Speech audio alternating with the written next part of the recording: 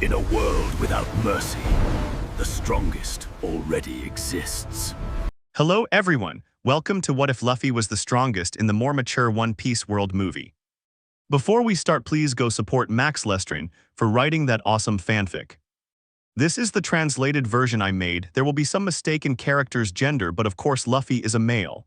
Chapter 1, Romance Dawn. Fuchsia Village was a small town located on Down Island within the Kingdom of Goa. It was, by all accounts, an average village situated on the East Blue Ocean, considered to be the safest and most peaceful of all the seas in the world. Life was simple here and very little had happened. Most of the people were farmers and fishermen. There wasn't much to do except while away the time at the local pub. However, the village had recently become somewhat lively. During the past year, a group of pirates known as the Akagami Pirates had docked in the village and used it as a base for their voyages. The townspeople were happy to have the pirates in town, as they spent most of the money they earned from their voyages in local businesses, which did wonders for the usually poor village economy. The fact that their presence broke the village's usual monotony was an added bonus. This group of pirates was currently unloading their ship. The ship itself was a fairly large galleon-class vessel armed with cannons and numerous other armaments. The wood was a strange dark red, and the ship's figurehead was a fearsome red dragon. The crew of this ship were currently laughing at the antics of a young man perched atop the figurehead. The young man's name was Monkey D Luffy, and he was trying to convince the pirates to take him on a journey. "I'll show you just how tough I am, and then you'll have to take me on a trip," he shouted, brandishing a knife he held in his small hands like a sword. His declaration was met with only more laughter from the pirates. This made Luffy angry at the group of men for not taking him seriously. The captain, a man named Shanks, spoke. "Haha, go get him. Let's see what you're gonna do, tough guy," he shouted, mocking the little boy. "This is how tough I am," Luffy yelled, then brought the knife to his face and cut himself as hard as he could under his left eye. The entire pirate crew stood there in complete shock, many with their mouths hanging open. Nothing was said until their captain voiced what the whole crew was thinking. "Luffy, you idiot, what the hell are you doing?" Several hours later, Luffy and the Akagami pirates were celebrating in the village bar, enjoying a drink after the day's events. Shanks raised his glass in the air. A toast. He called out to his crew, who listened intently. "Let's drink to our greatness and Luffy's madness." With that said, the party began and the pirates started eating and drinking. Lucky Roo was drinking an entire barrel of sake, Yasopp was polishing his weapons while telling stories, and Ben Beckman was busy breaking up a fight between two drunken crewmates fighting over a piece of meat. Luffy was sitting at the bar next to Shanks, sharing a drink with him. "Ha, that didn't hurt one bit," he called out loud. Luffy puffed out his chest in a desperate attempt to look tough, but the tears streaming freely from his eyes reflected the pain he was feeling. "Liar, don't do anything so stupid again," Shanks yelled. He was honestly more worried than angry. He didn't want Luffy to do anything even more foolish in the future to prove his toughness. Images of Luffy shooting himself in the foot and jumping off cliffs in an attempt to prove his toughness flashed through his mind. Luffy wasn't fazed by Shanks' reprimand. "I'm not afraid of pain at all. Take me on your next voyage and I'll prove myself," Luffy proclaimed proudly. The whole crew laughed. They'd heard this many times over the past year. They'd set sail and return with tales of adventure, making Luffy eager to join them the next time they set sail. Shanks laughed at the boy's statement. "Ha ha ha, you can't be a pirate, Luffy. You're like an anchor in the water. Not being able to swim is a pirate's greatest weakness. Why do you think we got you that shirt?" Luffy glanced down at his shirt, and sure enough, the plain white shirt had a large anchor on it. "Well, it doesn't matter as long as I stay on board the ship. Besides, I'm a pretty good fighter," Luffy shouted as he leaped off his bar stool and into a fighting stance.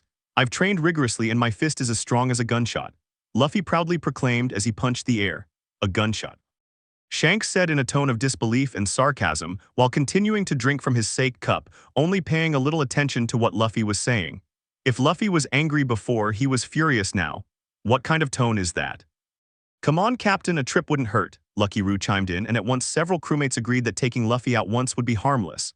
"Fine, I'll take him out if one of you falls behind," Shanks replied with a smile. "We've said enough, let's drink." They immediately ran to the other end of the bar to resume their party. "What kind of friends are you?" Luffy asked angrily, while the daggers he threw with his gaze were evident at the crew. "Look, Luffy, you're still too young. Wait at least another 10 years, then I'll reconsider taking you to sea," Shanks said calmly. Luffy was anything but calm. "Damn it, I'm not a kid anymore." "Look, calm down, have some juice." Shanks slid a cup of juice across the bar, waiting for Luffy. Luffy, who never refused a free meal, thanked Shanks and happily began to drink. "Ha ha ha, you really are just a kid. Look at him drinking his juice." Shanks laughed at his own joke, which made the whole crew join in. "If that juice is too strong for you, I can get you a nice glass of warm milk." Luffy felt embarrassed by the man's joke, so he decided to walk to the other side of the bar and sit next to Ben Beckman. "Luffy, you must try to understand the captain's feelings." Ben Beckman said casually as he took a drag on his cigarette. Shanks, does he have feelings? Luffy asked, genuinely confused. Yes, he's our leader. He knows being a pirate is interesting, but he also knows how dangerous it is for someone as young as you to be at sea. Ben paused to take another drag of his cigar. If you were hurt on a voyage, he'd never be able to forgive himself. Luffy hung his head a little after that explanation. He knew being a pirate was dangerous, but he couldn't help wanting to join Shanks. Just then, another presence entered the room, the bar owner, a young woman named Makino. Her dark hair and simple green dress made her stand out among all the pirates in the bar. She was carrying a large barrel of sake to a group of pirates who were running out of drinks. You seem to be enjoying yourself, Captain. She chimed in happily as she set the barrel down. Yes, making fun of him is my joy in life, was Shanks's cheerful reply. Before Luffy could defend himself, Makino intervened to stop the impending fight. Luffy, would you like something to eat? Luffy nodded happily and prepared his meal. Realizing he had no money on him, he decided to make a promise. I don't have any money right now, Makino, but I promise I'll pay you back with my treasure.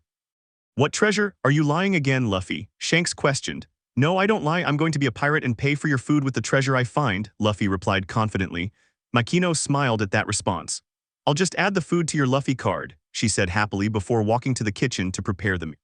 Several minutes later, Luffy was biting into a steak and talking to Shanks. How long are you going to stay? The boy asked as he tried to break through the tough part of the meat. Well, we'll set sail a couple more times, then we'll head north. Luffy tried to hide his sadness at the news that they were leaving soon. Well, I'll make sure I learn to swim by then, Luffy declared proudly. Just then, the bar doors burst open and he crashed into the wall, drawing everyone's attention. A group of scruffy-looking men entered. Their clothes were worn and dirty, but they were all heavily armed and gave off a menacing presence. So these are pirates, huh? The group's leader said, looking around the room at the Akagami pirates who had taken a break from their party to check out the latest bar tenants. First time I've seen pirates. They look pretty silly to me, he said, showing he didn't care that everyone could hear him. He walked over to the bar and stood right next to where Shanks was sitting and addressed Makino. We're mountain bandits, we're not here to cause trouble, we just want to buy 10 barrels of sake. Makino nervously ran a hand through his hair before replying. I'm sorry, but we've run out of sake, the young woman replied nervously. Oh, so what are all these pirates drinking? Is it water? He asked, gesturing to all the pirates in the room who were drinking. It's sake, but that's all we have, she replied, trying to remain calm. The conversation began to bore Luffy. Looking at his plate, he realized he had eaten all his food, but he was still hungry. He saw a small chest on the bar next to him, and his curiosity got the better of him. He opened it to see what was inside. It was a fruit. It was purple and looked like a bunch of grapes stuck together. Luffy was never one to pass up an opportunity to try something new, so he set his sights on the exotic fruit. He almost had to stop eating. It was bitter and tasted rotten. Luffy never believed in wasting food, no matter how terrible, so he ate the rest in one gulp and washed it down with some juice. He was distracted from the awful taste when he saw the bandit smash a bottle of sake that Shanks was kind enough to offer him. What surprised Luffy the most was the way Shanks didn't fight back. He simply calmly cleaned himself up after the bandit leader pulled out a wanted poster. My name is Higuma. I've killed 56 people, and there's an 8 million bili bounty on my head, he said proudly, hoping to intimidate Shanks and everyone else in the bar. Instead of being intimidated, Shanks simply ignored Higuma in favor of cleaning up the smashed bottle. Makino, I'm so sorry about the floor, do you have a mop? Shanks asked as he started cleaning up the mess. Hearing the pirate ignore him, Higuma drew his sword and swung it across the bar, shattering numerous bottles. There, since you like cleanliness so much, you can clean all you want now, Higuma declared, laughing along with his fellow bandits. Realizing the bar had been emptied of sake and seeing nothing to gain from staying, Higuma gestured for his men to leave. See you later, you bunch of chickens, he said as he walked out the tavern doors. After a few seconds of silence, the bar erupted in laughter. Ha ha ha, he really has you, Captain. Lucky Roo declared gleefully, causing even more laughter among the crew. Even Shanks started laughing. Luffy stood there, unable to believe what he was witnessing. What the hell was that? He shouted furiously. You should have fought him. What kind of man lets himself be humiliated like that? Shanks got up from the floor before addressing Luffy. It was just a little sake, it's not worth getting into a fight over. After Shanks said that, Luffy simply turned around and started to leave the bar. Hey now Luffy, don't go, Shanks said as he grabbed Luffy's arm to stop the boy. I don't even want to look at you, Shanks, let me go, I'll find a better role model. He shouted angrily, trying to shake off the older man's grip. Shanks shook his head sadly and realized that Luffy needed time to think. He couldn't expect such a young, impulsive kid to understand what had happened. Fine, do it your way. But Shanks couldn't let go of Luffy's arm no matter how hard he tried. Shanks immediately began struggling to free himself. Did you cover yourself in glue or something? What the heck is wrong with your arm today? Shanks asked as he continued to struggle. After a few more tugs, Shanks finally managed to break free, but the second he did, he ended up flying backward and hitting the bar with his back. The entire crew looked confused and surprised. Then they saw that Luffy's arm was covered in what looked like black smoke. Shanks looked at his hand and saw that it was also covered in the strange substance. It can't be, he said to himself. Shanks ran to the bar and opened the now empty chest. Luffy, you ate the fruit that was in this chest. Shanks pleaded, fear evident in his voice. Luffy nodded. Yes, I did, but wasn't that the dessert? It was right next to my plate, the little dark-haired boy replied with complete innocence. Shanks didn't know who he was angrier with, Luffy for eating a random fruit from a chest, or himself for keeping such a treasure right next to him in the bar where the food was served. Acting on instinct, he grabbed the boy by his ankles, lifted him up, and began shaking him up and down. Luffy, you need to spit it out right now. Ben Beckman rushed to his captain and calmed the young man's trembling. Captain, it's too late, he already has the powers. The devil fruits start working after the first bite.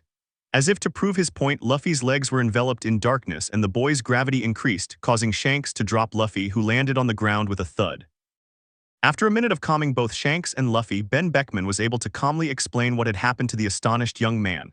Luffy didn't know it was a devil fruit and one of the treasures of the sea. Whoever eats one will gain great power but will never be able to swim in the ocean again.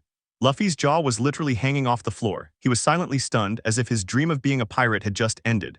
3 days later. Luffy sat down once again at Makino's bar. However, this time the bar was practically empty except for him, Makino, and a couple of farmers in the corner having their lunch. He sat there dejectedly, sipping the juice Makino was kind enough to give him. I really misjudged those guys. I thought they were brave and tough, Luffy muttered sadly. Are you sure about that, Luffy? Maybe sometimes it takes more courage not to fight. Makino said happily as she polished a glass. However, Luffy didn't seem convinced. You're a Makino girl, you wouldn't understand. Men stand up for themselves no matter what. Luffy said between sips of his juice. I ignore Luffy stabbing his gender because he was still a child. Makino decided to go along with it. The boy was too young to understand what Shanks was doing. Is that true? I guess I don't understand. That same second the bar door opened. Make way for the terror of the Highlands. The mountain bandit from last time entered with his fellow bandits trailing behind him. They all took their seats around the bar. No pirates here today. It certainly smells better. He sat down and leaned back in his chair. Well, what are you waiting for? We're not so cruel that we won't pay, so pour us some sake. 10 minutes later. Mayor Whoop Slap truly loved it whenever the pirates left town. It wasn't that he hated or even disliked pirates. He even invited Shanks over for afternoon tea sometimes and greatly enjoyed the man's company. But he loved how quiet the village was in his absence. In his younger years, he had traveled the world on a merchant ship and seen his share of the terrors the seas held. So now in his old age, all he wanted to do was sit back, relax, and maintain the peace of his beloved village. She took a sip of tea as she sat down in her comfortable chair. She was organizing some documents related to the village finances and found herself drifting into a state of complete serenity. Mayor, we have a problem, Makino shouted when he stumbled upon the mayor's house. I knew things were very peaceful. He murmured under his breath. What's wrong, Makino? It's Luffy, he's being attacked by those mountain bandits. The concern and fear evident in her voice made the mayor act immediately without further question. The mayor grabbed his walking stick and prepared for the confrontation. He briefly considered joining Shanks on his next trip, maybe then he could get a break. Look at this kid crying, he can barely take any pain at all. Higuma laughed loudly as he slammed Luffy to the ground. Damn you, you better take back what you said. Luffy yelled as he tried to land his best punch on Higuma. He was going to beat this guy if this was the last thing he did, but no matter how hard he tried, he couldn't even land a punch. He remembered how hard he had trained to prove to Shanks how strong he was. He couldn't believe he was so weak and helpless. Please let the child go. The mayor shouted as he walked toward the group of bandits, drawing their attention. The mayor immediately knelt down. I know what Luffy did, and I don't intend to argue with you, he said in the bravest and most respectful voice he could muster. But I'm willing to pay you any amount of money, just please let him go. Higuma turned his attention to the mayor before speaking. As one would expect from the elderly, they know the proper way to handle any situation. For a moment, everyone thought this would end peacefully, but it's too late. Higuma shouted, this brat insulted me and I can't let that go unpunished. He drew his sword and was about to throw it at Luffy's head, but before he could, Shanks and his crew arrived on the scene. I was wondering why no one was there to greet us at the docks, he said as he began walking toward the bandits. Heth, aren't you the same pirates as before? Are you going to wipe out the whole town this time? Higuma asked insultingly. Shanks continued walking toward the bandits, acting as if he hadn't even heard Higuma. After taking a few more steps, a bandit approached and pointed a gun at the red-haired captain's head. That's close enough to my captain, you see, rat. If you take one step closer to my boss, I'll shoot you in the head, said one of the bandits in a mocking and arrogant voice. You shouldn't pull out your gun and point it at people, you could get hurt, Shanks said calmly, gesturing toward the thug's weapon. This confused the bandit. What did you just say? The bully asked, confused. I said you shouldn't use weapons to scare people or you could end up getting hurt, Shanks replied, though this time his tone was cold and dangerous. Boom. Everyone was shocked when Lucky Roo, the fattest and most fun-loving member of the red-haired Shanks crew, appeared next to the bandit and shot him in the head as he casually ate a piece of meat. The bandit fell lifeless to the ground, blood beginning to pool beneath him.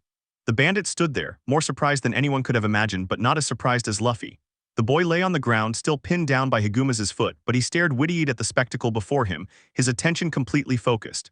Luffy had never seen Shanks's pirates do anything more violent than fight over food or alcohol in the 6 months they'd been staying in the village.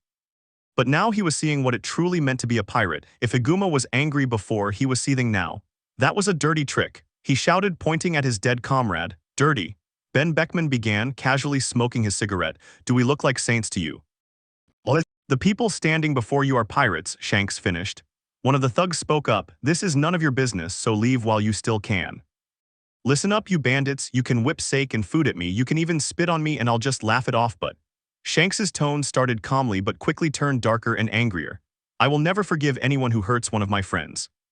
Luffy was surprised by Shanks' statement and immediately felt relief and happiness throughout his injured body.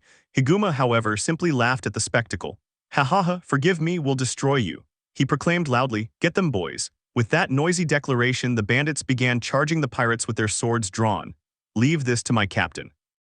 Ben Beckman said in a relaxed tone, took the cigarette from his mouth and shoved it into the first bandit's eye, causing him to collapse to the ground, writhing in pain from the burn. Then he took his rifle and twirled it like a baseball bat. He whipped his weapon in a wide arc that struck several of the Highland bandits, who simply fell to the ground, beaten and helpless. All the bandits were reduced to a bloody pulp in a matter of seconds. Don't underestimate us. If you want to fight us on equal terms, then you'll need to bring a battalion of Marines and a warship. Ben said casually as he stood over the bandits' bodies. Higuma was trembling with fear. Then he drew a pistol from his belt and pointed it at Luffy's head. If any of you even move a muscle, I'll shoot. It was the hysterical cry of the formerly arrogant bandit, who had just realized that he had upset the wrong person and was going to pay for it. Luffy was terrified, as any child would be in this situation, but he felt his determination growing stronger as he began to struggle against Higuma's weight on his body. I have to beat this damn guy, I can't die now, he thought as he put all his energy into escaping the difficulties he was in. As if responding to Luffy's will to live, the power within him awakened. Darkness began to envelop his body in a protective shield and spread across the ground around him. Higuma, who had Luffy pinned down with his foot, instantly began to sink. What the hell is this? He yelled. Fear overwhelmed him as he struggled to escape the pool of darkness. It felt as if he were being crushed by the air above him. Worse still, every inch of his body that entered the darkness felt as if it were being squashed and pounded. After 5 seconds, Higuma was gone, completely consumed by the void. Everyone who saw this was silently shocked, unable to believe what they had just witnessed. Shanks quickly recovered from his shock and ran to Luffy. Luffy, are you all right? The pirate captain asked as he began to inspect the boy for any injuries, as if he were a mother with her child. Luffy weakly rose from the ground. The darkness that enveloped his body and the ground around him began to recede as if it were becoming a part of him. Luffy didn't want to worry Shanks, so he simply gave him a wide, toothy grin that instantly dispelled any concern Shanks and the others felt. I guess I'm okay, but I feel really weird, Luffy declared, staring at his right hand. It felt like he wanted to do something. It felt like an instinct, like something wanted to get out. Following the impulse he felt, Luffy opened his hand and watched in amazement as darkness appeared in his palm, creating what looked like a small black hole. A large figure shot out of it, crashing into the wall of a nearby building. When the dust settled, everyone saw Higuma lying battered on the ground. The man looked as if he had been trampled by an elephant, and the only thing that reassured everyone was that he was still alive, judging by the groans he was letting out. Everyone was in shock, speechless. They simply stared in amazement at what had just happened. Surprisingly, Luffy was the first to recover from the shock. That was great, shouted young Monkey with joy and stars in his eyes, later that night. Shanks sat in Makino's no-empty bar, with nothing but a barrel of sake for company. After the day's events, Makino had decided to stay with Luffy to make sure the boy was all right. The pirates had volunteered to watch over the bar in his absence, giving him the perfect opportunity to reflect on the thoughts that plagued his mind. I really messed things up, sorry, Luffy. Shanks muttered to himself as he finished another glass of sake. The taste was bitter and burned his mouth. He was about to consider switching to something stronger and started looking through the bottles of whiskey and rum Makino kept on the shelf when he suddenly sensed another presence in the bar. I knew I'd find you here, Captain, Ben Beckman said as he pulled up a stool and sat down next to Shanks. He simply poured 2 shots of whiskey and handed one to Ben, who downed it in one gulp. "I know you like to drink, Captain, but it's usually when we're partying. I think this is the first time I've seen you drink alone." The captain's response was to take a swig from his own shot of whiskey.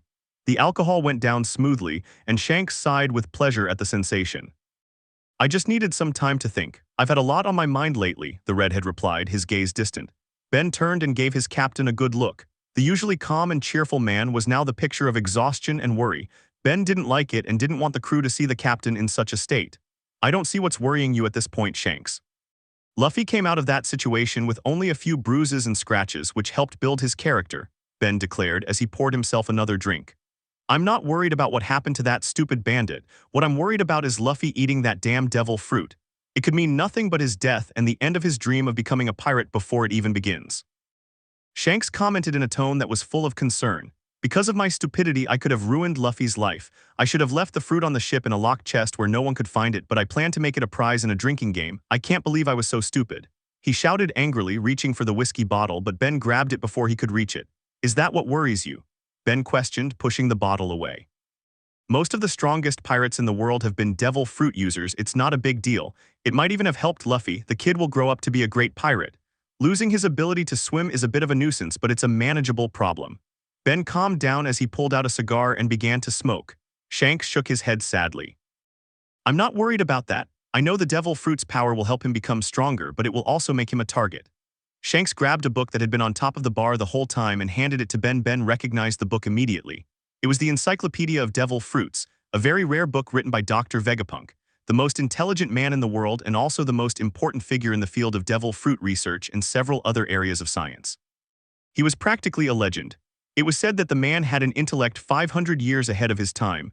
However, the most surprising thing was not the author, but the book itself. The book itself was rare because it was illegal to possess unless authorized by the government to read it. The reason was that it not only cataloged all the devil fruits in the seas, but also contained all the secrets and powers discovered about them, as well as various ways to use each fruit's power. The world government didn't want it falling into the hands of criminals who would use the book to expand their knowledge of devil fruits. They were terrified that pirates could find and recognize powerful fruits and use them to their full potential. "I got it when we were traveling around the New World. I thought it might be useful if we ever find one. Why don't you look for the Yami fruit?" Shanks ordered, without looking at the astonished house his second-in-command owned, as he grabbed the whiskey bottle from Ben's hands and poured himself another glass. Ben did as his captain ordered and began flipping through the books of various entries until he found the fruit in question near the back. He started reading, and the more he read, the more he understood his captain's behavior. "This fruit is," Ben trailed off, unsure of what to say, "possibly one of the strongest and most dangerous devil fruits in the world." Shanks finished for his first mate. "If it were a weaker or less notorious fruit, I wouldn't be worried. But something this powerful will attract the Marines and many other enemies. The world government doesn't like to let Logia users run free in this world. Especially this one. It's possibly the strongest Logia in existence, not to mention extremely dangerous to the user if misused." Shanks took another swig of whiskey before continuing, "And it's all my fault Luffy has been burdened with this." Ben let out a frustrated sigh. "You're blaming yourself too much, Captain. Luffy's a strong boy, he'll be fine. Besides, there's not much we can do anyway," Ben said, taking a drag on his cigarette. "The boys are getting ready to leave for the New World in a few days, so don't worry and enjoy some time with the kid before you go." "We're not leaving in 2 days, Ben," Shanks replied, shocking Ben, who dropped the cigarette from his mouth. "But Captain, we've been here too long. If we stay much longer, the Marines will find us and Luffy will be in even more danger. Besides, we've been in this Pacific Ocean for a long time. The men are eager to return to the Grand Line." Ben began speaking rapidly, surprised by his captain's decision. "I know everyone wants to get back to sea, Ben. I don't intend to stay here forever," Shanks retorted. Ben rubbed his forehead, trying to banish the headache that was coming on. He loved his captain, but the man could be stubborn sometimes. "So what are we going to do? We can't take Luffy to sea, he's too young, and we can't stay here. What do you intend to do, Captain?" The black-haired man asked as he took a swig of whiskey. Now he was beginning to see his captain's need for the drink that night. "That's what I've been trying to figure out all this time," Shanks muttered, frustration evident in his voice. "I need to find a way to give Luffy a head start when he goes to sea. A way for me to teach him how to be a good pirate and control his powers without having to be there." "Well, I don't know how that's possible, Captain. It's not like there's a book on how to be a good pirate." Ben mused aloud as he turned his drink over. He was completely unaware of how shocked his captain had just become. "Ben, you're a genius." Shanks ran and hugged his first mate. Tell the men we're staying here a few more weeks, I have something important to do. And with that, Shanks dashed off from the bar and headed for the docks at full speed, leaving a very confused first mate behind. What the hell is that man doing? Ben asked in confusion as he watched his captain run in the direction of the Red Force. 2 weeks later, Luffy walked to the village docks, his pace quickening. The last 2 weeks had been the best of his short life. Shanks would usually stay in port for a couple of days before heading out again, but he had spent 2 whole weeks with Luffy, telling him endless stories and teaching him the basics of what he would need when he set out to become a pirate and go to sea. The reason Luffy was heading to the docks now was that one of Shanks' men had said the captain wanted to speak with him near where the red-haired pirates anchored their ship. Luffy had spent all day wondering what Shanks wanted to talk about. Normally, the man would come and find Luffy, but this was the first time he'd been summoned. Maybe he's finally going to take me on a voyage, he thought. By the time Luffy arrived, it was late afternoon and the sun was a beautiful orange as it slowly sank below the western horizon. He saw Shanks sitting at the end of the docks with his feet dangling over the sides, but what stood out most was the giant chest lying beside him. The captain took a swig from a bottle he was holding.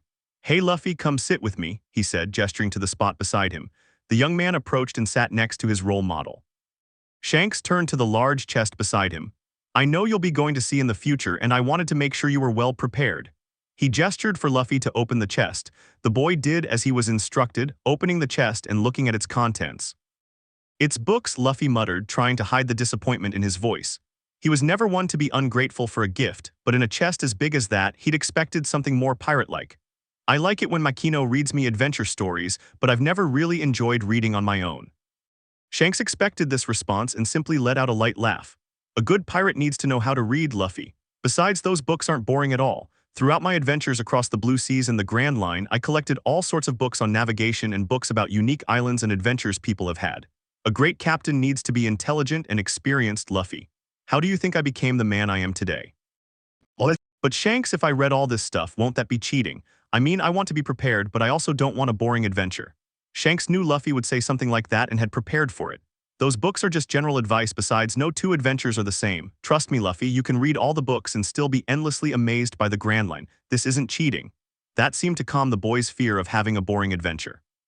"There's also stuff under the books. It's a huge chest." Luffy's eyes widened and he quickly began digging through the chest. He found a box filled with navigational equipment, such as compasses and other tools he didn't know how to use, a strange orb with a needle in it, and other useful items. But what surprised Luffy the most was the mountain of money that filled a good portion of the chest. "What's with all this money? I don't want to take your treasure, you earned it through hard work." Shanks laughed at Luffy's answer.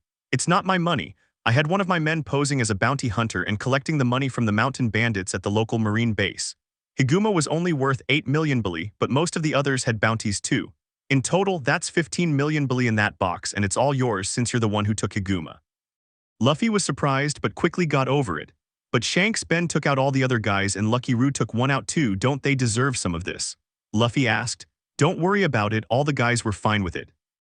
Besides, the money is nothing compared to what we've earned on our voyages across this sea. You're going to have to learn how to take money, Luffy, otherwise you'll end up a very poor pirate." Shanks laughed, remembering several penniless pirates he'd met on his travels. Luffy didn't know what to say, so he simply stood up and hugged Shanks with all his might. He rarely received gifts, had no parents, and his grandfather's visits were sporadic at best. "Thank you, Shanks," Luffy murmured, trying to hold back tears of joy. "Don't worry, the sea is a dangerous place and I don't want you going out unprepared, especially with that devil fruit power you possess." Shanks said seriously, which alarmed Luffy. "What's wrong with my power?" Luffy asked. "He let me hit Higuma and if anything it's made me stronger." Luffy finished, flexing his arms to emphasize his point as if punching the air. Shanks shook his head sadly. "Look, Luffy, I know you're stronger now, but the devil fruit is dangerous. It can make you overconfident and let your guard down. No matter how strong the fruit makes you, I want you to never stop training your body or perfecting your fighting skills. The worst thing you can do is rely completely on your power. Logia users who think they're invincible have short lives. Do you understand?" Shanks' usual demeanor had vanished, replaced by the air of an overprotective father. He truly couldn't even begin to count the number of promising rookie Logia users who had died upon arriving in the new world. They all believed themselves untouchable until a slash from a haki-coated sword severed their heads. Luffy saw the seriousness in Shanks' eyes and nodded. "I promise I won't stop training, and I promise I won't get lazy, and I'll rely on my new powers," Luffy declared with complete conviction. Shanks was visibly relaxed, a huge weight lifted from his shoulders at those words. "We're sailing tomorrow, so I won't be here to protect you anymore.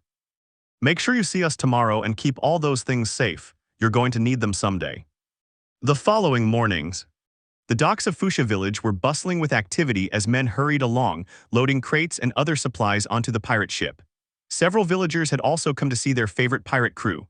One of those people was Monkey D. Luffy, who stood beside his role model to watch as his men began loading the last barrel. So this is it.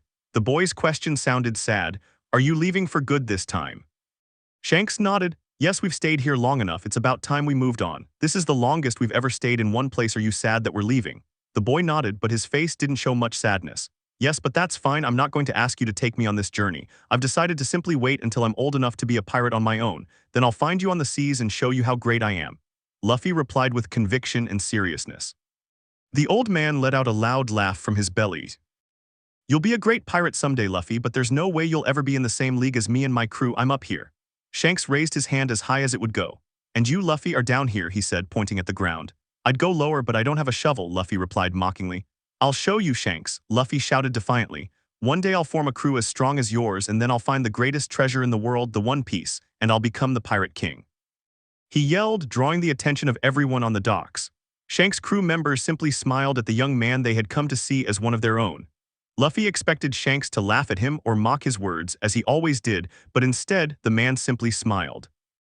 You plan to be stronger than us someday, huh? Shanks drew his sword and handed it to the boy. It was a naval saber with a long, straight blade made of black metal. It had a large handguard made entirely of gold, which was richly decorated with intricate runes. It was the first time Luffy had seen the blade up close, and it took his breath away. This sword is one of my most prized possessions. It's my gift to you. The day you become a great pirate, I hope you'll return it to me. Until then, I hope it helps protect you. He gave Luffy the blade, and the boy carefully took it and held it to his chest. Shanks had planned to give Luffy his straw hat, but after witnessing the boy's power, he doubted the hat would survive being crushed in the gravity and darkness. His sword would also be much more practical and would help Luffy survive and become a great pirate, although he would be easily recognizable once he set foot on the Grand Line. Shanks approached his ship and walked past Ben Beckman. That kid's going to be a famous pirate someday, Ben said to his captain in a soft voice so Luffy wouldn't hear. I know it will be. He reminds me so much of myself when I was his age. He even reminds me of a certain man I once followed, he said with a nostalgic note in his voice. The red-haired Shanks pirate set sail for the Grand Line, leaving Fuchsia and a certain boy behind. Shanks looked over the side of the ship and saw all the villagers waving goodbye, and in front of them stood a teary-eyed Luffy. Grow strong, Luffy, he whispered into the wind as he watched the island recede into the distance. 10 years later, the big day has finally arrived, Makino said, trying to hide the sadness in her voice. We're really going to lose that little ball of energy. The mayor nodded in agreement, not even bothering to hide the grimace on his face. He's going to ruin this city's reputation. The boy in question was floating on the sea in a small boat, reclining and basking in the wonderful sunshine. The weather's nice today, a now grown-up Luffy said as he stretched out. The young man wore a long black coat, his arms still untucked over a white undershirt, a pair of simple black trousers and quality boots. He also wore a leather sword harness that held his saber along with a red sash.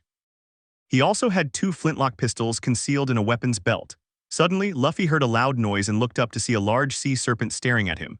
So you're the Lord of the Coast who's been harassing my village in fishing boats, huh? The boy questioned as he stood up, grabbed a small cannonball lying at the bottom of his boat and glared at the beast. The creature looked down at him, its head thrown back, ready to strike.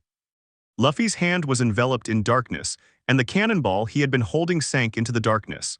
Luffy brought his no-empty hand behind him as if preparing to strike.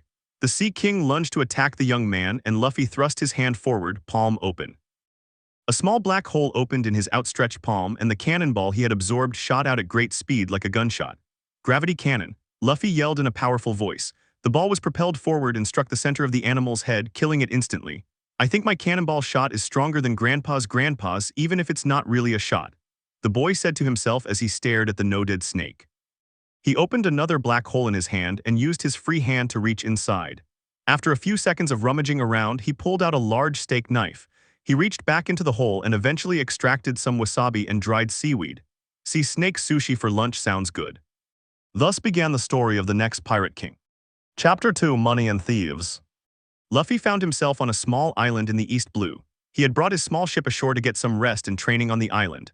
While he loved sailing and being at sea, his small boat didn't allow him to do any kind of training, so he had to come ashore to train so he wouldn't get weak, which was something he wouldn't allow. He found himself doing push-ups with a large rock resting on his back. He'd been doing them for 3 hours.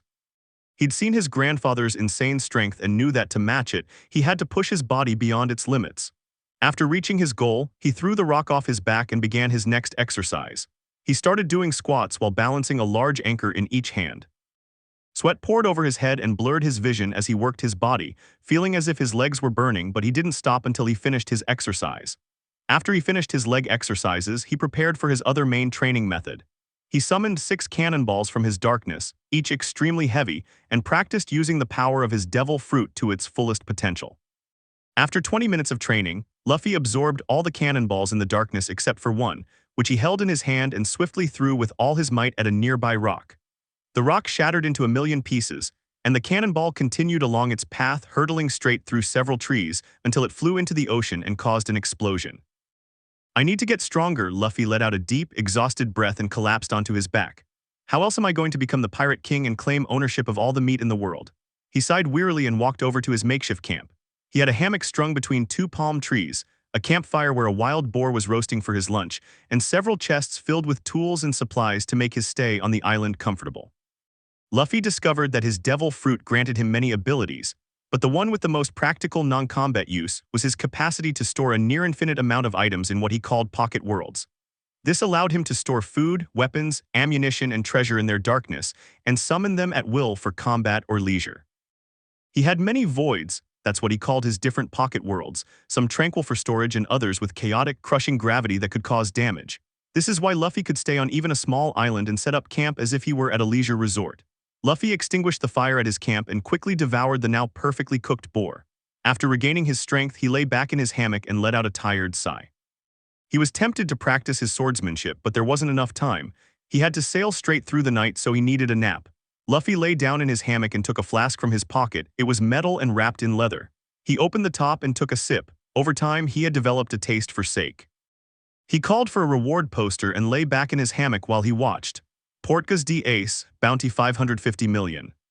You're still so far ahead. While I'm trying to scrape together enough money for a ship and find a crew member, Luffy leaned back in his hammock and let his thoughts drift to his brother. He's not even a captain anymore. That little bit of news had surprised him.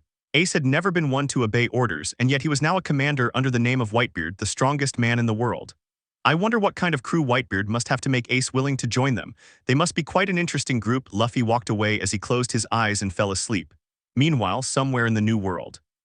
"You won't escape this betrayal." Thatch gasped for air, trying to stay conscious. He was lying face down on the floor when a tall, imposing man stood over him. The man's name was Marshal D. Teach, and he stood over Thatch holding a devil fruit in one hand and the bloody dagger in the other. The two had gone ashore with a large group of men, all members of Whitebeard's scouting division, to search for resources on a remote island.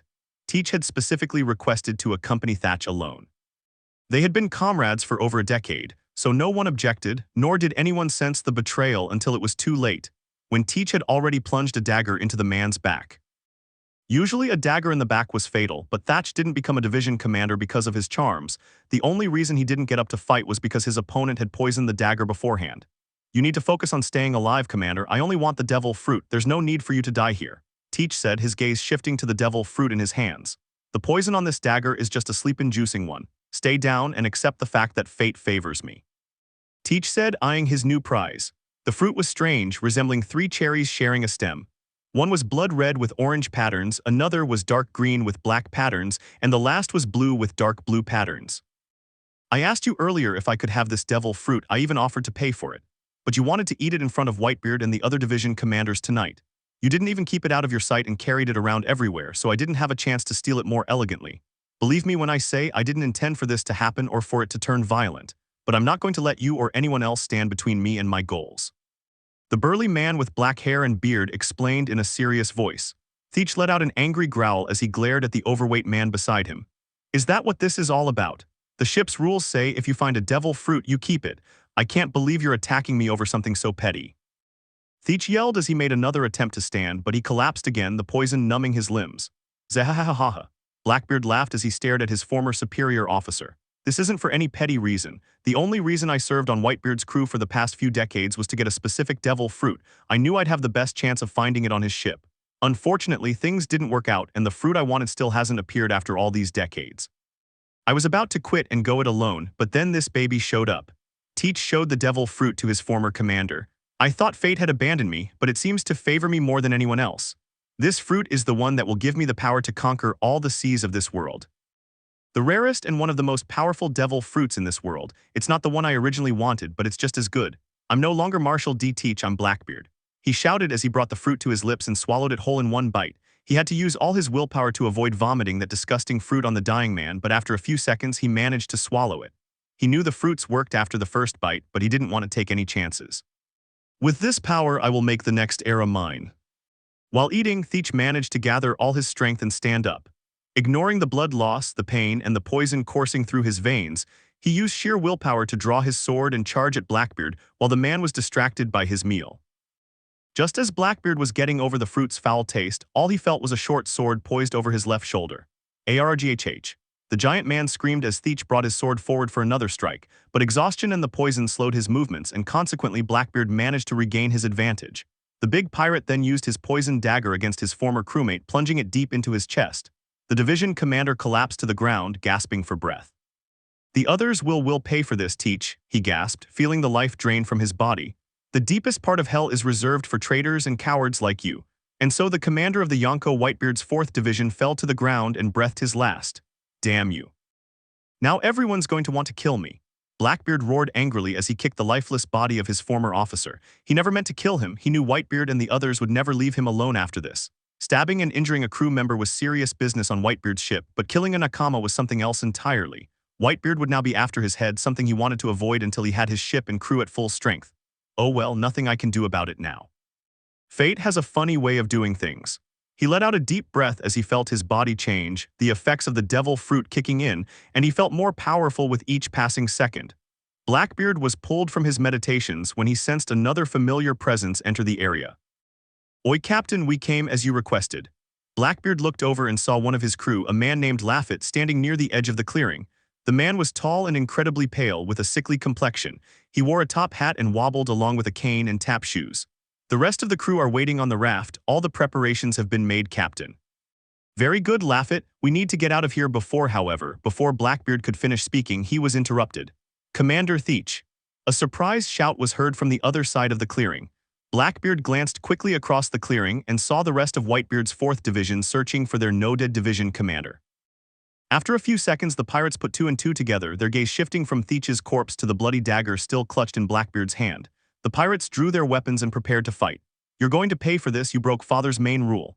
The pirate leader shouted, with the others expressing their approval. Should I deal with this, Captain? Laffit asked as he slowly advanced toward Whitebeard's pirates. However, he was stopped by his captain, who placed a hand on his shoulder. No, I want to test this new power of mine. Go ahead and tell the others to have the ship ready for immediate departure. I don't want to stay here any longer, or more commanders will arrive, and we won't be ready yet. Laffit nodded and left to carry out his captain's orders. You're too confident. You may be strong, but you can't take on all of us. We're not novices on the blue seas. The leader of the Whitebeard pirates proclaimed as he and the rest of his comrades prepared for battle. Ha ha ha, you're right about that. Normally I'd have a lot of trouble getting rid of you, but not anymore. Now that I've gained the power I want, you're nothing. Teach said, getting into a fighting stance. Last chance to run, go home and tell Pops his time is up and this new era is mine. The pirates did not move from their places. They were prepared to avenge their fallen commander. Very well, but I don't think I can hold out much longer. With that, Blackbeard began to summon his new devil fruit power. The ground around him began to tremble, resulting in small pieces of rock being dislodged from the earth and flying away. Animals all over the island began to run or fly as far away as possible, and even the grass beneath Blackbeard's feet began to wither. Whitebeard's pirates began to back away in fear as they watched their former comrade slowly reveal his new power. Blackbeard stared at them, his eyes now a pure demonic red. I'll show you the full true power of the sea demon. The man roared loudly. Meanwhile, in a quiet maritime region of the East Blue, Alvida surveyed her latest conquest with a touch of pride. The high-class passenger ship had been filled with the region's wealthiest residents, and now all its gold, jewels, and other assorted valuables were hers. It was rather unfortunate how easy it was to take the ship. She had waited until it was cloudy and slipped aboard. Her pirate crew easily dispatched the Marines guarding the vessel, and the rest of the crew surrendered immediately. She watched as her crew rounded up the passengers in their ship's brig and loaded the valuables into their treasure room. Previously, he would have simply charged straight ahead and boarded the ship in broad daylight, but over the past few years, the East Blue had become more and more dangerous. Alvida herself was a tall, very obese woman with long, wavy black hair and freckles on her cheeks. She wore a white cowboy hat and a typical pirate captain's coat. Her weapon was a large iron mace, almost as big as she was, which she held over her shoulder with one hand, swinging it as easily as an average man would swing a sword, thus earning her the name Iron Mace Alvida. "Kobe," Alvida shouted. After a few seconds, a small boy ran up to her. He was short, with pink hair and ragged clothes. Alvida looked at her most pathetic crew member and couldn't help but feel disgusted. If it weren't for the boy's sharp mind and navigational skills, she would have thrown him overboard years ago. "Set course for our base. I want the loot stored and the prisoners secured until I can ransom them to their families," Alvida ordered as she walked back to her ship. Kobe saluted her and set off for the island Alvida had been calling home throughout her pirate career. Unbeknownst to everyone on board, they were being watched hidden in the fog. Monkey D Luffy was observing Alvida's activities through a small brass telescope. "Yeah, that's a good catch. The captain is worth 5 million belly," Luffy muttered as he watched the ship change course. He opened his own sails and began to follow. Luffy's ship was small but well-maintained, with a good sail and very little weight, so it was child's play for him to keep an eye on Alvida. Luffy himself wasn't particularly talented at navigation, but after years of studying the books Shanks left him, he was able to work the ship's rigging and steer a vessel like any pirate captain should. In the end, he left things to fate, and this time fate had led him to a pirate with a vast amount of treasure and a hefty bounty, at least by the standards of the East Blue. "With the money from this, I'll be one step closer to buying a ship, getting a crew, and setting sail for the Grand Line." Luffy began to imagine himself on a great galleon surrounded by powerful nakama drinking and celebrating after a hard-fought battle. Alvida's island was extremely remote and hidden. It was small enough not to appear on any major maps, but large enough to house several buildings to provide shelter for her crew and a place to store treasure and prisoners. It even had a small wooded area rich in trees and a dock for ship repairs. In one of these buildings was a makeshift prison where Alvida kept her captives. Nami could hardly contain her excitement when the pirates entered her secret hideout. She had been posing as a waitress on a high-class passenger line, hoping to pull a scam on some of the wealthier passengers and free them from their money. When the pirates seized the ship, she saw it as an opportunity to steal from two groups at once. It would have been child's play to rob both the passengers and the pirates and escape in a small lifeboat. But when she heard the portly captain say that the pirates were going back to their hideout, she chose to stay. The temptation of an entire pirate treasure was too much for Nami to pass up. She could have easily escaped at any time during her capture, but she wouldn't do anything until she found the pirates' treasure and had an excellent escape plan. For now, she was locked in a large cell with many other prisoners. The prisoners were separated based on the amount of ransom they would bring. Since she had been posing as a waitress, she ended up in an isolated block with the rest of the workers and kitchen staff who had been aboard the ship. It was late, with dawn approaching. The other passengers had long since fallen asleep in the cells on the filthy floor. Nami had taken a quick nap in the cleaner section of the floor and was well rested to put her plans into action. She was about to pull out a key to pick the lock on her bra cell when the sound of someone entering the block reached her sensitive ears. She quickly stowed her tools and tried to act casual. She saw a skinny, pink-haired boy enter the area with a broom and watched as he began sweeping the floors while muttering, "Stupid Alvida makes me sweep the prison cells. I hope the Marines kill her someday, assuming diabetes doesn't do the job for them." The boy's words intrigued Nami. She didn't think a pirate would speak so ill of his captain. Several ideas raced through her mind as she tried to decide what to do. Kobe was about to finish sweeping his assigned area when he heard a whispered voice calling him. "Hey, pirate boy, over here."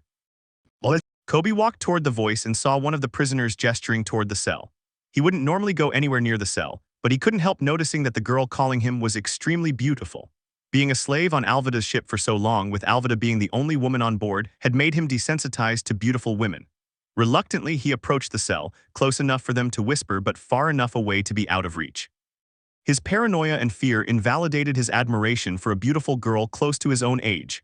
"I heard you were bad-mouthing your captain," Nami said casually, putting on her most seductive face. She made sure to puff out her chest and reveal a bit of cleavage, anything to manipulate the pirate in front of her. "A pirate like you is a waste here. Help me out of this cell and take me to the treasure room, and I promise I'll make it worth your while." She gave him a little wink and watched as the boy's cheeks flushed red. "I'll even let you join my pirate crew, which is much stronger than Alvida's." Kobe's pink face turned red, but not from excitement, from anger. "Hell no, I hate pirates," he yelled in the orange-haired girl's face, making her fall backward with a shocked expression etched on her features. Nami quickly checked their cell and discovered that none of them had woken up from the boy's outburst. One of them had changed slightly, but it seemed the day's strenuous events had left them all fast asleep. She pressed her face against the cell bars and looked at the bull. "Are you trying to wake up the entire base?" After his outburst, Kobe cupped his hands over his mouth. If any of his crew had heard his screams, he'd be dead before dawn. I'm sorry, but I couldn't help it, he said shyly, rubbing the back of his neck. If you hate pirates, why on earth are they serving Alvida? Nami was genuinely curious about the boy's loyalties. She had hoped she could seduce him into helping her make a clean getaway with the treasure before betraying him. At this, Kobe's eyes turned dejected. He shared his situation with her, explaining how he had foolishly boarded the wrong boat when he went fishing and ended up on Alvida's ship, and how he had to become her slave to survive. Nami couldn't help but feel sorry for the boy. His story wasn't so different from her own. He'd been forced to join a pirate crew he hated. After reflecting on his story a bit more, she decided to help him escape the island so he could be free after he helped her find all the treasure the pirates had hidden there, of course. I can help you leave the island and live a life far away from Alvida, Nami said, which caught the boy's attention. I just need you to help me with something. Luffy sat atop a large tree, peering over Alvida's hideout. He had docked his ship on the far side of the island and was now trying to figure out the best way to deal with the situation. Luffy had taken Shank's words to heart.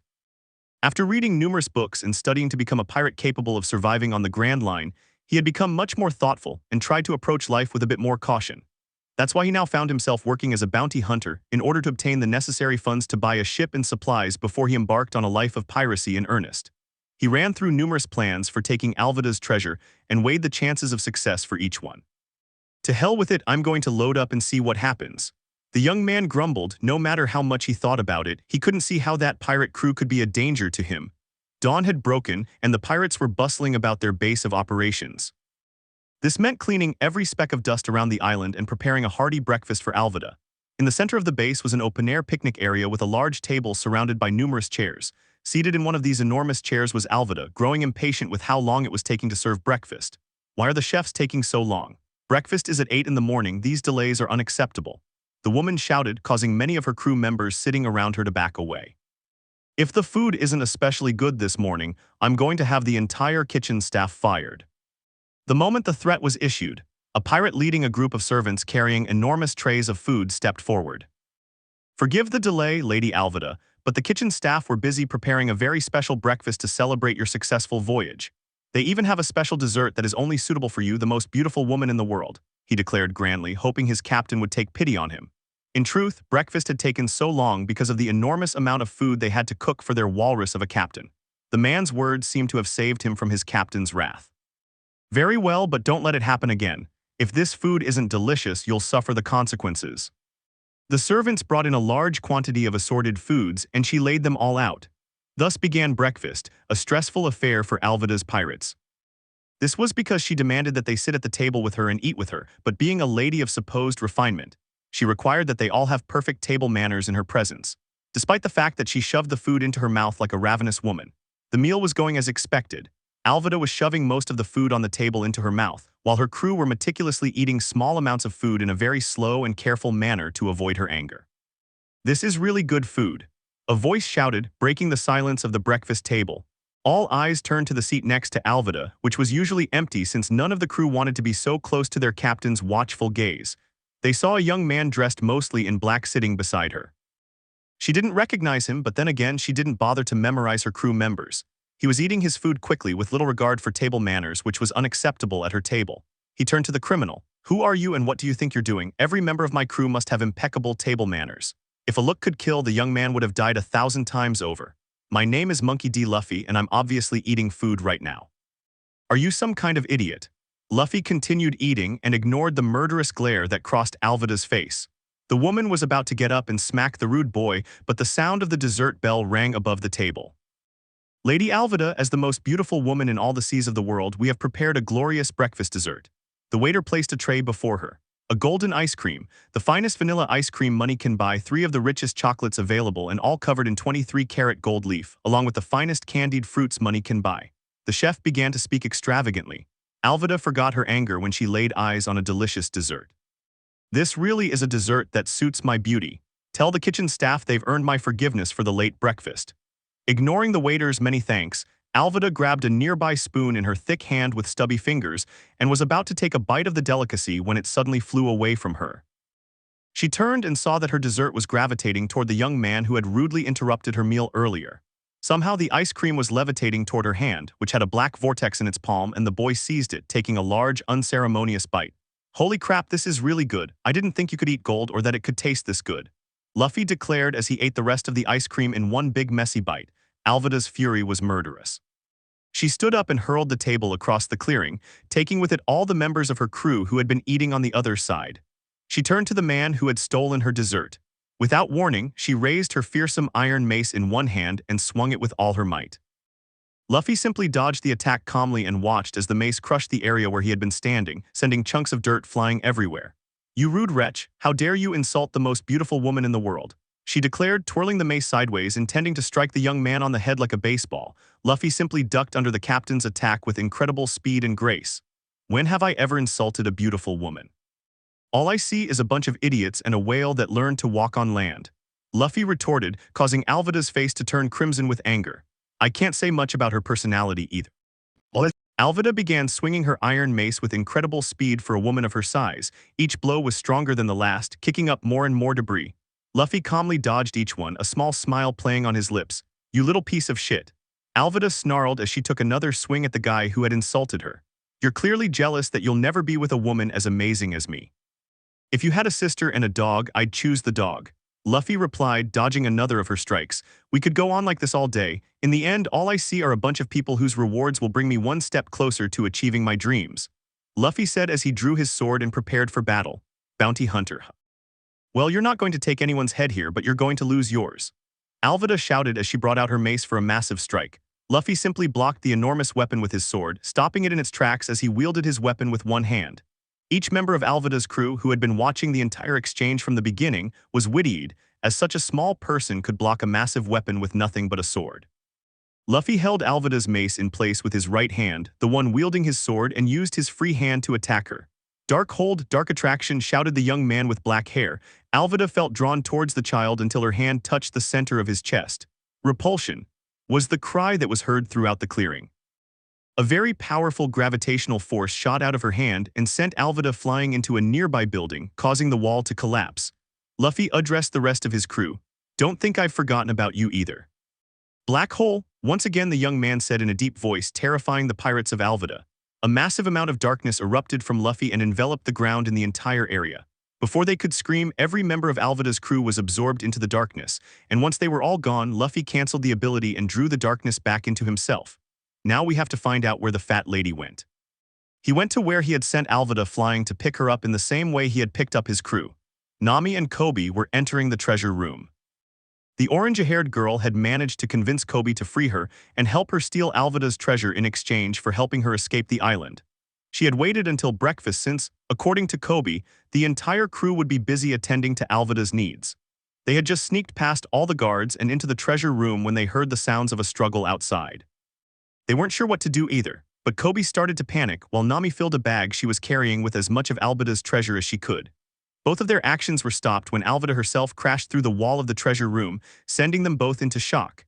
Neither Nami nor Kobe moved due to their shock until a young man walked through the hole in the wall that Alvida created.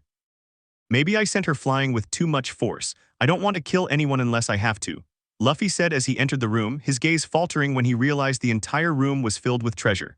Jackpot, who would have thought a weak pirate like her could have amassed so much loot? Darkness seeped from his body onto the floor and began to absorb all the treasure in the room. While Nami and Kobe were horrified by the stranger who had just entered the room and the darkness that emerged from him and sucked up all the treasure, they both had very different reactions. Kobe was terrified because he thought he was seeing the devil or a Shinigami enter to absorb their souls into the dark underworld. Nami, on the other hand, was angry because the treasure was gone. "That's my treasure, you're already making the darkness spit it out, you bastard," Nami yelled as she ran towards him and punched him angrily in the side of his face. Luffy flew across the room, clutching the head that now bore a large red mark.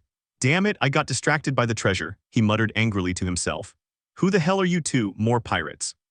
Nami snorted angrily. "I'm a thief who steals pirate treasure. Now who the hell are you to come here and steal the treasure I was already in the process of stealing?" she demanded, pointing her finger at the young teenager in front of her. Luffy glanced at the side of the orange-haired girl and saw she was carrying a large white burlap sack with gold peeking out of the top. He got up from the ground to brush the dust off his clothes and recover from the hard blow he'd just received. "Well, my name is Monkey D Luffy. I'm sort of a bounty hunter and treasure hunter at the moment, but it's just a temporary thing. I find bad people I don't like and steal their treasure, and sometimes I turn them into a bounty office if they have a good enough reward." Nami let out a soft sigh of relief. At least it wasn't another pirate. Well, I found this treasure room in the first place. I have no idea what kind of witchcraft you used a moment ago to make everything disappear, but I want it back. Luffy let out a laugh. Shishishishishishi, I ate a devil fruit, one of the treasures of the sea, the Yami Yami no Mi. I'm a man who can control darkness. I can create an infinite number of pocket worlds to store treasure. Besides, it seems you have a good amount of treasure in your pocket, so you can take that and we'll call it a tie. Luffy explained calmly and in good spirits, having learned from Shanks not to get angry over small things. Nami wanted to attack him and land another blow, but she stopped herself. She had always thought devil fruits were a myth, but seeing this guy's abilities made her reconsider her views. As much as she wanted to fight him for the treasure, she didn't want to risk her luck against such an opponent. I'd hardly call it a tie. You got most of the treasure in no time. However, if you escort my friend and me off this island and promise us safety until we reach land, I'll be satisfied for now. Luffy looked at the pink-haired boy who had been cowering in the corner all this time.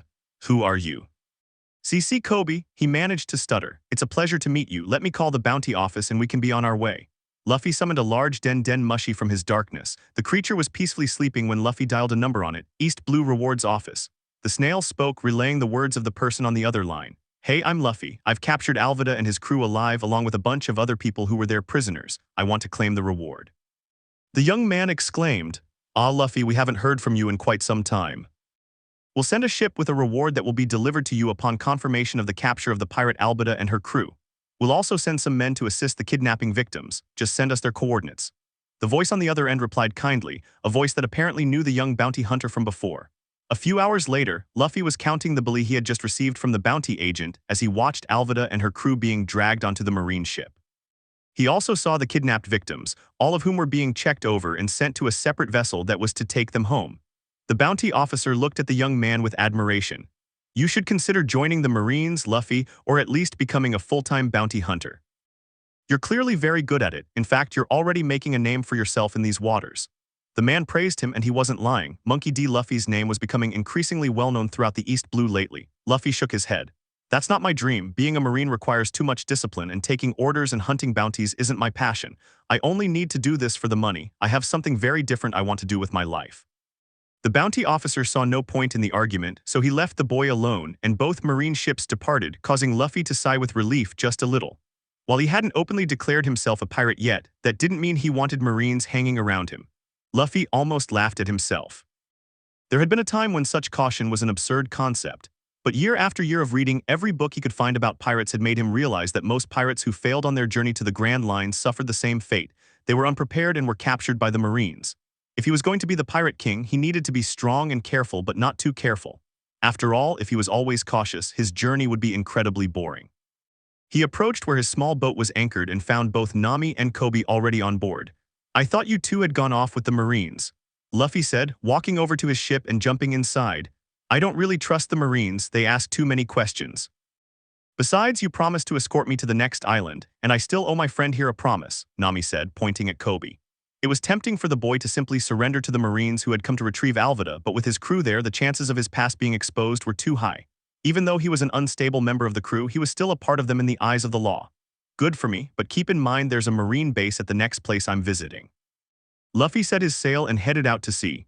His small boat was quite cramped with the three of them inside, but luckily the next island wasn't too far away. Full speed ahead to Shell's town. After a few hours at sea, Luffy was reading a book. Kobe was leaning over the side of the ship feeling seasick, and Nami was watching Luffy intently. I overheard your conversation with the bounty officer. Sounds like he has no interest in being a bounty hunter or a Marine. Nami asked as she sat down across from her strange new acquaintance. It's not my dream. I replied calmly. So what's your dream? It sounds like you could become rich as a bounty hunter with that skill of yours. She asked curiously. All that time on the ship was making her bored. Luffy looked up from his book.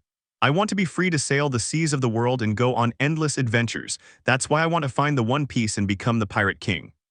You want to become a pirate? Nami couldn't believe that a bounty hunter would want to become a pirate. You want to steal people's money and destroy their lives. That's disgusting. I hate pirates. Loot and destroy people's lives? Luffy asked. I have no interest in that. I just want to find treasure and go to sea in search of adventure with a crew. The point of being a pirate is to be free, and the Pirate King is the freest person in the world. That's the dumbest reason to become a pirate. You'd have the Marines hunting you down all the time, and your freedom would be severely restricted if you became the Pirate King. She replied with a mixture of anger and relief. I guess you're not really a pirate, just a kid who doesn't know anything about what pirates are really like and just has some romanticized idea about them. Either that, or you're just an idiot. Kobe also decided to chime in, not to mention the fact that being the Pirate King is impossible. You'd have to sail to the very end of the Grand Line, and no one since Gall D. Roger has accomplished that. Numerous people have died chasing that phantom treasure. It's impossible, absolutely impossible for you. Kobe was silenced by a punch from Luffy that caused the boy to fall, rocking the small boat in the process. Why did he hit him? Nami shouted as she walked over to comfort the pink-haired boy. It's okay, Nami, I got used to this on Alvida's ship, Kobe murmured as he touched his sore cheek. I hit him because I couldn't stand him spouting that kind of nonsense, Luffy said casually as if nothing had happened. I don't care if I die or not. It's my dream and I'm pretty sure I can achieve it, but even if I can't and end up dying while trying, that's okay too. That's amazing, Kobe began. Maybe I can fulfill my dream if I'm willing to die trying to achieve it. Kobe stood up and ignored the pain of Luffy's punch. In that case, I'll become a Marine so I'm never a victim again, and so I can protect innocent people from people like Alvida. Nami approved the boy's plan. That's great, Kobe. The Marines could use someone like you. Well, they could use someone like you as long as you toughen up a bit. But if I'm going to become the Pirate King, it means that one day we'll be enemies, Luffy pointed out. Yes, I suppose, the boy replied without much conviction. He really liked the young man in front of him. He was everything he aspired to be, someone strong and fearless, willing to do anything for his dream. Nami grew tired of all the lecture and decided to ask a question that had been bothering her. Where the hell are we going anyway? Do you even know how to navigate? Luffy approached his compass and map and stared intently. I'm pretty sure we're on the right track. Our destination is north of here, and we're heading in the right direction according to the compass. What? Nami wanted to slap him over the head for his idiocy. All he does is lead us in the right direction. What about calculating the best route around the dangers of the sea, dodging bad weather patterns, and using strong currents and winds to our advantage? She began listing in detail everything the young man overlooked. Luffy rubbed the back of his head shyly. I tried reading about all that stuff, but I didn't really understand it. It's too annoying. I can steer the ship through most hazards, and I don't care how long a trip takes since I can store tons of food and water with my devil fruit ability. To prove his point, some darkness shot out of his body and onto the ship's floor. Instantly, a barrel of water and a bag of provisions rose from it and settled on the floor. Look, I don't have to worry about the details for now. I'll just get a navigator to take care of them. Nami let out a tired sigh and looked at the map. This route is fine, but in about an hour we have to make a 90-degree turn here and then adjust our course over here, she said, pointing to the map. This is the best route since a storm system will pass through in about an hour. Luffy looked at Nami thoughtfully before breaking into a huge smile. Wow, you're really good at navigating. You should join my crew as a navigator when I decide to go after the One Piece. I refuse. I will never sail with a pirate, he replied harshly. Well, I refuse to accept your rejection, Luffy replied, ignoring Nami's incredulous face. There's no need for you to decide immediately. I still need to recruit a few more members and get a ship. Nami was ready to argue with Luffy, but she decided to ignore him. She planned to leave him after the next island. Then why are we going to a marine base? You already have a bounty on Alvida, and I doubt you'll be able to make any money from bounties there, she asked as she adjusted the ship's course. There's a man standing around there that I want to join my crew, the pirate hunter Zoro, he said seriously. At the mention of that name, Kobe nearly had a full-blown panic attack. Luffy, there's no way you'd want a man like that in your crew. I've heard he's a bloodhound who hunts men like animals. Not to mention the fact that a man who goes by pirate hunter probably wouldn't want to become a pirate himself. What? Luffy stirred his worries.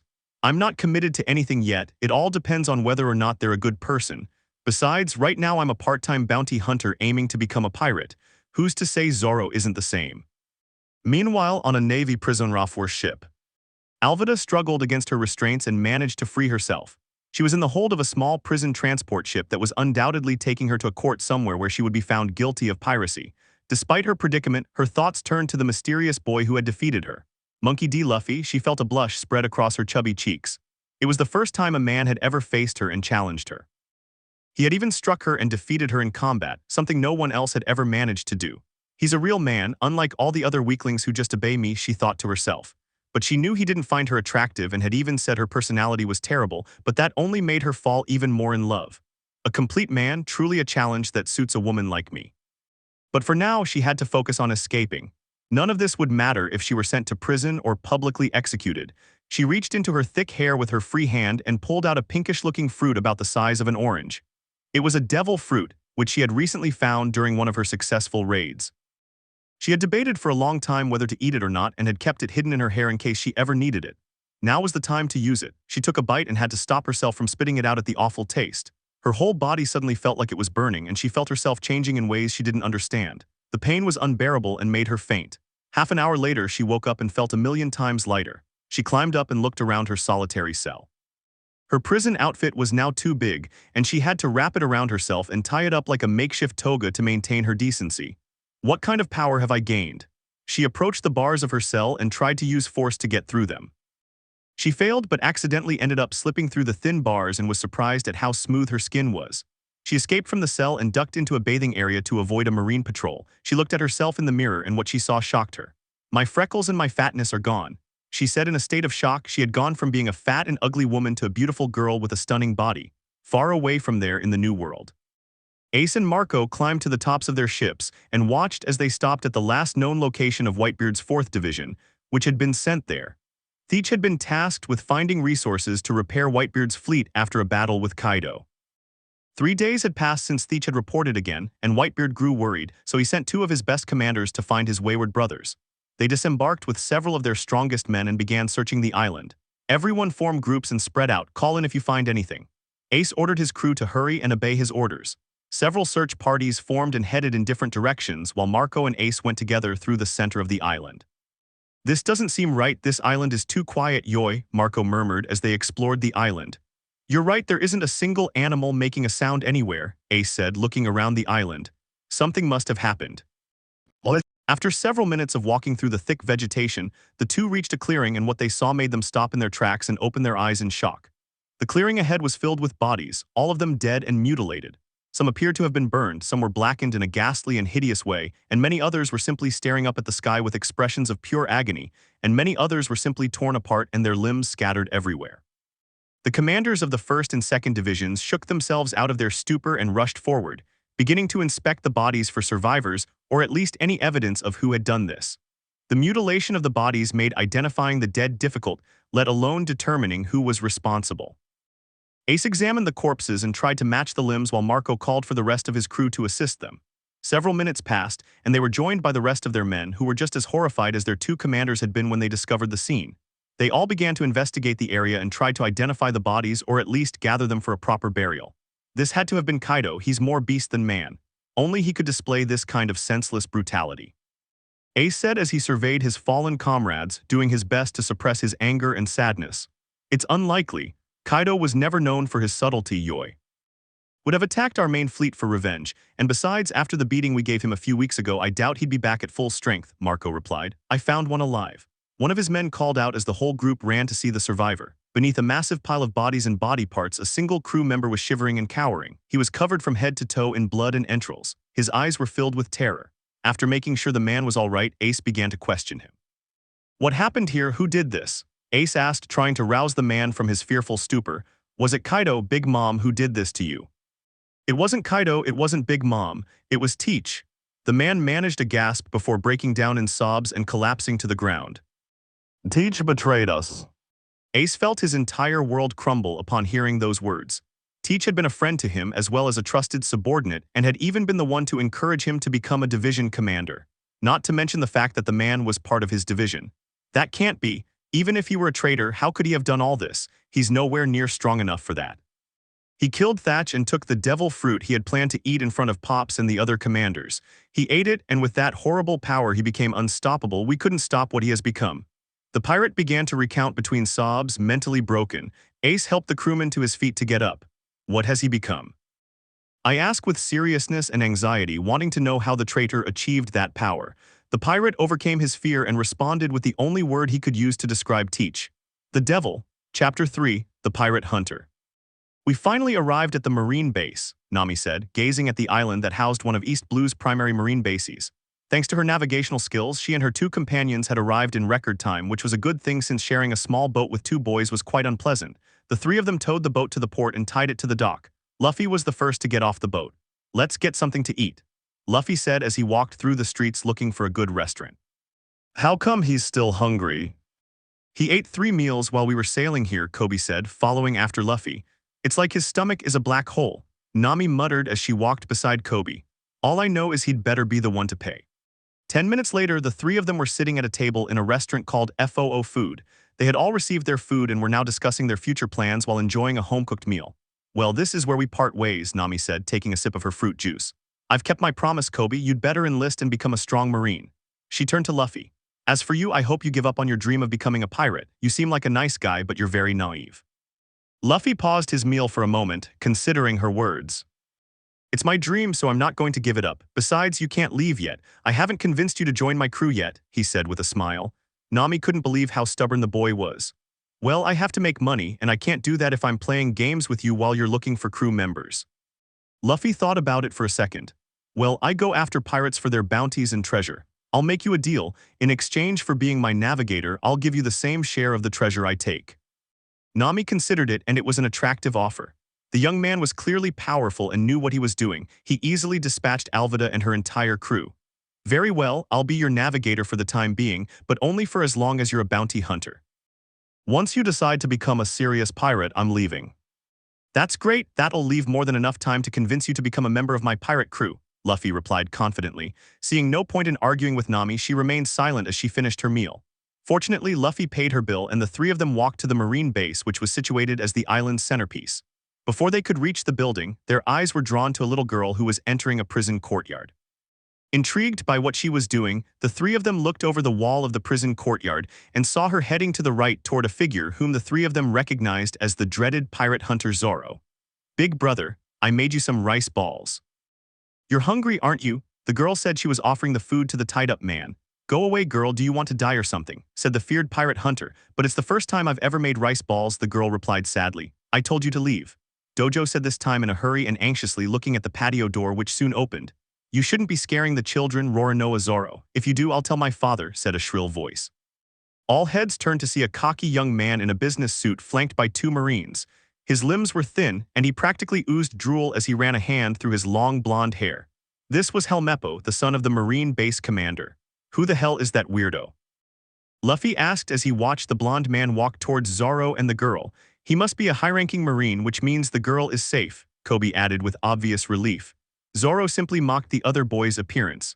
Well, if he isn't the lieutenant's bastard son. Bastard, don't act so cocky, Zoro. You're only alive because of my mercy. Helmeppo turned to the girl. Why are you here, girl? Are these rice balls? They look delicious. Ignoring the girl's objections, he grabbed one and ate it. Too sweet. The blonde boy said as he spat out the bite he'd taken. You're supposed to put salt on this stuff, not sugar. He grabbed the rice balls from the girl's hand and threw them on the ground and started stomping on them, ignoring the girl's screams for him to stop. There's nothing to be done, at least the ants can eat them. Helmeppo chuckled to himself. Consider this a lesson, child. Do you see that sign? He gestured to the sign near the courtyard entrance. That means no one is allowed to enter without authorization and they will suffer the same fate as the prisoner. But the frightened girl began to say. Seeing that the girl was going to be stubborn, the blonde man turned to one of his Marine bodyguards. Guard, get her out of here by force. The brat won't listen, so throw her out of the base. But sir, she's just a child. The guard tried to reason with the boy. Are you disobeying me? I'll tell my dad. This caused the blonde-haired boy to throw a tantrum. The trio watched as the soldiers rushed to obey the boy's orders and threw the girl over the courtyard wall. Luffy was quick and ran to catch her before she hit the ground. Kobe and Nami approached the girl to check that she was okay, but Luffy chose to spy on Zoro and Helmeppo.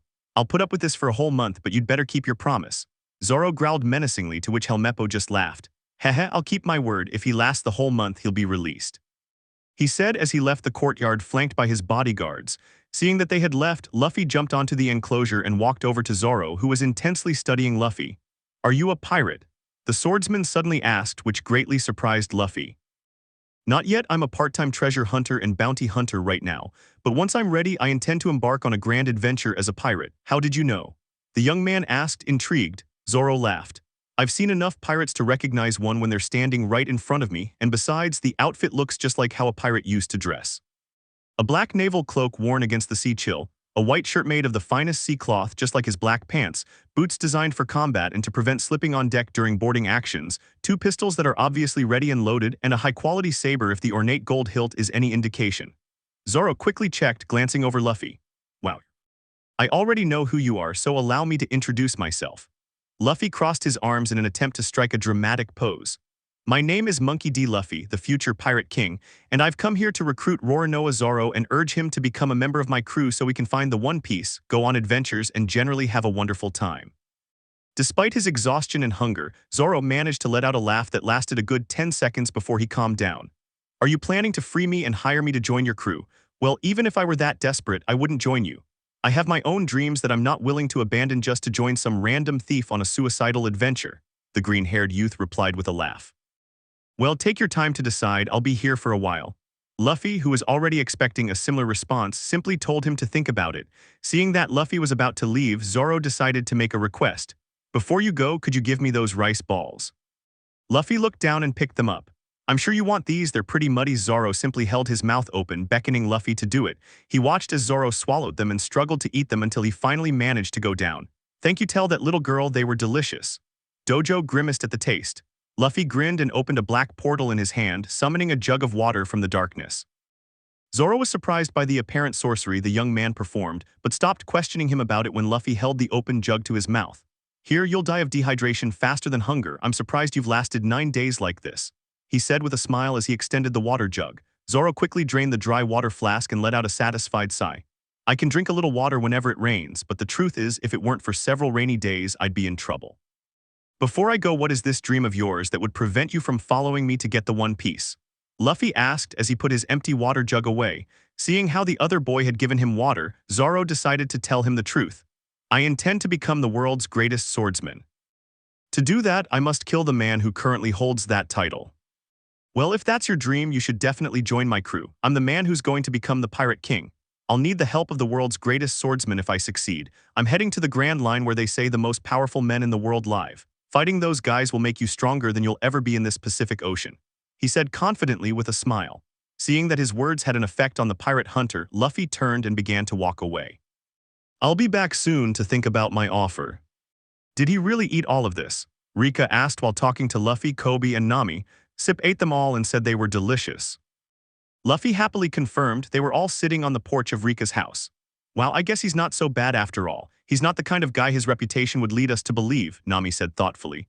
Big brother Zoro didn't do anything wrong, Rika said, explaining that Zoro had simply defended her from Helmeppo's pet wolf when it was running wild through the city. As the trio listened to the girl's story, they heard a very familiar voice calling. No one had better raise their head or I'll tell my father, Helmeppo said as he strode through the town, as confident as a king, while all the townspeople bowed to both sides of the road. None of you should act like Roronoa Zoro. I'll execute him in 3 days as an example to anyone who dares raise a hand against me. Helmeppo stopped when he saw Luffy standing in his path.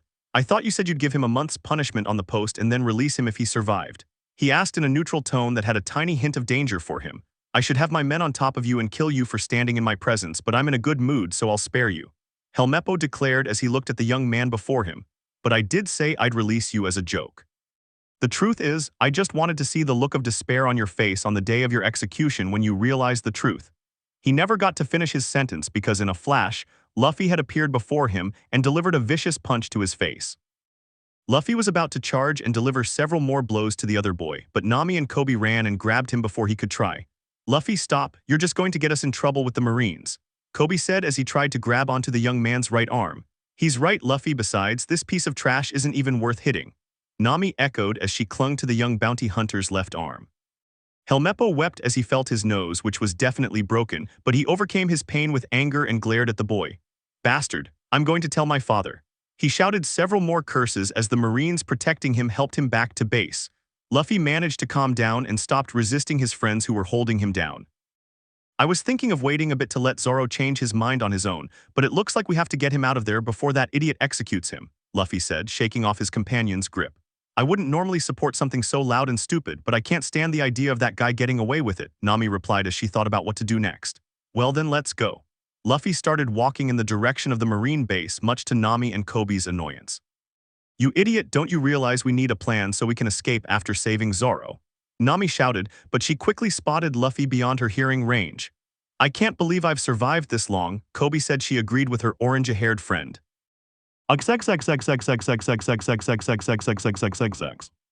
Luffy arrived at the place where Zoro was still tied up in the prison yard. Here again, my thinking hasn't changed yet, said the green-haired swordsman. Luffy ignored him and began untying the ropes that bound the swordsman. It doesn't matter. Helmeppo isn't going to keep his word. He said he was going to execute you in 3 days and that he starved you to death here just for fun. Zoro's anger surged to levels he hadn't thought possible. That bastard, once I find him, I'm going to cut his body into sashimi. The ropes were too tight for Luffy to break by hand, so he cut them with a small knife he kept on his belt. Once Zoro was free, the swordsman collapsed to the ground in exhaustion, his muscles aching as he tried to move them, having not had a chance to stretch in days. He tried to get up only to fall again and let out a string of curses at his own weakness. Darkness seeped from Luffy and covered the ground in front of Zoro, startling the pirate hunter. Before his eyes, a large barrel of water appeared, along with a loaf of bread and some dried meat. "What the hell are you, some kind of sorcerer?" he asked as he eyed the food and water suspiciously, even as he had to fight the urge to jump on it. "I am the man who will be King Rurata," Luffy replied calmly as he withdrew his darkness back into his body. "You're an idiot, that's what you are," a female voice called from the courtyard entrance. Luffy and Zoro turned to see Nami and Kobe running toward the execution yard. "Running through a marine base isn't very subtle," she said angrily as she walked toward the two men. "Shishishishi, we would have wasted a lot of time being subtle at this point, and I didn't know if that stupid blonde guy would execute Zoro in a fit of rage. Besides, I couldn't have the life of my future crew member in danger because of a snake like Helmeppo." Luffy turned to Zoro. "I was hoping to give you more time to consider my proposal before, but things are moving at a fast pace. Have you reconsidered joining my crew?" Zoro thought about it for a few seconds and was surprised at how quickly he'd made up his mind. "Heh, well, I suppose the man who will become the Pirate King will have a lot of tough fights ahead of him, which will make me stronger. But I'll only join on the condition that you return my swords. There are 3 of them, but the only one I really need is the one in the white sheath. That bastard Helmeppo probably has them. His room is upstairs. Nami, Kobe, take care of him. I'll be right back. Make sure he eats that food and drinks that water. I have a feeling he's going to need his strength." Luffy ran to the side of the marine building. He didn't have time to run up the stairs as he'd probably get lost trying to navigate such a strange-looking building, so he decided to take a shortcut. He covered the bottoms of his boots in darkness and jumped onto the side of the building. He increased the gravitational pull of the darkness on his boots so that he stuck to the side of the building and quickly began running along its side as easily as a man would run on flat ground. Zoro was eating the food Luffy left behind and watched as the young man ran along the side of the building like some kind of ninja. "What kind of captain have I met?" I asked in a state of shock. "One crazy one," Nami replied. "That's the correct position, now begin to raise the statue." A tall man ordered as he watched the Marines in front of him begin to raise their pride and joy. A statue made in their image that would despise all who inhabited this island. This tall man was the right-hand man of Acham Morgan, a gigantic man in charge of the Marine base. His 2 most distinctive features were the metal jaw plate in his lower jaw and his right arm, where he had surgically grafted a massive axe to replace his missing hand, which had quickly become his namesake. "Father, you haven't listened to a word I've said," Helmeppo shouted angrily. "That bastard in town beat me up. Why don't you help me get revenge? You've never even hit me before." "Do you know why I've never hit you?" I asked with a growl. "Of course it's because I'm your precious son that," but he couldn't finish. Helmeppo was cut when his father struck him with his left hand, sending the boy flying to the opposite side of the tower. "The only reason I've never hit you is because you're a bastard son not worth hitting," Morgan said angrily as he stood up. "Why should I have to clean up your mess? I have much more important things to do. If you want to do things for me, that's fine, but don't expect any help from me when things get rough. I'm the big man here, not you," the gigantic man yelled. He raised his right arm. "With this arm I rose to the rank of lieutenant. Rank is the most important thing in this world. I am the highest-ranking officer at this base, which makes me the greatest here. Now that this statue is complete after years of hard work, everyone here will know this fact." Just then the statue's hand struck the side of one of the base towers, causing a minor scratch to appear on it. "You bastard, you just damaged my statue. This statue represents me, and the damage you've done shows you don't respect me." "No, please, Lieutenant, it was an accident," the Marine declared upon seeing his superior preparing to shoot him down. "I've finally reached the top." A voice called out to get everyone's attention. Luffy leaped off the side of the tower but overshot his jump and landed on the first thing he could find that would give him a stable footing. That happened to be the head of Morgan's statue. The young man's extra weight was too much and the statue toppled and broke in half. Luffy quickly jumped off the tower just in time to see the top half of the statue crash to the side. Everyone had a look of absolute horror on their faces. Even the normally cold and bitter Morgan looked like he was about to shed a tear as he watched his image and years of work fall from the top of the base. "I'm sorry about that," Luffy said as he dusted himself off. Helmeppo was the first to regain his composure and pointed an accusing finger at the boy. "You bastard, don't you know that was my father's statue?" Your father, in that case, I'm not sorry at all, but seeing as you're already here, maybe you can help me find something. Luffy extended an open palm in the direction of his adversary. Dark grip, Helmeppo was dragged into Luffy's grasp, screaming in terror at the sight of Luffy's power. Luffy put him in a lock and ran through the doors leading to the lower levels of the base. Watching them escape snapped Morgan out of his shock, and his sadness turned to murderous fury. Find him and bring him to me for execution. All right, bastard, where are Zoro's swords?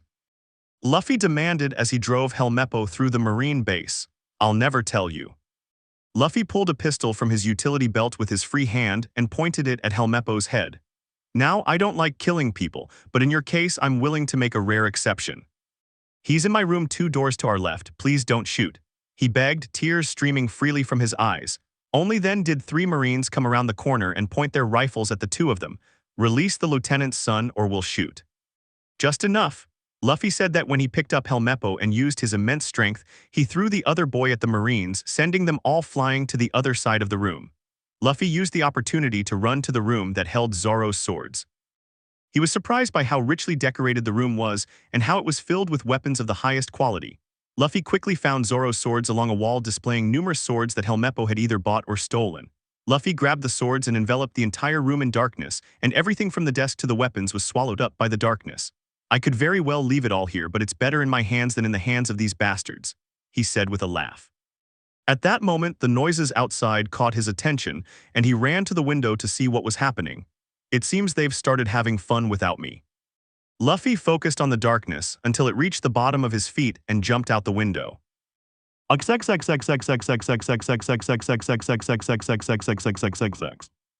Zoro, Kobe, and Nami were cornered by Marines led by Axe Hand Morgan himself, who walked through the ranks of Marines, his enormous axe arm on his shoulder. How interesting. I thought the boy was working alone, but seeing Zoro free with 2 strangers makes it obvious they're his accomplices, Morgan said, looking at the 3 of them. Even if you're not related to the boy, entering this execution yard is a crime and you'll share the same punishment as the accused. Therefore, as supreme commander of this base, I sentence you all to death. Prepare to fire, men. All the Marines pointed their rifles at the 3 of them. Damn it, if I had my swords, this would be easy to handle, Zoro thought as he tried to find a way out of this situation. His thoughts returned to the promise he made years ago to a friend. I can't die here, not until I've fulfilled my dream. Nami had similar thoughts running through her head. How did it come to this?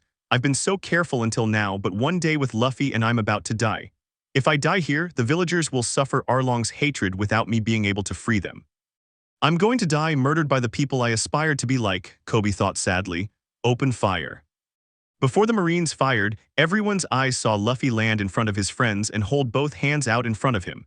Darkness opened in his 2 palms. Black loop. When the Marines opened fire, their bullets flew towards the young man, but instead of hitting him, they veered off course and flew straight into the dark portals in his palms. Morgan and the other Marines began to open their eyes as their target had apparently absorbed their bullets. I think these belong to you. Luffy pointed his finger the way a child might pretend their hand was a gun. Bullets flew from his fingertip as if it were a pistol, hitting the rifles of several Marines and causing the weapons to fly from their hands. Luffy quickly threw the 3 katanas to Zoro, who caught them and immediately placed one in his mouth, and with the other 2 in his hands began to make practice cuts, testing the muscles he had not used for 9 days. Meanwhile, the Marines were regrouping, many of them completely shocked by what they had seen. Morgan, however, recovered his composure faster than the others. That brat must have eaten a devil fruit and gained some kind of ability. His men seemed surprised by this revelation, as most believed the fruits were a myth and expressed fear of facing someone with such a strange power. It doesn't matter if bullets don't affect him. Draw your swords and cut him to pieces. All the Marines drew their swords and accused the group, their fear of their superior officer overshadowing their fear of a devil fruit user who was already a famous swordsman. Luffy was about to confront the Marines, but Zoro stepped in and stopped him. Let me handle this. I need to stretch my muscles. All the Marines reached Zoro at the same time and simultaneously swung their swords at the pirate hunter, but they were stopped dead in their tracks when Zoro managed to block each of their slashes with just his 3 swords. Without giving them time to recover, Zoro swept them aside and delivered a series of vicious cuts that snapped each of their swords in half, leaving them with half-useless pieces of metal. The Marines were delayed. They were all surprised by the display of skill. We can't beat them, shouted one of the Marines. They're very skilled, Lieutenant. Another welder said, we're all going to die. They were actually being assisted. Morgan walked past his soldiers and readied his axe hand for battle. Must I do everything myself? As for all of you, take up arms and kill yourselves. I have no use for soldiers who can't follow orders. To everyone's surprise, all the Marines pulled out pistols and pointed them at their heads, which shocked the bounty hunters. I wouldn't bother following those orders. This guy isn't going to be your lieutenant much longer. Luffy summoned darkness around him and quickly traveled to the Marines, who stopped pointing their weapons at his head and instead focused on the darkness beneath their feet. Black hole. The Marines were swallowed by the void, and right after they were gone, Luffy summoned the darkness back to him. Liberation. He summoned his darkness, and the bodies of all the Marines he had just absorbed were thrown to the ground in front of him. However, he had kept the weapons they had been holding, which made it impossible for them to follow their captain's suicidal orders. Confident that the Marines wouldn't commit suicide, Luffy focused his attention on Morgan, who was in a fighting stance. Luffy charged forward with his fist raised and delivered a powerful blow that Morgan blocked with his axe-like arm. People like you without status have no right to oppose me. I am Marine Lieutenant Axehand Morgan. The man shouted, delivering a vicious sideways blow intended to sever Luffy's head. The young man simply ducked beneath the attack, but the force of the blow caused the nearby fences and walls of the execution yard to split in two. Luffy saw Morgan preparing another strike and delivered a vicious blow to the chest of the man who was punching the air. But the man quickly recovered and prepared another vicious blow with his axe-like arm. Luffy drew his sword and swung it to meet the cut made by Morgan's axe, and to everyone's surprise, the sword cut cleanly through the metal of the axe. Before anyone could react, Luffy swung his sword again and snapped the rest of the axe out of Morgan's hand, freeing the man from his namesake. "You bastard, that arm was my pride and joy." Morgan screamed as he stared at his arm now without the axe. All that remained were sharp pieces of wood and metal embedded in his arm. Luffy chuckled. "You should thank me. I have no idea how you managed to use the bathroom with that stupid thing." Morgan attacked Luffy, intending to impale the boy on the pieces of wood and metal still embedded in his arm stump. Luffy didn't move from his stationary position. He simply let out a tired sigh and quickly sheathed his sword. Then he gathered the darkness in both hands and pointed them at the surprised lieutenant, who was now defenseless without his axe. Gravity release. Objects flew from his open palms toward Morgan's chest. Unprepared, he took a severe blow.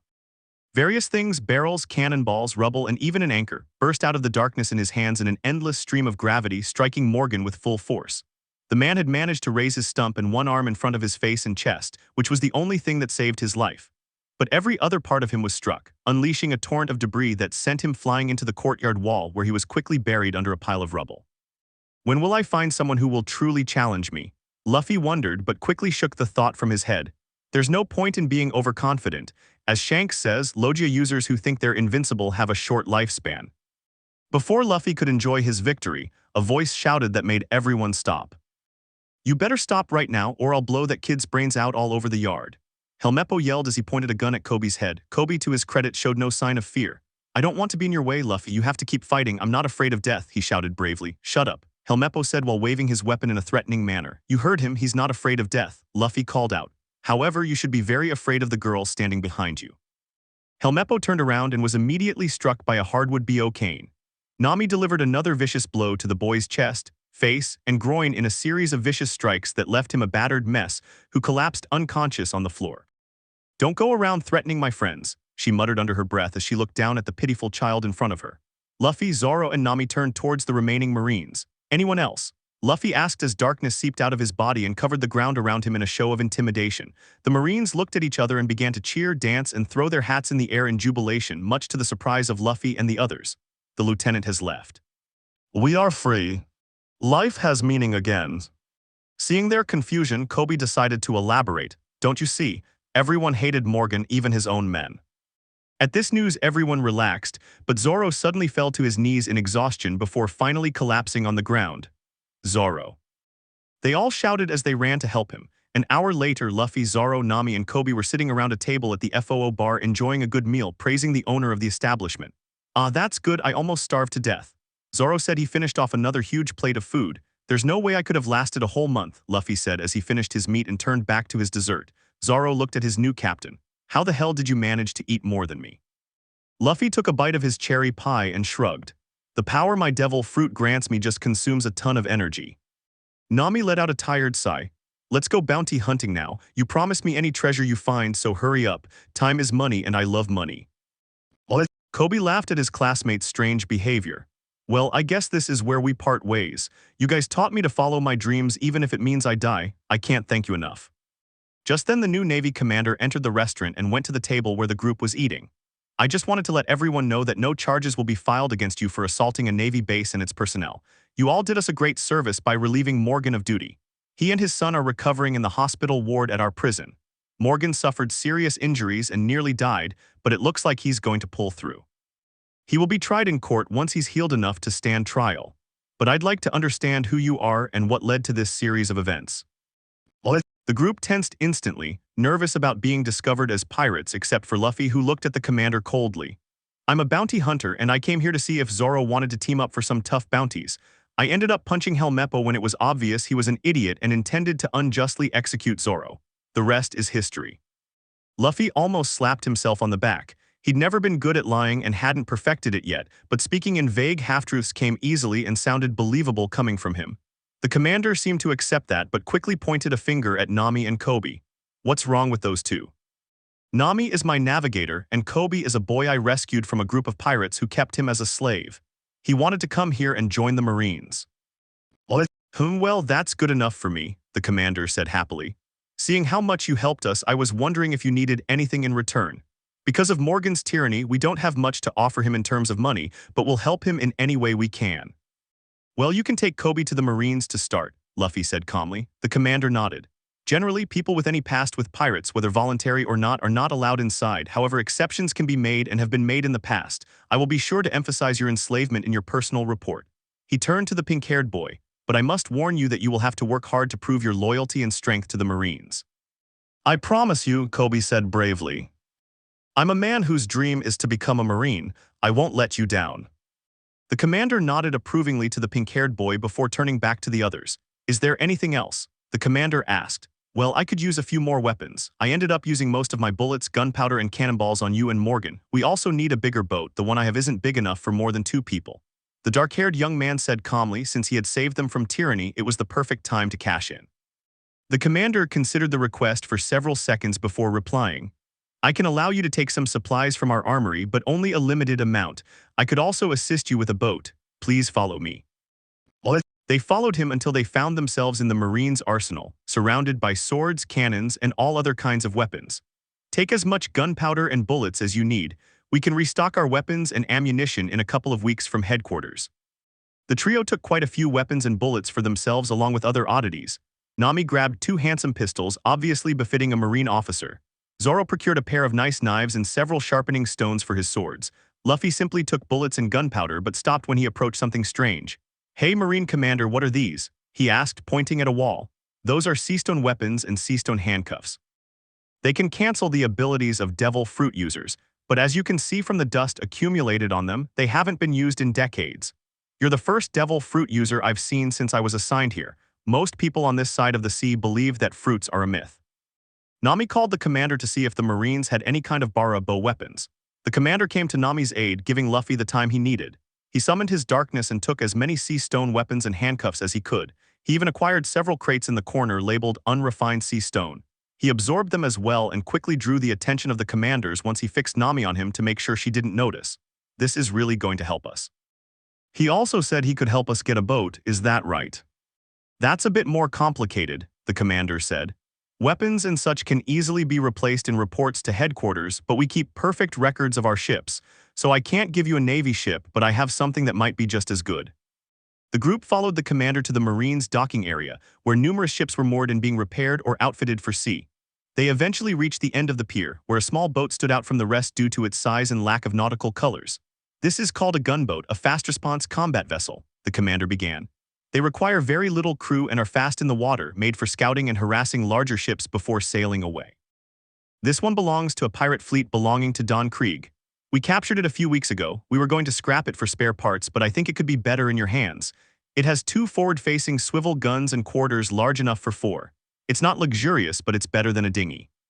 Luffy looked at the ship and found it perfect for the time being. It was too small to be a proper pirate ship, but it would be perfect for sailing around East Blue in search of a crew and a better ship. It's perfect. After another day enjoying the city's hospitality, Luffy, Nami, and Zoro sat on their new ship preparing to disembark. The townspeople and the Marines had already thanked them and seen them off. Now only Kobe was saying goodbye. I can't thank you enough. I hope to see you again someday, even if we end up as enemies since you intend to become pirates, the pink-haired boy said enthusiastically. I suppose we will. You'd better train if you want to fight the future pirate king. That was the young monkey's reply. Then I guess I'll have to become an admiral. Realizing what he just said, Kobe rubbed the back of his head sheepishly. No matter what I said, I'm going to talk nonsense anyway. Well, if I'm going to be the pirate king, then you'd have to be an admiral to challenge me. So you'd better train hard to become an admiral strong enough to fight me on our own soil, Luffy said happily. It would be a disgrace to me if anyone less than an admiral tried to arrest me when I'm the pirate king. Kobe wanted to cry because of how sincere Luffy's trust in him was. All right, I promise I'll become the greatest admiral who ever lived, and that we'll meet again someday. With that, the trio said their goodbyes, waving to Kobe as they sailed off across the sea in their new vessel. Once the island was out of sight, the three sat around a small table on the deck and enjoyed some refreshing drinks while discussing their next move. So Luffy, where is he now? It better be a reward rich in treasures, Nami said as she dreamt of the treasures she was about to receive. It had better be a difficult reward. I have to make up for all the lost time I wasted being tied to a post for over a week, Zoro said as he took a sip of sake. Luffy reached into one of his coat pockets and placed the bounty poster on the table. I think this target will be more than perfect. A huge bounty, he's someone of renown and a well-known treasure collector. Nami and Zoro looked at the photo on the wanted poster and read the name. Buggy the Clown, 15 million Billy reward. Chapter 4, The Clowns and the Void. After leaving the marine base behind, Luffy, Nami, and Zoro found themselves sailing toward their next destination, hoping to claim Buggy the Clown's generous bounty. Nami was currently reading a map while relaxing on the side of the ship, Zoro was taking a nap, and Luffy was having fun dramatically turning the ship's wheel. Luffy, could you stop turning the wheel? We're on course, so turning will only make this trip longer. Nami complained as she read the local area map to make sure they didn't get any unpleasant navigational surprises. Sorry, but turning this wheel makes me feel like a real pirate, Luffy exclaimed happily as he steered the small boat back on course. Nami shook her head. I can't believe you want to be a pirate. Pirates are evil monsters who destroy everything they touch. So why are you one? Luffy asked calmly with a serious look. This caught Nami's attention as she abruptly turned to Luffy, who was still steering the ship. Zoro woke from his nap and with one eye open watched the exchange. I'm not a pirate, she growled, her once neutral tone growing louder as she glared at her companion. Yes, you are, he said indifferently as their eyes met. You travel the seas robbing people. According to the law, you're a pirate. Nami felt anger rising within her, and she found she couldn't keep her temper in check. I only steal from pirates, so it doesn't count. Really? So you knew that Alvida would steal a high-class passenger ship and was lying in wait for her on it? It was obviously a rhetorical question and put Nami on the defensive. I see what you're doing here. Don't try to twist this. Those rich bastards had more than they needed. I was simply putting their money to a better cause. She responded defensively, but her voice was full of uncertainty. Luffy shook his head. Nami, come on, you're basically just one Jolly Roger and a bottle of rum away from being a pirate. You sail the seas, steal from others, and are obsessed with treasure, the dark-haired man said with a sly grin. I'm not obsessed with treasure, she said, crossing her arms and looking away from them, but even without seeing them, she could feel their disbelieving stares. Maybe I'm a little obsessed, but that doesn't make me a pirate. Stop lying to us, but more importantly, stop lying to yourself, the young man advised. You should stop talking about things you don't understand. Pirates destroy lives and are evil. That's something I'll never do. She didn't want to start screaming, but being compared to the people she hated most only made her feel worse. Don't go spouting garbage about good and evil, Luffy retorted, his tone not angry but slightly annoyed. Saying all pirates are evil is as stupid as saying all Marines are good. You can be on one side of the law or the other, but it doesn't affect whether you're a good person or a bad person. Now you're the one spewing garbage, she retorted, her anger rising once more. You have no idea what I've seen or what I've suffered. I've also suffered at the hands of pirates, he said, surprising his orange-haired companion. I came to admire pirates when a crew saved my life and defended my village from mountain bandits, but less than a year later, a group of pirates captured me and tortured me for hours to learn the location of some treasure. I learned the hard way that there are angels and demons on both sides, Luffy said seriously, recalling his past with his brothers. Nami didn't like to lecture, especially not someone like Luffy. Well, I lost someone important to me to pirates, and that's something that can never be undone. I know the pain of losing someone too. My brother was killed by a world noble right in front of me. He saw the look of shock on his companions' faces and continued, you need to face reality. You need to accept the fact that you're a pirate and a good person. You also have to realize that your hatred of pirates is literally counterproductive. Nami didn't respond and simply stared at the ground, unable to meet Luffy's gaze. Luffy let out a weary sigh and placed a comforting hand on her shoulder. Nami, why don't you get some sleep? Zoro and I can run this course quite easily. Let's take the first watch. Nami didn't say anything, she simply got up and walked towards the cabin area of the ship, leaving Luffy and Zoro alone. You're a mysterious being, aren't you? Zoro watched as he poured himself another drink. At first I thought you were a simple guy, but there's more to you than meets the eye. I don't like to talk about the past, I prefer to look to the future, Luffy answered honestly. But I can see how angry the pirates are. It's a rage that makes you irrational and prone to bad decisions. It sounds like you're speaking from experience, said the swordsman. You could say that. Luffy set the ship's course straight and pulled the sail down to the half-mast. I let my anger get the better of me once and a lot of people paid the price. It almost destroyed me. I suppose this has something to do with the world noble who killed your brother. The young swordsman tested the waters with a gentle question. Maybe, do you want to talk about it? Luffy let out a dry laugh. If you want me to talk about it, then he's going to bring more alcohol, so I think any of us could afford to talk about our troubles, don't you think? Zoro chuckled a little after hearing that. Maybe one day we'll both get drunk enough for you to talk about it, but in the end I don't really care, the past isn't as important as the future. But there's one thing I want to ask you. What do you want to ask? In a flash, Zoro had abandoned his drink and was running towards Luffy at breakneck speed, drawing one of his swords and swinging it at Luffy with all his might. Before the sword could strike, Luffy had drawn his own and in an instant brought it to block Zoro's swing, while with his free hand he held a pistol pointed at his new crewmate's forehead. They stood there, swords crossed, pushing their strength and weight behind the blades, staring down at each other. Zoro smiled and walked away, sheathing his sword. What the hell was that for? Luffy asked, his sword sheathed, yet his pistol was still pointed at the pirate hunter. I wanted to test you. I saw you use that sword in your fight with Morgan, but I wasn't sure how skilled you were. I wanted to make sure it wasn't all for show. I didn't think a devil fruit user would bother with swordsmanship. Luffy sheathed his sword.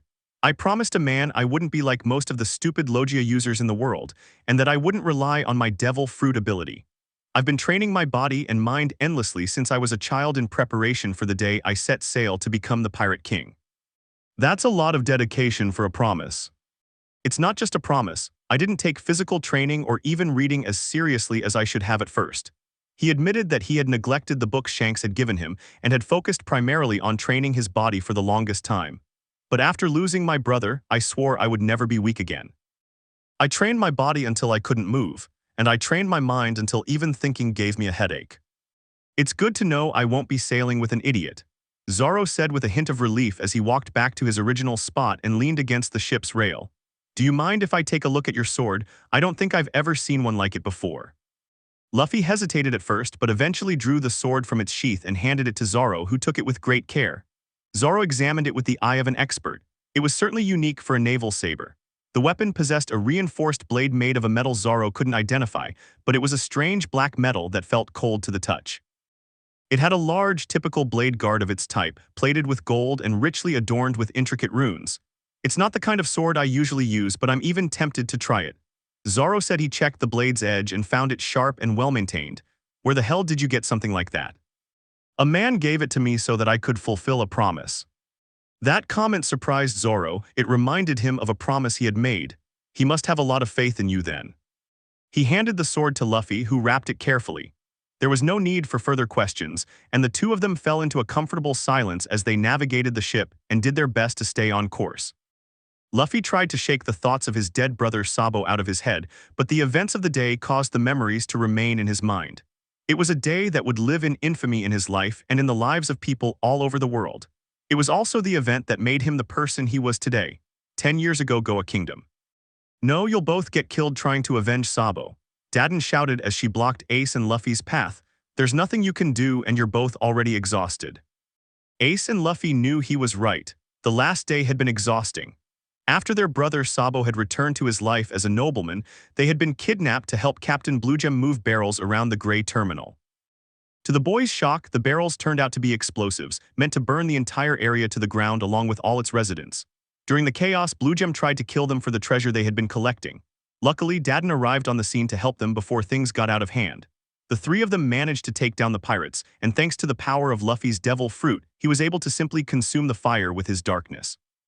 It was only after they managed to reach the safety of Daden's hideout that one of their fellow bandits, a man named Dogra, ran up to them and informed them that Sabo had been killed by a celestial dragon.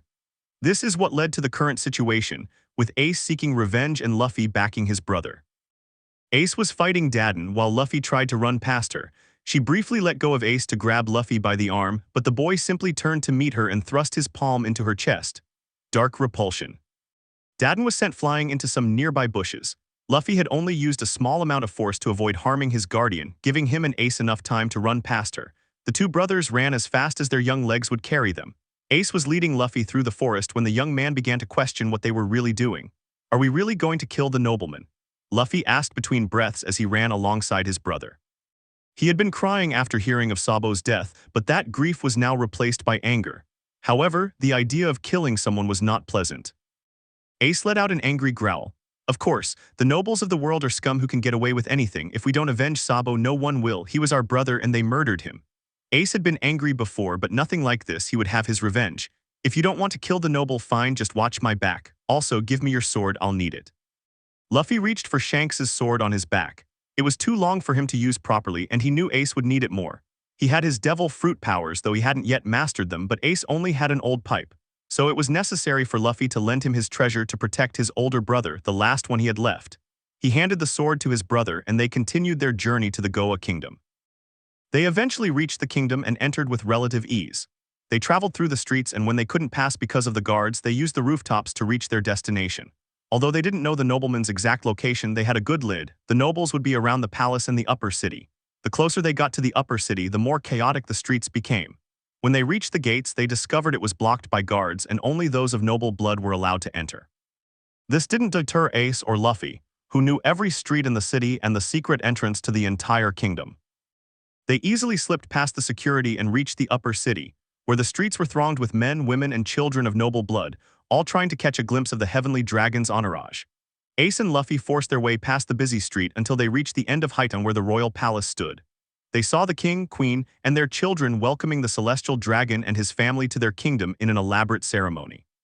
The area was populated by anyone of noble blood, and the crowds cheered as the celestial dragon and his family walked on a large elevated walkway towards the king and his entourage of nobles. Saint Jalmec, the king greeted him as he knelt. "I welcome you to our kingdom. We cannot thank you enough for gracing us with your presence. It is the greatest honor we have ever received. Indeed, I am generous enough to visit such a place." Jalmec muttered in a bored tone as he leaped from the back of a large slave he was using as a horse. He extended his right hand, which bore a large ring on its ring finger. The king obediently kissed the ring, thus welcoming the man into his kingdom and demonstrating his submission to the power of the world nobles.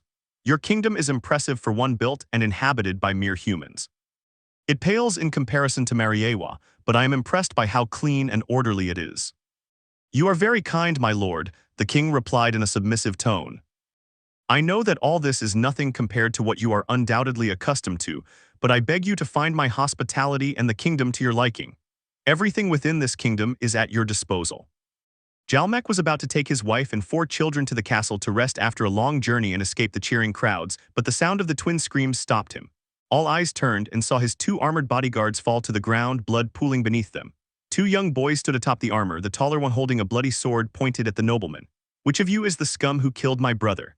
Ace demanded, glaring at the entourage of nobles. The crowds roared in outrage at the sight of such bloodshed caused by what were clearly just a couple of street urchins, but none were angrier than the king. "How dare you do such a thing in the presence of a celestial dragon?" The king exclaimed angrily as he watched all their preparations crumble before his eyes.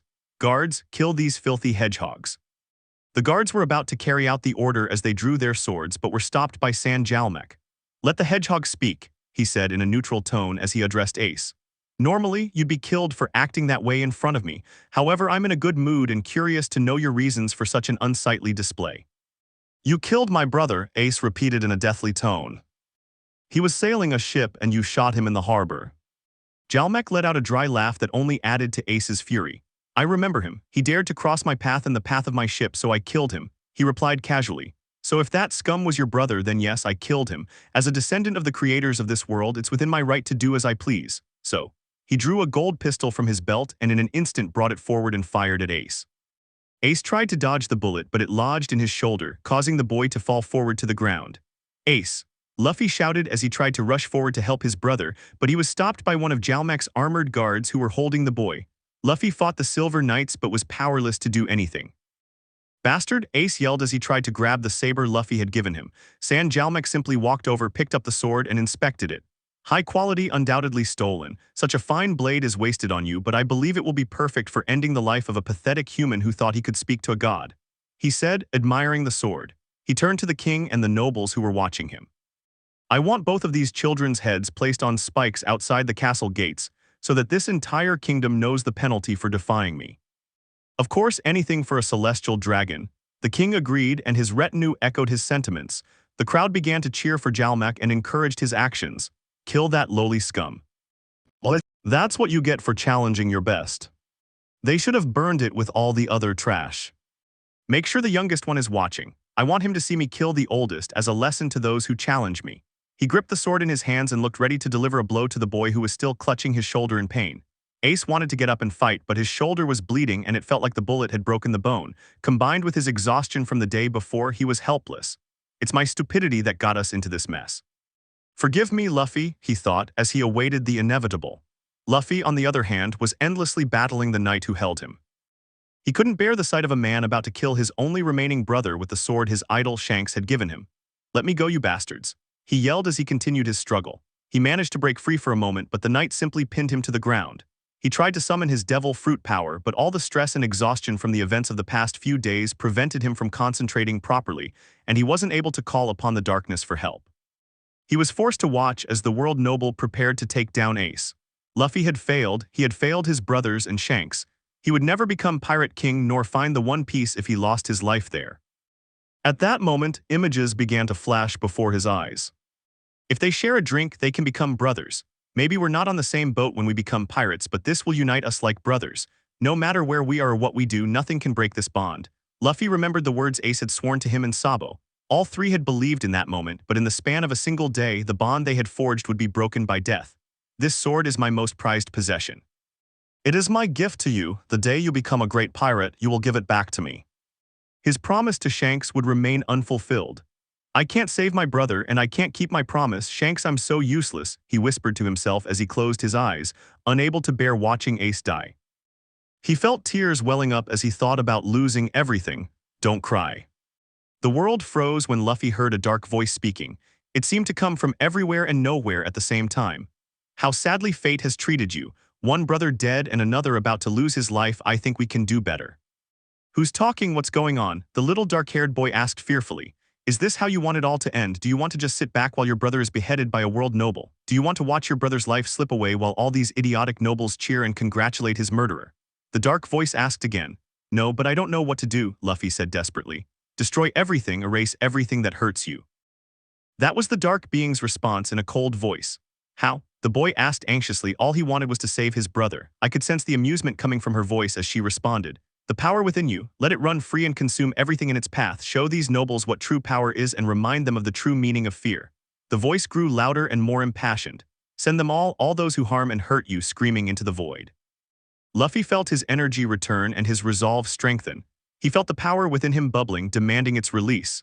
Since eating his devil fruit, he had never felt so powerful. The energy coursing through him now was unlike anything he had ever felt before. He made him feel like a god.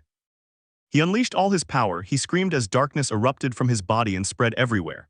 It spread like a swirling dark cloud throughout all the districts of the kingdom and into every back street and alley. What the hell is this? Sanjalmak shouted in fear as he stared into the darkness that surrounded him.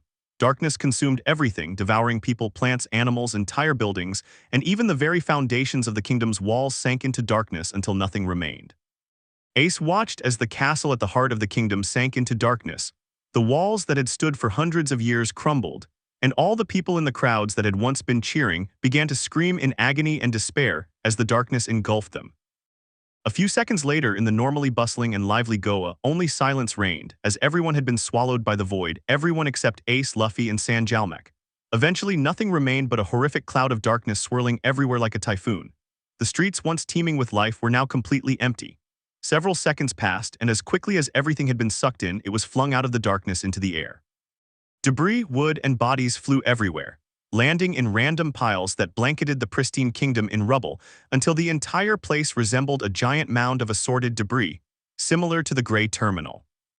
Luffy didn't even realize what he'd done. His body moved on its own and brought him face to face with the sole survivor of the massacre, the man who had killed one of his brothers and tried to take the life of another. His eyes were empty and dark when he turned his gaze to San Jalmak, who had been spared the devastating blast of power because he was standing near Ace, and the darkness didn't seem to be approaching where the dark-haired boy lay. Luffy's brother trembled as he watched his little brother stare at the world noble with eyes that lacked the warm innocence they usually possessed. Darkness grab. The sword flew from Jalmak's hand and landed in Luffy's. Despite the sword's obvious size, which was far too large for him, Luffy wielded it with ease and prepared to strike Jalmak down by placing the blade on the right side of the celestial dragon's chest in front of his heart. The world noble could only stare in fear at the boy who radiated darkness and exuded KI killer instinct. "What are you?" the formerly powerful world noble asked in fear and shock. Luffy looked at him with eyes as black as night. "I am the void." He smashed his sword through the fat nobleman's chest. Despite the boy's size, the blade slid easily through the man's torso and pierced him, stabbing straight through his heart. The man collapsed to the ground in a lifeless heap of flesh, blood pooling beneath him. Luffy's eyes suddenly cleared as he regained consciousness and fell to his knees. Ace overcame his pain and fear and crawled to his brother, trying to help him. "Luffy," he said as he placed his hand on his brother's shoulder. Luffy turned to meet Ace's gaze, his eyes brimming with an endless stream of tears. Ace, Luffy looked around and saw the endless destruction. The streets that had been filled with people were now littered with rubble and corpses. "What have I done?" Luffy shook the memories from his mind. The events of that day had changed him. Dadden had managed to find the two boys an hour later. They were locked in a desperate embrace in the center of the city ruins. From that day forward, he trained his devil fruit abilities to ensure he would never lose control again, and he made sure not to rely too heavily on the power his fruit granted him. He vowed to himself that he would never cause that kind of destruction again. The memories of that day haunted him. He had achieved his revenge, but many innocent people had paid the price. The Goa Kingdom Massacre. That's what the newspapers had called the incident. An incident that saw the death of a family of celestial dragons as well as the entire population of the Goan kingdoms. The only survivors had been the poor people who had been expelled from the city for the celestial dragon's visit. Officially, the destruction of the kingdom was blamed on the Revolutionary Army. Apparently, one of the ships belonging to the army had been nearby, but Luffy knew the truth. He was responsible for the deaths of thousands of men, women, and children. Their blood was on his hands. He had fallen into utter despair after that incident and was only able to recover and look forward once more thanks to his older brother, Ace. "Luffy, you didn't do it on purpose. They were going to kill us, and they would have succeeded if it weren't for you. If anything is my fault, it's that I dragged you into that stupid revenge, and because of this, it's all my responsibility." The words had helped, but he still felt the weight of his actions, whether intentional or not. But he refused to give in to despair. He still had no idea what had happened that night, like the voice that had spoken to him and how he had lost control of himself. "I don't have the luxury of feeling sorry for myself. I have promises to keep. All I can do is look to the future and move forward. Looking back won't do me any good." She sat on the deck and watched the ship's sails to make sure they were following the predetermined course. Several hours passed and Nami emerged from the ship's cabins looking much better than before. "Are you feeling better?" Luffy asked as he adjusted the ship, which was being pulled off course by a troublesome current. "Yeah, did you think about what I said?" "Yeah, and?" Nami looked at Luffy. "Some of the things you say aren't complete bullshit. Maybe you're right and there are some good pirates, but you can't deny that many of them are scum who just want to kill and destroy everything in their path." "Just enough," that was the young man's reply. Nami pulled out the wanted poster for her next target, Buggy the Clown. Based on the information in the poster's info section, Buggy was a stereotypical pirate obsessed with stealing all forms of treasure. Something she was expecting, since her deal with Luffy meant she had to get a share of any treasure and any bounty he brought back. "Do we take this guy alive or dead?" Zoro asked as he looked over Nami's shoulder to read the wanted poster and memorize the identity of his prey. "I'm alive. Actually, I have some interesting plans regarding this clown," he replied with a big smile. Planes? Any further questioning was cut short when Zoro noticed an object on the horizon. "We have an enemy ship to starboard." Zoro drew his swords and prepared for battle. Pirates, it seems, and they have the Jolly Roger buggy. Luffy looked over and saw the ship approaching rapidly and frowned. He'd been expecting a battle, but it was a small boat, smaller than the warship, and with 3 ridiculous pirates aboard, they wouldn't be a match for them. They closed the distance quickly, using their boat's light weight, large sail, and oars to increase their speed. They pulled alongside the vessel. "We are Buggy's pirates, hand over your treasures or die," the leader shouted as the 3 jumped onto the 30 seconds later, they were all tied up on the decks of the ships. "Please forgive us. We didn't know you were professional bounty hunters. We're innocent. We just joined Buggy's crew. We haven't done anything wrong yet," the leader declared pitifully, as did the other 2 who expressed their agreement. "Just shut up. We have a treasure to divide." Nami said as she walked toward the chest they had found on the enemy ship. Not bad for weaklings like you. Nami examined the gold, silver, and other valuables with a seasoned eye. Remember, I get half of all the treasure you find when you're bounty hunting. She happily reminded him how she had tried for a piece of jewelry. I said a fair share of the treasure. Since there are 3 of us, which means 1/3, everyone gets a fair share of any treasure found. Nami looked like she was about to protest, but Luffy punched her. Don't be like that, Nami. You agreed to a fair share, which is 1/3 since there are 3 of us. But since this is the first treasure we've found, I'll give up my share for the sake of our new partnership. However, I'd like a couple of trinkets from this chest if you don't mind. Okay, but it has to be approved by me before you can take it. Luffy reached into the chest and pulled out a large black compass with gold engravings, a gold pocket watch, and strangest of all, a sort of compass spinning aimlessly inside a crystal ball a few centimeters in diameter, all attached to a gold necklace. Nami examined them and found them valuable, but not enough to actively protest, especially since the compass seemed broken as it kept spinning.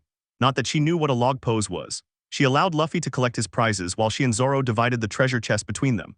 Zoro focused on coins and other rarities that would be easy to trade for food and drink, while Nami focused on jewelry and precious stones with high exchange value. Luffy added his new acquisitions to his character. He placed the compass on his belt, his pocket watch in one of his coat pockets, and most importantly, the log pose around his neck almost reverently. He approached the side of the ship and looked at his reflection in the water. Much more like a pirate, he remarked to himself. But something's missing. He stared at his reflection for a long time, trying to figure out what was missing. He had his coat, his saber, his pistols, everything he needed to be a pirate, but something was still missing. He ran a hand through his hair and finally leaned closer. A hat? I'm still missing a hat. Even Shanks wore a straw hat. Where can I buy one? Seeing his crewmates dividing the treasure, Luffy approached Buggy's bound pirates. From what I've heard, Buggy is raiding the shipping lanes in this area. I need to speak with him, so I'd be indebted to you all if you could tell us Buggy's whereabouts. You want to take on Captain Buggy. The 3 stared at Luffy for several seconds before they burst into uncontrollable laughter. Biwahahaha, don't be stupid. He's one of the strongest men around and has the power of a devil fruit. You'd be killed in. They were silenced by a punch from Luffy. Your captain isn't the only person around here who's eaten a devil fruit. Luffy summoned a cloud of darkness around himself that caused Buggy's men to tremble with fear as if they were looking at the devil himself. Also, I don't intend to kill him or take his bounty as long as he cooperates with me. That last statement shocked everyone, not only the pirates, but also Zoro and Nami, who looked up from their treasure in surprise. What do you mean we're not going after his bounty? Nami stood up and angrily addressed Luffy. Buggy is a terrible pirate who loots and robs innocent people. He's exactly the kind of pirate we should be hunting, plus there's a 15 million bounty on his head. She poked an accusing finger into Luffy's chest. Buggy is an old acquaintance and crewmate of the pirate who saved my life, so I know a thing or two about him. I think I can negotiate with him. Besides, he's much more valuable alive. He traveled the Grand Line and lived to tell the tale, which makes him more valuable to me alive than imprisoned, Luffy replied calmly. Nami hated to admit it, but those were good reasons. Okay, but I still don't like it, she said as she walked back to the treasure. Luffy approached the 3 imprisoned pirates. Now, are you going to tell us where Buggy is? Because if you don't tell me, I'll have to ask Zoro to convince you to give me the information I want, and he's not as patient as I am, she said with a foxy grin while pointing at Zoro. The 3 turned to Zoro, who was grinning maniacally and drawing his 3 swords. They were in trouble, and fear made them immediately do what was offered. We can take you to him. He's taken over a small port village called Orange Town. We know a way to get you to the island without him being able to shoot you down with one of his cannons. True to their word, Buggy's pirates sailed with the trio to the far end of the island. Buggy had evicted the villagers and forced them to live in a shelter on the outskirts of the village that had once served as a small harbor for fishing boats. The group entered the port and were met with some caution, as the villagers initially feared they were pirates. But when they explained they were after Buggy and had even captured some of his men, they were welcomed as heroes. Buggy's men were thrown into a makeshift prison while Luffy, Zoro, and Nami met with the village chief, a man named Boodle. They were all currently seated around a small table as Luffy explained his plan. My plan is to put Buggy in a position he can't ethically refuse, Luffy said as he took a bite of a piece of meat that was lying on the table along with numerous other foods that the locals had been kind enough to cook for their visitors. Boodle omitted a humorless laugh from the boy's statement. That monster has no ethics.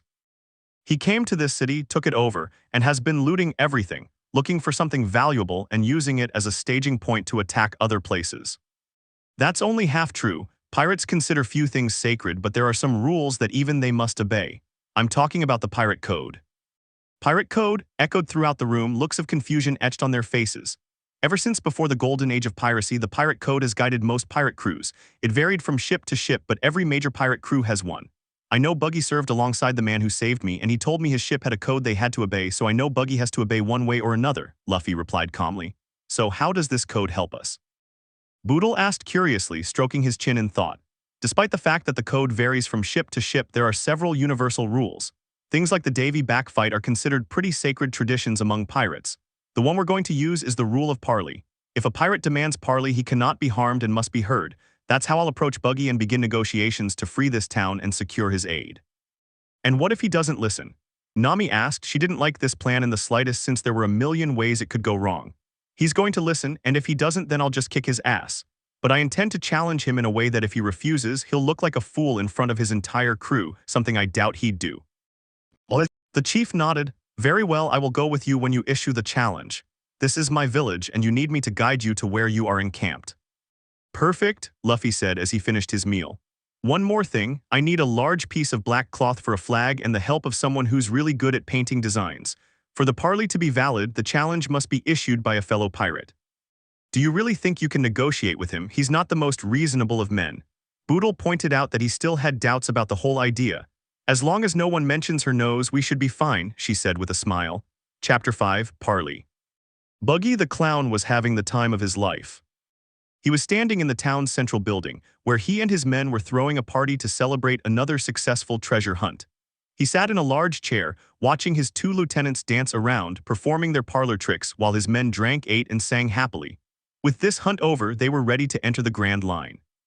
Buggy felt a wave of nostalgia wash over him as he thought about the Grand Line. It had been years since he had traveled across those treacherous seas, and while he didn't like the idea of added risk, he also knew that it was where most of the world's treasures were found.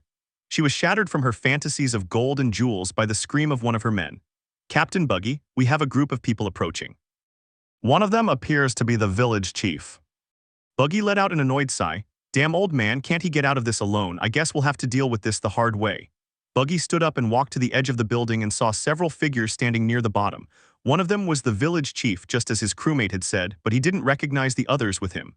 Who dares to enter Buggy the Clown's territory without an invitation?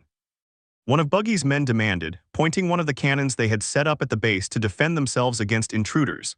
Captain Monkey D Luffy here to make terms. Luffy shouted as he greeted the strange group of people on top of the building. Buggy stepped forward and decided to speak for himself. And who are you to demand terms? I have a strong crew and plenty of guns pointed at you and yours. I don't think you're in any position to demand anything, much less negotiate. I, Captain Monkey D. Luffy, demand parley, and as a fellow pirate captain, I must be granted safe passage in and out of your base. The code is quite clear in negotiations, Luffy said in a strong, confident voice. Buggy felt his heart stop when he heard those words. It had been years since he'd heard them. Most pirates in the golden age of piracy preferred cannons to negotiation. His first instinct was to laugh and bombard the intruders into the kingdom, but a memory surfaced in his mind. 23 years ago, Grand Line. Captain, why are you letting Whitebeard come aboard? He's an enemy, Buggy shouted to his captain. I don't usually agree with Buggy, but he's right. This has to be a trap. He's the enemy. We shouldn't be talking to him or letting him on the ship. Shanks added. Roger turned to them and gave them a look that silenced them. His very presence kept them quiet as he explained his reasons. Whitebeard has demanded a parley, therefore neither of you is to lay a hand on him as long as he does not attack us, and for the duration of the parley he is a guest aboard this vessel. He ordered in a tone that showed there was no room for argument. I care not what kind of pirates you two decide to be when this voyage is over, but no matter what kind of pirates you are, you cannot expect to cross the seas without rules. This is the code we have chosen to follow, and we will adhere to it no matter how difficult it may be to obey. A man is only as good as his word. If you do not hold fast to your principles when they are being tested, then they are not principles at all. Buggy shook the memory from his mind. He'd never really maintained a strict code among his crew, and he had little need for one since no one ever challenged his rules on his ship. As much as he wanted to fly these people, he couldn't help but sense Captain Roger's disapproval. Fortunately, he thought of a loophole. For the purpose of the parley, you must be a pirate. I've never heard of any of you, and I don't see a Jolly Roger, therefore the code doesn't apply to this situation. Buggy explained happily while patting himself on the back to remind himself of that small detail. Show them our flag. Luffy ordered, and Boodle unfurled a black flag and held it up in front of him. It was a skull crossed by two bones, a completely generic design but one that still counted as a Jolly Roger. Biwahahaha, as if we cared about that. One of Buggy's men said he aimed the cannon and prepared to fire. However, before he could fire, and to the astonishment of everyone except Luffy, the pirate had a gun pointed at his head, held by an incredibly serious Buggy. "Did I order you to fire?" Buggy questioned angrily, causing his men to back away. "No, Captain, but we thought." "Then if I didn't order you to shoot, don't. If these bastards want a parley, then fine." Buggy addressed the group. "Captain Monkey D Luffy, I accept your request for a parley and guarantee you safe conduct in and out of this area. But I warn you, I'm not a man who likes to waste his time. I can't believe I'm going through this. I guess Captain Roger and his teachings finally got to me," Buggy thought as he ordered his men around to prepare the area for the parley. If he was going to go through with this damn thing, then he planned to do it right, the same way Roger would have. Luffy and his group were taken to the upper floor of the building and soon came face to face with the infamous Captain Buggy. He was seated at one end of a table with his two officers to his left and right. On the opposite side of the table were 4 seats intended for Luffy and his crew. They sat down and prepared for negotiations. Buggy decided to get things moving. "You already know who I am, so let's get on with it and get introductions out of the way. To my left is my striking first mate Moji, and to my right are striking commander and second mate Kabaji, both officers serving under me. Now, who are you anyway?" "Monkey D. Luffy, captain of this crew." At that, everyone present was surprised. They had all heard about the new bounty hunter who was wreaking havoc in the East Blue, and now they had him right in front of them. Roronoa Zoro, the former pirate hunter who now serves under Luffy. The Buggy pirates felt uneasy upon hearing that a man with such a bloody reputation was in their presence, but Buggy and his officers showed no reaction, aside from a mild interest in knowing why 2 of the best bounty hunters in that sea had become pirates. "Nami, I'm just a navigator helping these idiots. I'm not a pirate. And you know who I am, Boodle, the mayor of this town." With the introductions out of the way, Buggy waved his hand, and one of his men stepped forward and began bringing out saucers filled with sake, placing one in front of everyone on the table. "If we're going to have a parley, we might as well participate in the ritual. With this drink, the negotiations begin, and anyone who breaks the peace of this negotiation will be in violation of the parley and will bring the wrath of the sea devil upon them." Everyone at the table drank the sake that was offered to them. The food was quickly served by Buggy's men. Most people at the table didn't eat much and preferred to nibble a little food to avoid being rude, except for Luffy, who helped himself and ate enough to appease the others. While he didn't eat much, Zoro began to gulp down the alcohol as quickly as the pirates serving it could pour. "All right, lad, since you went to the trouble of setting up this meeting, let's hear what you have to say," Buggy said, taking a sip of his sake. "First, I want to say it's good to finally see you in person.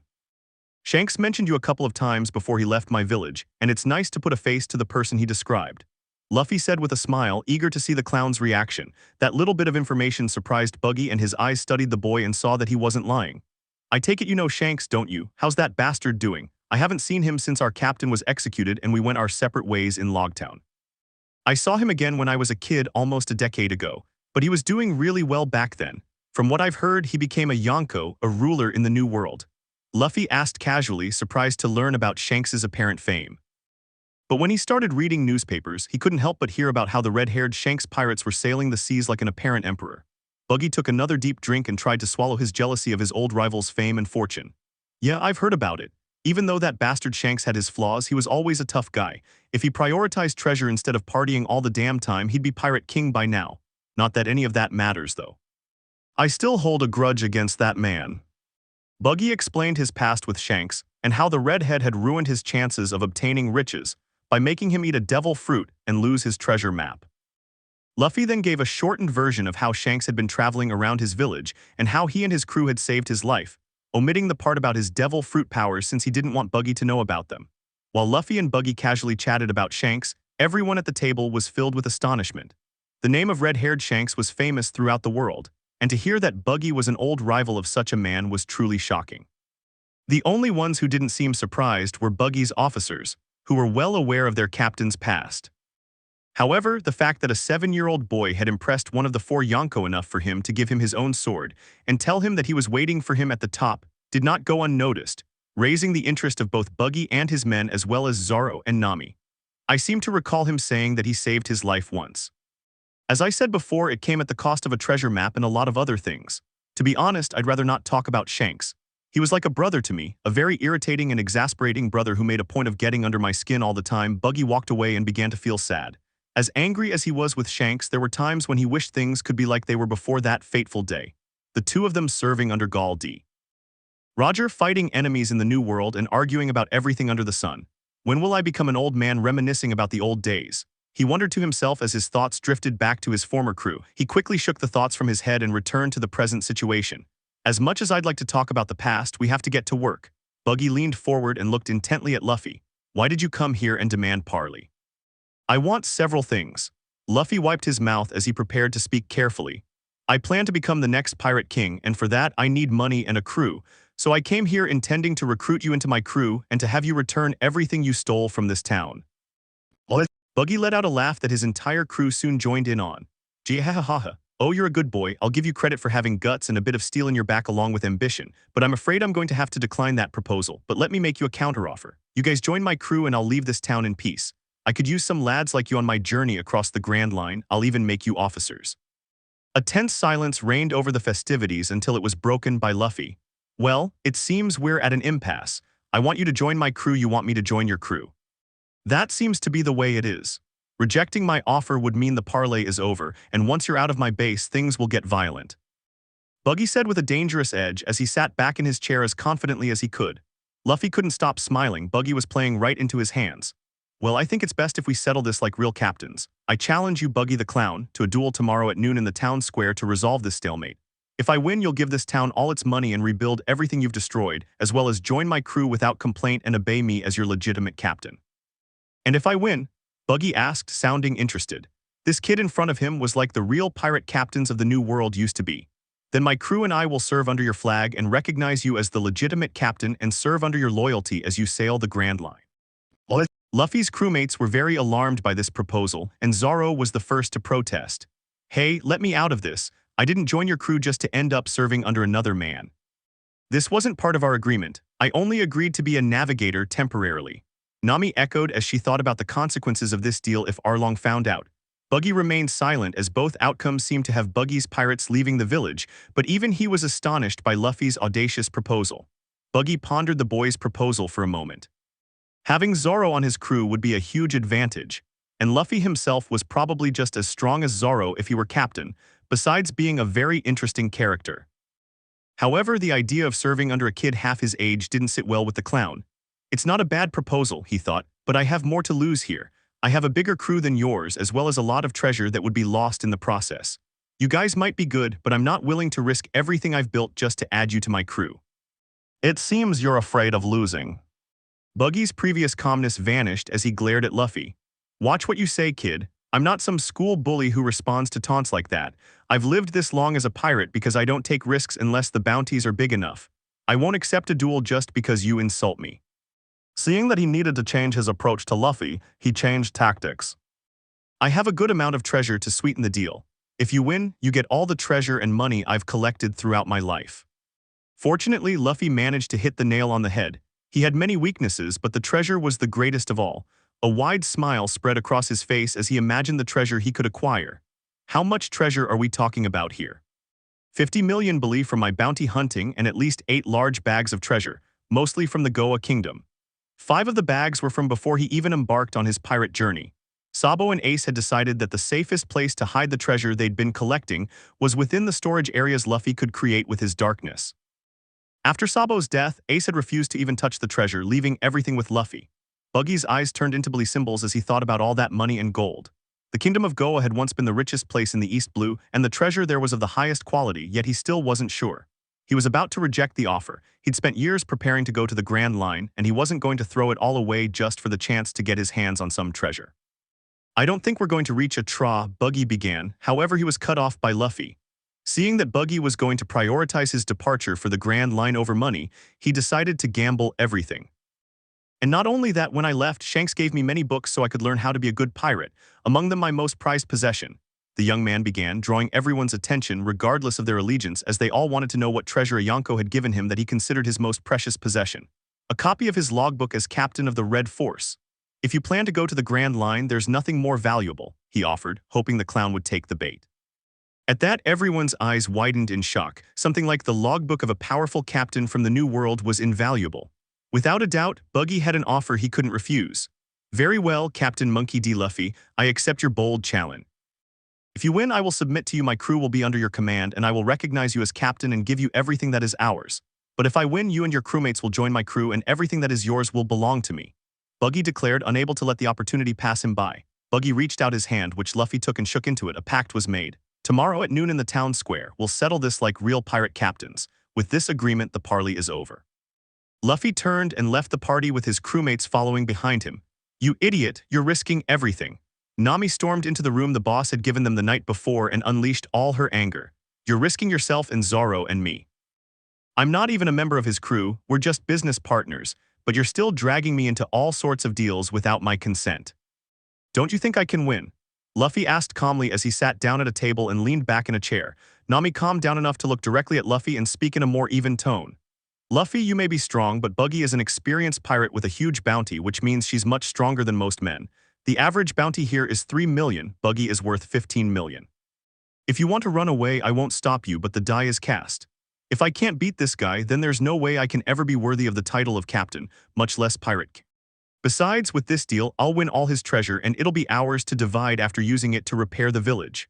Luffy said calmly, then looked Nami in the eyes and said seriously, Nami, I'm not someone to be underestimated. I'm probably one of the strongest men in the East Blue right now, if not the strongest. Nami's anger dissipated at the thought of the treasure. Rebuilding the village would surely take a good chunk of her money, but a man like Buggy would have enough of it to make it a profitable venture. She shook the thoughts of money from her head and turned to Zoro. Do you have anything to say about this? Isn't his future at stake here too? Zoro shook his head. If he can't beat the clown, then there's no reason for me to follow him, right? Besides, even if he loses and makes us end up under Buggy's command, there are ways out. A mutiny or even an accident could happen. With that, there was nothing left to say, and the three of them went to bed and prepared for the battle that was coming. At noon the next day, the two sides met in the town square. Both sides were prepared for what was to come. Luffy and Buggy stood between them.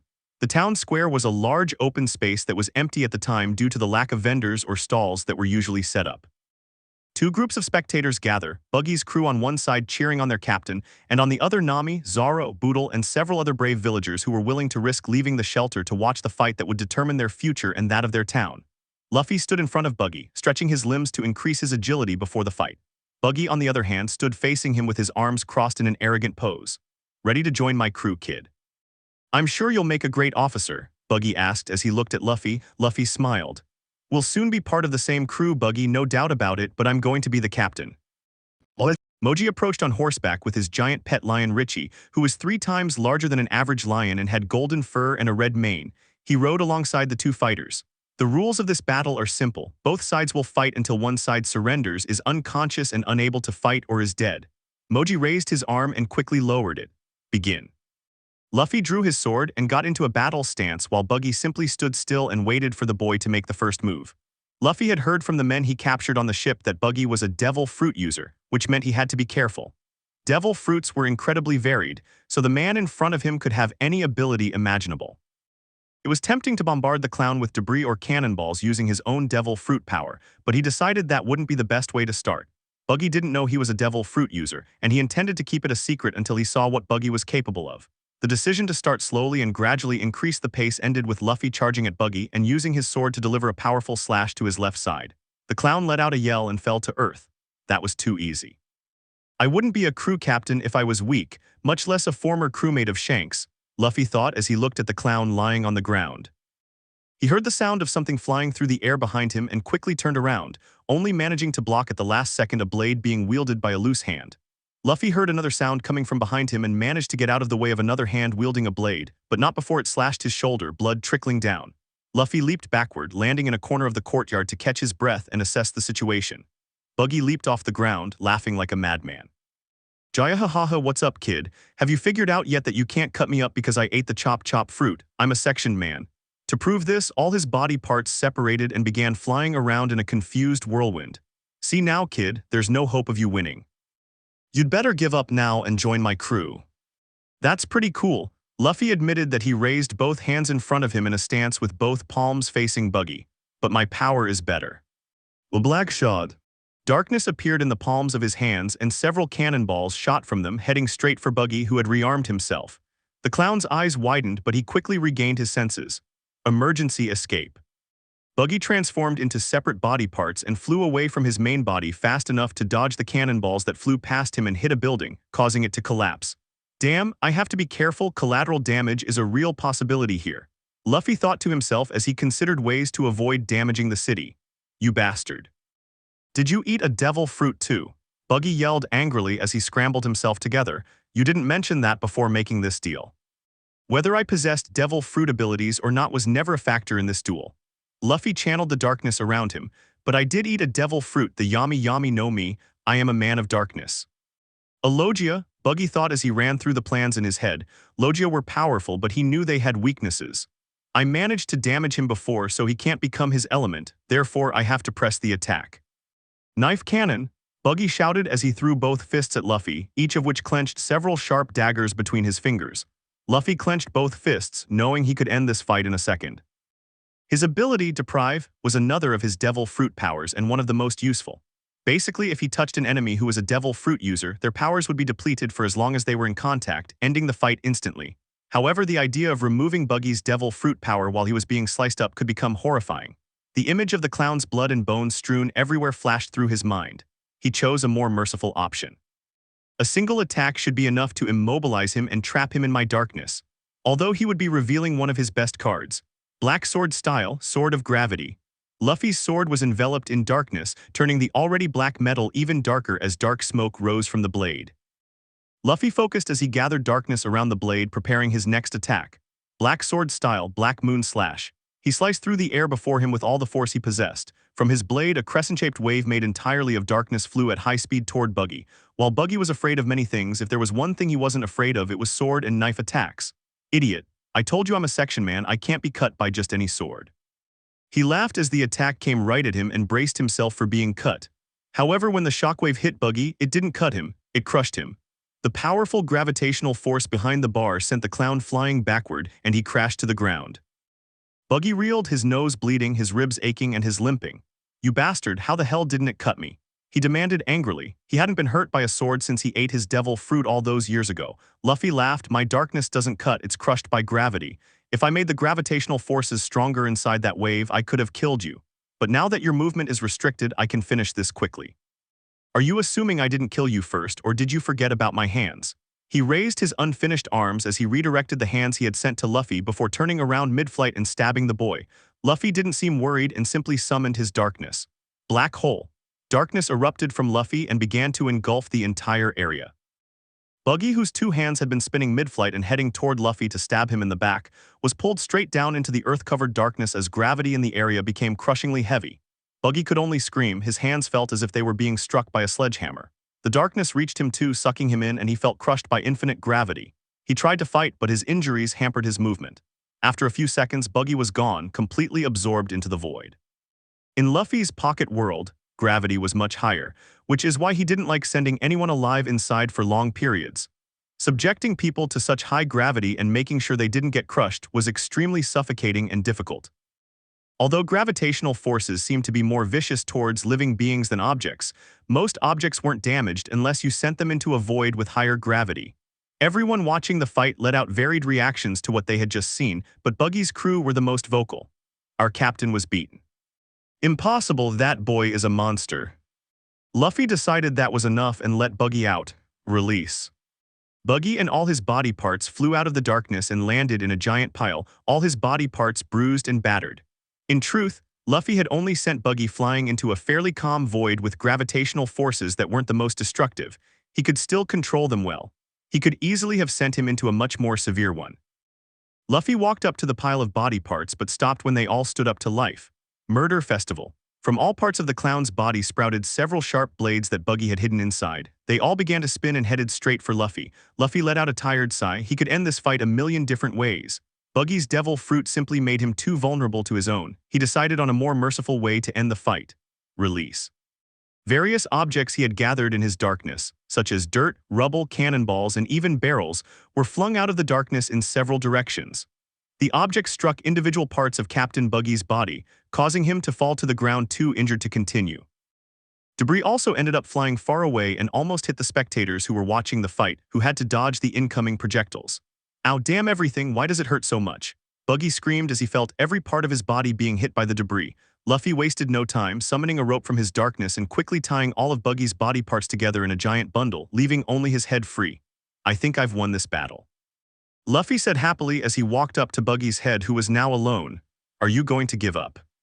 Buggy's head lunged at Luffy, a knife popping out of its mouth, attempting to slash the boy in a final act of desperation. But Luffy was ready for it, grabbing the head by the sides and throwing it more or less to the ground. Luffy picked up the knife and absorbed it into his darkness. You really don't give up, I admire that. This can't be happening, Buggy muttered sadly, his spirit breaking. All these years and now I'm going to be a subordinate to a kid. Luffy bowed before him. I'm not a cruel man.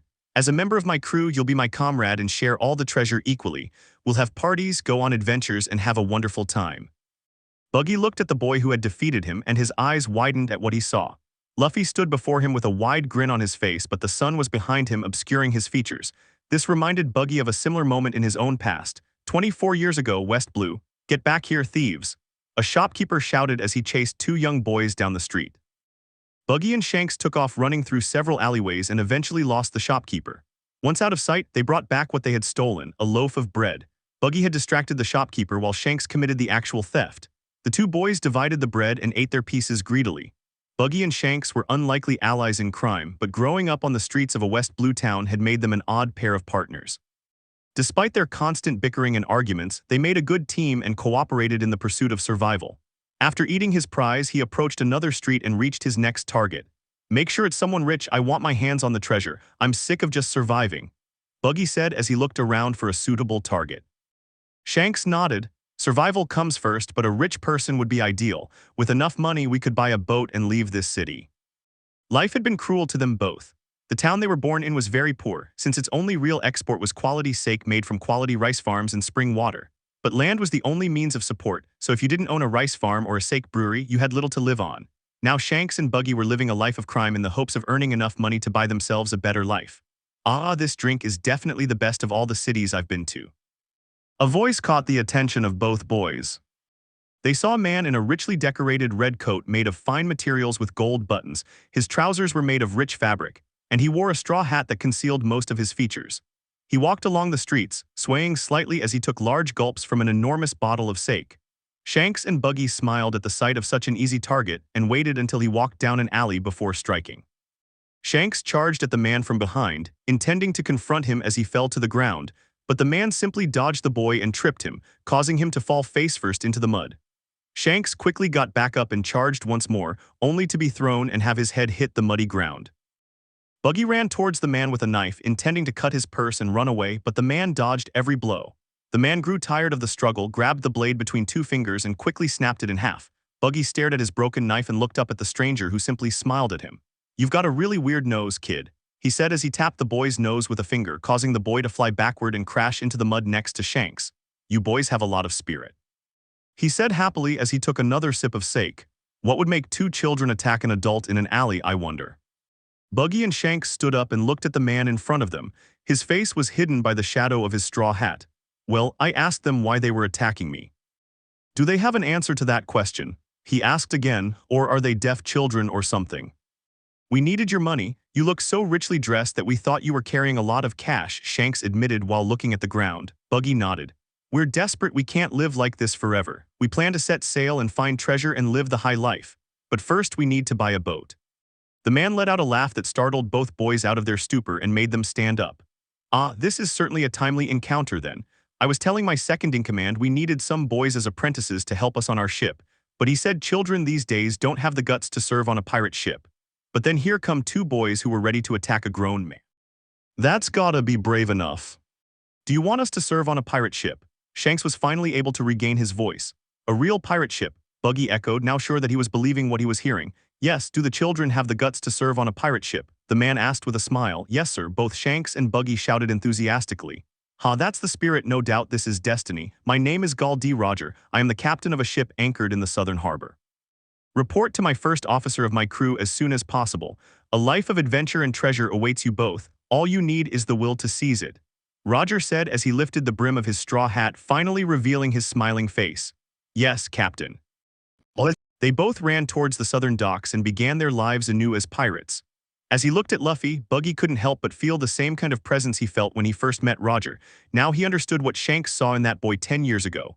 Come on, Buggy, join my crew, let's find the One Piece and conquer the Grand Line as Nakamas. Buggy felt a million emotions rushing through him and didn't know what to do. Joining such a young crew and conquering the Grand Line seemed impossible. But he tried to look at things from a more positive perspective. With the power of a devil fruit, especially a Logia, and such willpower, he could become a great pirate and I would have a fair share of all his treasures. Not to mention that his actions would overshadow mine and save me from being a wanted man in the same way that Roger's reputation overshadowed Shanks, and mine to the point that we never received a single bounty while serving under his flag. The point of remaining in the East Blue, the weakest of the world's oceans, was to amass wealth and fortune without raising any alarms. But despite years of being a successful pirate, he wasn't that rich. He knew that most of the world's wealth lay on the Grand Line and intended to risk going there again, despite the fact that it would put him in the Marines' crosshairs once more. Not to mention that his enemies would be far stronger. He shuddered at the memory of the battles he had fought in his youth on those treacherous seas. But with a powerful Logia user as his captain, he could accumulate wealth without drawing attention to himself and with less risk to himself. I know I gave you my word, kid, and I have no intention of breaking it. Buggy began in a sincere tone. I may be a pirate, but a great man taught me that a man is only as good as his word, so I'll keep my word. But I do want to ask you a favor. Go ahead, Luffy said calmly, waiting to see what Buggy would ask for in return for his service. I will serve you for a year without fail. I will work on the ship's rigging, I will fight for you, and I will even scrub the deck if that is your wish. But after a year, I want the possibility of choosing whether to remain in your crew or leave. I do not want to be another man's slave for the rest of my life, and I want to decide for myself if you are a person worth following. Luffy smiled at such a simple request. Well, that's no problem at all. You'll have so much fun and find so much treasure while adventuring with me that you'll never want to leave my crew, and that offer extends to all your crewmates as well. Buggy let out a sigh of relief. At least he had a way out if things didn't go well. Then I surrender and accept my defeat at your hands, boy. Let me take my body parts and let's finish this. Luffy unleashed all of Buggy's limbs, which immediately flew toward the clown and gathered in all the right places. Many of the spectators were expecting some kind of trap or a surprise attack, but they were shocked when Buggy simply stood up and extended his hand. Luffy accepted Buggy's outstretched hand and they shook it. The deal was done. Buggy headed over to where his men were waiting as spectators. All right, guys, now we work for. He stopped when he noticed that all his men had disappeared except for Moji and Kabaji. Where the hell did they all go? Moji and Kabaji looked at the area directly behind them and saw men had disappeared. They were barely as surprised as Buggy was. We don't know, sir. We were so caught up in watching your fight that we didn't even notice you disappear. Kabaji nervously pointed as he looked up and down the streets, seeing no sign of the rest of the crew. Suddenly, one of the villagers, who was sitting on the roof of one of the buildings to get a better view of the fight, shouted, "Hey, I think it's them by the docks. It looks like they're about to leave in their pirate ship." "Cowards who are abandoning me," Buggy addressed Luffy. "All the treasure I've taken from this city is loaded onto that ship. If you manage to get away with it, then I won't be able to fulfill that part of the deal." Luffy immediately started running towards the docks, ready to face the fleeing cowards. "Quick, get the sails ready, we have to get out of here before they notice." One of Buggy's pirates ordered the rest of the crew, who were running around the former Captain Buggy's pirate ship. "We have the treasure, so let's go." Buggy's men had fled after witnessing Luffy summon terrifying darkness and devour their captain. They didn't want to be in the presence of such a powerful man, much less under the command of someone so young. They finished assembling the ship and were beginning to sail out of the harbor when they saw a dark figure running toward them. It was none other than Luffy, running to the end of the pier. The pirate ship was already too far away for him to follow, and he couldn't jump into the sea since he was a devil fruit user. Many of Buggy's former crewmates were already cheering and dancing on deck in their apparent escape. Luffy looked around and saw several cannonballs lying on the ground, undoubtedly left behind by Buggy's men who, in their haste to load the ship, had dropped them. He was swallowed up by the darkness, launch of darkness. Cannonballs flew from their outstretched hands and shot straight at the ship filled with traitors. The cannonballs struck the ship with incredible force at the stern and exited through the bow, shattering its keel and causing the ship to sink with its entire crew screaming and desperately swimming to stay afloat. Damn, it looks like we're going to have to dive for the treasure. Luffy found himself standing before Buggy's former pirate crew, who were tied up and awaiting their trial. Surrounding him were his crewmates as well as most of the villagers. "I originally intended to add everyone to my crew, but your cowardice and disloyalty have revealed your true character. I don't need crew members who run away and abandon their nakama at the slightest opportunity. Therefore, none of you will be joining my crew, with the exception of Moji and Kabaji, who stood by your former captain even after his defeat. But I don't think that means you can just run away and leave." The pirates trembled with fear at the fate that awaited them. First, you'll rebuild everything that was destroyed in this city, then I'll let you all go free. But if I hear a word about you threatening this city again, Luffy said, shrouding himself in darkness, then I'll have to do this. He summoned a vast amount of darkness and allowed it to spread to where the pirates were sitting. The pirates screamed in fear as the darkness moved toward them, making the air above them feel heavier. They all cried out and accepted Luffy's demands, begging him for mercy. Luffy banished the darkness from himself once more and addressed the mayor. I think I got the point across. The town will be fine from now on. Once we finish diving to recover all the treasure that was lost when Buggy's ship sank, it should be enough to rebuild the town. Several days passed, and Luffy's crew, along with the villagers, managed to retrieve all the treasure from the harbor floor and divided it among themselves. The villagers also put Buggy's former crew to work clearing away all the debris from the destroyed town.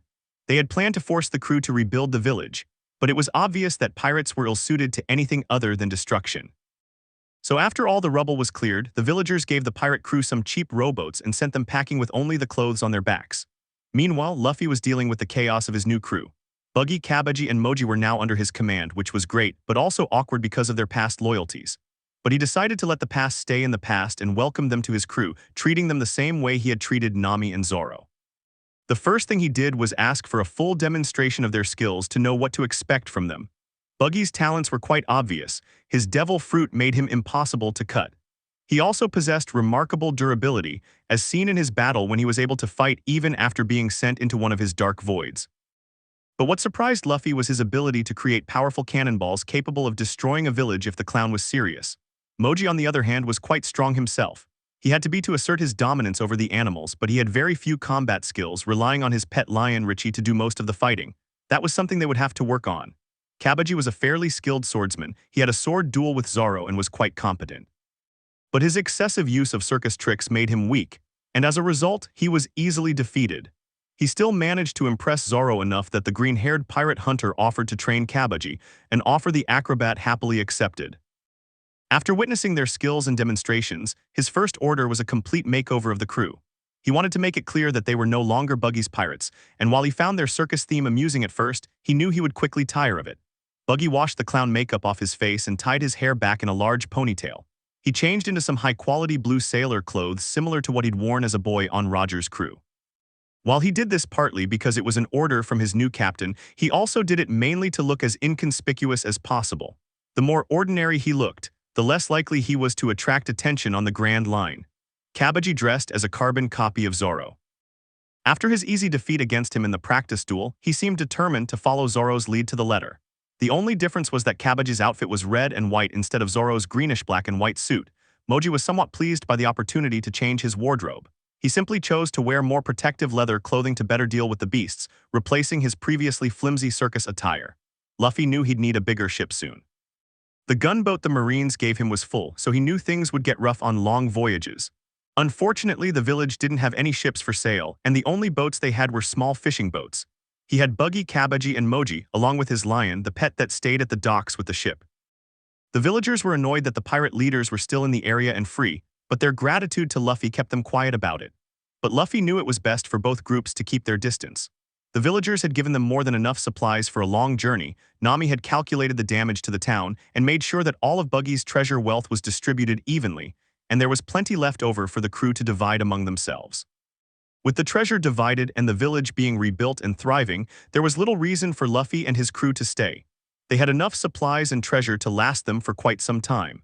Everyone was ready to leave, except Luffy, who was standing in the only hat shop in town waiting for the owner. "Damn it, this doesn't work either," Luffy said as he put a red tricorn hat back on his head. "A captain should wear a hat, but none of these are right for me." "Perhaps this, sir." The owner offered a beautiful bicorn hat with white feathers, the kind an admiral would wear. Luffy tried it on but frowned. "We're getting closer, but it's not quite right yet," he said, frowning. The shopkeeper pondered what his customer might really like, then an idea struck him. "I'll be right back." He vanished into the shop's back for a moment and emerged with his finest hat. It was black and tricorn, very elegant. Its most distinctive feature was the beautiful reddish pattern along the bottom, which, while not as flamboyant as the feathers on the other hats, was still elegant and special enough. "This is the best hat I own. I had to hide it when the pirates raided us. Its most distinctive feature is the red gold rune pattern on the bottom. It's an exquisite piece." Luffy tried on the hat, looked at himself in the mirror, and smiled. Much better, now I look like a real captain. The hat had a brim that gave him a wide shade from the sun. His words seemed to confuse the shopkeeper. Does a hat make you look like a real captain? Of course, Luffy replied confidently. I couldn't be a true captain without a hat. He reached into his coat pocket and pulled out his gold pocket watch. Damn it, I need to get going soon, here's some cash. He slammed a fat wad of bills on the counter despite the shopkeeper's protest that the hat was free for the town's savior. Luffy ran out of the store and started heading towards the docks. Departing from Orange Town, the villagers gathered at the dock with great fanfare. As Luffy and his crew sailed away, the villagers waved goodbye and waved their farewells. Luffy, Nami, and Zoro were all waving and saying their goodbyes while Buggy, Moji, and Cabbage were below the ship's hatches, preferring to remain out of sight. Eventually, the island disappeared from sight until it was no longer visible. The crew began working to prepare the ship for its long voyage, and Nami turned to Luffy. So, what's our course? She asked when she began watching weather patterns to make sure there were no threats to them on their journey. I set a course for the Gecko Islands. I made a promise that I intend to keep. Luffy replied as he steered the ship on the course Nami had set. Zoro stood beside his captain, looking at Buggy, Cabbage, and Moji who had come out onto the decks of the ships. Buggy glared angrily at Luffy. You really should back out of our agreement. You said you were a pirate, but you're really a bounty hunter. The parley we had, as well as the agreements we made under it, were all based on false pretenses. In order to be recognized as a pirate by the world government, all one has to do is possess a Jolly Roger. No official acts of piracy must be committed, Luffy argued. So, by legal definition, we were pirates at that time. Furthermore, I intend to officially declare myself a pirate once we decide to set sail for the Grand Line. I still say you lied and cheated. Well, you gave me your word, so you can't go back on it now. Besides, where in the negotiations did I say I was a pirate? You just assumed that because of the Jolly Roger I was, so it's your own fault for jumping to conclusions. But I was honest about my intentions to one day become the Pirate King. It's fine that you win this round on technicalities, brat. Buggy grunted as he acknowledged the boy's success. Buggy, is that any way to address your new captain? I think I deserve a little more respect than that. Buggy looked like he was about to lose his temper, but he quickly regained control. Can I please be fired, bratty captain? He asked through gritted teeth. Much better, Buggy. The clown simply turned around, leaving Luffy, Nami, and Zoro alone. If he'd told me he'd recruit a clown, an acrobat, a lion tamer, and a lion to the crew when we first met, I would have laughed my head off, but here we are with all of them on our ship. Zoro muttered as he watched Buggy's retreating form disappear below deck. Nami nodded. I'm not sure what kind of crew you're trying to put together, Luffy, but it'll certainly be the most interesting the world has ever seen. She added, eyeing her new additions to the group. It makes me shudder to think what his crew will look like if he keeps up this kind of recruitment. But that's the best part, isn't it? Luffy asked. Not knowing what kind of people will join us as we conquer the Grand Line creates a wonderful mystery to the whole thing. I bet I'll have the best crew that ever existed. Are you planning to record the crew in the history books? Zoro questioned as he leaned against the ship's railing. If being the Pirate King and having the greatest crew in the world makes me famous, then I guess fame can't be avoided. Luffy said as he gazed at the endless blue horizon. I have nothing to say except that I'm made for the life of a true pirate and I won't settle for less. Chapter 6, Promises and Black Cats. Luffy gazed out at the sea and smiled. He and his crew were currently sailing toward Syrup Village, a small town located on a remote island. His crew wondered why he wanted to go to such an isolated place, but Luffy simply replied that he needed to in order to keep a promise. When I make a promise, I keep it. I have a special delivery to make to a certain person, she thought as she gazed out at the ocean. She wanted to enjoy the voyage, but she discovered that her crew was having trouble getting along and was fraying from nerves. Get away from me, pirate. I don't want you anywhere near me. Nami yelled at Buggy as she glared at the former clown with hatred. Hey, watch your mouth, girl. We're on the same crew now, so you'd better be nice. Buggy and Nami's faces were inches apart and they were glaring daggers at each other. It looked like things were about to come to blows. I don't have to be nice to someone with a big red nose like you. He poked fun at the person by pointing at their red nose to emphasize his point. Big red nose. Now you've really done it, missy. I don't usually like hitting women, but you're the exception. Buggy's anger rose like a phoenix at the mention of her nose, and he was rolling in his sleeve in preparation for the inevitable fight. Banning. The gunshot drew the crew's attention and broke up the impending fight. Luffy was near the ship's wheel, holding a smoking pistol. Stop, Luffy shouted, silencing both sides. I know this ship doesn't have much room to breathe, but I don't want my crew getting into fights after only an hour at sea, especially over something so pointless. If you're going to fight over something, make sure it's worth fighting for, like meat. Meat, they all wondered at the same time, not knowing if their captain was being serious or stupid or a combination of both. His words had some effect on everyone and calmed things down, but Luffy didn't want to raise another point. I know things have been tough. We have new members in our growing crew and this ship is quite small, not to mention the fact that we haven't had a chance to get to know each other properly. Luffy summoned several barrels of liquor out of the shadows along with some food. The sea is calm and our course is set. Let's have a party to celebrate our crew growing. Luffy rested his hand on a beer barrel. Let's see if any of you can beat me in a drinking contest. That suggestion, as well as the appearance of alcohol, dissipated the tension that remained on the ship. I hope you accept defeat gracefully, Captain, Zoro said as he opened one of the barrels and filled a cup, which he immediately put down. Kabaji walked over to the barrel and filled his own cup. You might have beat me in fencing, Zoro, but I'll show you who the better drinker is. He took a glass and drank it down easily in one gulp. Smooth and easy, just like my inevitable victory. Buggy was never one to pass up a challenge involving alcohol, so he decided to sign up and enter the competition. Alright guys, out of the way, I'll show you how a real man drinks, he said as he downed his own drink. If you can't beat them, you might as well show them how it's done, he thought as the burning alcohol slid down his throat.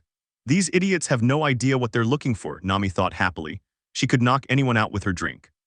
It was her greatest skill, and she'd used it countless times throughout her life as a thief. People were easier to rob when they passed out drunk on the ground. The earlier fight was forgotten, and the team sat around a small table on the deck of the ships and began to party. Food and drink were consumed quickly, and it didn't take long for everyone to find a much friendlier atmosphere. Any previous hostility was forgotten as the group settled into relaxed conversation. Hey Moji, I've been wanting to ask, what's the deal with your hair? Zoro asked curiously. I mean, is it even your hair? Moji let out an angry shout. I can't help it, it's grown like this since I was a kid. This kind of hair is pretty common where I'm from. He rubbed his fluffy ear, which was covered in bumps of hair on the top of his head. Where's that land of fairies and elves? Nami asked while laughing at how silly Moji looked stroking her head. No, he said, stifling an angry growl. I'm from an island in the far north blue called Jungle. It's a dense jungle island with animals that are much bigger and stronger than their usual counterparts. That's why Richie is so big. He began stroking his lion's side as the beast happily ate a large piece of meat. What does that have to do with his fur, though? Luffy questioned as he reached for a piece of meat only to see Richie snatch it away with his large claws. Luffy glared at the lion, who just seemed to be laughing as he ate the meat. You bastard, that was my meat, give it back. Luffy bit into the meat, and the two began playing Tugafor with him as the prize. The crew ignored their captain's antics and focused once again on Moji. Some of the village elders say it's because we lived among the animals for so long that our hair grew this way. We lived in isolation for hundreds of years before making consistent contact with the outside world. So it's only natural that we would look different from other people. Wow, why did you leave that island? It sounds super cool. Luffy called out while fighting with Richie over the meat. The boy imagined all the amazing animals on the island, and he also imagined how much meat those huge animals must have on them, and he had to stop drooling. There's not much work for a Beastmaster anymore, so I had to leave. Moji said sadly as he took a deep swig of his beer. Beastmaster. Zoro and Nami wondered together. Moji nodded. In my homeland, a few children are born each generation with the ability to understand and tame wild beasts. These children grow up to be beastmasters who protect the villages around our homeland and ensure that the large beasts of the jungle do not harm the villagers. Nami nodded carefully. If that's true, why weren't you able to find a job? It sounds like a man who could tame and command beasts would be highly valued there. It was a respected position until a few decades ago. My homeland became a member state of the world government, and because of that, we stabilized trade as well as the Marines who protected us. As a result, my people began to place more faith in weapons and cannons, so an ancient tradition like taming beasts became useless. Moji let out a melancholic sigh. Despite my gift for communion with animals, I remained on the streets performing with Richie and sometimes even begging to make ends meet. One day, Buggy found me and Richie begging on a road and offered me a place on his crew. The rest is history. That's stupid, Luffy muttered as he resumed his former seated position, eating a poorly torn piece of meat. Why the hell would you bother with guns and cannons when you could have an army of super cool animals by your side? Richie is easily twice the size of the average lion. I can only imagine how big the other animals grow. Moji chuckled. This is nothing. Beasts in the jungle live for over 100 years and grow for many of them. Richie is about 7 years old, so he's still considered a cub. He's going to be much bigger. Moji stroked Richie's head to soothe the beast after its loss of meat. This caused the lion to roll over like an obedient cat. Don't take that Beastmaster stuff too seriously, Kabaji chimed in. I've seen Moji tame some wild beasts, but it doesn't always work. He couldn't even tame a puppy back in Orange Town. I can tame wild beasts. That dog was already domesticated and loyal to a previous owner, Moji explained defensively. I was planning to tame that dog and enter that pet store. Unfortunately, you all showed up with your demands for parley and threw that plan off track. What about you, Kabaji? What's your story? Luffy asked. Do you come from an island of acrobats, or did you just stumble into the whole acrobatic swordsman thing? Kabaji chuckled. I came from a simple island in the South Blue. I was an orphan with excellent reflexes and substantial physical dexterity. He boasted in a not-so-humble manner, flexing his body. So I did what any kid in that situation would do. I joined a circus and became an acrobat. Sword fighting was simply something I took up to enhance my act, but I ended up being gifted at it as well. How do you go from circus acrobat to pirate? Nami asked. That seems like a really drastic career change. Well, I found myself joining Buggy's crew after a Kabaji fumbled for the right words. A misunderstanding with the owner of the traveling circus I was part of. It was more than a misunderstanding, Moji interrupted. He slept with the circus owner's daughter. Kabaji ended up being chased by the townspeople while completely naked, with the entire circus in pursuit. At this point, everyone started laughing except Zoro, who simply patted Kabaji on the back and congratulated him on his courage. Don't make it sound so funny, you're leaving out a lot of stuff. Kabaji argued, trying to steer the conversation back to the track and away from his embarrassing escape. They ended up catching me and I almost met my end. If it weren't for you and Buggy showing up and rescuing me, I'd be dead right now. Wow, Buggy saved them both. Nami was surprised by the red-nosed pirate sitting across from her. I guess there's a good guy inside his black heart. Buggy looked at the navigator. I may be a pirate, but I'm not cruel. I know what it's like to be poor and suffer, so I guess I have a soft spot for the oppressed. That wouldn't stop you from robbing Orange Town or all the other acts of piracy you committed, Nami retorted, still remembering how Buggy had robbed people. I didn't harm a single villager in the entire town. I make a point of avoiding bloodshed unless absolutely necessary, Buggy argued. Most pirates would have burned and looted the whole town, but I had my men meticulously go from house to house and only take valuables. The villagers were allowed to remain in their shelters with plenty of food and water. Wow, you're a saint. I never said I was a saint or even a good person, Buggy said, looking at the orange-haired girl in front of him. But I have a code I live by. Monsters like Don Krieg are known for leaving no survivors. I made sure those villagers were simply suppressed, and as long as they didn't interfere, no harm would come to them. Once I'd looted the town, I would have returned to their homes and found them empty of gold, but mostly intact. It seemed like Nami was going to retort and a real argument was about to take place, but Luffy decided to end it before it even started. That's enough for you two, there's no point in fighting over it. Luffy chimed in, trying to calm his crew's tempers. Buggy is part of this crew, and as long as he's captain, we won't attack poor villages. Then I guess we'll be eating ramen noodles for this whole trip, Buggy grumbled. A pirate who doesn't steal is going to be a poor pirate. What? Are you some kind of idiot? Luffy asked, ignoring the death glare Buggy was giving him. Why steal from the poor? First of all, it's horrible to steal from people who can barely support themselves. Secondly, there's no profit in it. If we're going to steal, it'll be from nobles, kings, and the rich who have tons of money, besides other pirate crews, of course. Now that it's an act of piracy, I can accept it, Nami said happily. Freeing a fat nobleman from all his gold isn't a crime, it's just a redistribution of wealth. The conversation became lighter, and the game became much more entertaining for the crew. After a heavy round of drinking, everyone started engaging in typical pirate ship activities. Zoro, Kabaji, and Buggy played darts. They used daggers as projectiles and a hastily drawn dartboard on the ship's mainmast. Meanwhile, Moji was showing Nami how to pet Richie. Richie purred under Nami's caresses, which made the little girl hug the giant lion like he was a giant stuffed animal. Luffy went from group to group, drinking, telling stories, and having a great time. Several hours later, everyone had fallen asleep, except for Luffy and Nami, who were comfortably sitting on the deck of the ships with their backs against the ship's mainsail. I have no idea how you're not drunk and half dead, Nami said as she observed her sober companion.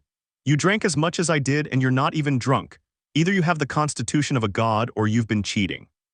What? Luffy turned to face her and opened his mouth as wide as possible. Nami was confused by the teenager's antics, but when she looked into his mouth, she saw a portal of darkness within it.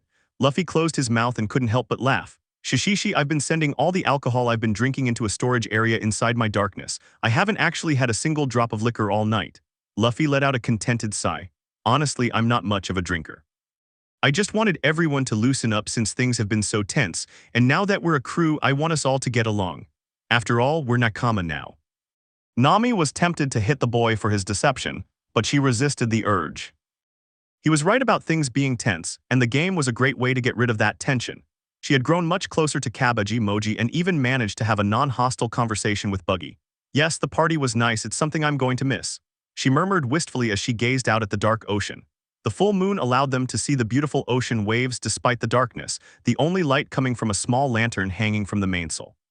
What do you mean by saying it's something you're going to miss? Nami let out a tired sigh.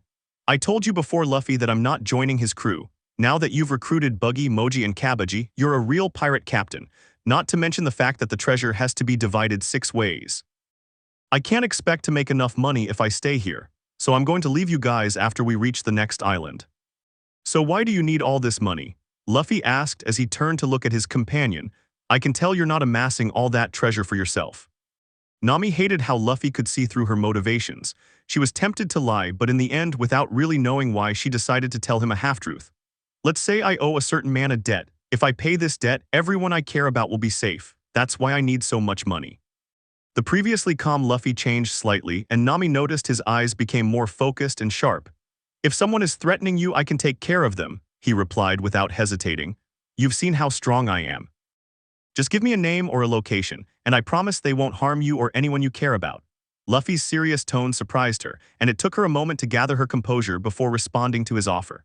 It's tempting, she was truly tempted to let Luffy and Arlong fight, but years of watching Arlong destroy entire marine battleships made her hesitate. She couldn't make such a gamble when she was so close to securing the money to complete her deal. But I'm not going to risk it. It's more than my life that's on the line. All I need is about 12 million plus Bali, and I can complete my deal without any risk to those I care about. Luffy had to hide a grimace. He didn't like it when people doubted him, and he was about to call Nami and show her the true extent of his powers. But the solemn look on her face made him remain silent on the matter. So, only 12 million, huh? Are you sure the person you owe money to will honor the agreement? He doesn't sound very trustworthy. He's the worst kind of person. Nami couldn't believe she was saying all this to Luffy. It could have been all the drinking she'd done or a growing friendship with the boy, but she felt comfortable talking to him, which made her uneasy. In her line of work, things like trust and friendship were obstacles that stood in the way of swindling people and getting their money, but she couldn't help feeling relaxed in his presence. But such a terrible person as him. He always keeps his word on deals involving money. He'd rather die than go back to a deal like this.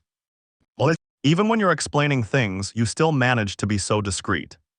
You're lucky I've never told anyone this kind of thing before, she retorted. So now you know why I can't stay on this team anymore. If you were a bad person, I would have stolen everything from you and left without a word. You're lucky I've stayed all this time.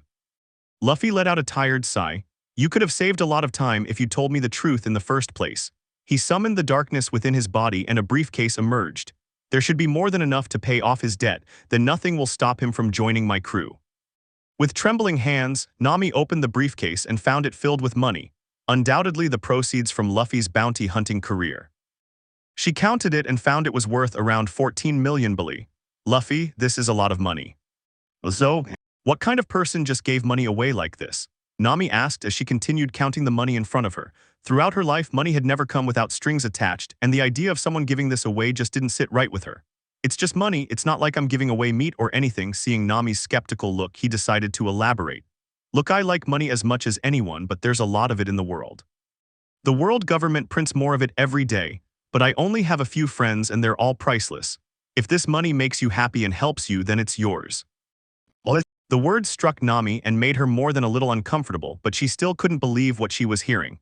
So there are no strings attached. I thought you'd use this as leverage to get me to join your crew once you decided to officially become a pirate. Luffy simply shrugged. I want you to join my crew, but I don't want it to be some kind of business deal. Luffy stuck out his tongue in disgust at the idea of forcing someone to join his crew through bribery. Join my crew or not, the money's yours either way, but I hope you'll consider coming with me once you've paid off your debt. I promise we'll go on all sorts of adventures, have fun, and find tons of treasure. Nami didn't know what to say. All her life, money had always been something you had to steal or trade for. No one had ever given her money so freely without the expectation of repayment. Luffy, thank you, she said quietly, unsure if her voice would hold back from emotion. No problem, he replied casually. After we get a new ship, you can take this gunboat and pay off your debt. I hope you'll join my crew, but if that's not what you want, I won't force you. I can't promise I can join your crew, but she couldn't believe what she was saying. Just a few weeks ago, she would have found the idea of joining a pirate crew a ridiculously stupid way to live, enough to laugh at her. But if her village was free of Arlong, she would be free and able to choose her own future. She didn't know if she wanted to be a pirate or even leave her village after the debt was paid, but she could think of worse things than joining a pirate crew and searching for adventure and treasure. But I can promise that once things have settled down, I'll consider joining. I wish I could promise more, but the future is still so uncertain. That's fine, Nami. You're my friend, so your word is enough for me. However, if the debt repayment doesn't go well and you need help, don't hesitate to ask. They said nothing more to each other and were content simply to sit on the decks of the ships and watch the moon reflected in the ocean waters. After several minutes of relaxing silence, they both fell asleep under the light of the full moon.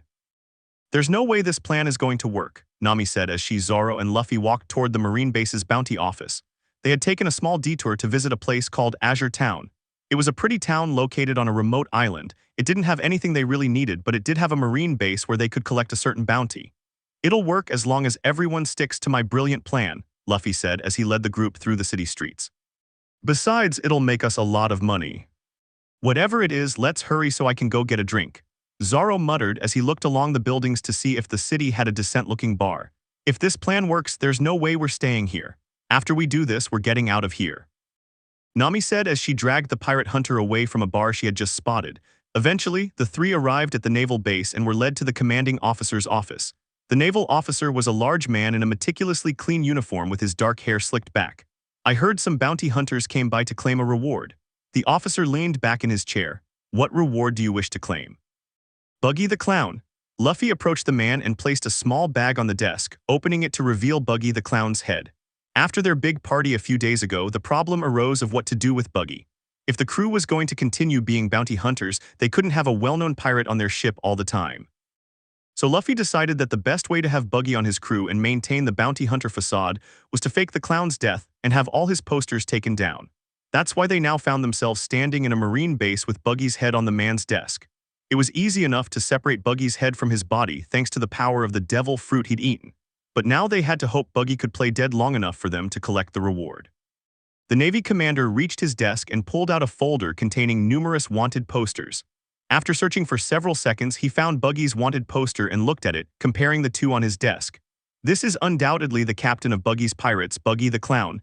I'm surprised it's so well preserved. He reached over and gently touched it to confirm it was real flesh, withdrawing his hand after a few seconds. Definitely flesh. We usually keep a portion of the reward money because the pirate in question is dead, as we can't make a public spectacle of their execution. However, this head is so well preserved that it will be enough to convince the public that Buggy is no longer with us. All I need are a few photos for tomorrow's papers. He used his intercom to call a marine photographer who took numerous pictures of Buggy's head, including some with Luffy and Zoro posing triumphantly with it so the paperwork could credit the bounty hunters. Once the photo shoot was complete, the marine commander had a soldier bring in the bounty. Good job killing Buggy. It seems the stories of Monkey D Luffy and Roronoa Zoro are true after all, the commander said as he handed the suitcase of reward money to Nami, who grabbed it impatiently. Keep this up, and you too could become world famous. Thank you, sir. I was wondering if I could ask you a favor, Luffy asked, trying to hide his relief that his plan had worked. Of course, tell me, what do you need? Could we keep the head? Luffy asked. My partner here is a bit gruesome and likes to keep the skulls of bounty hunters he kills as souvenirs. Zoro had to restrain himself from yelling at his captain to make such an observation, but it was the only way he had come up with to get his head back after making him a bounty.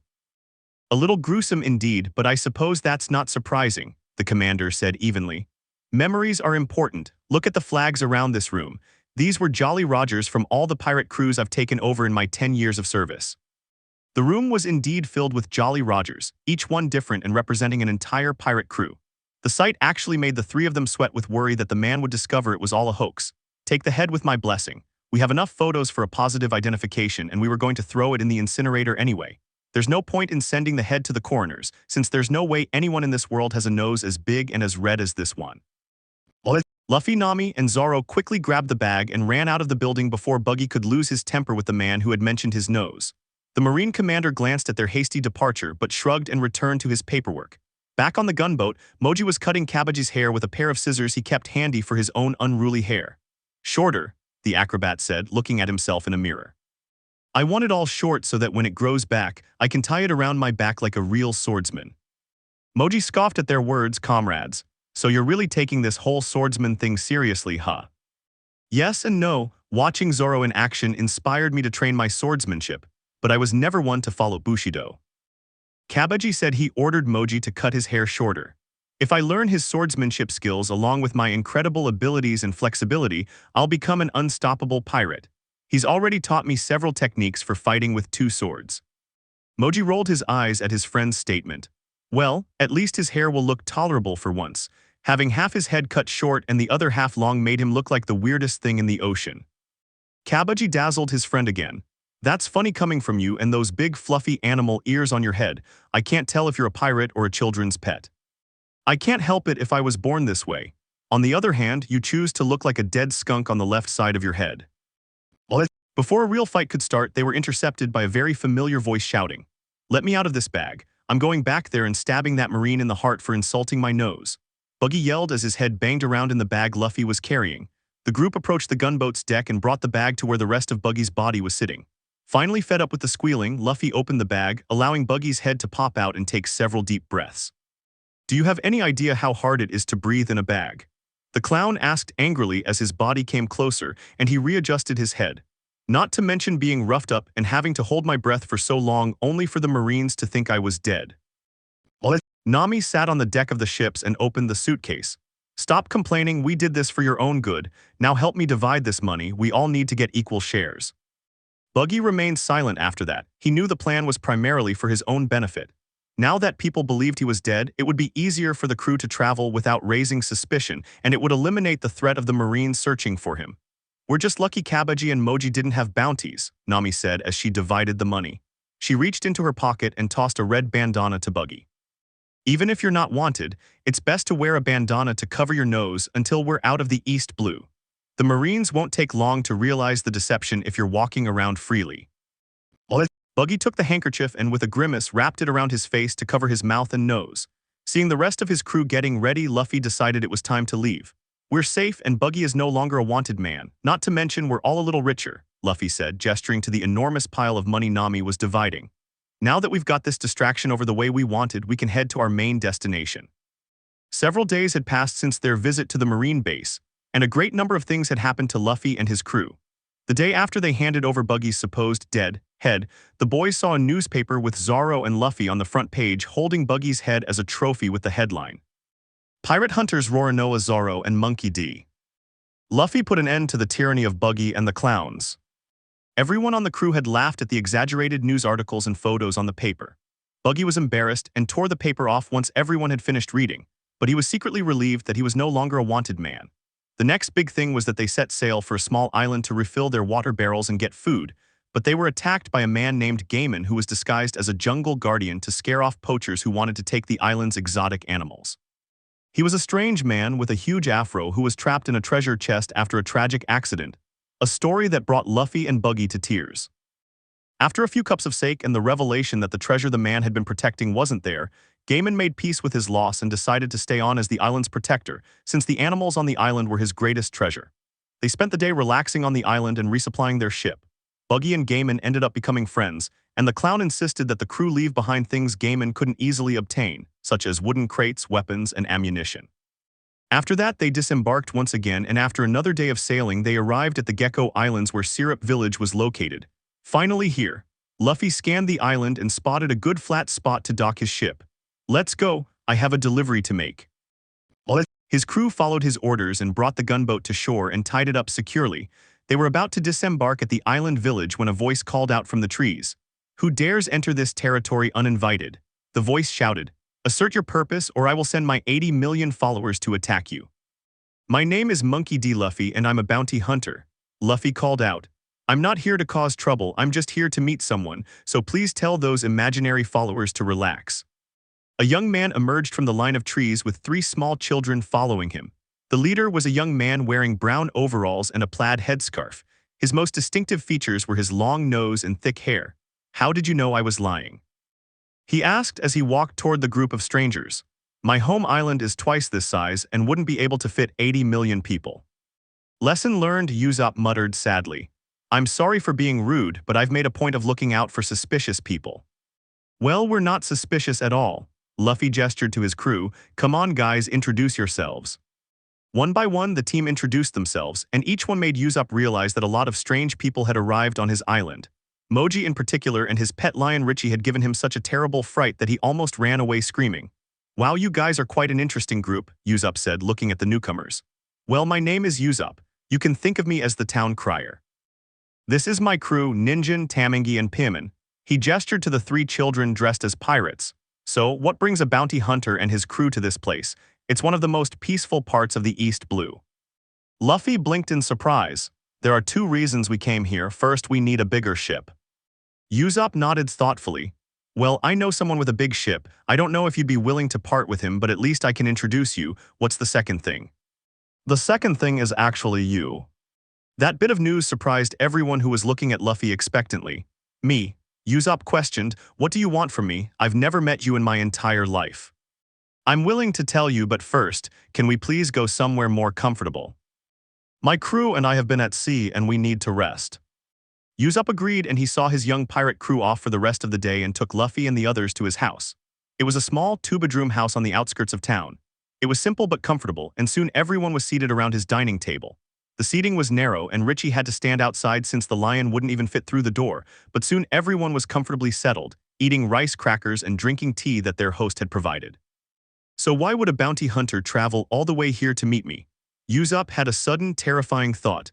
"I'm not wanted for anything, am I? Because I swear I haven't done anything wrong." "Calm down, I'm just here to give you something."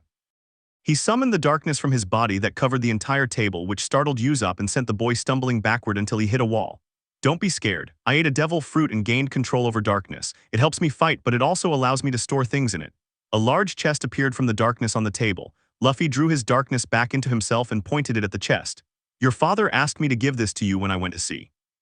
After witnessing Luffy's ability to store a near-infinite amount of objects within his darkness, Yasopp demanded that the boy deliver something to his son. Luffy saw no problem with this, as carrying the enormous chest was easy for him thanks to his devil fruit ability. He wanted to deliver it himself, but he couldn't. "I haven't even met my father," Usopp said after getting over his initial shock at Luffy's abilities. He looked at the chest reverently and could barely think straight. "How is it that you know my father?"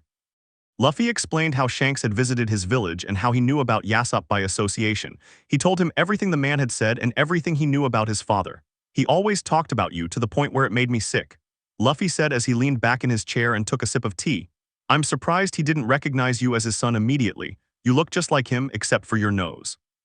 "Yes, I got this nose from my mother," Usopp said shyly. "Even so, it's great to hear about my father. I always knew he was a pirate and it made me proud to be his son.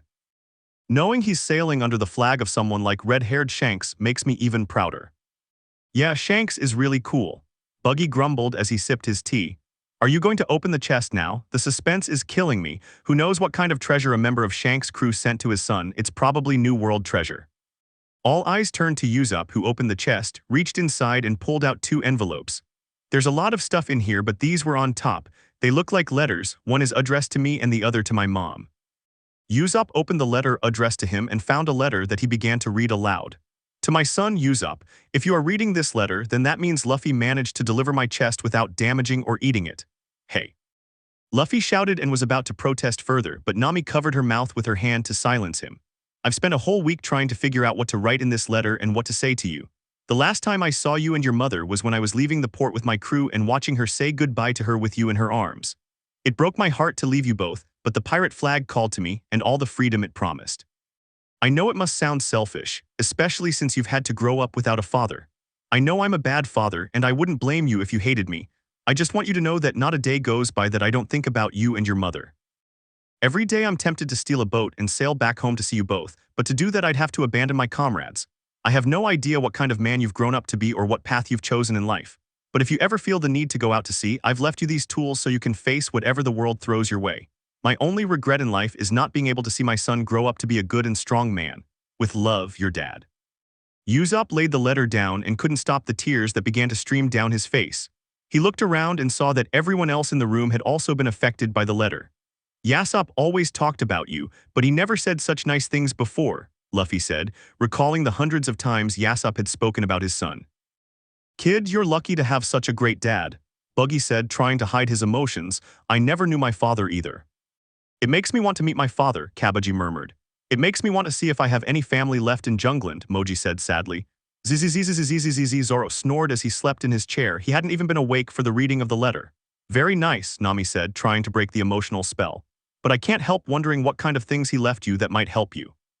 I'm curious about that too, Usopp said, eyeing the chest, but finding the rest of its contents hidden under a rag.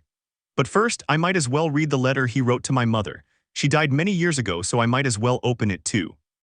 Shaking those sad thoughts about his mother out of his head, the long-nosed teenager opened the letter to his mother and pulled out several photos that made him scream and scatter them all over the table. Everyone at the table looked at the photos that had fallen from the card and understood Usopp's scream. The photos were all of Yasopp in various poses, and he was very naked. Nami noticed a note attached to one of the photos and decided to read it aloud. To my dear Bakina. In case you have a lonely night, I'm leaving these photos for you. If I were with you right now, I'd be tearing your clothes off and making love to you like an animal. Nami and everyone else found out about his disgusting letter and burst out laughing. Even Zoro woke up and realized what was happening and joined in the laughter. The only exception was Usopp, who didn't find it funny at all. Hey, stop laughing. Usopp ran forward and grabbed the several photos from the guest's hands. These photos were only meant for my mother's eyes. I'm going to have to dig a small hole back there and bury it on top of her grave. Luffy managed to control his laughter and focused on the chest. It would be good to find out what's in there. The suspense has been killing me for years. There were times when I was tempted to open the chest, but I made a promise to Yasopp to deliver it to you, and I never break a promise. Usopp pulled the cloth from his chest, reached over and pulled out an object. It was a weapon, but Usopp couldn't say what kind. Surprisingly, it was Buggy who recognized the firearm. I haven't seen one of those in years. Buggy exclaimed, springing up from his chair and examining the weapon in Usopp's hands with the eye of an expert. This is incredible, obviously a custom job. I haven't seen a weapon this flashy since I was traveling around the New World. What kind of weapon is it? Usopp questioned as he examined the firearm. It was a beautiful piece of craftsmanship made of dark wood and the metal was fine steel. It looked like a shortened shotgun, but the muzzle clearly indicated it was a long-range weapon. It had a flintlock mechanism like most guns, but the magazine was too large for standard slugs. It's too short for a rifle, but it seems to be meant for snipers. Press the button on the right side. Buggy ordered, pointing to the small button on the side of the gun. Usopp obeyed Buggy's command, and the second the weapon expanded, its barrel shooting out, transforming into a proper rifle. It was almost as long as Usopp was tall, making it a bit awkward to handle. What kind of weapon is this? The long-nosed boy asked, marveling at the weapon in his hands. He pushed the button on the side, and it retracted back into its smaller, portable state. It's a folding rifle, a very expensive and complex weapon among snipers in the New World, Buggy explained as he poured himself another cup of tea. It has excellent range, it's easily transportable, and it's extremely customizable. The big advantage is that it allows you to load customizable bullets alongside the typical round, making it capable of firing all sorts of things in addition to standard bullets. How do you know all that? Usopp asked while looking at the weapon with reverence. I traveled the Grand Line in my youth, he replied simply. I also happened to meet the man who invented that type of weapon. He was a sniper on the pirate ship I served on. After our voyage, he went to the New World and started making and selling replicas of the weapons he used. He probably lives like a king since each of those rifles sells for a small fortune. Buggy added, a hint of jealousy in his voice. Did you say fortune? Nami asked, suddenly appearing next to Usopp. Usopp, I was wondering if you could let me see that gun for a moment, please. She purred, putting on an innocent look while simultaneously pushing out her cleavage a little. Usopp didn't miss. Hey, you boar, this gun is my birthright, he yelled as he threw the weapon out of Nami's clutching hands. Boar. Nami's gaze turned deadly as she looked down at the long-nosed teenager. I'm going to have to prove I'm as pure and innocent as a maiden can be, right guys? She asked as she addressed her friends. Me.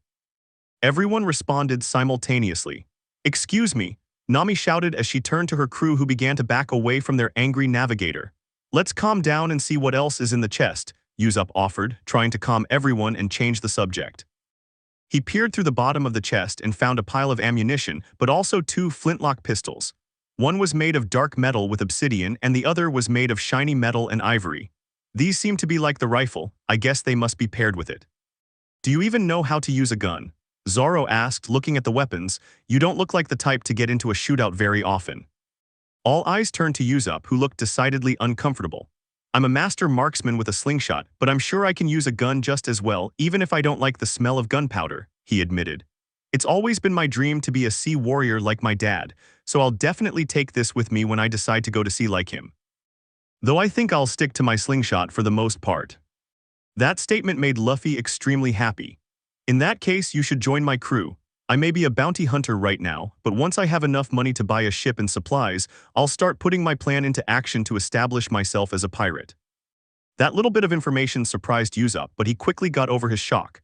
After the madness of today's events, Luffy could reveal he was a dinosaur and he'd believe it. Can I be the captain? Usopp asked, thinking about the excitement of setting sail on the high seas and fulfilling his dream of becoming a true warrior. No. Everyone present chanted together, which made the young man hang his head. It was worth a try, Usopp muttered sadly, his attempt at becoming a real captain having failed. Well, Luffy gave me this chest, and in doing so he gave me a closure I never thought possible.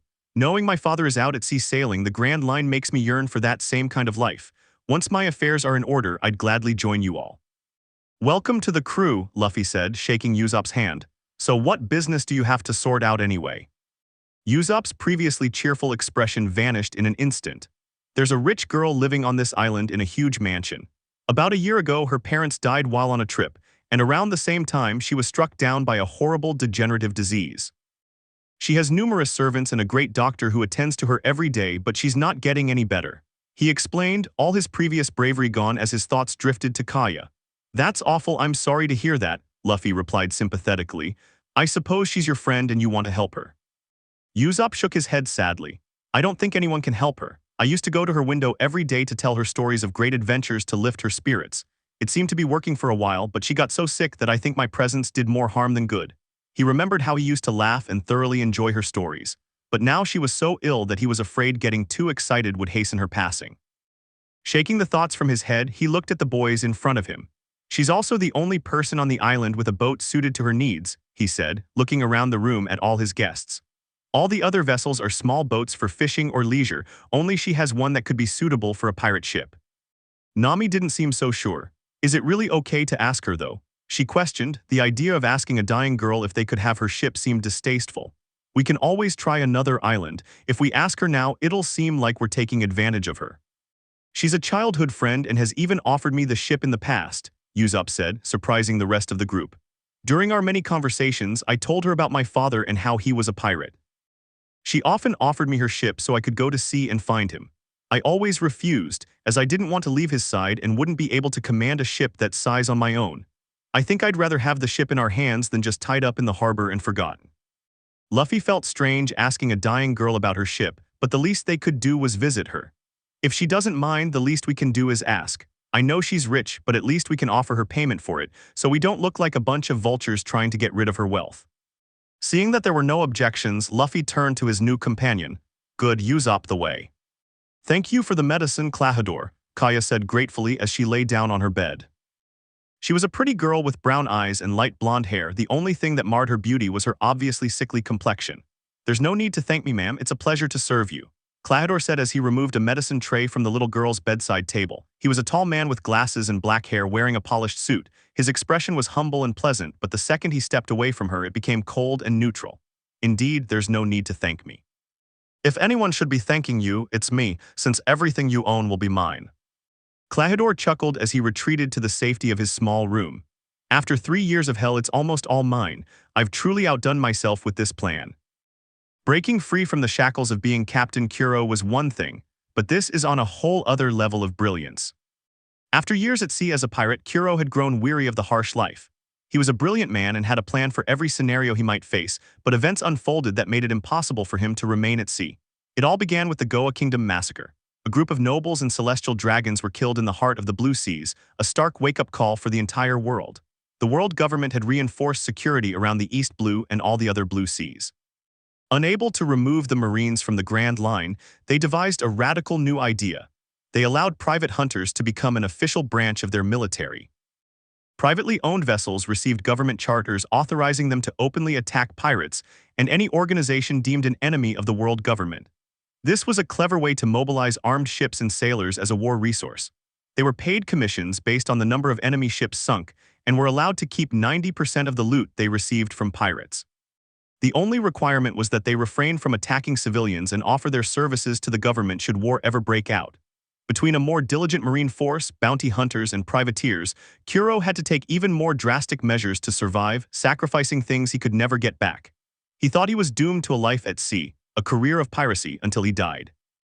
Or so it seemed, until his brilliant mind finally came up with the plan he was executing today. He created the facade of Klahadore, a diligent and mild-mannered butler serving a wealthy family. After ascertaining that Kaya's parents had died at sea when their ship suffered a catastrophic failure midway through their voyage, he became the girl's sole guardian. After that, it was fairly easy to slip a small amount of specialized poison into her morning tea, not enough to create a significant effect, but enough that over time the girl's strength would dissipate and her body would weaken. It perfectly replicated the effects of a progressive illness. He also made sure that Kaya's medications were altered so that they would have no positive effects. Now all she had to do was wait. Django would arrive today. Officially, he was a hypnotist who would attempt an alternative natural medical treatment on Kaya.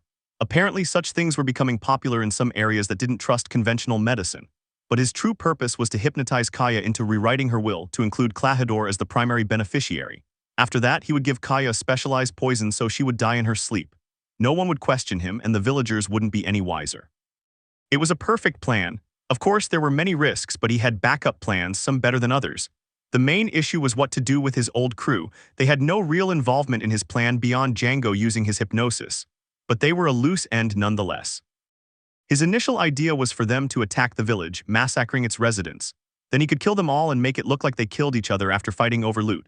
But the village massacre would attract Marines, something he wanted to avoid at all costs. So once he was in charge of Kaya's fortune, he promised them he'd use the money to pull strings and get them incorporated as an official private fleet. A lie, obviously. Once he had their fortune, he'd lure them somewhere and kill them. But it was fun to imagine their eyes when they realized their hopes for a better life were a complete lie. Kuro went to his bathroom and looked at his reflection in the mirror. He was the perfect actor, almost fooling himself at times. The man in the mirror was the perfect embodiment of patience and kindness. His plan would work, not one of them had ever failed before. He looked at his reflection and his usual black eyes turned a deadly yellow, his pupils becoming slits. And of course, if all else fails, then I'll just kill everyone, he told himself, letting out a tired sigh as he watched his eyes return to their usual black. The things I'm willing to do for peace of mind. Luffy and his group made their way through the village with Usopp as their guide. Many villagers paused their daily activities and watched as the group of strangers walked through the town. Some of them even panicked and ran out of the way when they saw Moji riding Richie. Usopp eventually led them to the side of a mansion as the main gate was guarded. He explained that as Kaya's illness worsened, the head butler had increased security in an attempt to keep people like himself away. Kaya, are you there? Usopp called as he climbed up to his bedroom window. The window opened, revealing the young woman peering out. Usopp, it's been several days. I was worried you weren't going to visit me anymore. The girl shouted happily. She looked behind the boy and saw the strange assortment of people he had brought with him. Are these some friends you made on one of your adventures? Is that a giant lion? She asked as she looked at the group riding on her lawn. They're my friends. I have a favor to ask, but first I have so much I want to tell you. Usopp said as he recounted the day's events and everything he had learned about his father. He told her about his father's letter, his friend's need for a ship, and how he intended to go to sea in earnest to become a great warrior and one day find his father. Kaya listened to every word, her smile growing as Usopp became more enthusiastic and animated in his narration. That's amazing, Kaya said, some color returning to her pale face. Of course, you can have my ship for your adventure. I doubt I'll need it, her voice softened, her expression becoming sad. Usopp saw this and immediately went to the window and took her hand in a comforting way. You're going to get better, Kaya. You're a strong girl, Usopp said, looking into her sad eyes. I'm going to travel the world. I'm sure there's a doctor or some kind of medicine that can cure you. Once I find it, I'll bring it back. You just have to hang in there. Kaya smiled, but her eyes remained sad. Usopp, I've read every medical book money can buy. There's nothing that can be done. I've tried every medicine doctors could make and it hasn't had any effect on me. I doubt I'll last another month. Don't say that, you are very strong. I know you can keep fighting this disease. Everyone was silently watching the exchange, not wanting to make a sound for fear of interrupting Usopp and Kaya's emotional conversation. In the end, it was someone else who ruined the emotional moment.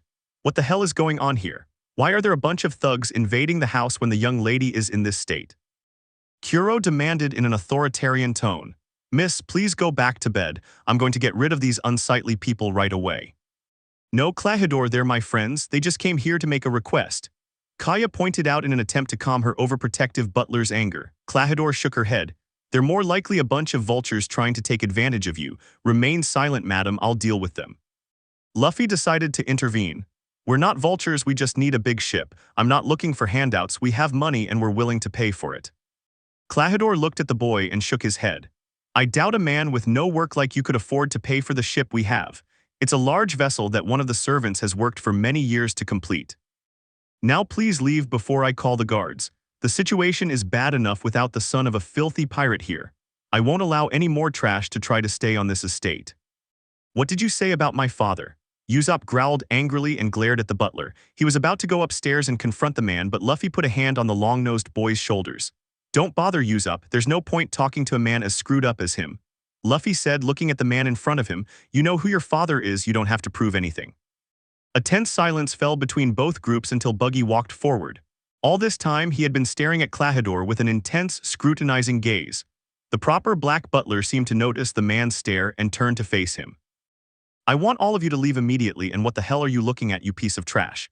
He said, addressing Buggy's glare. Buggy didn't break eye contact with the man. I know you, Buggy said as he considered the man's appearance. All the color drained from Klahadore's face. There's no way he could have known. I faked my death years ago. Who would bother remembering my face? He calmed himself for a moment. I doubt we've ever met. I've never associated with people like you. Buggy ignored his comment, and a second later his eyes widened and he leaped back, pulling 2 knives from his clothing and assuming a fighting stance, alerting everyone. Of course I know you, you bastard. You're that rookie who was always the center of attention in the East Blue all those years ago. Buggy shouted, making everyone look at him curiously. You're Captain Kuro of the 100 Plans. I'd recognize that arrogant face anywhere. Buggy didn't remember things very well, but there was one thing he never forgot, and it was a grudge from long ago. Years ago, he was the most feared pirate in the East Blue with a bounty of 10 million bully, a huge amount in an ocean where the average bounty was 3 million. Everything changed overnight when Kuro arrived out of nowhere, wreaking havoc. All because he had a bounty of 16 million bully, eclipsing Buggy's fame. Many pirates had come and amassed higher bounties in the East Blue since then, but Buggy never forgot that arrogant rookie who was the first to steal the spotlight from him. Klahadore, or rather Kuro, felt his entire world shatter in an instant. All his years of meticulous planning crumbled away. It was only thanks to his quick reflexes that he managed to keep a straight face. You must be mistaken. I have lived here for 3 years as a humble servant of this house, and before that I was an accountant aboard a merchant ship, Kuro said, hoping to convince them that his alias was real. Kaya, who had been observing the entire exchange, decided to offer her butler some help. That's right, Klahadore has served my family for years. There must be some kind of mistake. Luffy had summoned a book from his darkness and was skimming through it when he finally found the page. Here it is, in my bounty hunting folder from 3 years ago. I always collected posters for when I went out to sea as a bounty hunter. He pulled out the poster and held it up. It showed a perfect picture of Kuro adjusting his glasses while his hands were covered in blood. Either you have a twin you never knew about, or you're a pirate who managed to fake his own death. I suppose you can guess the explanation I'm leaning towards, he said as he placed his hand on the hilt of his sword, while behind him his men began to surreptitiously reach for their weapons. Kuro remained silent as he tried to find a way out of the situation. He had numerous plans for this scenario, and all of them ended in bloodshed. Is this true, Klahadore? Kaya asked in a hushed tone as she felt hot tears welling in her eyes. The thought that a man she had considered family had been lying to her all this time broke her heart. But looking at the poster, it was impossible not to compare the two. Even the way the man adjusted his glasses in the picture was a perfect match for Klahadore's habit. Of course he doesn't love her, Kuro managed to say after several seconds of deep thought. You know me, I'm not a pirate, and it's obvious this is a case of mistaken identity. The world is a big place, everyone is bound to have doppelgangers. No one seemed convinced, not even Kaya, who was looking for some explanation to absolve her servant. It was Nami who came up with an ideal solution. Well, it's possible it's a case of mistaken identity. Nami chimed in, glancing Kuro up and down. The only way to know for sure is to call the Marines. They're excellent at background checks. Surely Klahadore had a life here before coming here. Friends, family, or even fellow sailors on that merchant ship he claimed to work on. There has to be someone who can vouch for his existence before he arrived on this island. Kaya liked that idea and turned to her servant to express her agreement, but the pure murderous look on his face made her remain silent. You're not going to call anyone, girl. In fact, none of you are leaving this property alive. Kuro vowed in a deadly tone as he drew a short sword from inside his coat. He would have preferred his cat-like claws, which were his trademark, but they were hidden in his room. Luffy stepped forward. So you've finally shown your true colors, huh? A former pirate captain who decided to settle down as a butler. The Marines will be more than happy to reactivate your bounty once we've finished you off. He's settling in as a butler, Kuro questioned, his voice dripping with venom. I never set myself up as a butler to look after some foolish child, much less be a servant. I had planned to steal this young woman's fortune for myself. He gestured to Kaya, who could only watch in horror as the man she trusted revealed his true colors. I've been poisoning her for the past year, but it seems it was a great waste of time. I should have simply forged her last will and testament, and ensured she went down with her parents on their final voyage. My parents? Kaya whispered, unable to believe what she was hearing. You killed my parents. Usopp had heard enough as his anger rose to unprecedented levels upon hearing the man confess to the murder of Kaya's parents. Bastard. He yelled as he raised his slingshot and fired a metal pellet aimed at the man's head. Kuro simply moved his head to the side and dodged the shot with practiced ease. Kuro let out a tired sigh. It'll be difficult, but I can still make it work. I'll tell the villagers that a group of thieves broke into the estate and killed Kaya. Then I heroically stopped them and avenged her by killing her murderers. I'll simply change her will. It's not an elegant plan, but it'll work. Kuro assumed a fighting stance and prepared for combat. Crawling cat. He immediately vanished from sight and reappeared beside Buggy. Since you started all this trouble, you die first. He swiftly swung his blade in a horizontal strike that cleaved Buggy's head cleanly. Instead of a massive spurt of blood as he had expected, the body tore into numerous pieces. You're the one who's going to die in a very spectacular way today. Buggy's head screamed as it floated in the air and stared at the man who had attacked him. Murder Festival. Sharp blades sprouted from all parts of Buggy's body, blades he had been concealing inside, and he began to spin. The blades immediately closed around Kuro, who was completely taken by surprise. Despite his surprise, he was a quick thinker. He used his astonishing speed to dodge the attacks, but not before several of the blades sliced through his arms and legs. Stealth foot. Kuro used his speed to vanish from sight and reappeared at the top of the mansion's rooftop. He stood on the roof with a calm expression and looked at the group with analytical eyes. A devil fruit user, huh? From what I can see, a mere paramecia ability, simply. Broadside of gravity. Kuro had to jump out of the way as several cannonballs flew toward him and struck the area where he had been standing. Luffy held his palm up to the former butler and was ready to fire another barrage, but Usopp stopped him, grabbing the young man's hand. Don't do that. You could bring down the whole mansion with Kaya and her other servants inside. Oh damn it, I'm sorry. Luffy said apologetically as he summoned his darkness once more. I can't do much without damaging this place, it's up to the rest of you. Kuro heard the sound of rapidly approaching footsteps. He turned and saw Zoro running toward him, all three swords drawn. The green-haired swordsman was racing across the mansion's rooftop, easily dodging the holes left by his captain's previous attack. He raised his katanas and swung them toward the former pirate captain's head. Santoryu Onigiri. Kuro drew his own blade to block the blow, but Zoro's sword simply sliced the small, short sword in half. And if not for Kuro's quick reflexes, he would have been cut in half along with his blade. Zoro prepared to deliver another flurry of blows with his swords, but Kuro was already in the process of fleeing. Stealth foot. Kuro disappeared from the roof and reappeared on the ground, preparing to counter the attack, but stopped when he heard a loud sound. Nitoryu Talon Strike. Kuro looked up and saw Kabaji leap from the top of the mansion, a sword clutched in each hand. He was falling gracefully, his swords positioned so that upon landing they would slice Kuro into 4 separate pieces. Kuro didn't have time to use his stealth foot, so he simply rolled away, causing Kabaji to attack the empty space where he had once stood. He had no time to counter the attack as a loud roar echoed through the air, and he had to dodge once again as Richie tried to bite him while Moji, mounted on the beast, attacked in return. The lion turned and slashed viciously at Kuro with its enormous claws. Kuro ducked under the blow and grimaced as the lion's claws tore one of the estate's many stone statues to pieces. It was obvious this was no ordinary lion. He was ready to use his speed once more to escape, but the lion's rider had other plans. It's been a while since I last used this, I hope I'm not rusty, Moji said as he pulled a whip from his backpack. With the skill of an expert, he twisted the whip in Kuro's direction and wrapped it around the man's arm. Kuro winced as he felt small blades pierce his arm and saw that the whip had sharp metal fragments embedded in it. Kuro struggled to break free, which only drove the blades deeper into his flesh. Seeing his vulnerability, everyone began to close in on him. Nami drew her pistol and unloaded several rounds into Kuro, while Usopp did the same with his slingshot. Kuro quickly snapped his free hand, and a small, sharp blade appeared from inside his sleeve. It sliced through the whip holding him, causing Moji to lose his balance and fall off Richie. This allowed Kuro to narrowly dodge the bullets and pellets that flew past him. Kuro took advantage of this and quickly used his stealth foot to appear at the other end of the estate's lawn, giving him some breathing room and time to analyze the situation. Luffy's crew had managed to regroup and were preparing to face their enemy. Luffy summoned darkness around himself, waiting for an opportunity to attack, while his crewmates also prepared for their next attack. Kuro's eyes turned vicious as he considered everything that was going wrong.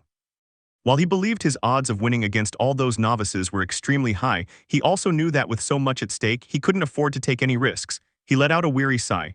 You all seem to have some skill, but it doesn't matter. I really should have just killed you all and been done with it. He adjusted his glasses and glared at his opponents. Looks like I now have to eliminate every human life on the island to ensure my identity is never revealed. A second later, he used his speed to disappear from the clearing, leaving everyone else wondering where he was going. Several of Kaya's servants rushed out of the building to see what the commotion was about and were shocked to see that the entire gardens of mansions looked like a war zone. What happened here? The head servant, named Mary, shouted. His eyes were suddenly drawn to the crowd of people on the estate lawn. Did you do this? It wasn't them, Mary, it was Clahador.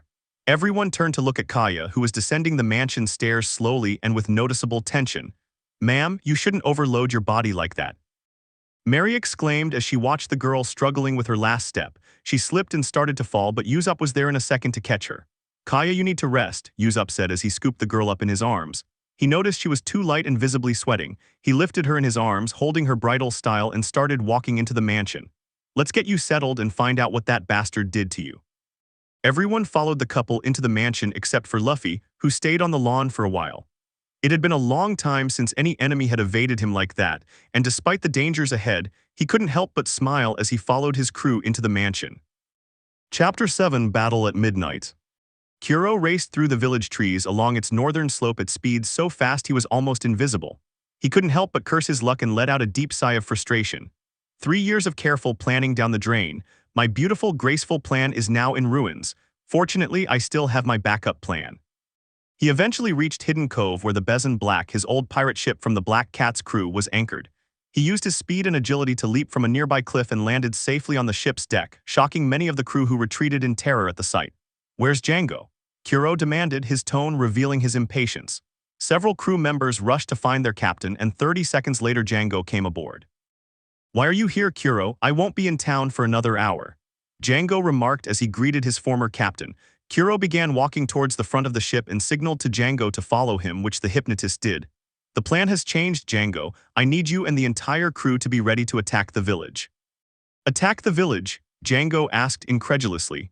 But wasn't the original plan to hypnotize the girl and then let her die of her illness? Attacking a village was never part of the plan. Kuro looked at the hypnotist.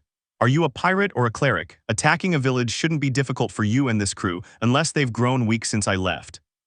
Django looked at his former captain. We're stronger than ever. We have to be to survive in this ocean these days. But attacking a sleepy village that size isn't even worth it. Do you think I care whether it's worth it or not? This is what it takes to gain the girl's wealth. Without that money, I won't have the influence to make you official privateers. So either you do this or I'll leave you empty-handed. Django grimaced. Without this job, he and his crew would fall apart. A crew without money for necessities would quickly turn into mutiny, and with him as captain, he'd be walking the plank. Fine, we'll leave at nightfall, but you'd better not change anything else about this agreement and keep your end of the bargain. Django warned as he walked away and prepared to gather his men. So what's the plan? Usopp asked everyone as they all sat down in the mansion's dining room. Luffy, his crew, Kaya, and their servants were sitting around the large table, discussing what they would do about Kuro and his promise to kill everyone in the village. Call the Marines, Mary offered. It's their job to protect us from pirates. Kaya shook her head. We can try, but the nearest Marine base is 2 days' sail from here. By then the whole city will be gone. I say we fight, Zoro said without hesitating for a moment. If his reputation is anything to go by, he was believed to be a dangerous man with a large crew, which makes his threat to kill the village very real. Buggy nodded. He had a big ship with over 100 men a few years ago. There's no doubt that if we face him, it's going to lead to a big fight. What about the villagers? Nami worried when she thought about what happened to her own island villages when they incurred Arlong's wrath. We don't have enough people to protect the entire village, so we need them in a central location that we can defend. It would be nice if they didn't have to know, Usopp pondered.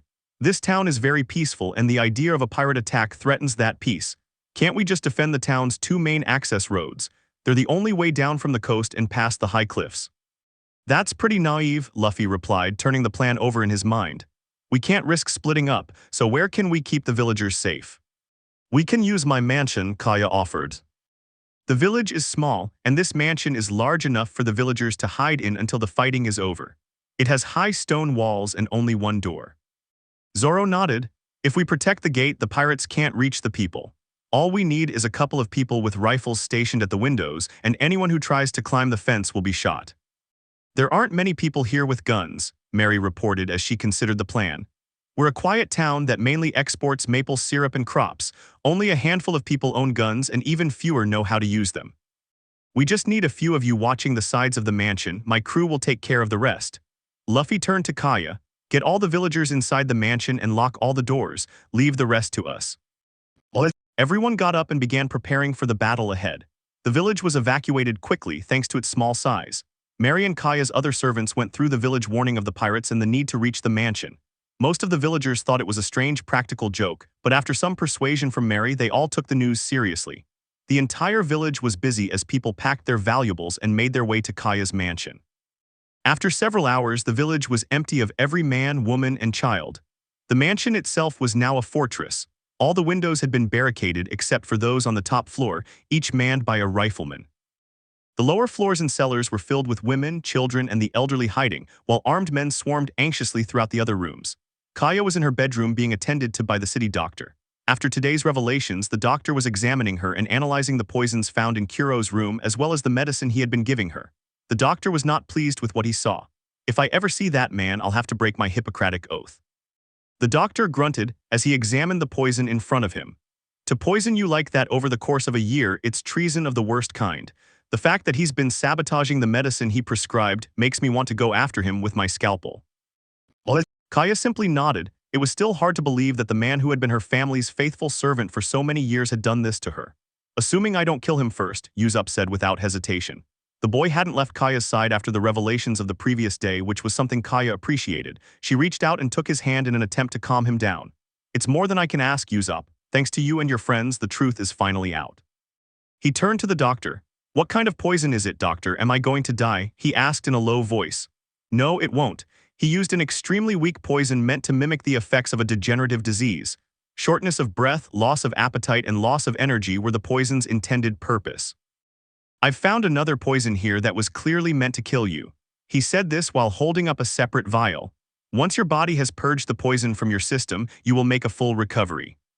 How long is it going to take? She asked, excited at the prospect of being healthy once again. Well, the main thing is to regain your strength. Your muscles will take some time to fully recover, although just looking at them now, I can see that you've been doing basic exercises while you were in bed.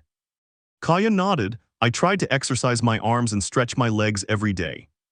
It's difficult to say how long it will take. It all depends on your willpower and strength, but your body should eliminate all the poison in less than a week.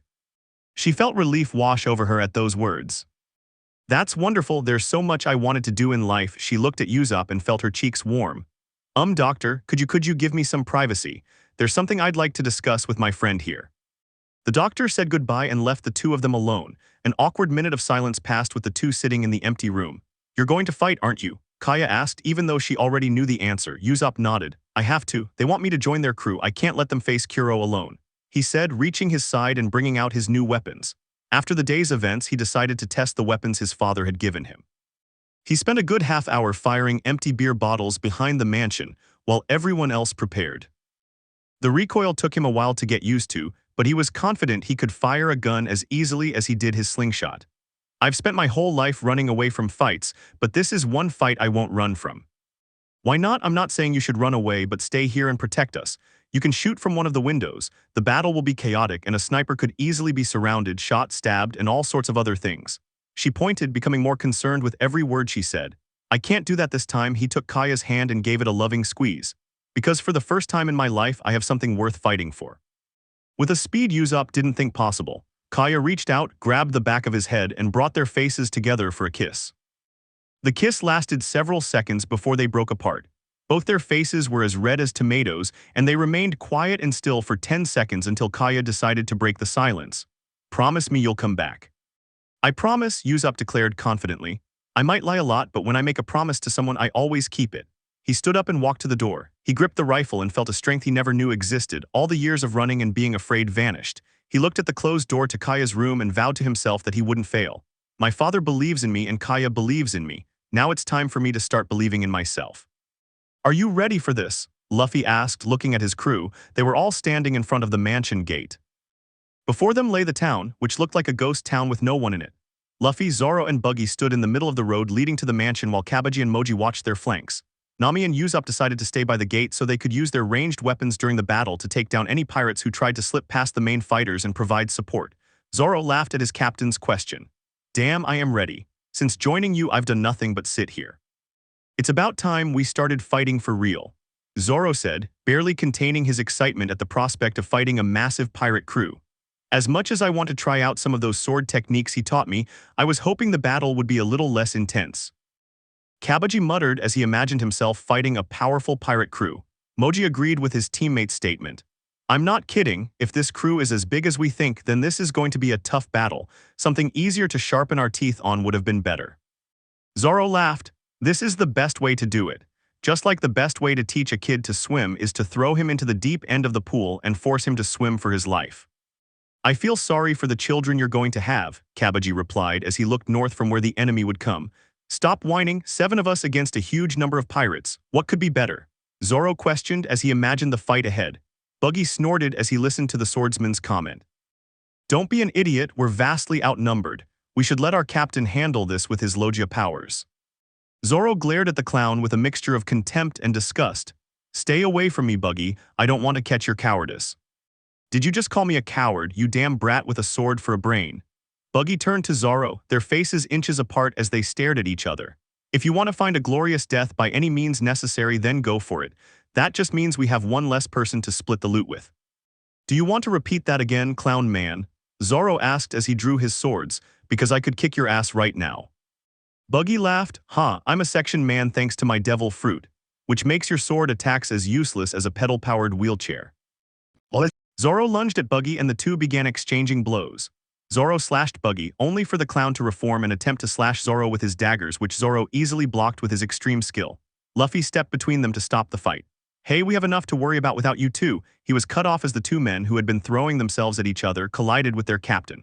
Luffy felt Zoro's sword hilt hit his chest and one of Buggy's fists strike his face. If you want to fight so much, fine. I'll kick your butts before the other pirates arrive. Luffy yelled as the three of them began to fight in a giant ball of limbs, throwing punches and flying kicks. From the windows of the mansion, numerous villagers watched as the people who would be their only line of defense beat each other. We're doomed, aren't we?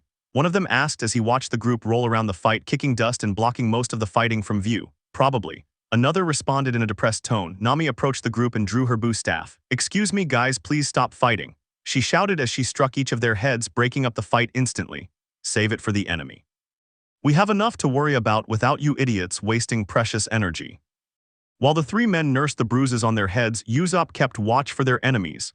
It's almost sunset and I can't see anything. This can't be good, he said, scanning the horizon. Stay alert, Nami ordered. They'll probably wait until darkness falls. Fortunately, there isn't a cloud in the sky and the wind is calm, so we should have a bright crescent moon to light this place up. Nami observed as she gazed up at the sky. Usopp checked his weapons for the 100th time. His rifle was strapped to his back and he had his 2 pistols and single slingshot on a weapons belt. He was currently inspecting the bands on his slingshot to make sure they were strong yet flexible. Are you seriously still using that thing? Nami asked, looking at the slingshot in Usopp's hands, even though he has a long-range rifle. Usopp looked seriously at Nami, who was teasing his weapon. I plan to use my new weapon, but a slingshot is still useful for non-lethal fights. It can also come in handy if I run out of ammo and need to improvise. Not to mention, it's extremely quiet. If we ever find ourselves in a situation where stealth is key, I can use this slingshot to silently take down an enemy while the guns make a loud bang. Nami conceded his point and turned to her own weapons, frowning. She had 2 pistols she'd acquired in Shell Town and her trusty boo staff. She was starting to feel a little insecure. She was interrupted by the sound of Usopp yelling. I see something coming from the north, they look like torches.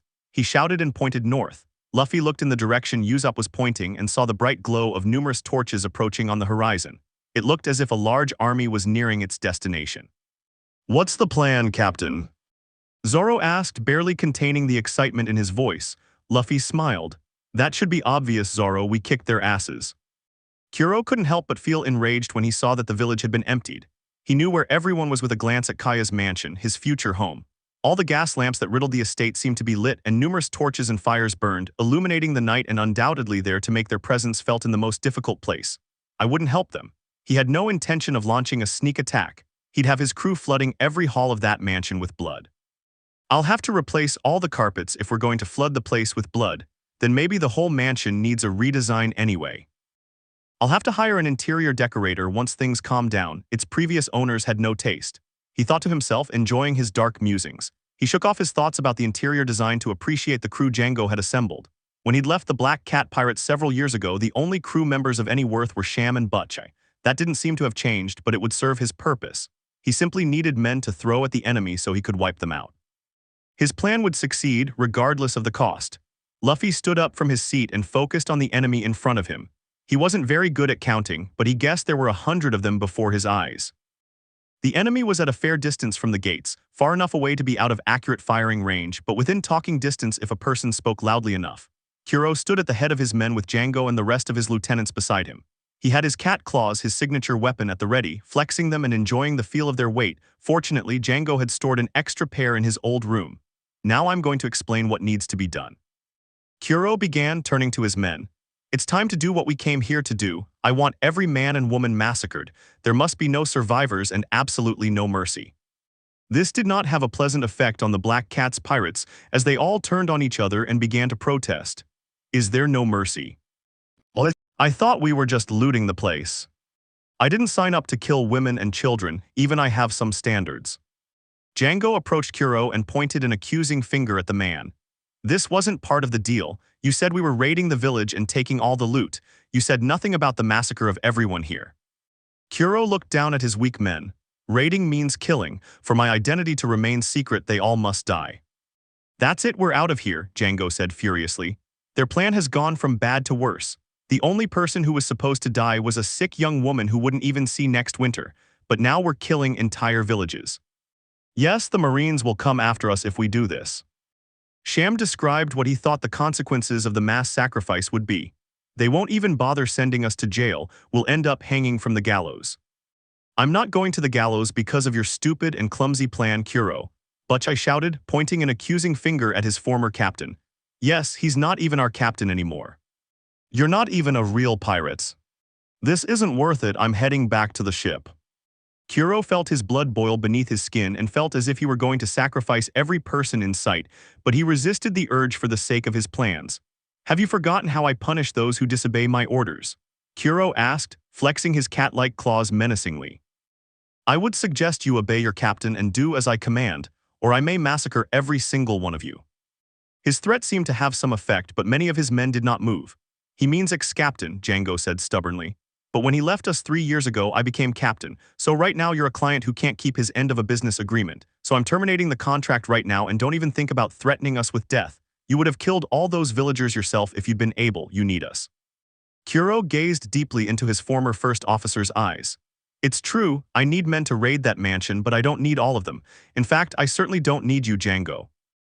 With blinding speed, Kuro slashed his cat-like claws across Django's chest, causing numerous deep gashes. Django collapsed to the ground, motionless, blood pooling beneath his body. Using his superhuman speed, Kuro appeared behind Sham and Butchai and placed a clawed hand on each of their shoulders, allowing the long blades extending from his fingers to rest in their flesh. Anyone else want to challenge me? Kuro questioned, looking down at his crew. Your options are to go there and massacre everyone, or I can simply kill you here and now. The Black Cat pirates considered it, but in the end, their instincts for self-preservation outweighed any moral qualms they might have had about Kuro's plans.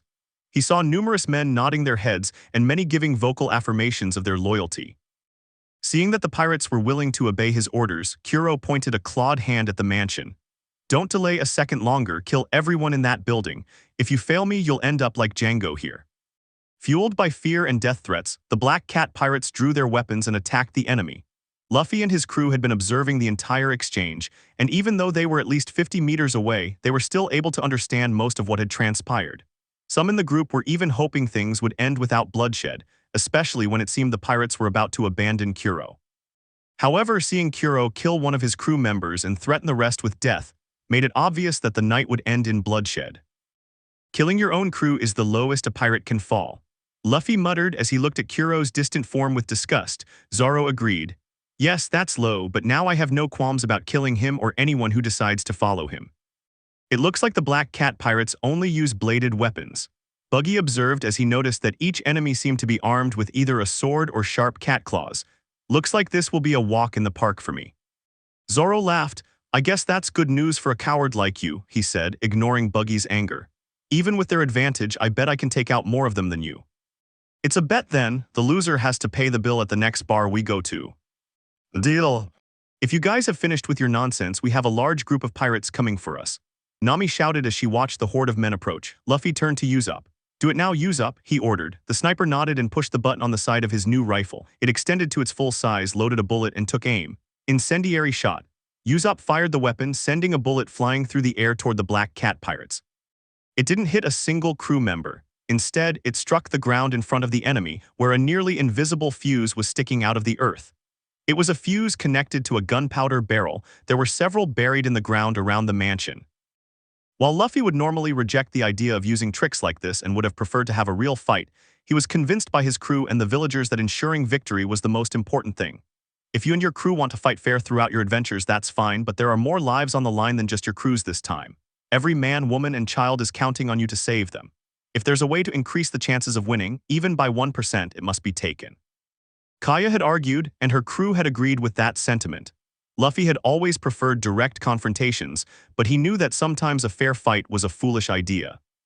He would only fight fairly when his life was on the line, otherwise he owed it to his crew and those around him to fight with every trick in the book. He focused again on the battle and saw the fuse of the gunpowder Usopp had fired burn and explode. Chunks of earth flew from the ground, sending a few unlucky pirates who had been near the explosion flying. Luffy saw more than one limb go flying through the air. Before the enemy could even figure out what had happened, Usopp was already targeting his next enemies. Don't even think about it. If you hesitate here, Kaya and everyone else will die. Usopp mentally shouted to himself and did his best to ignore the sounds of tortured pain that filled the air. He unloaded several incendiary rounds and struck the remaining fuses in the powder keg. The fuses burned quickly and exploded, breaking the attackers' front line and taking numerous enemies out of the fight. The Black Cat pirates' attack line was shattered and their previously planned attack was gone. This gave Luffy and his crew the opening they needed to launch their own attack. Luffy charged straight through the middle, intending to reach Kuro and kick his ass. If he took out his head, the rest of his body wouldn't move. Zoro charged on the right, while Buggy, Kabaji, and Moji charged on the left. Nami and Usopp stayed by the door to fight any enemy that slipped past their crewmates. Luffy's first move was to summon a massive amount of darkness around his right fist as he approached his enemies, who were waiting for him with drawn blades. He closed his right fist, sending it back and punching the air in front of him. Fist of Darkness. The darkness around his arm shot out and became a giant dark fist that lunged forward and crushed everything in its path with gravitational force. The enemies were either flung out of the way or simply struck by the Fist of Darkness that surged through them, clearing a path to Kuro, who stood at the rear of his forces, adjusting his goggles for battle. There's nowhere to run now. Luffy declared as he stood in front of the man. At that moment he threw his black coat that he was wearing over his shoulders to the ground, unsheathing his sword and preparing to slice the man. Kuro assumed a fighting stance and smiled. You took the words right out of my mouth. Black sword style, sword of gravity. Luffy's sword was coated in darkness and he spun it in an arc towards Kuro with the intention of cutting off the man's head. Kuro responded by extending his cat-like claws and crossing them in front of him to block the attack. Luffy's sword met his claws, causing sparks to fly in the ground beneath his feet to crack from the pressure as he tried to avoid being blown away. Kuro had to use all his strength to stay upright as he felt the force of the blow travel through his claws and into the bones of his arms. You're stronger than you look. Luffy growled as he put more power behind his blade, forcing Kuro to take a few steps back as the man drove his cat-like claws as hard as he could into Luffy's sword. Metal clanged against metal as their weapons crossed, both vying for the upper hand. You haven't seen anything yet, brat. I was attacking ships and killing people before you were even born. Kuro thrust his full weight forward and managed to disentangle his cat-like claws from Luffy's sword. Stealth foot. He vanished and reappeared behind Luffy. He was ready to launch a lethal attack on the boy, but instead of meeting an open guard, Luffy had already turned to face him and was swinging his sword. Black sword style, empty slash. Luffy swung his sword at his opponent, who barely had enough time to raise his blades in time to block the blow. The impact sent Kuro reeling backward, as he used every ounce of his leg strength to avoid being sent flying. Even with his successful block, he could feel the strain in his muscles, having to fight against the power behind the young man's strikes with every ounce of his strength. The two continued like this for a while. Kuro would use his speed to try and surprise Luffy, but the boy had sharp eyes and always seemed to know where he was coming from. Kuro, for his part, couldn't match Luffy's strength or the power behind his blows, so he focused on dodging the boy's attacks and looking for an opening to land a lethal strike. To the spectators, they were nothing but a whirlwind of blades. Several of Kuro's men had tried to interfere and land a direct hit on Luffy, but all who got close to the two were caught in the crossfire and quickly sliced to pieces by Luffy's blade or Kuro's indiscriminate claws. The Black Cat pirates quickly learned to avoid getting involved in the fight between the two captains. Stealth foot. Kuro jumped back in an attempt to gain some breathing room. Seeing his enemy so far away, Luffy decided to switch to a ranged attack. Black Sword style Black Moon Slash. Luffy spun his blade, creating a crescent-shaped blade of darkness that shot out and went straight for Kuro's head. Kuro once again tried to block the attack with his cat claws, but the attack was too powerful. The gravity behind the strike snapped his cat claws in half, sending chunks of metal flying across the ground, rendering the once deadly claws completely useless. Kuro paused, staring at his signature weapon lying in a broken heap, and chuckled softly as he removed the noseless claws from his hands. "You should have let me slice you with those claws. It would have been a quick and relatively painless death." Luffy stuck his tongue out at the other man. "You should have run away when we discovered your stupid plan. Instead, you're here to get your ass kicked." Luffy pointed as he looked at the battered man. Kuro had numerous cuts and was noticeably disheveled. Meanwhile, all Luffy had received were a few shallow scratches from the few blows Kuro had managed to land with his cat-like claws. Kuro laughed at the boy's bravado. "Fool, I haven't been fighting at my full potential. I don't like using my full strength because of the indiscriminate damage and how difficult it is to control myself. But now it seems I have no other choice." She began to remove the blouse from her suit, folded it carefully, and placed it on the floor along with her glasses. She let out a tired breath and began to change. Her eyes turned yellow and her pupils became slits. Her muscles swelled, her leg muscles grew larger, and she grew a foot taller. Pirate crew members are named after their captain. Kuro growled as he felt his entire body change. "Haven't you ever wondered why my crew is called the Black Cat Pirates?" Black fur replaced his skin, his teeth became fangs, and his hands became claws as Kuro revealed his form. As the transformation finished, Luffy saw a 7-foot-tall hybrid form of cat and man with sharp teeth, bulging muscles, and razor-sharp claws. "A Zoan devil fruit user, huh?" Luffy remarked as he stared at Kuro's new form. "That's right, I ate the Nico no Mi, Panther Mode fruit." He growled, flexing his deadly claws. "It's just one of the many things I was forced to do to survive in this ocean. It cost me a lot, but it seems it was worth it. Let's start the real fight, Brad." Luffy entered a more serious battle stance. A physical fight against a Zoan user was not something to be taken lightly. "Let's dance, little kitten." Zoro was happy to finally be fighting again. While Luffy charged forward, he had decided to attack in his own direction alone. He cut through the enemy like a hot knife through butter, easily slicing through the enemy pirates. It was his first real battle since joining Luffy, and he wanted to make sure he hadn't lost his edge, besides proving to everyone that, aside from his captain, he was the most powerful member of the crew. It was a good thing too, since the man who would become the world's greatest swordsman needed battles to improve. But so far, his captain had done all the fighting, which had made the adventure very boring for him. While Zoro didn't describe himself as bloodthirsty, he enjoyed a good fight, and that's what he was getting here. Zoro blocked an enemy's strike with his sword in his mouth and blocked 2 others with their katanas. Zoro used all his strength to push them back, causing them to lose their balance. Onigiri. He quickly launched a lightning attack on the other crew, slicing through each of them with his 3 blades. Blood gushed from the cuts and the enemies fell to the ground. Zoro heard someone approaching from behind and quickly turned around, blocking the incoming attack. He blocked the attack of a green-haired man who was armed with clawed gauntlets as his primary weapon. "Go get him now, Butchie," Sham shouted as he used his clawed hands to grab Zoro's 2 swords. Out of the corner of his eye, Zoro saw a large figure flying toward him and felt a powerful blow to his right torso, which sent him flying. He had to roll as he fell to avoid injury. Fortunately, he managed to keep his swords in his grasp. He stared at his 2 opponents and couldn't help but burst out laughing at their ridiculous appearance. One was a kind of cat with green fur, while the other was a fat man with half his face smeared in black. If it weren't for the throbbing pain in his side that tested his strength, he would have underestimated them. The 2 of them began attacking the lone swordsman, who had to jump out of the way of Butchie's powerful blows and Sham's furious, grazing claws. Both sides exchanged blows for a while as their battle became a whirlwind of blades grazing each other and sending sparks flying through the air. "Damn Kuro for killing Django, now we can't fight at full potential," Sham thought as he tried to tear at his enemy's flesh with his cat claws. Butchie had similar thoughts as he tried to defeat Zoro. His blows could crush men and the earth they struck, but the swordsman moved too fast. They danced for a while, with Zoro dodging and blocking his endless barrage of strikes until he saw the fatter one starting to tire, which gave him the opening he needed. Just as the 2 enemies were rushing together to strike him simultaneously, Zoro leaped into action. He placed his 2 swords on their blades in his mouth. Tiger hunting. He slashed forward with all 3 blades in a downward motion. Sham and Butchie could only watch in horror as the blades drew closer, and the last thing they saw in this world was the image of a giant tiger behind Zoro as their swords ended their lives like fangs. Zoro turned to the rest of the Black Cat's pirates who were around him and saw them all cowering as they witnessed the death of their lieutenants. Who's next? While Luffy and Zoro were happy to fight alone, Buggy, Cabbage, and Moji preferred to fight as a team so they could watch each other's backs. When the fight began, Buggy fearlessly led the charge due to his immunity to blades. Numerous pirates charged at Buggy with their bladed weapons and cut him into many pieces. Buggy simply laughed at the attacks and counterattacked with his own bladed weapons.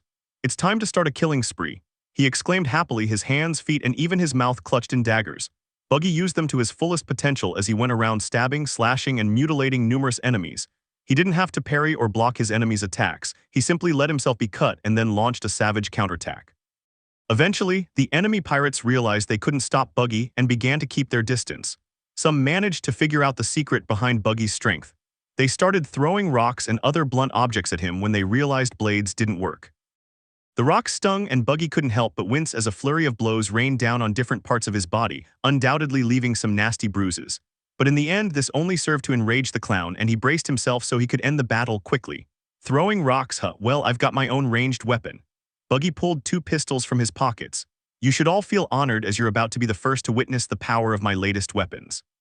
The energy of a spaceship cannon in a ball as small as a round pistol shot. Behold the power of the Muggaball. He pointed his 2 pistols at the enemy pirates. Let them all die in a spectacular fashion. He fired his pistols and, of course, each one had the force of a cannon as numerous explosions rippled across the battlefield, causing mass casualties.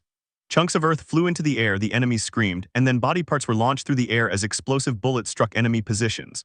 Buggy wasn't very subtle, he was simply firing indiscriminately into crowds and creating general chaos, which allowed his comrades to engage in more controlled battles. While Buggy was leading the charge, Cabbage was watching his allies flank. He ran across the battlefield, slashing through numerous enemies with his sword and throwing daggers with his free hand at any foe out of reach. He saw 3 men with loaded pistols about to take a direct shot at Buggy, while the red-nosed man was distracted. Cabbage had 3 daggers clutched in the fingers of his left hand and threw them at the enemy. All 3 struck the enemy's head and they fell to the ground before they could fire a shot. Cabbage focused on lightning-fast attacks and causing chaos. While he wanted his swordsmanship to shine, he knew he was better at creating mayhem. His acrobatic grace and reflexes made him perfect for quick, precise strikes. Not to mention the fact that his former captain was causing so much damage with his muggaballs that he'd be caught in the crossfire if he attempted anything heroic. Seeing a large group of enemies regrouping to carry another load, Cabbage grabbed several items from his pocket and threw them at the enemy. Acrobat technique kamikaze tops. The top spun and landed at the enemy's feet. The pirates actually laughed at the seemingly harmless juggling clubs. They were quite harmless, until each one exploded with the force of a hand grenade, sending shrapnel flying everywhere and slashing into the flesh of the enemy pirates. Cabbage drew his swords and charged into the stunned enemy ranks, and in a graceful dance of blades, he easily dispatched the survivors. "What I lack in fighting ability I make up for with finesse," Cabbage proclaimed as he danced through the enemy ranks, striking the few remaining survivors. "There seems to be an intelligent one here. Is that a dancing mouse I see?" Cabbage turned to see a very large, brutish-looking man staring at him. The man was a mountain of muscle and would have been intimidating if it weren't for the fact that he was dressed head to toe in a cat costume, complete with ears. "I'm going to stomp on you, you damned little mouse. I'm the newest recruit on the Black Cat's crew," the man proclaimed as he hurled a giant mace down to strike Cabbage. The giant's blow raised a great cloud of dust. Once the dust settled, the giant looked under his mace to see his handiwork. He found nothing but mangled earth. Acrobat technique, brain stab. Cabbage leaped over the man's shoulder and brought his sword down, stabbing the man in the brain. Cabbage jumped off the man and landed gracefully on the ground. He turned and watched as the giant collapsed into a pile of carcasses. Intelligence wins over strength every time. Moji fought alongside Buggy and focused on helping his crewmates. Richie was a generally laid-back lion who focused more on food than anything else, but when faced with a serious situation, he became a formidable enemy. Moji was riding on Richie's back, guiding the lion across the battlefield as the beast slashed through numerous opponents with claws that could crush stone with ease. He also used his whip to disarm many opponents, so Richie wouldn't have to fear an enemy sword or gun in a lucky turn of events. Moji raised his whip and hurled it at an enemy who was about to take a shot at Richie. The whip wrapped around the man's throat, and Moji pulled with all his might, causing a sickening crack that echoed through the night air as the man's neck snapped. He continued this for a certain time, allowing Richie to fight off anyone who approached him while finishing off anyone who tried to hurt Richie with a ranged attack or a cheap trick. It wasn't until someone managed to get close to them and attack Moji by pulling him off Richie's back that things got a little more serious. Moji and the man who approached him fell to the ground in a heap. Moji lost control of his whip, and the man stood over him with a dagger ready to end the lion tamer's life. "Not so hard now, huh?" the man questioned as he dropped the dagger. Moji tilted his head to the side, allowing the dagger to merely graze his cheek. Then he raised his right fist and delivered a vicious right hook that shattered his opponent's jaw. Moji flung his opponent away and retrieved his whip. Seeing several enemies approaching, he swiftly used his whip to strike each of them in the face with consecutive blows. Each one fell to the ground, clutching their faces in pain. "That hurts. What do you think we are, a bunch of circus animals?" one of them asked as he stood up and pointed at the gun in the animal trainer's hands. Moji laughed. "I would never use this on an innocent animal. It's only used on monsters who need to be trained." He threw the whip and it wrapped around the man's neck, snapping as Moji pulled it back. The battle continued with Buggy, Kabaji, and Moji holding their ground and pushing the enemy back. Most of the enemy pirates had fallen due to mortal wounds and injuries, or simply fled into the night in an attempt to find safety in the forest. Black Hole. Luffy summoned darkness around him in an attempt to gain some breathing room, as Kuro was smart enough to avoid it. He was panting and bleeding from several wounds as he tried to assess the situation. After Kuro transformed into his animal-human hybrid form, the fight went from Luffy winning to a stalemate. Luffy was stronger, but Kuro was faster. Kuro's usual speed was amplified tenfold in his new form because his muscles were much stronger. Luffy tried to grab Kuro's hand with his devil fruit ability, but the man wouldn't stay still long enough for him to land a good attack. The fact that the man's fur was as black as night and that they were far from the mansion's lights meant that Luffy was relying solely on the moon to find his enemy. "It's useless, you damn brat," Kuro's voice screamed from the darkness. "Years ago, I couldn't see where I was going when I ran at these speeds, but with my cat-like eyes and my devil fruit ability, I can see everything, which includes having excellent night vision." Kuro leaped from the shadows and jumped into the darkness on the ground that shielded Luffy. He leaped in front of the boy and slashed him with his cat-like claws. Luffy winced as he felt the claws tear through his clothes and dig deep into his flesh. Before he could retaliate, Kuro was already retreating back into the shadowy areas of the village to hide. He did this several more times, and each time Luffy couldn't see where his enemy was coming from, he threw his shirt, which was ripped to shreds by Kuro's claws, to allow him more freedom of movement. He was covered in deep cuts and blood flowed freely from them, but he ignored his injuries and decided to focus on his opponent. The easiest solution would be to envelop the entire area in darkness and simply suck Kuro in with it. But the fight had led them to a part of the village surrounded by houses. He didn't want to destroy the whole area to take down one man. "Besides, if I lose control of my power, I could destroy everything," he thought to himself as he tried to figure out where Kuro had gone. Kuro leaped from the shadows once more and delivered a rapid succession of attacks to Luffy's right side. Luffy managed to dodge them, but the attack still grazed his side, leaving a superficial cut. That was enough for Luffy to decide to simply use his power. "I don't need to see you to kick your ass," Luffy shouted as he summoned a massive amount of darkness around himself. He hated using these kinds of techniques because of the collateral damage, but this situation warranted it. If he let the fight drag on, his opponent could gain the upper hand. Infinite Abyss.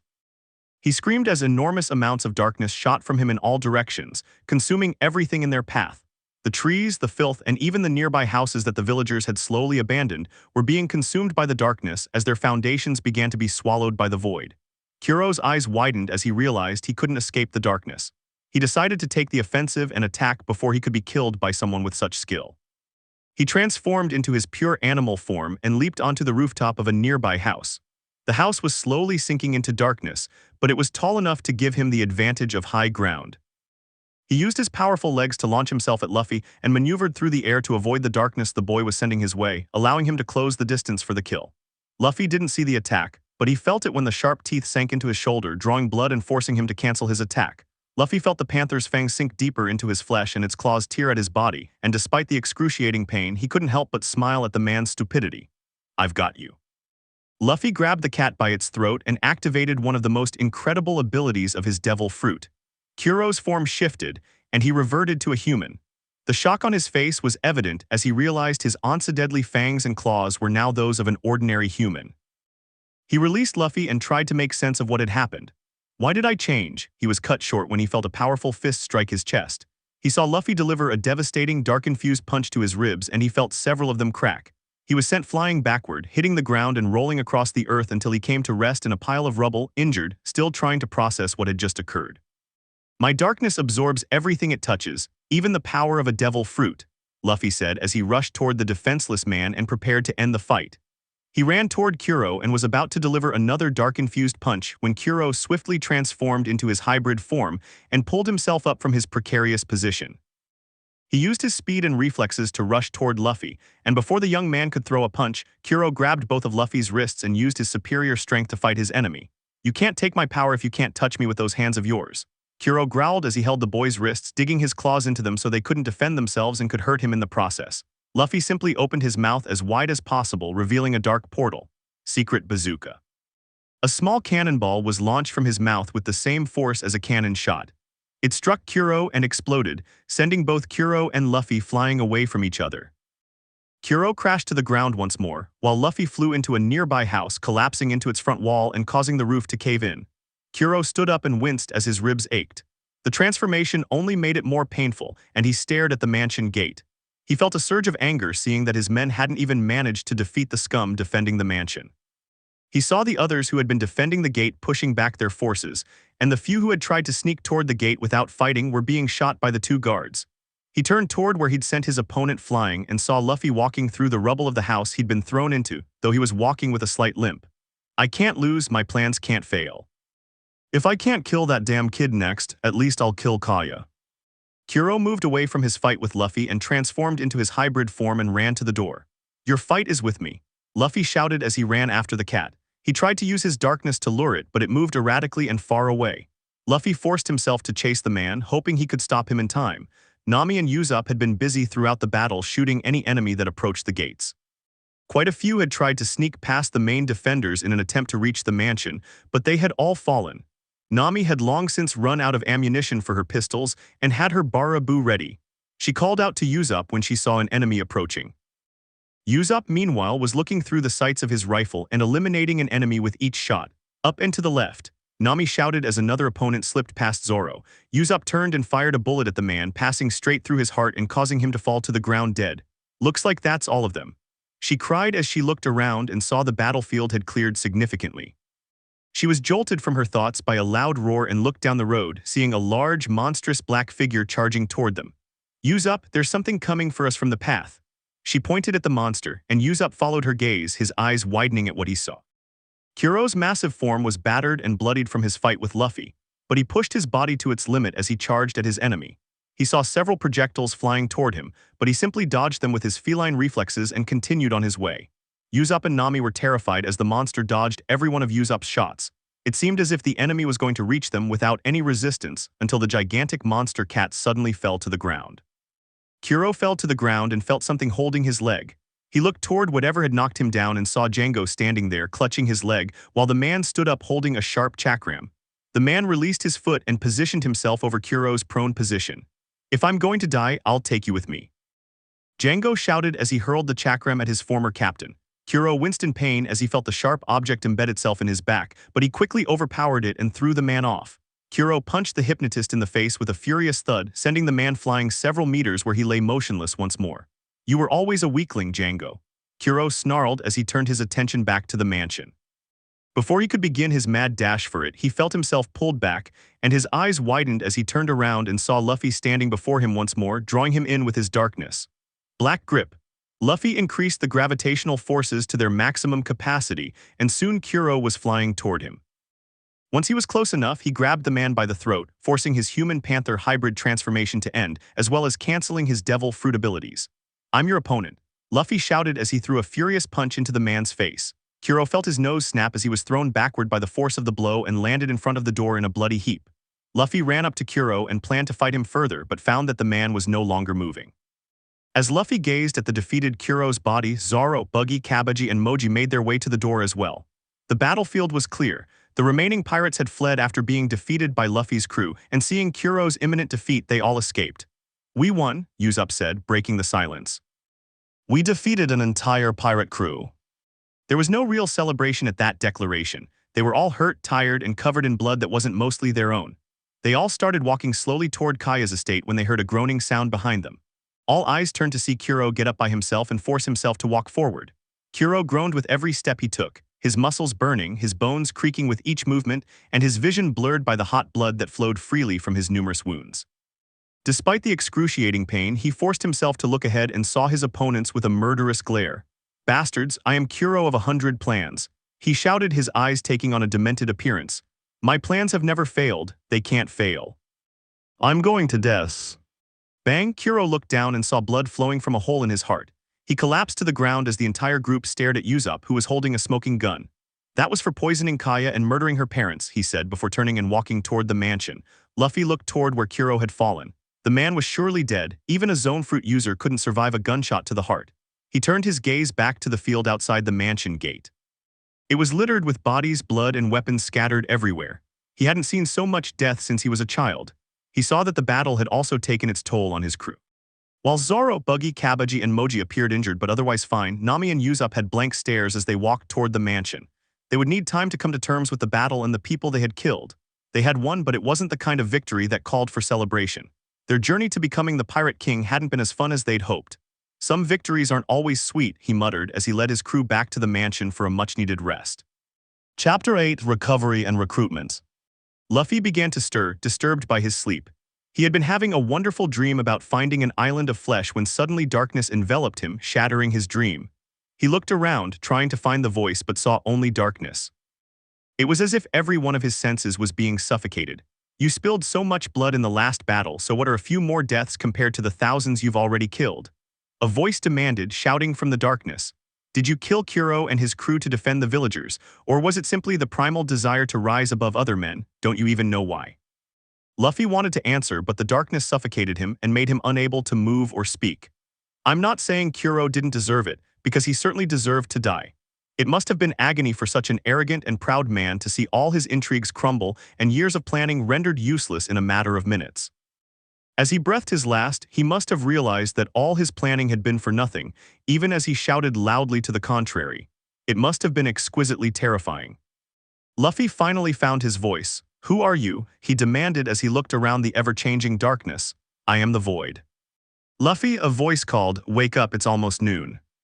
Luffy violently jumped out of bed and began looking around with wide eyes. He saw Usopp standing at the side of his bed, looking at him with obvious concern.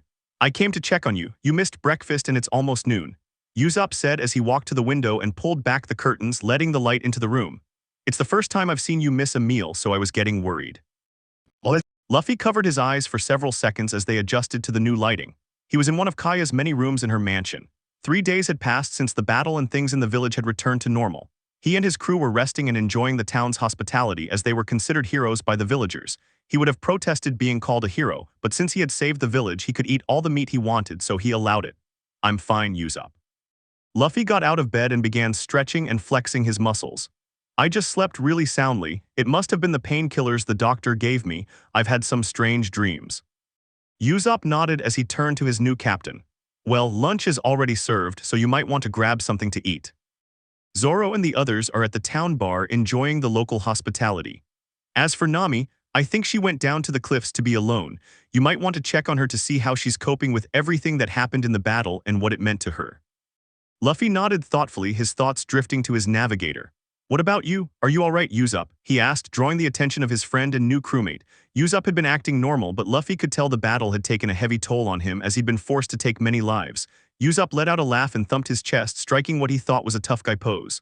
Of course I'm fine, he declared proudly. I'm the great Usopp, warrior of the sea, slayer of evil men and defender of the weak. Nothing can bring me down, Usopp declared as he walked toward the door. I'll give you some privacy so you can get ready for the day. Once Usopp left the room, Luffy was left alone with his thoughts. He remembered the dream he'd had and how everything seemed so real. That voice was the same, the one that spoke so many years ago. He would never forget that voice. It was dark and sinister, but also calming and protective. It made you relax, but also put you on edge. It was a comforting song and a gnashing of teeth. Luffy didn't know what to think. Only bad memories, he muttered as he prepared for the day. Nami gazed at the endless expanse of ocean before her and let out a tired sigh. She sat on a cliff edge outside Kaya's mansion, contemplating recent events. 3 days had passed since the battle with the Black Cat Pirates, and she was beginning to feel a little more normal. The last few weeks had been chaotic. Joining Luffy had been an interesting experience, and she couldn't help but be amazed by the adventures she'd been a part of so far. If someone had told her that she would selflessly fight a pirate crew in a deadly battle to protect a foreign village, she would have laughed until her sides ached. But here she was, resting after the biggest battle she'd ever fought in. The old Nami would have slipped in under the cover of night unnoticed, hijacked a ship, and fled the island during the chaos, taking all the treasure with her. Instead, she'd stayed behind and fought for her life with no promise of reward. It didn't take her long to figure out what had changed her. He brings out the best in me, I can't stand it. Nami grunted as she thought about her temporary captain. She had never let her mask crack in all the years she had been Arlong's pawn, always careful to appear as a cold and amoral thief who never let anyone near her. But a few weeks with Luffy and that perfect mask had crumbled. She shook her head and considered recent events. So again, he gave me the money to free my village. I guess I don't have to be that person anymore. The idea of Arlong's freedom was foreign to her, and she had to pinch herself several times to make sure she wasn't dreaming. She had the money, now all she needed was a quick trip back to Kakashi village, and her nightmare would be over. She heard the sound of footsteps and turned to see the object of her thoughts, who was walking towards her. "What's on your mind, Nami?" Luffy asked curiously as he took a bite of a large piece of meat he was holding in his hand. "You've been very distant lately, and it's starting to feel like you're avoiding me." Maybe he just wanted some peace and quiet. She pointed stubbornly as she continued to gaze out at the ocean. She glanced quickly at the young man who occupied her thoughts, noticing he was wearing a simple white shirt, shorts, and sandals. The only parts of his old outfit that had survived his fight with Kuro were his black hat and dark coat, which were stored in his room. He had numerous bandages covering his body for the minor cuts he received during their fight, along with a larger one on his shoulder where Kuro had managed to sink his panther fangs into Luffy's flesh. Luffy sat down next to her, either not hearing or not caring about the slight edge in her tone. He handed her a cloth-wrapped bento box along with a pair of chopsticks. Nami was about to refuse, but he took it. "You haven't eaten the last few days," he pointed out as he turned to his meat. "You can't go to sea on an empty stomach. I had Kaya's kitchen staff preparing a special bento for you. I kept telling them to add more meat, but they kept barking about some kind of food pyramid and eating healthy. I tried telling them that pyramids are made of stone and therefore not edible, but they wouldn't listen." Nami wanted to refuse, but a loud growl from her stomach made her accept the food. She picked up her chopsticks and opened her bento box, revealing assorted meats, vegetables, and fruits. The pyramid represents a balanced diet, although from what I hear, that form of nutritional information is outdated. Luffy didn't fully understand what he meant, but he nodded anyway. "Well, I guess a chef would know best. That's probably the next person we should recruit after we leave this island, a chef and then a musician." "Musician?" Nami questioned between bites of her food. "Of course," Luffy said happily. "Pirates love to sing and have fun. So a musician is an essential position we need to fill." Nami shook her head, chuckling softly at his antics. "Well, a cook is a good idea. A healthy diet can be the difference between life and death on long voyages." They finished the rest of their meals in comfortable silence, and once they had done so, they sat back and watched relaxed as the sun began to sink below the horizon. So Luffy began, unsure how to broach the subject he'd come here to discuss with his friend. "How are you feeling after all the commotion of the battle?" He searched for the right words. Nami pulled her legs up to her chest and hugged them. "Better, I'm doing much better," she said honestly. "I know they were bad people and they would have killed me if I hadn't fought back. If we hadn't stopped them, this village would be nothing but a memory, and Kuro would be enjoying Kaya's fortune." Luffy remarked, thinking back to the battle. "I prefer to avoid killing. Sometimes I feel that letting people live with their hopes and dreams shattered is a better punishment, but a man like Kuro was too dangerous to let live. I was about to shoot him with my pistol and finish him off, but Usopp was faster that moment." "How's Usopp coping?" she asked, thinking of the long-nosed teenager. She hadn't seen him or had a chance to talk to him since the battle ended. "I've spent years seeing some of the worst monsters these oceans have to offer, but someone like him who's lived in this peaceful place must have taken it pretty hard." Luffy shook his head. "No, actually he's doing very well. I think his desire to protect the people he loves and the warlord of the sea within him have allowed him to handle the carnage well." Nami nodded thoughtfully as she continued to gaze out at the ocean. "Does it ever get easier?" she asked, unable to shake the feeling that she would have to take another life, if it happens. Luffy replied, his eyes taking on a strange, distant look. "There are times when I wish it didn't, but the harsh truth is that killing becomes easier. That's why I do my best to end fights without killing anyone, but it wasn't an option with Kuro and his men. If we had hesitated even a little at that moment and they had tried to take hostages, one or all of us could have died, along with this entire village." Nami silently agreed with that statement. "When do we leave here? While I appreciate Kaya's hospitality, I want to leave this island behind." Luffy considered those words for a moment before replying. "For days at most, I want to be sure everyone is rested before we leave." He stood up and dusted himself off. "I'd better head back to the mansion. Kaya wanted to talk to me about something important after I deliver your food." Nami stood up and gathered the courage to ask the question that had been bothering her for the past few days. "Luffy, there's something I've wanted to ask you." She began, clearing her throat and drawing the young man's attention. Since this adventure began, I've seen you use your powers, so why didn't you just swallow all the enemies in your darkness? You could have covered the entire village area in it and eliminated Kuro and his crew at once. Luffy paused for a moment, memories of the Goa kingdom flashing through his mind. Well, if I dealt with every enemy like that, you wouldn't get any stronger, and I'm pretty sure Zoro would leave the crew. Luffy began, carefully considering his words. Besides, if I used my full power, there wouldn't be a single village left standing. In the town's only bar and restaurant, a party was underway, a stark contrast to the gloomy atmosphere that pervaded many of the town. Zoro, Buggy, Kabaji, and Moji gathered at the bar, enjoying a small gathering that quickly grew as more people joined in. More sake, Zoro called out as he took a deep drink from his cup. None of that cheap stuff, it better be only their best. Zoro sat at a large table in the village bar, drinking as much as he could. While he normally preferred to drink in moderation, Buggy was paying the bill that day, so he decided to go all out. After the battle, it was easy to see that he had won his bet of taking out most of the enemies. Nothing imported. Buggy called to the bartender before giving Zoro a pleading look. Have mercy, I'm already buying the drink, there's no need to rub salt in the wound. Zoro simply shrugged and accepted the drinks the waitress brought them, handing a glass to Buggy. Just shut up and drink. You lost and I won, so smile and suck it up. Isn't it a little early to be drinking like this? Buggy asked as he accepted Zoro's drink. It's not even happy hour yet. Zoro echoed Buggy's statement. For real men like us, every hour is happy hour. He happily stepped forward. Listen to Zoro and loosen up, Buggy. Kabaji chimed in, lounging on a large sofa with a girl curled up on either side of him. We saved the village, so we all deserve to relax. Don't worry about money and enjoy the moment. He turned his attention back to his two companions. Tell us again how you managed to defeat that horrible giant man. One of the girls asked as she huddled next to the acrobat. I heard he was 8 feet tall. Kabaji chuckled. Well, he was about 12 feet tall, had enormous muscles, and wielded a giant mace almost half his size. But I danced gracefully around him and delivered a swift killing blow to his head with my sword. He boasted as he placed an arm around each of his admirers. I would never let a monster like that harm any of you beautiful ladies. Zoro watched Kabaji boast and couldn't hide a grimace. He really exaggerates everything, doesn't he? Zoro muttered as he poured himself and Buggy another drink. Buggy nodded as he accepted the swordsman's drink.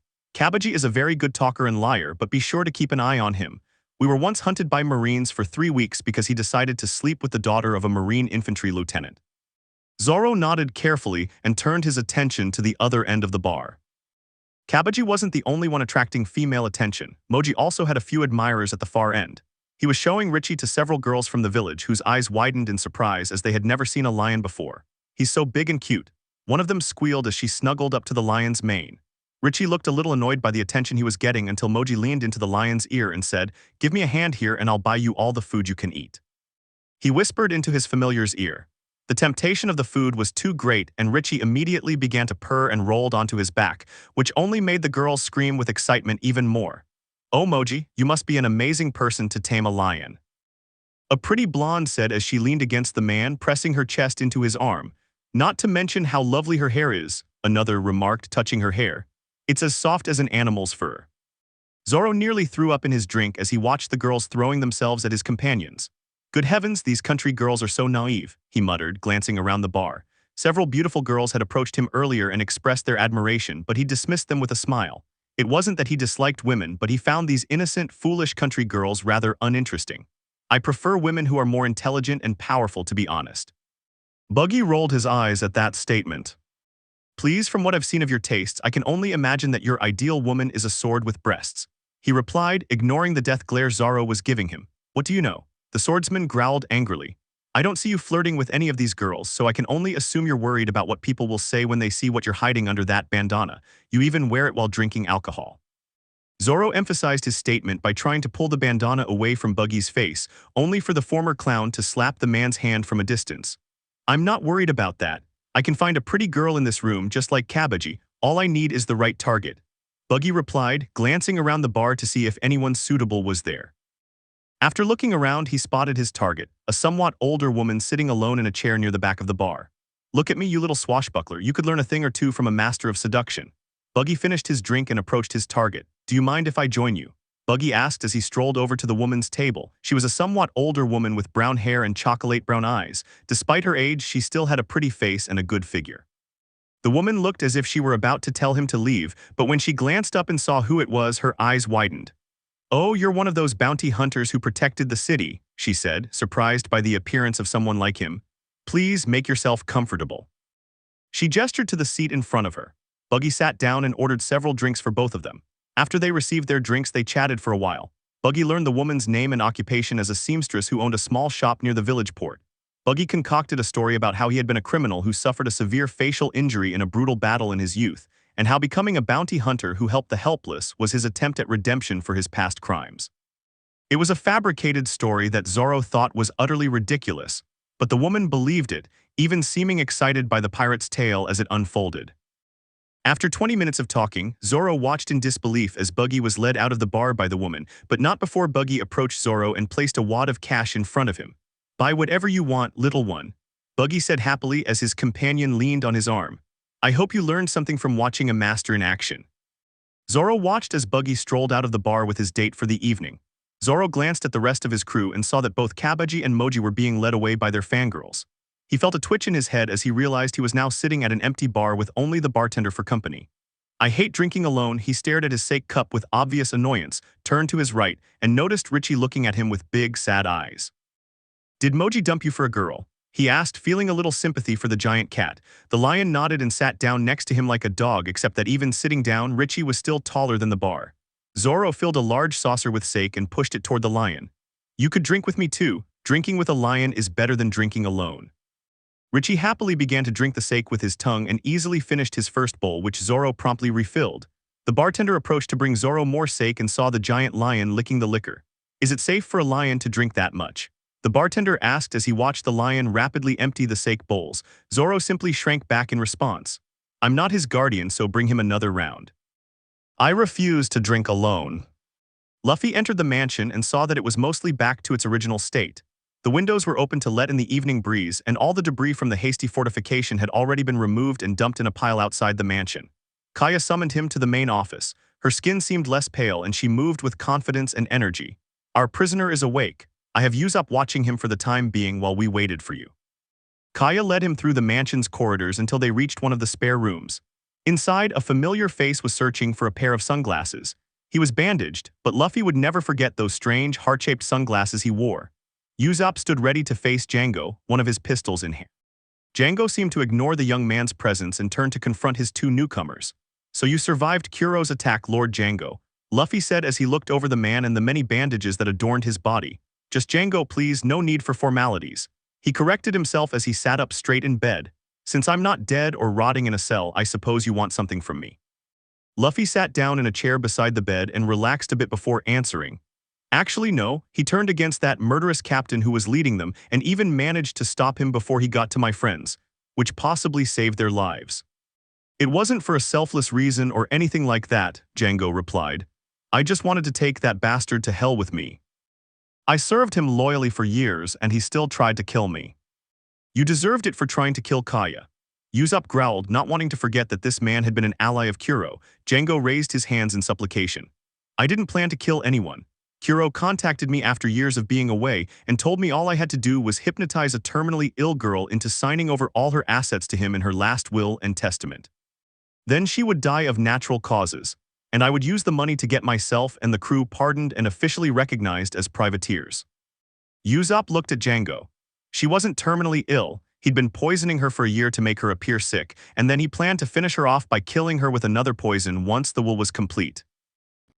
"I had no idea about any of that," Django said honestly. "She said she wouldn't live much longer. It seemed like a harmless crime. I swear I had no idea about any poisoning." "It's okay, Usopp," Kaya chimed in, placing a comforting hand on Usopp's shoulder. "I believe him and I feel much better now, so please calm down." Those words reassured Usopp, but he still kept a suspicious eye on Django, waiting for the man to make a wrong move. Luffy pondered Django's words in his mind and believed the man's story. It made sense of the events leading up to the battle.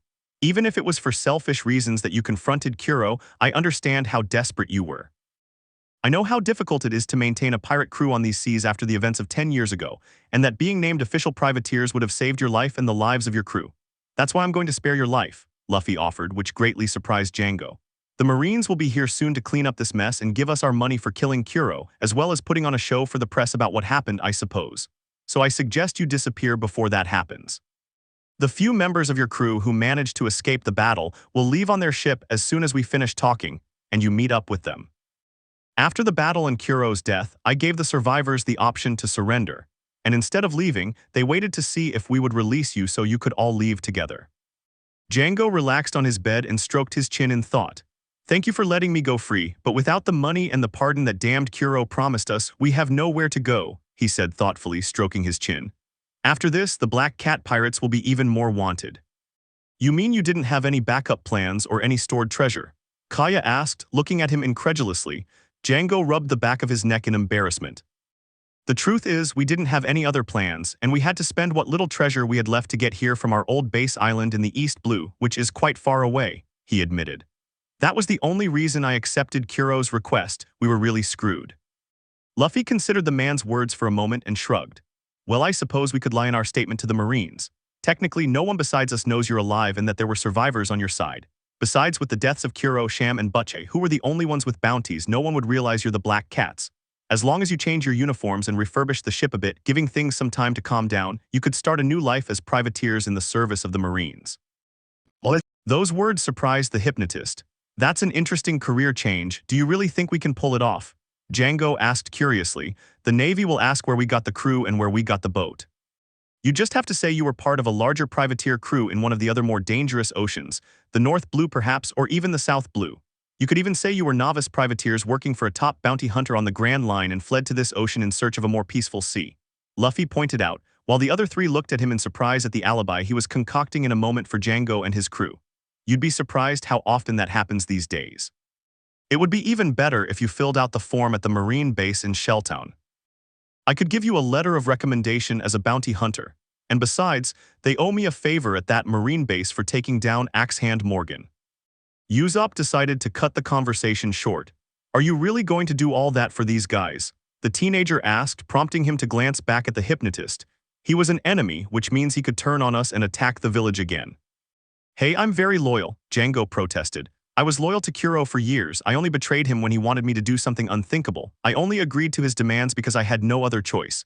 As a pirate captain, my crew is the most important thing to me. Luffy nodded at that statement. He completely agreed. Usopp wasn't convinced. Well, are we just going to let him go then? He asked, trying to see things from Django's perspective. That's right, you'll leave as soon as I finish writing the letter to deliver to the Shelltown Marine officer. However, I want you off the island before nightfall, and you're forbidden from ever returning, understood? Luffy said seriously, as he walked forward to the desk in the room to pick up a pen and paper, ready to start writing the letter. Zoro left the village bar with Richie stumbling over him. Both were slightly swaying due to their alcohol consumption, but they were undoubtedly two free spirits. For a lion, you can certainly drink, Zoro said, looking at his feline companion. Richie simply let out a contented purr as the beast reveled in his own alcoholic bliss. Those other idiots have no idea what they missed. Women are fleeting, but alcohol is eternal. The man and the beast began their walk through the town's streets, intending to reach the mansion, but before they did, they stopped along the way. A beautiful woman stood in the middle of the road. She had black hair, a curvy figure, and wore a white cowboy hat with a large red feather, a pearl necklace, a bikini top, and tight-fitting pants. Zoro usually wouldn't worry about a woman standing in the way, but this woman was wielding a giant spiked metal mace that was almost as big as she was. Seeing someone so heavily armed put him on alert. He usually didn't care since it wasn't like he could be easily harmed, but he was more than a little drunk and wasn't sure how well he could wield his swords in that state. Deciding to keep things civilized, he greeted the stranger. "Can I help you?" he asked somewhat stiffly, subconsciously resting a free hand on his swords. Richie sensed Zoro's tension and looked at the woman in a similar fashion, curling his body and ready to spring into action at the slightest hint of danger. "That depends." She began, looking Zoro up and down with bored eyes. "Are you a member of Monkey D. Luffy's crew?" Zoro nodded. "That's right, I'm Pirate Hunter Zoro and the lieutenant of your crew. What business do you wish to discuss with my captain?"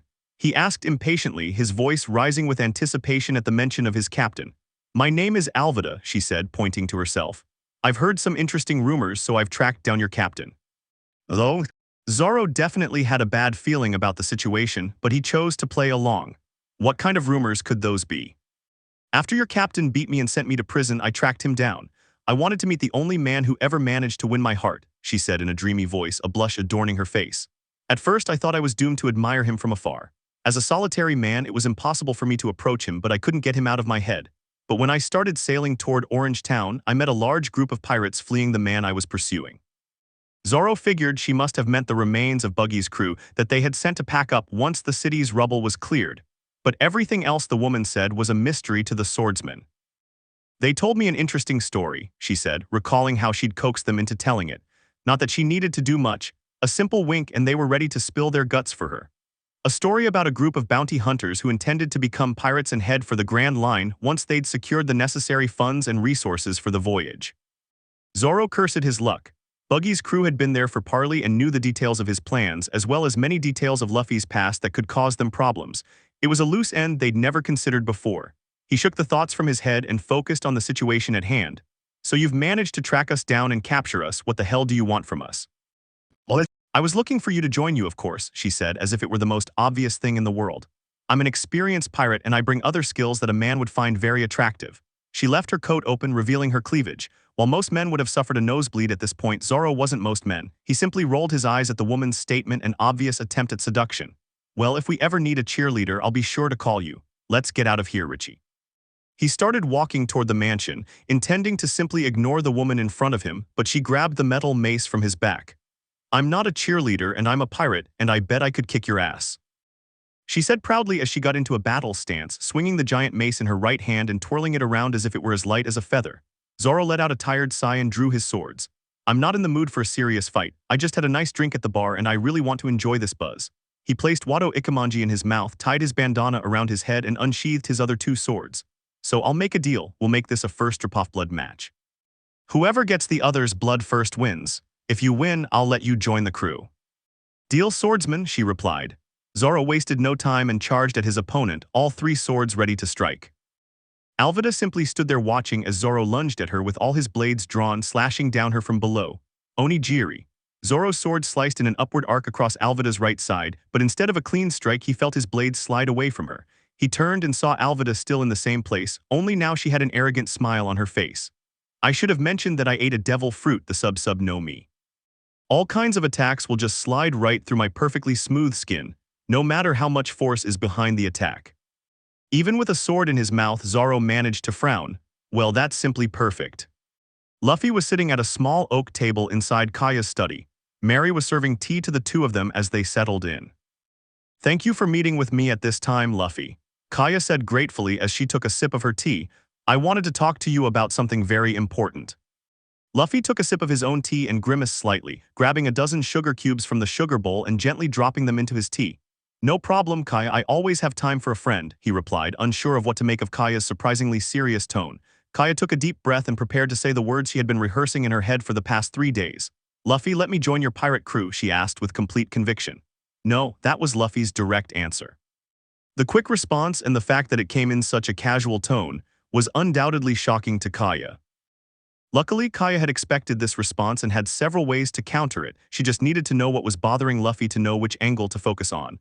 Why won't you let me join? She asked, trying to hide the sadness in her voice. Luffy rubbed the back of his head as he searched for the right words. Kaya, you've only just recovered from being poisoned a year ago. Your body is weak and you're a highborn lady. I'm planning to become the next pirate king. My journey isn't exactly going to be a pleasure cruise. Kaya was not deterred. I have many skills I can bring to the table. I have a good education, the medical knowledge necessary to be a good ship's nurse. And while I don't yet have a doctorate, I will try to achieve that as soon as possible, and I am willing to do whatever it takes to be a productive member of the crew. Luffy looked at her and thought those skills would be very useful, but he still didn't seem entirely convinced. I know I can't act serious all the time, but I take my job as captain of this crew very seriously. As captain, it's my duty to protect everyone. I can tell you're a strong person, Kaya, but being a pirate isn't all banquets and parties as much as I wish it were. There will be battles ahead, some even tougher than Kuro's. He pointed out, hoping to dissuade the girl. Not to mention you'd have to leave this mansion and everything you have here behind. Nothing would make me happier, she replied, greatly surprising Luffy. For the past year this mansion has been my prison. All this luxury and magnificence only brings back painful memories. She rose from her seat and walked to the study window.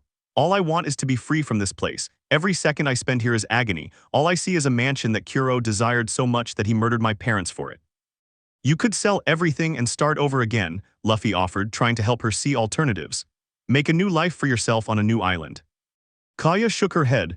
I can't describe what my life has been like for the past year. My health slowly deteriorated over the course of a year. During the last month, I had to come to terms with the fact that I was going to die. She wiped away a stray tear that had trickled down her left cheek. The only thing that helped me was use up in his stories. I knew they were all lies, but he would tell me stories about faraway lands and amazing feats that he acted out. It made me realize that I've never left this island and that I would die without ever seeing the world. Luffy remained silent as he listened to Kaya. At first, her voice was soft and sad, but when he turned to meet her gaze, he saw the strength in her eyes. Now that Kuro is gone and my health is returning, I refuse to stay here a minute longer. I'm going to leave this island and see the world and all it has to offer with my own eyes, he said with complete conviction. The only reason I'm alive today is thanks to you and your crew. I don't just want to be free and see the world, but I want to be with my friends while I do it and help them as you helped me. Luffy couldn't argue with that, and he could sense that she was unwavering in her desire to be free. Well, I can't argue with that kind of resolve. If you want to join my crew, then you're free to do so.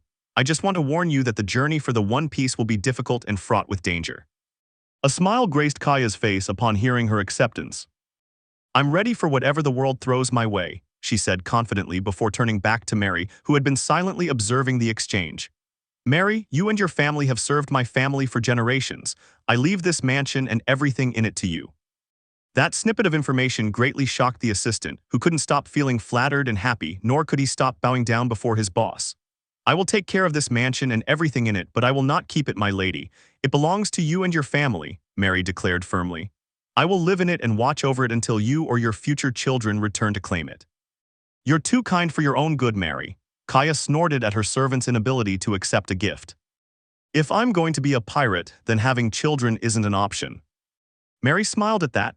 Never say never. Miracles do happen after all, especially with you and Usopp on the same ship. If you end up having a child, it'll have to be away from the sea for a while as a baby, and you should know that you'll always be welcome here. Kaya's face turned bright red at Mary's words, while Luffy simply watched the exchange with obvious amusement, understanding the double meaning in Mary's words. Speaking of the ship, when do you think ours will be ready? Luffy asked, quickly changing the subject to something that wouldn't make his new crewmate blush. I don't want to rush you or anything, but I'm eager to get back to sea. A few more days, Mary replied. All the rigging and preparation of a ship takes time, and I've had to hire a few helpers from the village to make sure it's completed as quickly as possible. Kaya also requested that it be fully furnished with the finest furniture money can buy. Luffy nodded thoughtfully. Well, just a few more days until we can set sail. I guess that'll be until the Marines get here. Luffy glanced at the wooden clock in the corner of the room and saw it was almost dinner time. Well, we'll have plenty of time to talk about this over a nice meal. Luffy, Nami's voice called from one of the lower floors. Zoro has a surprise for you, and I don't think you're going to be happy about it. Luffy entered the mansion's dining room, easily one of the largest rooms in the entire house. It had a large table that could easily seat 30 people, a beautiful chandelier, and expensive, elegant-looking silverware. Currently, several servants were preparing a lavish dinner for the evening. Luffy's attention would usually be focused solely on the food. However, instead he was drawn from the food to the matter that concerned Nami, who was standing by the table and having a heated argument with Zoro and a cute young woman he didn't recognize. You can't just go around recruiting people off the streets, Zoro. Nami grunted, clearly displeased with the latest development. She turned her gaze to the group's supposed new addition, a tan-haired woman who was eyeing Nami suspiciously. We have no idea who she is or if she's even trustworthy. What's wrong? Are you afraid a woman like me will steal the show? Alvida asked, crossing her arms over her chest. I suppose it's a justifiable fear. A woman as beautiful as me will outshine you in every way. Nami's head didn't literally explode, but it probably would have if Luffy hadn't started walking, standing in the middle of the room and stopping the conversation. What's going on here? He asked, trying to understand the situation. He didn't have time to say another word before he was immediately enveloped in a tight hug and his face was pressed against the strange woman's chest. It really is you. Alvida wept with pure joy as she held the man she had been searching for so desperately for the past few weeks. I've waited so long to see you again, the only man who has ever truly won me over. She held him even tighter, completely oblivious to the fact that her face was turning blue from lack of oxygen. Luffy struggled against the strange woman, but his hands simply slid right through her every time he tried to break free. Her skin was so smooth and silky that he couldn't get a grip no matter how hard he tried. He was finally saved by Nami, who snatched her captain away from the strange grip he was under. Look what you're doing, you silly cow. You almost suffocated my captain. She yelled as she looked at Luffy and saw that his face was blue as he was breathing heavily. Luffy caught his breath and looked at the newcomer with a calculating expression. Conquer you? What the hell are you talking about? I've never seen you in my life, miss. Alvida simply smiled. It's me, Alvida, don't you remember? You defeated me and my pirate crew a few weeks ago. She pointed, hoping to jog Luffy's memory. Luffy remembered Alvida, but he couldn't believe that the person standing before him was the same woman. The Alvida he remembered was a fat, grumpy woman, not a beautiful, smiling girl. Even Nami, who also remembered the fat pirate, couldn't believe that the woman in front of her was the same obese pirate. You look different, Luffy said as he looked at the slender woman in front of him. Alvida didn't know why he hadn't recognized her until she remembered something important. Oh, that's right, I ate the sub-no me, a devil fruit to escape from prison. It didn't change much about me, but it made my freckles slide off my face. That's probably why you don't recognize me. She said this while gesturing to her flawless face. Nami and Luffy could only stare in shock at the woman before them. She looked nothing like the Alvida they remembered. Nami was the first to regain her composure and gazed at the dark-haired beauty. If you really are Alvida, then why are you here? He asked suspiciously. Luffy beat you up and sent you to jail. Why would you want to join our crew? I bet this is a ploy to betray us. Alvida wasn't angry. Instead, she focused her attention on Luffy and blushed when she saw him looking at her. I was angry about being sent to jail, but I couldn't bring myself to hate Luffy. He's the first man who stood up to me and treated me as an equal without being afraid of me. She raised one hand to her chest, remembering how he only needed to touch her chest to send her flying into a building. He was so strong, the way he handled me so roughly left me breathless. Zoro, who had remained calm throughout this entire exchange, couldn't believe what he was hearing. Is that why you wanted to join? He asked, still skeptical. I thought you wanted to join us because of our strength. Alvida laughed at the swordsman's statement. It's true I wouldn't want to join a weak crew, but my reason for being here is Luffy. Men all over the world bow down to my beauty, but I'm not interested in how they do it. None of them are as good as him. Luffy simply rubbed the back of his head in confusion and embarrassment. Nothing Alvida was saying made much sense to him, yet he was slightly ashamed by her statements. So you want to join my crew because I'm strong? He asked, trying to make some rational sense of what the pirate was saying. That's one reason. She agreed.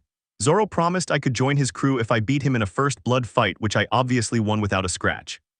Zoro lost? Everyone shouted in surprise, unable to believe that the vice captain and second strongest member of the crew had been defeated. It was her devil fruit. Zoro protested, trying to protect his honor. All my blades slipped off her. Even when I tried to attack her using different methods, they all failed. Eventually, she managed to scratch my.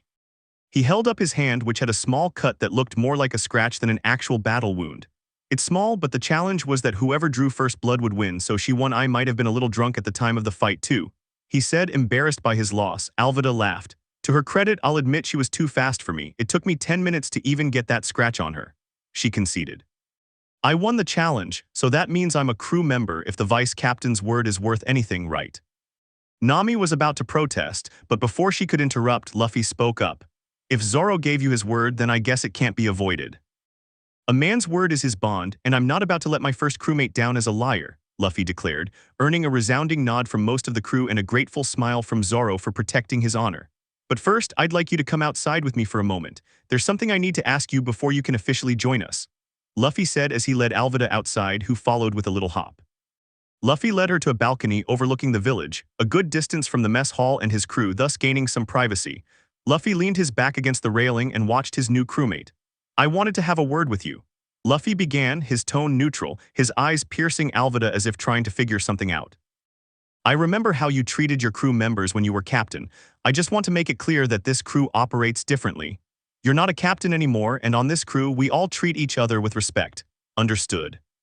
The line of questioning wasn't what Alvida had expected, but she supposed it was understandable given their single past encounter, and she had the decency to lower her gaze, embarrassed by the first impression she had given her new captain.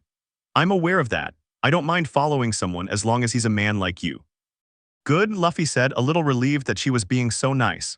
So, what do you hope to gain by joining my crew? What's your dream? Luffy asked, trying to clarify what he meant. I'm not becoming a pirate to steal and kill people. I want to find the One Piece and become the Pirate King, so if traveling across the Grand Line is too much for you, then you might not want to join. Alvida remained silent for about 30 seconds, her brain working overtime. Her life as a pirate had been mostly about acquiring treasure, but hearing Luffy talk about entering the Grand Line brought back memories of the past, of a little girl with a big dream that seemed impossible. Have you heard of Big Mom? Alvida asked, breaking the silence and surprising Luffy. The teenager considered her words for a moment and nodded. Yes, she's one of the 4 emperors like Shanks. Supposedly, she's the most powerful female pirate in the world. he said, recalling reading about her and her crew in a newspaper. I always admired her when I was younger, Alvida said, reminiscing about her childhood, both the good and the bad. A woman who is one of the most powerful figures in the known world, she was the most incredible person to me as a child, my idol. She inspired me to become a pirate. I've always wanted to enter the Grand Line and claim a wonderful island for myself and become a pirate who rivals Big Mom. I dream of surpassing her. To become a pirate queen, if you will. She glanced at Luffy and saw he was smiling. Alvida realized how much she'd revealed and blushed. I mean, it was my dream when I was a little girl. It wasn't realistic to think that someone like me could surpass someone like Big Mom and become a leader like her. She was cut off when Luffy placed a comforting hand on her shoulder. That's a good dream, Alvida, and if you want to surpass an Empress of the Seas, a Yonko, then this is the crew you should join. He said, pleased that Alvida wasn't just your typical pirate with no real aspirations. Everyone on this crew has big dreams, even if some of them are a little strange. You have to have something to hold onto, something to chase after if you're going to sail the Grand Line with me. Alvida allowed a small smile to grace her face as she placed a hand on the side of Luffy's face, a finger hovering over his scar. Of course, it's not my only dream, she said in a seductive tone that began to unsettle the dark-haired man. Actually, Luffy asked innocently, ignoring the smooth fingers running over his scar. What's your other dream? Before Alvida could continue, Nami walked towards the balcony, interrupting Alvida and drawing Luffy's attention away from her. Dinner's ready, Luffy. You'd better hurry before everyone else eats all the meat and you're left with nothing, Nami declared, casting a quick glance at Alvida. Luffy didn't hesitate and sprinted at top speed from the balcony to the dining room, leaving Alvida and Nami alone on the balcony. What the hell was that? Alvida snarled, pointing an accusing finger at the orange-haired navigator.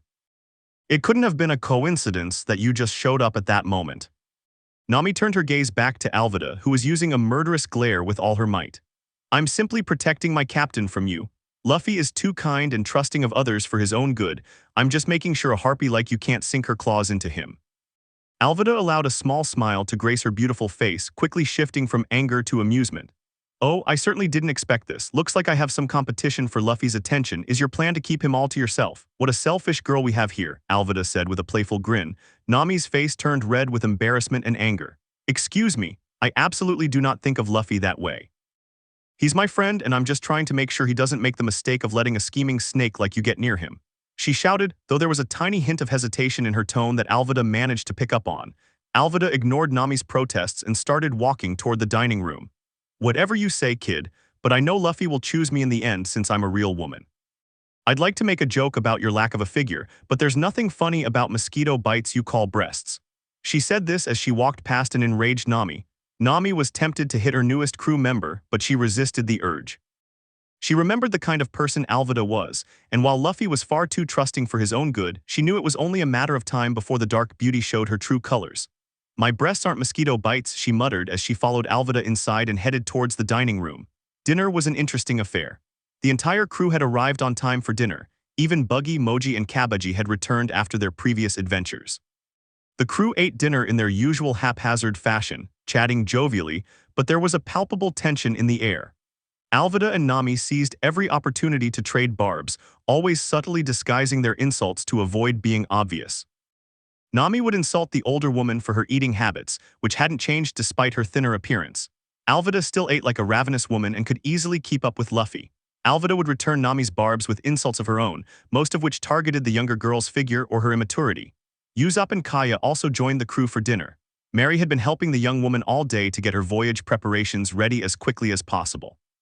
While most of the crew were surprised that a girl who until recently was thought to be dying of an illness would join them, they accepted their captain's decision, especially when the reasons why the young woman wanted to set sail were explained. And above all the knowledge and help she could offer the crew. After all, someone with medical knowledge was not something a pirate crew without an official doctor like themselves could pass up.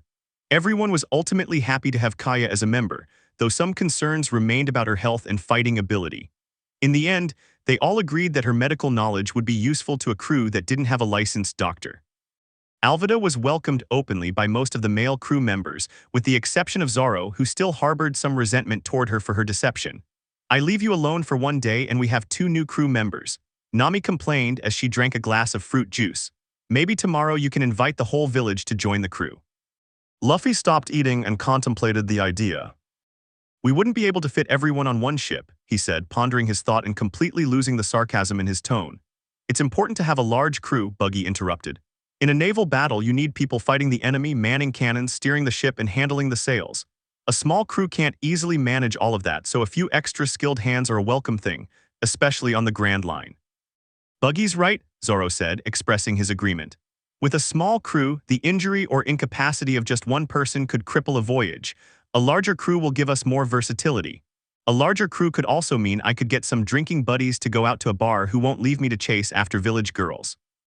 He snarled, shooting a death glare at Buggy, Kabaji, and Moji. Twins, Zoro, identical twins, Kabaji argued, trying to justify his decision. I couldn't pass up an opportunity like that. A threesome with twins was one of the items on my bucket list that I can now cross off, although technically they weren't completely identical. They had different moles located on their backs. Kabaji was cut off by Nami hitting him on the back of the head. Nobody wants to hear about your perverted shenanigans, Kabaji. Nami snapped, not wanting to hear about sexual encounters, especially not with her classmates. The girl's right, Kabaji. Buggy chided in, lightly scolding the acrobat. You need to have more class. A real gentleman doesn't kiss and then announce it. If you're a knight, then I'm a celestial dragon, Zoro retorted as he ate his dinner. All I know is that I had to spend the afternoon drinking with a lion, though I have to admit, Richie can hold his own in a drinking contest pretty well. Upon hearing that, Moji decided to interrupt. You're not supposed to give the lion's sake, Zoro. Animals don't have bodies adapted to drink alcohol. He said this while offering Richie a large piece of meat, which he happily accepted. I'm not his guardian. Besides, you're the one who let him go chase after a bunch of girls, Zoro pointed out. If I let him do whatever he wanted, who knows how many problems a lion could get into. Come on, Zoro, don't be too hard on them, Luffy began with a smile, earning a grateful look from the three adventurers and a raised eyebrow from the others. After all, we're all men and it's normal that they find women attractive. This comment earned several nods from the trio, who looked at their captain with newfound respect and were already planning to take him along to pick up women next time, while Zoro wore an incredulous expression. The most surprised were Alvida and Nami, who, upon hearing their captain's words, stared at him with blushes, and on Alvida's part with less than saintly thoughts and on Nami's part with disbelief. Dinner continued for some time and they quickly engaged in casual conversation, getting to know their new crew members better. The conversation was light and pleasant, and it didn't take long for Kaya and Alvida to become familiar with their new crew.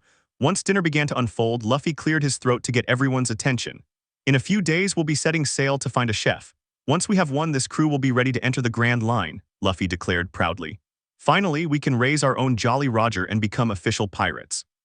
That's all very well and good, and I'm dying to do it, but where are we going to find a skilled cook who's also willing to become a pirate? Zoro questioned. It's not like there's a place where marine chefs congregate. Actually, there is one, Kaya said, drawing everyone's attention. I've heard of this place called the Barady. It's a giant ship that's also a restaurant sailing the seas. It's said that many cooks who were too rough or troublesome for other restaurants work there. It's very fashionable for wealthy people to go there, as it's such an interesting place, though rumor has it that as long as you're hungry and have money to pay, they don't care if you're a noble or a commoner, a marine or a pirate, everyone's a diner to them. That little bit of information interested everyone, who thought it was a very good plan. Nami thought it was brilliant. That's a great idea, Kaya, but how can we find our way if it's a ship that's always moving? The Barady puts the coordinates in the newspapers every time they move locations, Kaya explained. I read the paper this morning and I'm happy to say they're close. As long as we set sail in less than a week, we should be able to reach them before they move again. With their next destination set and decided, the crew chose to enjoy the rest of the night partying, drinking, and enjoying each other's company. Chapter 9, The Going Merry Paw. 2 days later, numerous events unfolded for Luffy and his crew. The Marines had come and gone, and with their departure, the crew received a bounty payment for the deaths of Kuro and the Black Cats. But this wasn't the only bounty. Luffy captured several criminals, including Iron Mace Alvida, Buggy the Clown, and now Kuro of the 100 Plans. His supposedly bounty-hunting crew made a name for themselves in the newspapers, though at the time it was only specified that they were a 9-person crew with Monkey D Luffy as captain and Roronoa Zoro as his right-hand man and vice-captain. Luffy fully recovered from his battle, and the ship was finally ready to set sail. That's why the crew found themselves standing in the port, gazing at the ship that was to become their pirate ship. It's a schooner-class vessel of my own design and creation, Mary said, gesturing to his creation. I call it the Going Merry. The Going Merry wasn't the largest ship Luffy had ever seen, but the sight of it took his breath away. It was a massive vessel that surpassed any expectations he had had upon arriving at Syrup Village. The ship was clearly built with love and passion, as evidenced by its craftsmanship. The wood was a dark brown, it had numerous cannons, and its figurehead was a sheep with large horns. Luffy was so engrossed in the ship that he barely heard Mary's detailed explanations about it. She has 3 mainmasts, weighs around 200 tons, and has 8 broadside guns with 4 on each side, as well as 2 forward guns just below the figurehead and 2 aft guns. There are also numerous swivel guns located on the deck. She also had a naval steel ram at the bow for attacking a ship head-on in a dogfight, Mary explained as he gestured toward the vessel. She has 2 large bedrooms that can comfortably accommodate a crew of 20 or more if you don't mind a lack of privacy.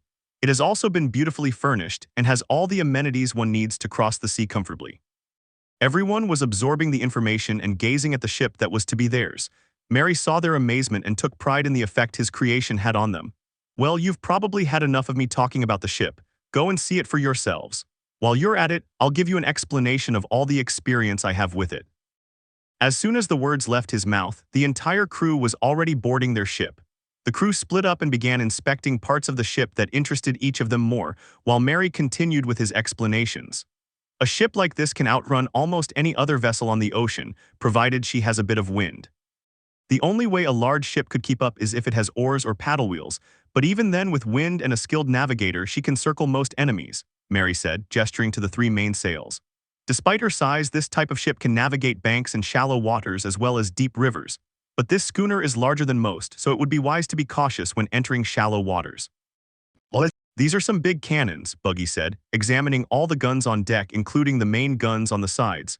12-pounders if I'm not mistaken, and the forward and aft guns are at least 9-pounders.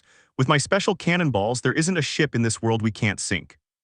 Usopp found his favorite spot in the crow's nest atop the center mast, which was spacious enough for him to relax inside.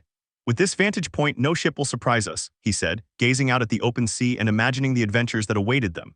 Zoro and Kabaji were exploring the men's quarters. The room was large and had numerous bunk beds that were compact enough to accommodate many of the men on the ship, but large enough for a big man to sleep comfortably.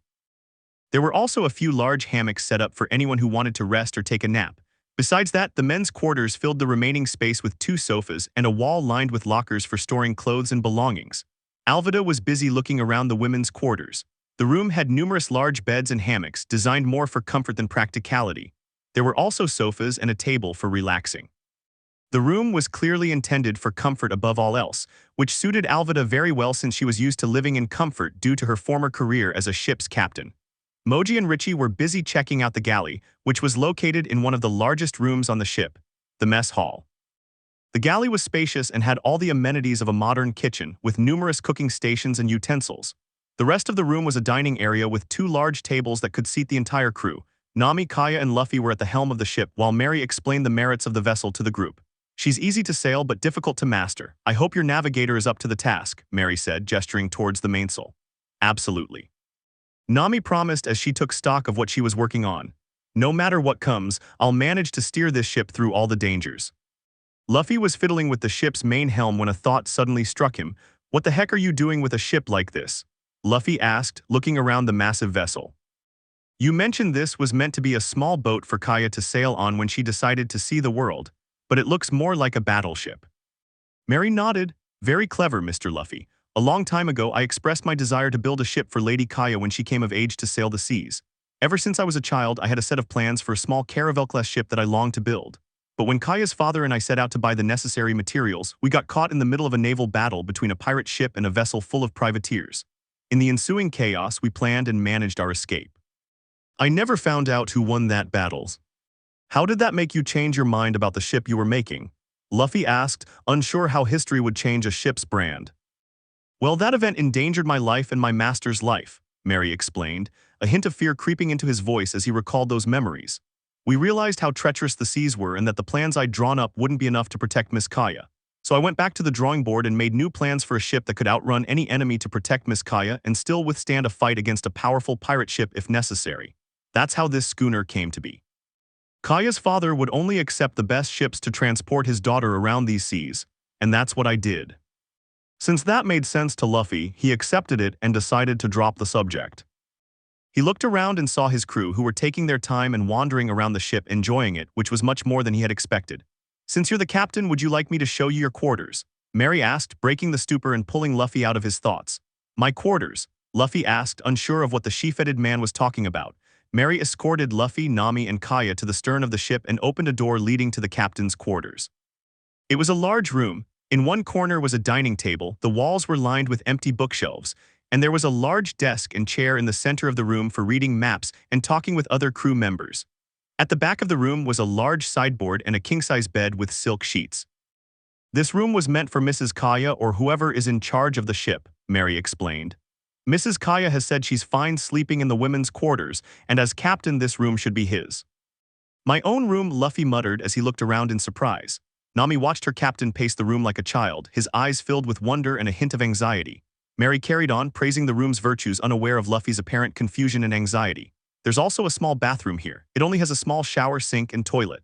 Mary explained as she opened the bathroom door. But given that the rest of the ship only has 2 other bathrooms, it will be nice to have one of your own. I'll leave you to get used to your new quarters. I'm going to help your crew with anything they might need before you decide to depart. Mary left the room and Kaya followed after him, leaving Luffy and Nami alone. Nami saw Luffy still looking around the room uncertainly and decided to call out to the teenager, turning his attention to her. "What's wrong, Luffy? You're acting like this room is haunted or something," she said, eliciting a slight blush from her captain. "I'm not scared," Luffy replied as he sat down at his desk. "It's just weird. I've never had my own room before. It's a surreal feeling." That little bit of information surprised Nami. "You've never had a room before?" she asked incredulously. "I grew up in a small town and shared a room with a woman named Makino who let me live with her when she saw my grandfather making me sleep in the forest," Luffy explained, much to Nami's horror as she couldn't imagine a young Luffy living alone in the woods.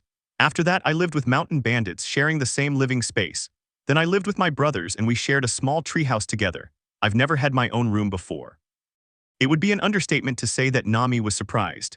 As poor as she grew up, she'd always had her own room. It was a small thing, little better than a bed and a small wardrobe, but it had been hers. However, all the surprise was replaced by fury when she imagined a little Luffy living alone in a forest or with some mountain bandits. No doubt when he caught that old man of his, he was going to pay dearly. "Well, then I suppose it's the perfect time for you to have one. Now you can enjoy having some privacy for a change," she offered gently, trying to comfort her captain. "I guess you're right," Luffy said, glancing at the bookshelves. "At least I have a place to put all my books." He summoned his darkness and conjured several large chests of it. He began opening each chest, revealing that they were all filled with books, surprising Nami.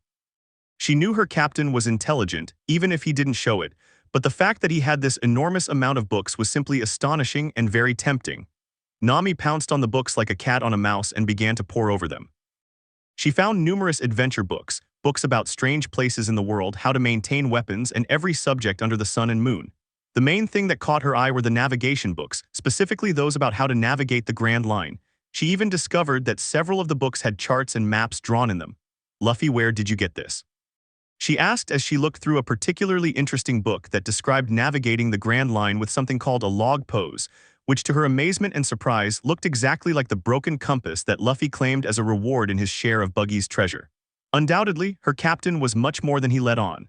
"Shanks gave them to me. I might clown around or talk nonsense sometimes, but I've wanted to be a pirate for a long time and I take my job as captain very seriously. If all their lives depend on my decisions, I have to be prepared," Luffy replied as he began organizing his books and placing them on their shelves. "Most of them are incredibly complicated even for me, but I still try to read them anyway. You can borrow them if you want, but I want them back. Even if I can't fully understand them, these books are my greatest treasure and pride." Nami nodded and scooped up some of the navigation books. It would take time, but she could easily make copies by hand, removing the useless information and making the good stuff more concise and clear. Throughout her short life, she had written several books on navigation, a fact she was proud of, despite Arlong and his crew being the only ones who used them. She did, however, plan to make copies and give them to her captain. "I should mention that I've decided to stay. It's not like I could just leave after seeing the paradise you've hidden away in this library anyway," Nami said, peering through the books, but then she stopped abruptly and looked at the young man nervously. "Luffy, I want you with me when I go to pay off my debt." That tidbit of information surprised Luffy, and he let it show on his face. "Why, we have a ship, so you can take the vessel we used before to pay it off while we recruit a cook.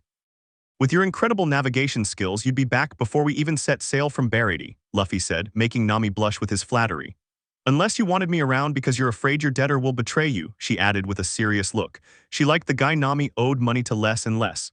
"He's always said he honors his money, and I've seen him keep his promises," Nami replied. "But it took me so long to get 100 million bali that if something went wrong and I lost it all, I wouldn't know what to do. I'd feel safer if things went wrong if you were by my side." Luffy chuckled a little. "So you want me to kick his ass if he betrays you?" He asked, amusement evident in his tone. Why don't you let me kick his ass in the first place? Then you could keep all that money you've been saving for yourself. Nami shook her head. You could understand my hesitation to have you fight him if you'd ever seen him fight. I've seen him sink battleships with his bare hands, all the while laughing. She recalled the Marines sending numerous ships over the years to investigate and arrest Arlong. They all died. Even the privateers and pirate hunters learned to keep their distance from Arlong after only a few encounters with him. Just let me make the deal and everyone will be happy without bloodshed. Well, I just wish you had more faith in me. Luffy said somewhat dejectedly as he finished organizing and placing all his books on their new shelves and decided it was time to stop messing around on his new ship. He'd meant to call a crew meeting for a long time, but no moment had ever seemed right. Now that they had a proper ship with a large mess hall, it felt like the right time to have a real meeting. Nami, gather the others and have them meet in the mess hall. We need to have the first official crew meeting, she said excitedly. Everyone gathered in the dining room and sat around one of the main tables. Luffy sat at the end of the table and looked at his crew, unable to help feeling pleased with the men and women he had recruited so far. All right, this is our first official meeting as a crew. Luffy began grandly, drawing everyone's attention to him. We have a lot to discuss in this meeting, but first, the easy stuff. Is everyone happy with the ship? He asked, knowing the obvious answer. Everyone gave an overwhelmingly positive response. Mary, who was sitting in the corner, couldn't help but feel a little embarrassed seeing how everyone was praising him and his craftsmanship.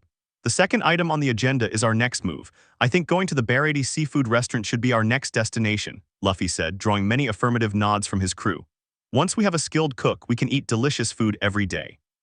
Not to mention that a cook can prepare healthy food for us so we don't suffer from malnutrition and scurvy. Nami added, it would also make rationing our food supplies easier to have someone who can make them last as long as possible. Seeing that everyone was in agreement, Luffy decided to bring up a topic he knew would be interesting. Now there's something we need to discuss as a crew, specifically what we're going to do about this. Luffy reached into his pocket and pulled out a black fruit with dark yellow markings. Everyone gasped as they stared at the fruit in their captain's hand. There was no doubt that what they had before them was a devil fruit. For many, it was the first time they'd ever seen one, and the fruit's coloring was a clear indication of what it might be. It's the panther fruit. Kaya gasped as she examined the black fruit's hue. That means you managed to find it after Kuro died. Luffy nodded. After the battle, when everyone was resting and cleaning up, I went to look for it. He explained that he placed the fruit in the center of the table. After the user's death, a devil fruit will reincarnate into a random fruit. Sometimes it's nearby, other times it's a fruit far away. It's impossible to know for sure. But I figured I had nothing to lose by trying. Besides, a zone-type devil fruit would be a great addition to the crew. I found this one in an apple tree near Kaya's mansion, definitely a monumental stroke of luck for me. There was a collective silence as everyone stared at the fruit, which lasted about 30 seconds until Luffy decided to break it. We could sell it. A common devil fruit is worth 50 million bali. A powerful one that's been identified can sell for much more than that, he explained, causing Nami and Buggy's eyes to turn into bali symbols. Of course, in my opinion, it would be a waste. It's not like we're short of money, quite the opposite. And being about to enter the Grand Line, one of us could eat it, assuming they aren't already a devil fruit user like Alvida, Buggy, or myself. It's a powerful fruit and could become a valuable asset to the crew. Normally, the rules on pirate ships regarding devil fruits are clear. Whoever finds it keeps it. But since I'm already a user, I'll give it away if anyone wants to eat it. Are any of you interested in becoming a user? It's powerful, Nami began, taking a closer look at the fruit. Not to mention the fact that it would make someone extremely stealthy and fast if they turned into a panther. She started thinking about all the possibilities if she ate it. She could pull off robberies with ease with the added speed and mobility. Before she could voice her opinion, a voice sounded in her head. You're not a filthy rat like the rest of the humans, Nami. You're more like a clever cat. Arlong's voice echoed through her mind, and she immediately dismissed the idea of eating the panther fruit. I've always wanted to eat a Zoan fruit, Moji said, eyeing the prize. But I don't really like panthers, and I'm not sure Richie would react too well to me if I were a cat like him. He mused aloud. I'd eat it to be an asset to the crew if you wish, Captain, but I don't want your devil fruit. Kaya said, staring at the fruit as if it were about to rise up and attack her. Luffy quickly shook his head. He wouldn't force anyone to make such a choice unless their life was in danger and it was the only solution. It's truly powerful and would help me on my path to becoming a brave warrior of the sea, but Usopp trailed off as he spoke. I agree with Kaya about not wanting to eat Kuro's fruit. Besides, I'm more of a ranged fighter and I also enjoy swimming. I don't take shortcuts to power, Zoro added. I want to be strong on my own. Kabaji agreed, echoing Zoro's statement. Seeing that there were no takers, Luffy decided to end the meeting. I can't think of anything else to discuss. The devil fruit will be sealed away for now until we can sell it or if someone changes their mind about eating it. There's also the possibility that one of our new crewmates might want to use it. We'll set sail as soon as everyone is loaded. We're heading to the Barady on the Going Merry and we'll take care of business there. Gather your luggage and make sure we're well stocked with meat. We're heading for the sea. The crew stood up and began moving around the ship. While the ship was ready to depart, it would take time for everyone to move their belongings on board. Luffy stood to one side, looking cheerfully at his crew, and watched as Usopp carried an enormous backpack filled with almost everything in his house. Usopp had just finished dismantling the pirate gear and had clearly been crying if his red, tear-stained eyes were any indication. Everyone else was preparing to leave. Buggy, Zoro, and Kabaji went to unfurl the sails to catch the afternoon breeze. Each of them climbed the masts using ropes with great skill. While Zoro and Kabaji did most of the climbing from below, Buggy simply let his limbs fly around thanks to his devil fruit ability as he relaxed on the deck. Nami was at the helm, checking her compass and maps to make sure she knew which course they were heading. She smiled as the winds shifted to a favorable direction, and she turned the wheel and the ship began to move away from the harbor. Usopp and Kaya leaned over the side of the ship, waving goodbye to the various villagers who were also bidding farewell to their heroes. Mary stood in the middle of them, wiping away tears as he watched Kaya set sail on a ship of her own making. Luffy watched as Alvida slapped Kabaji for something the acrobat had said, only for her slap to slide off the man's face due to his soft skin, though it looked as though she was going to try again, this time with her mace. So she's immune to attacks, but she can't inflict any physical damage, that's why she needs the mace. Luffy mused as he took off his hat and let the breeze run through his hair, thinking about helping Alvida train to activate and deactivate her devil fruit's power. He assumed that once deactivated, her fat wouldn't return since, as she'd told them, eating the fruit caused her to faint while the changes took place, so all the fat and freckles were gone for good. The only thing that would change was that she could maintain contact with other people without slipping across her skin. Kaya had hired a tailor to make him a new set of clothes. His old ones had been ruined in his battle with Kuro. Luffy now wore a dark crimson shirt, black pants with a nice leather belt, where 2 holsters held his flintlock pistols, a pair of black naval boots, and over his shirt his trusty pirate captain's coat. It was a very useful coat, because although he never wore the sleeves, instead wearing it draped over his shoulders like the marine officers, it had many inside pockets where he could store all sorts of things. Besides, he liked how it matched his black hat, and the fact that it gave his limbs much more mobility than his old coat. Luffy gazed at the horizon and watched as Syrup Village disappeared, and soon they were all out on the open sea. The Going Merry proved to be extremely easy to sail. Once all the sails were unfurled and the rigging was in place, the ship only needed one person at the helm to run smoothly. He watched as his crew finished preparing all the rigging and began to kill time. He observed with great interest because he wanted to see how they all got along now that there was nothing really to do. Luffy volunteered to steer the ship and watched his team interact with each other. Kaya and Usopp were fishing on the side of the ship. He saw Kaya lean over and whisper something in Usopp's ear, which made the teenager blush deeply and almost drop his fishing rod. He was truly grateful to Kaya for insisting that a brown jumpsuit wasn't the best attire for a pirate. Now he wore blue sailor boots with matching pants and a brown t-shirt, along with a matching bandana to maintain something of his old outfit. Aside from his retractable sniper rifle on his back, which he hadn't parted with since the battle. Kabaji was practicing with his weapons, throwing them like darts to see how accurate he was. A dartboard was created against the mainmast using a barrel lid, and was riddled with daggers and other various throwing weapons that the young acrobat simply conjured out of thin air, intriguing Luffy. Buggy was below deck tinkering with the cannons and making some of his special cannonballs, something he claimed required absolute privacy and quiet. Luffy agreed since he didn't want half the ship to be blown up by a careless mistake. He'd seen those cannonballs and knew the damage they could do. Having them in his cannons would certainly be very useful. Zoro was sparring with Moji, the beast tamer. Moji wasn't very good at hand-to-hand combat, something Zoro was trying to fix. He wielded a one-handed hand axe, a weapon he claimed his village was famous for. Moji was obviously no match for Zoro. His strikes were a bit slow and clumsy, but competent. Zoro, for his part, was simply happy to spar with someone, and he was enjoying fighting someone wielding an axe since it wasn't something he did very often. He couldn't remember the last time he'd fought someone with such a weapon. Alvida was sunbathing beside the ship, wearing a skimpy bikini and beckoning Luffy to join her. Luffy politely declined, finding the idea of sitting on the ship's deck boring, but he did so with a visible blush that seemed to brighten Alvida's day. Nami stood beside Luffy with a compass in her hand, directing the ship back on course as the waves had pushed the Merry off course. In truth, she didn't need to be there. Luffy was steering the ship perfectly well and could easily keep it on course himself.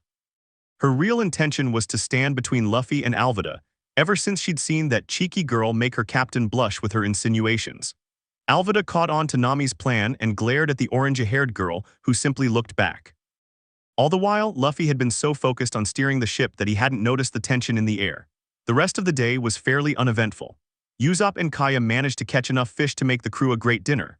While no one on the crew was skilled in the kitchen, both Nami and Kaya had enough experience between them to follow several recipes from their cookbook collection and make a satisfying meal. After a hectic day, the entire crew headed to their quarters with the exception of Usopp, who took the first shift of the night watch. Luffy approached the captain's cabin and entered his quarters. He lit the jade lamp on his desk, placed his coat and hat on a nearby shelf, and took a book from his bookshelf. He sat down at his desk and began to read. It was his favorite book, one he had read more than 100 times. He turned to the title page, which was beginning to show wear from use, but the title was still legible. The Adventures of Captain Jack Sparrow's Pirates. Volume 1. The Curse of the Black Pearl. It was one of the books Shanks had given him, despite his initial disdain for reading it. He could read the book 100 times and never tire of it. He didn't even finish the first paragraph before tossing the book aside. "I can't even read right now," Luffy muttered angrily. He knew why. Over the past few days, his sleep had become increasingly troublesome. Almost every night after he closed his eyes, a dark voice spoke to him. Sometimes it was just a word or two, while other times the voice would finally speak about something strange. Each sentence was an enigma he couldn't decipher. At first, he thought they were bad memories or simply nightmares. Since the destruction of the Goa Kingdom, there had been no shortage of bad memories to fill his dreams. But it was happening far too often. Luffy was starting to think he was losing his mind. He had his suspicions about what was causing his problems. Those suspicions led him to walk over to his bookshelf and pick up a large tome, easily one of the most valuable in his collection, as well as the most dangerous of all. It was a book Shanks had given him before the red-haired pirate had left Fuchsia Village. Although he'd made him promise never to show it in public, that's why this book was kept under lock and key, even in his own cabin on his ship. It was the Devil Fruit Encyclopedia, written by the genius Dr. Vegapunk, a book that only appeared in the criminal underworld since it was illegal to possess it unless you were an authorized government official. He went to the page about his devil's fruit and began to read. Considered the strangest and most unique of the Logia, the Yami fruit is a fearsome power that should not be underestimated. Throughout my studies of the fruit, I have seen that it is unique in that, unlike most lodges, the fruit eater cannot become its element, at least not before awakening. I believe this stems from the fact that Logia embodies something that is either matter or energy. Matter that is energy, like earth, and energy that is power, like electricity. But darkness is an abstract concept that doesn't fall into either of these categories, leading me to believe that the human body is incapable of becoming something that is neither matter nor energy. That is, a devil fruit user cannot transform into something they don't understand. The possibility of awakening by allowing one to turn into darkness is uncertain, but attempts at awakening have so far failed in all test subjects. Despite this weakness compared to other Logia-type devil fruits, it possesses tremendous offensive power. A user can suck enemies into the darkness created by their fruit and crush them with gravity. Some users can find unique ways to manipulate the fruit's control over gravity. Its most obvious power is the ability to absorb anything with the power of gravity, even the power of other devil fruit users, making it the natural enemy of all devil fruits. This ability is its most dangerous, as it can also absorb the power of a deceased devil fruit user. Upon the death of a devil fruit user, their devil fruit abilities persist for 8 minutes before reincarnation. Several theories exist regarding the reason for this, but no concrete evidence has been found. While the user is dead, the devil fruit's power is no longer anchored to their life force, and therefore the Yami fruit is able to absorb energy directly from the deceased user. We believe this prevents the harm a devil fruit user would encounter from eating another fruit, which would normally result in death, since the user isn't technically consuming another devil fruit.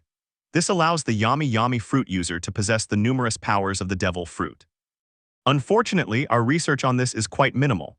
After the experiment's success on subject number 16, he used his newly discovered power to attempt an escape, utilizing his 2 devil fruit abilities to kill most of our personnel. It took 50 men and 6 devil fruit users to subdue him. The only thing we can clearly establish is that the devil fruit known as Yami no Mi does not react well to attempts to absorb other Logiastal devil fruits, which resulted in the deaths of test subjects number 14 and 15. However, it has been shown that it can absorb a Parameciastal devil fruit without causing death. As for Zonestal devil fruits, its reaction is still uncertain. After the incident with subject number 16, the high powers that govern this world shut down our investigation and deemed the fruit too dangerous for the general public to know about. Therefore, only the Gorosei, my research team, and I know about this Logia-type devil fruit, and for the time being, they have kept it locked away. Thus, the true limits of the devil fruit known as the Yami Yami no Mi are unknown and will likely remain shrouded in mystery for years to come. I don't know how many devil fruits the Yami Yami no Mi user can possess, or more importantly, what kinds of energy can persist in the body without tearing the user apart. Every human body has its limits, and therefore I consider their powers even more dangerous, and I pray that this ability never becomes available to the world at large. Luffy was fascinated by the power of his devil fruit, but the idea of stealing the power of a dead person was terrifying and seemed almost taboo to him. Not to mention the fact that the greatest scientific mind in the world didn't fully understand the limits of the fruit. Luffy couldn't help but wonder how Shanks had obtained not only one of the most dangerous and forbidden books in the world, but also how he'd gotten his hand on the devil fruit if it was sealed. He'd have to ask him the next time they met at the summit. He flipped through the pages to the back of the book and read the article that interested him most, given recent events. So far, there is no evidence that devil fruits possess any actual demons within them. All research points to a non-sentient power, and even the name, devil fruit, comes from old sailors and superstitions surrounding the sea devil. All I can conclude at this point is that devil fruits are natural phenomena that are simply beyond our current scientific understanding. My colleagues' arguments that there's a literal demon inside the fruit are nothing short of absurd, although I will admit that some subjects have claimed to hear voices, but I believe this is nothing more than stress-induced hallucinations. Luffy believed that Dr. Vegapunk's explanation was too rationalistic, dismissing the myth of the demon in devil fruits and simply calling them mysterious fruits as he liked to do. But no matter how many times he read that passage, he still had doubts. I am the void. Those words lingered in his mind, and he needed to discover their meaning. He remembered the voice in his head saying them, first during the destruction of the Goan kingdom and numerous times in his dreams. He went to his bookshelf and brought several more books to his desk. He picked up a dictionary and began to look at it near the end. Void, noun. Definition: 1. A completely empty space. Example, the black void of space. Space, Luffy muttered, reaching for another book. Black holes exist in space, and gravity moves the planets along with everything else in the universe. He murmured as he reached for a book near the bottom of the stack he'd brought and read the title, The Devouring Void of the Cosmos, by the astronomer Royal Sokolov. Once the curtain has been lifted, it becomes inescapable that we inhabit a world adrift in a howling sea of chaos, a terrible maelstrom in which all celestial bodies orbit a devouring core. Though the journey might take many thousands of lifetimes, all cosmic objects are eventually drawn into this ravenous nexus and forever cease to be so. Though tossed about by the eddies of the celestial sphere, the stars offer guiding points in the otherwise perilous darkness. Our own sun keeps its planets close on our inexorable march toward oblivion, giving us life and warmth until the very end. Luffy's head ached from trying to put everything back together, and he finally gave up. He sighed and set the books aside for the night. He knew that if he stayed any longer, he'd end up falling asleep and missing breakfast. He walked to his small bathroom and took a quick shower before slipping into some boxers and collapsing onto his new bed to get some sleep. Despite the chaotic whirlwind of thoughts swirling in his head, Luffy managed to fall asleep after a few moments of rest. For the first time in days, his dreams were pleasant and blissful. He didn't know that in a dark corner of his mind, a dark being was also resting. So close to the truth, Luffy, and yet also so far. He said, his voice calm and even. The time for us to have a proper conversation will be soon. I can only wonder if you're ready for what I have to offer. Chapter 10: Party at the Restaurant. It was a hot morning aboard the Going Merry. It had been 2 days since the bounty hunter crew led by Captain Monkey D. Luffy had set sail from Syrup Village. If everything went according to plan, they would soon become known as one of the strongest pirate crews in the East Blue and embark on their journey to the Grand Line. However, it was still too early for that. At this moment, the protagonist of this story, Monkey D. Luffy, was sitting on the figurehead while watching Buggy and Usopp perform functional tests on their new cannons. They had finished breakfast a few hours earlier, so to kill time while they waited to reach the Barady seafood restaurant, which according to their navigator would be at least a few more days, they decided to try out the new, improved cannonballs that Buggy was working on. And that brings us to the present moment. Alright, be careful, Usopp, and make sure you don't miss the shot. Each one of these muggaballs is a work of art, Buggy began to say while the rest of the crew watched Usopp load the cannon with one of the supposed muggaballs. Very well, the cannon is ready, the young sniper announced once he had loaded the bullets as he stood up. Now, ladies and gentlemen, I suggest you see an expert. I'm going to destroy that island over there. The young black-haired man said as he pointed to a somewhat distant and not very large island which was stranded in the middle of the sea. However, something in that place caught Luffy's attention. Excellent, Buggy said eagerly, anxious to see the power of his new creation. Then get ready, 3, 2, 1. However, before he could fire, a powerful shout rang out, stopping everyone in their tracks and drawing their attention. USOPP stop, Luffy ordered excitedly. Usopp almost fell over in fright while everyone else stared at their captain with clear confusion on their faces. What's going on, Captain? Kabaji began to ask, wanting to see the weapon in action. Why did you arrest Usopp? There are 2 people on that island, Luffy stated calmly, surprising the entire crew, who quickly moved to the bow of the ship to see if it was true. Sure enough, in the distance they could see 2 silhouettes stretched out on the island. If Usopp had fired that cannon, he would have killed them, which we don't want. Nami, make a change and let's go see who they are. At that, everyone nodded quickly and each took their position. Nami quickly went to the ship's helm to change the direction of their course, while Zoro, Kabaji, and Buggy began to furl the sails to reduce speed and thus be able to approach the island. As for the others, they simply stood near their captain, waiting to see what events would unfold, to see what kind of people were on the island and what they wanted. It turned out that 2 pirate hunters were on the rock and one of them was sick. Zoro pointed out to the crew that they were his friends. Those 2 on the island are Johnny and Yasaku, Captain, Zoro pointed out as his ship approached. They are bounty hunters who have worked with me on a few occasions in the past. So in the end, Johnny and Yasaku, who were on the rock that was almost destroyed by the cannonball that Usopp was about to fire, were picked up by the crew. You're Johnny and Yasaku, aren't you? Luffy's voice called from his position on the figurehead, from which he hadn't moved when they were close enough to be heard. That's right, replied the one who Zoro thought was Johnny, since the other was lying on the ground. I don't know who you are, but my partner here needs urgent medical attention, he said while pointing at his friend. I am the captain of this ship. My name is Monkey D Luffy, and my second-in-command, Roronoa Zoro, has asked me to help you, so you may board. Upon hearing the mention of their anarchy and the offer of help and lodging, they quickly boarded with the help of Moji and Kabaji, who had gone down to help the injured man get on board. Once the 2 new temporary crew members were on the Going Merry, they were intercepted by Kaya. Tell me what's wrong with your friend, Kaya, the group's onboard doctor asked calmly. From what I can see, he's unconscious and his skin is quite pale. What are his symptoms and when did they start? She asked, signaling to Moji and Kabaji to take him with her to the sickbay. In the end, Kaya determined that Yasaku was suffering from scurvy, a vitamin E deficiency, and therefore only needed a dose of concentrated vitamins. He would be better within a couple of hours. The crew then realized even more clearly the need to get a sea cook before something similar happened to them, otherwise they wouldn't even be able to enter the Grand Line. So the bounty hunters, currently led by Monkey D. Luffy, Johnny, and Yasaku, headed to the Barady. The ship sailed steadily toward its destination for the next 2 days, with Yasaku recovering enough to join the crew on deck. On the 3rd day, the floating restaurant finally came into view. The restaurant itself was a boat designed to resemble a fish. The front of the vessel had a fish head and the tail doubled as the ship's rudder. The fish's body was replaced by a 3-story building with the words Barady Restaurant proudly displayed at the entrance. It's a fish, that's so cool. Luffy's eyes sparkled. Hurry up, guys, I can smell the meat from here. As they approached the restaurant, a Navy ship heading in the same direction approached them. A man wearing a white striped suit appeared on the deck, looking with interest at the Going Merry.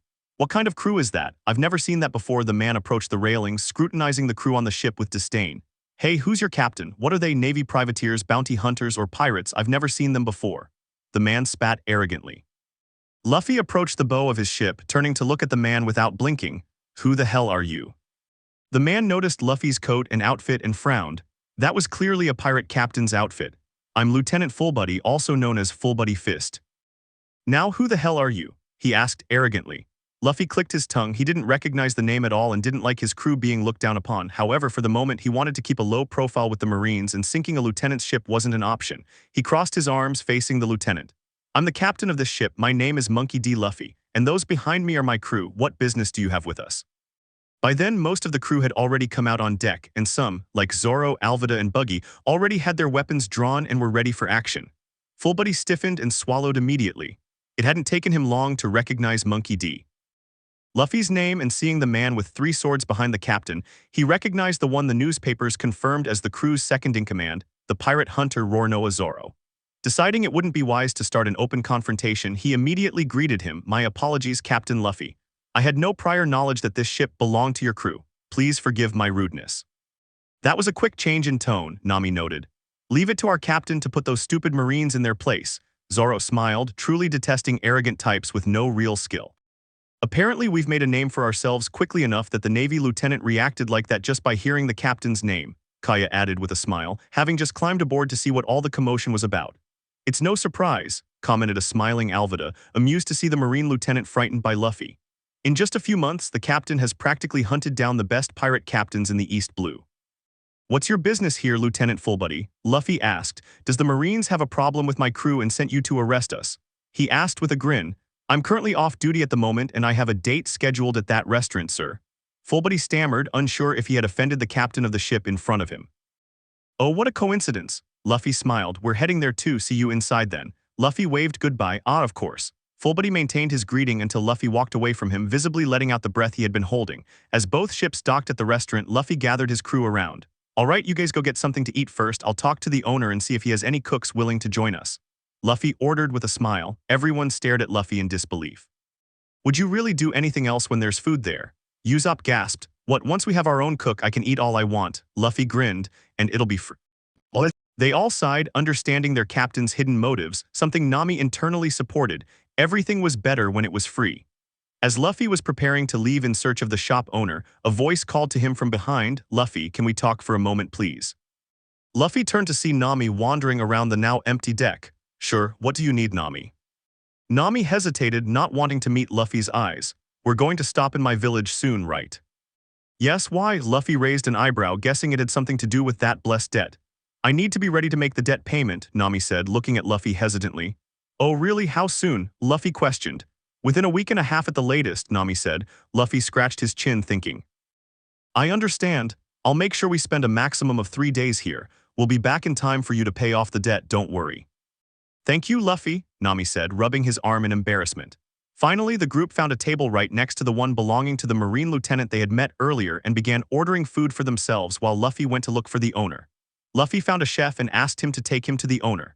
The chef saw Luffy's face and recognized him from the news a few days ago in the newspaper, so he complied immediately. "Owner Zeph, there's a bounty hunter looking for you," the chef announced at the door leading to his room. "Send it," a voice came from the other side. Luffy entered the room to find a blonde-haired old man sitting at his desk in a chef's uniform. He sported an impressive mustache and beard. On his head rested a chef's hat that nearly reached the ceiling, as if to emphasize that the person wearing it was a chef. The most striking feature was that his right leg ended in a stump just below the knee and a wooden peg leg was tied to it. "Excuse me, are you the owner?" Luffy asked politely. Zeph stood up to meet Luffy. "Yes, I'm Zeph." "What do you need from me?" "One of the top bounty hunters in the East Blue." "I'm Captain Monkey D Luffy and I'm looking for a cook to join my crew." Luffy grinned. "Are you looking for a cook to join your crew?" Zeph repeated, somewhat surprised. For a moment he thought they had discovered his past as a pirate and were coming for his head. "Yes, I suppose you don't have anyone who might want to join my crew." Luffy continued to smile at him. "You're a very strange boy for a bounty hunter," the owner smiled. "Usually when someone asks for one of my chefs, they're pirates. I don't think any of my boys want to be bounty hunters, to be honest." "Oh, so you guys are more into piracy, even better," Luffy laughed. "You're an interesting fellow, lad," Zeph grinned. "So you need a cook on your crew, huh? Especially one who likes piracy. What would a pirate want with someone like you?" "I've really taken a liking to you, old man, so I'll tell you a secret," Luffy said with a smile, piquing Zeph's curiosity. "The truth is I'm working as a bounty hunter to gather all the necessary resources to go to the Grand Line and avoid attracting the attention of the Marines. I suppose a former pirate captain like Red Leg Zeph, who has been to and from Paradise, must know how complicated it is to be prepared to go to the Grand Line." "Ha ha ha, Paradise. Heh, it's been ages since I heard someone call the Grand Line that. I really like you, kid. Let me tell you something, kid. I don't know if any of my guys would give up their position to become one of yours, but if you find someone who does, you have my permission to take him with you." Zeph laughed even though they had discovered his secret. "Really? Thank you, old man, you're the best." Luffy shook Zeph's hands enthusiastically. But make sure you take care of my children, but then again I'm pretty sure you wouldn't want someone who can't take care of himself, would you, Captain?" Zeph smiled wickedly. "You bet. We'll face many dangers at sea, so you'll have to." A gunshot rang out through the restaurant, cutting Luffy off mid-sentence. Both Luffy and Zeph left the room and went to the restaurant, seeing a bloodied pirate clutching a pistol standing in the doorway of the restaurant. A Marine lay sprawled on the ground, bleeding from a gunshot wound to the chest. Marine Lieutenant Fullbuddy was also bruised and bleeding on the ground, though the reason wasn't clear as he was lying at the feet of one of the Barades' cooks. Luffy, however, kept his eyes fixed on the pirate holding the gun. His eyes were deathly cold. "Bring me some food," the pirate demanded weakly, the weapon in his hand swinging limply in his grip. The pirate approached them as he entered the restaurant. "Stop right there," growled the Marines who had come in to help their lieutenant. "You Marine." "Wait a moment." A blonde-haired cook walked towards him, smoking a cigarette. Luffy wrinkled his nose at the smell of cigarettes, which the cook noticed. The cook quickly extinguished it in a nearby ashtray before continuing to walk toward him. He's hungry, let me feed him first before you do whatever you want with him. The cook stood before the Marine, his hands in his pockets. Hey, what do you think you're doing, Sanji? You just shot that Marine.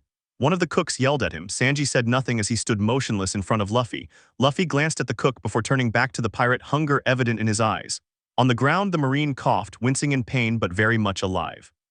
Apologize to him, Luffy whispered, but it may also have been a shout in the restaurant of silent death. I'm sorry, the pirate barely managed to stammer out before Luffy unceremoniously dropped him to the ground. Lieutenant Fullbody. Luffy addressed the prone officer. Fullbody immediately stood up, albeit rather comically with his face covered in blood. Yes, Captain Luffy. Luffy gestured to the Marine. It would be best if you took him back to your ship and gave him the proper treatment. For now, I can keep an eye on the pirate for you, and you can check him out too. Sounds good to me. Fullbody immediately dragged the Marine over his shoulders and ran out of the restaurant, glad to be out of the place. He's all yours, Luffy said, walking past Sanji. Thank you, the cook murmured before tossing the exhausted and hungry pirate onto his shoulders, carrying him out of the restaurant. Luffy made his way to his crew's table and sat down amidst everyone's stares. The owner finally released the tension as he clapped his hands. Good, let the cooks get moving. That's all the spectacle you're getting. Back to work. Yes, Master Zeph, the cooks shouted with all their hearts as he ran back to the kitchen and everyone else relaxed in their seats. Who was that? Luffy finally asked. A member of the Krieg pirates, Zoro sighed as if what happened before bored him.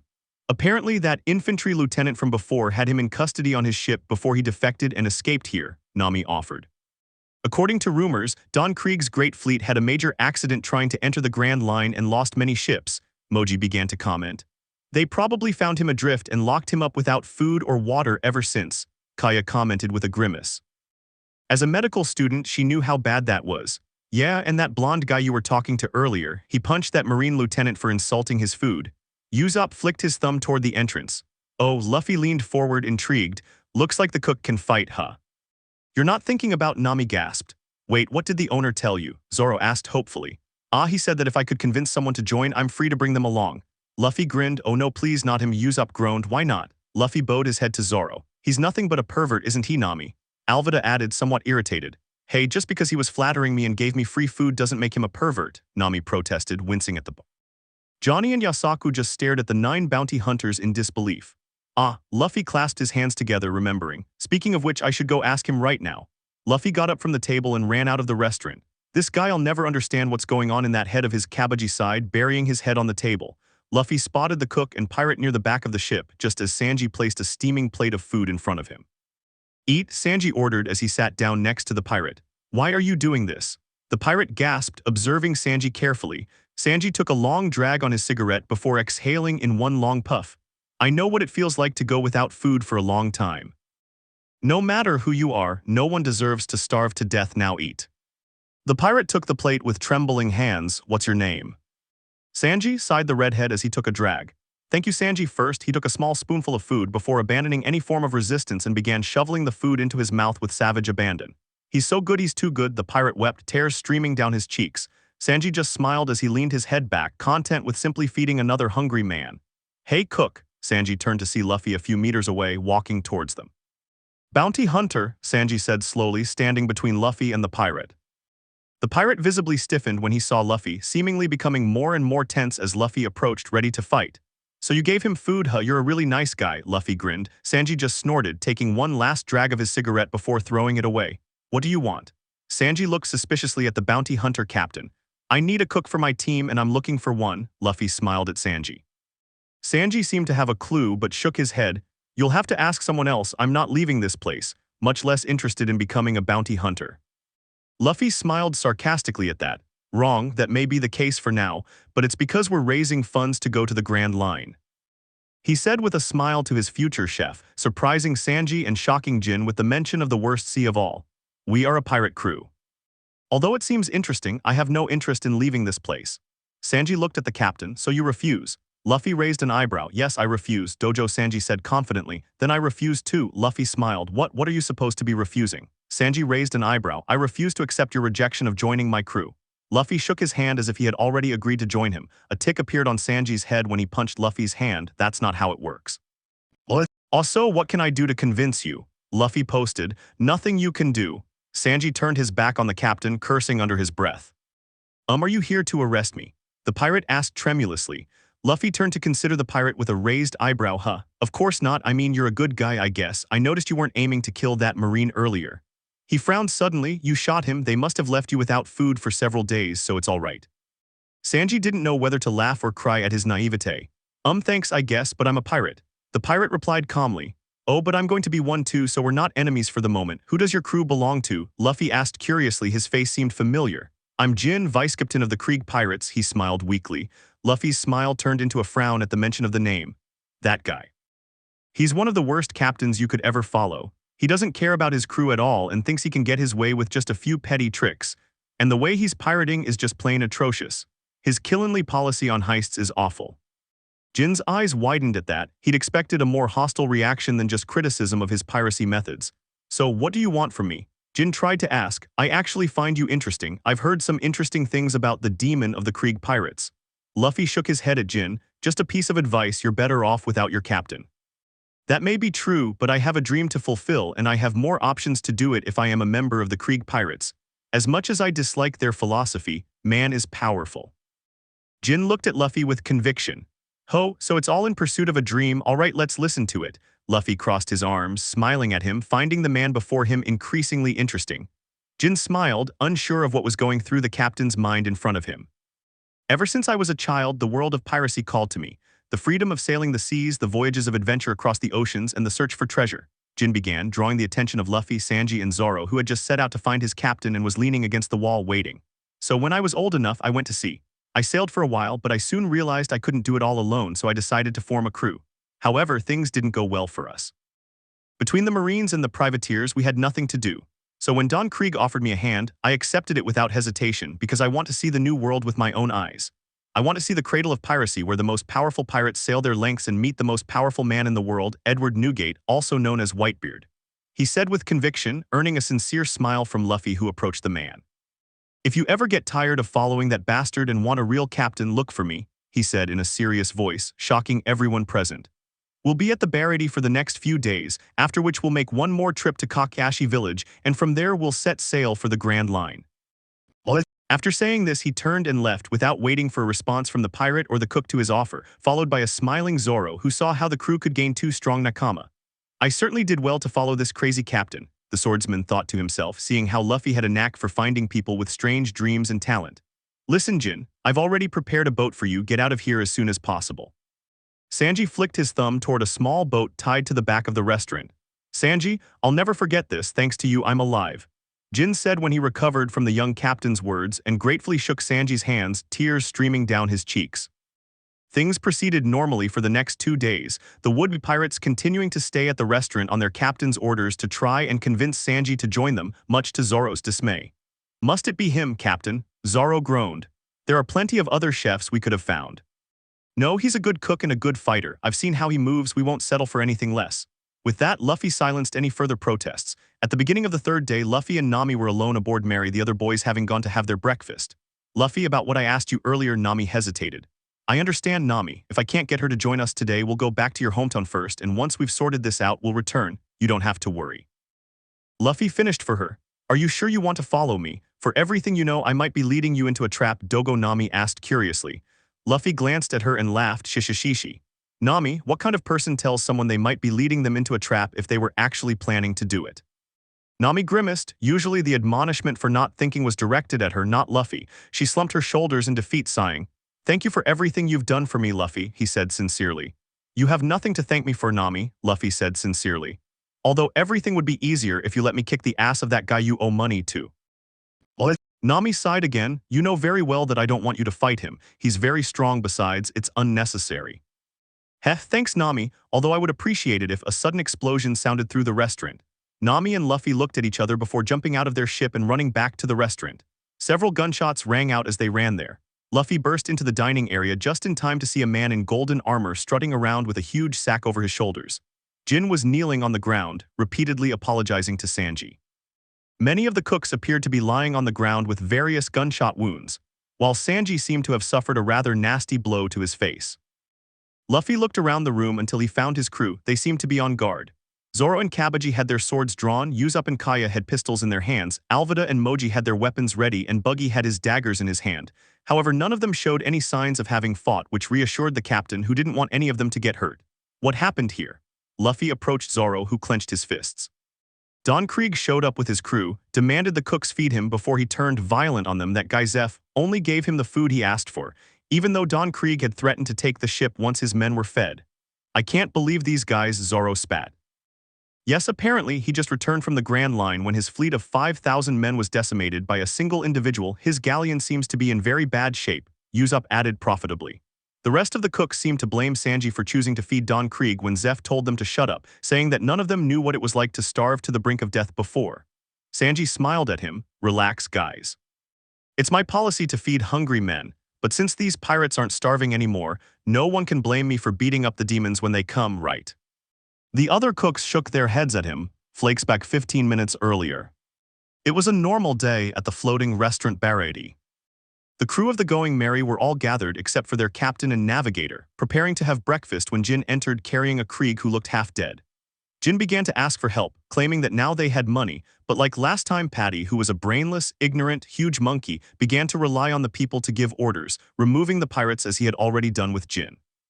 Considering who he was and how much his head was worth, it was a golden opportunity for most of those present.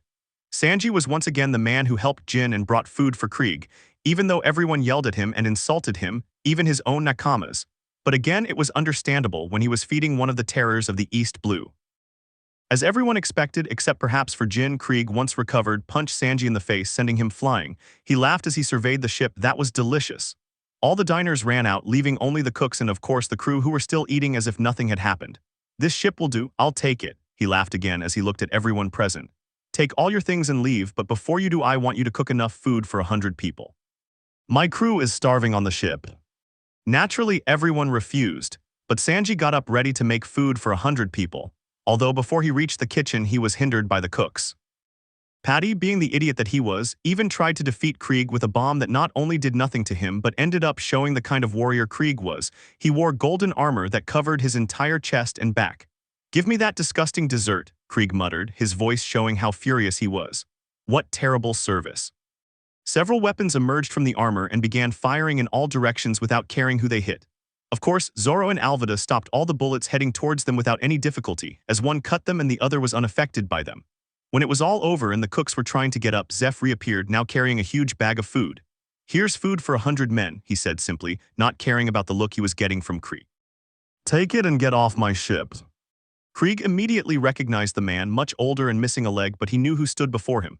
You are Red Leg Zeph, one of the pirates of the Grand Line, he said, laughing in amazement as he took the bag. I want your captain's logbook. He laughed even louder as he surveyed everyone present. It's true I couldn't conquer the Grand Line, but I have what I need to return and cross it completely. Men, ambition, power, I just lack some information.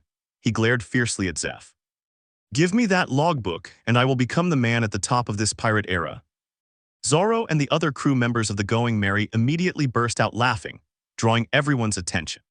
At first they were confused, but almost immediately they were surprised that the group was sitting there as if they were watching some kind of program.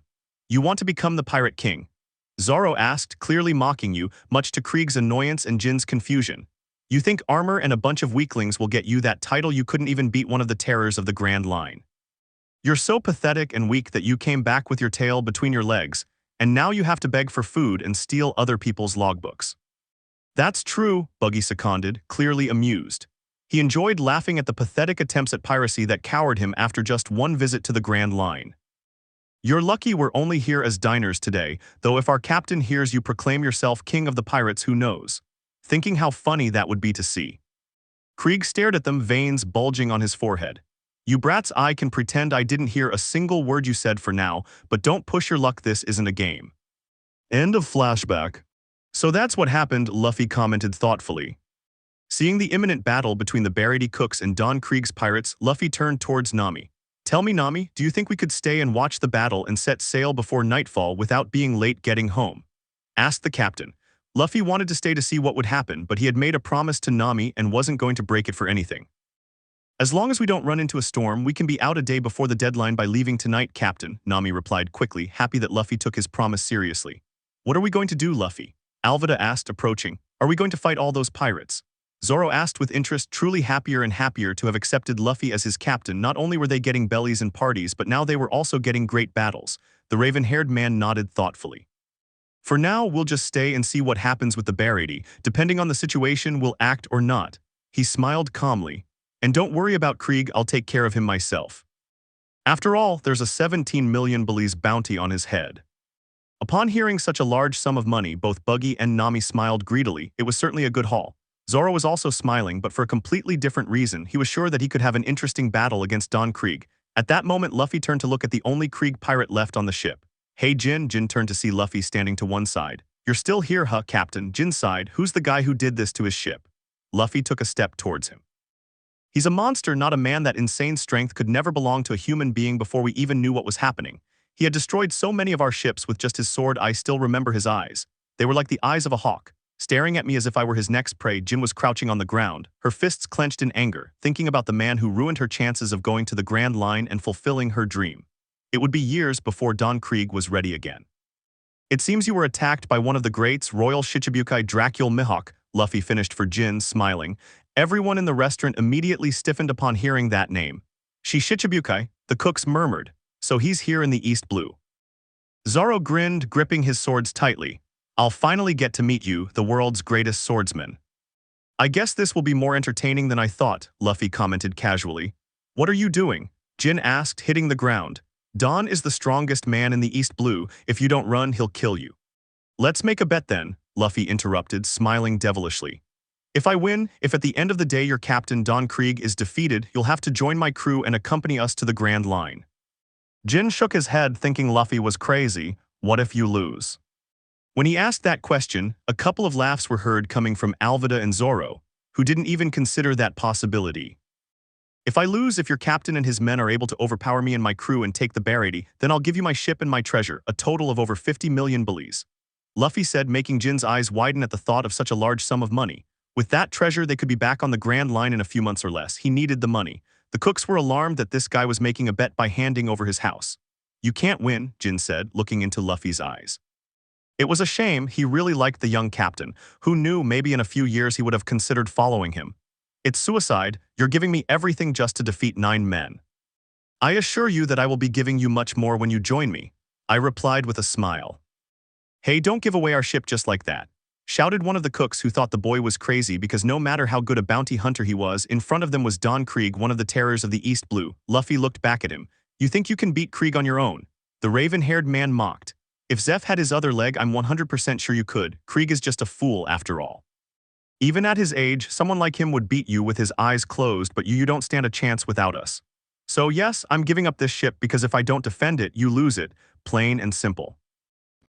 Zeph and Luffy looked at each other for a few seconds as the former recalled the conversation he had days before with the young captain, remembering the words to set sail for paradise, and a smile came to his lips. Only someone who had set foot in the New World would call the first half of the Grand Line paradise. Okay, I agree, Zeph said, smiling. There was no way this kid was going to lose. The cooks began to complain because Zeph agreed with this boy who was clearly crazy. It was impossible for him to defeat the most feared pirate in the entire East Blue with only 9 men. Guys, get ready for battle. We're defending the ship until it loses or until Krieg is rolling on the floor. Luffy ordered his crew. Everyone got up and headed to the Going Merry. They had preparations to make. I was getting impatient anyway, Zoro said excitedly, walking over to stand beside his captain. By the way, Sanji, Luffy mentioned, I want you to fight with us in this battle. After all, I want to see how well my future chef can defend himself. He looked at Zeph again, who nodded. After all, I already have your boss's permission. Before Sanji could say anything else, they heard the war cry of Krieg's pirates, about 100 men wanting to take that ship against 20 or so. They were ready for battle when Luffy sensed a huge presence approaching, a presence he didn't expect to find here. Most likely the terror of the Grand Line was following these pathetic pirates. Well, at least it would be more interesting than just kicking the asses of a bunch of weaklings. Luffy stared for a moment at the enormous wrecked galleon. After a couple of minutes, they heard the shouts of the pirates who had recovered after feeding. Victory shouts came from the galleon outside the restaurant as the pirates prepared to attack. All the cooks had their weapons outside and marched through the door, ready to fight. I want you to pay close attention to what's about to happen, the dark-haired captain remarked with a smile.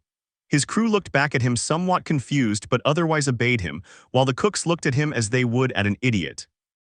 Patty was about to speak, mocking the bounty hunter when, to everyone's astonishment, a loud crash was heard along with the pirates' shouts. After a second, huge waves began to rock the Bear 80 and they could see the galleon tilting to two different sides. It was split in half, Sanji said, his mouth open, letting his cigarette fall to the ground. Luffy nodded while the rest of those present could only marvel and be terrified at what they were seeing in front of them. "Raise the anchor," Zeph quickly ordered, "or the ship will sink." The cooks nodded, running and trying not to fall so they could raise the anchor, wondering all the while who on earth had cut that immense galleon. "Zoro, this is what you have to overcome," Luffy said, looking at his second-in-command.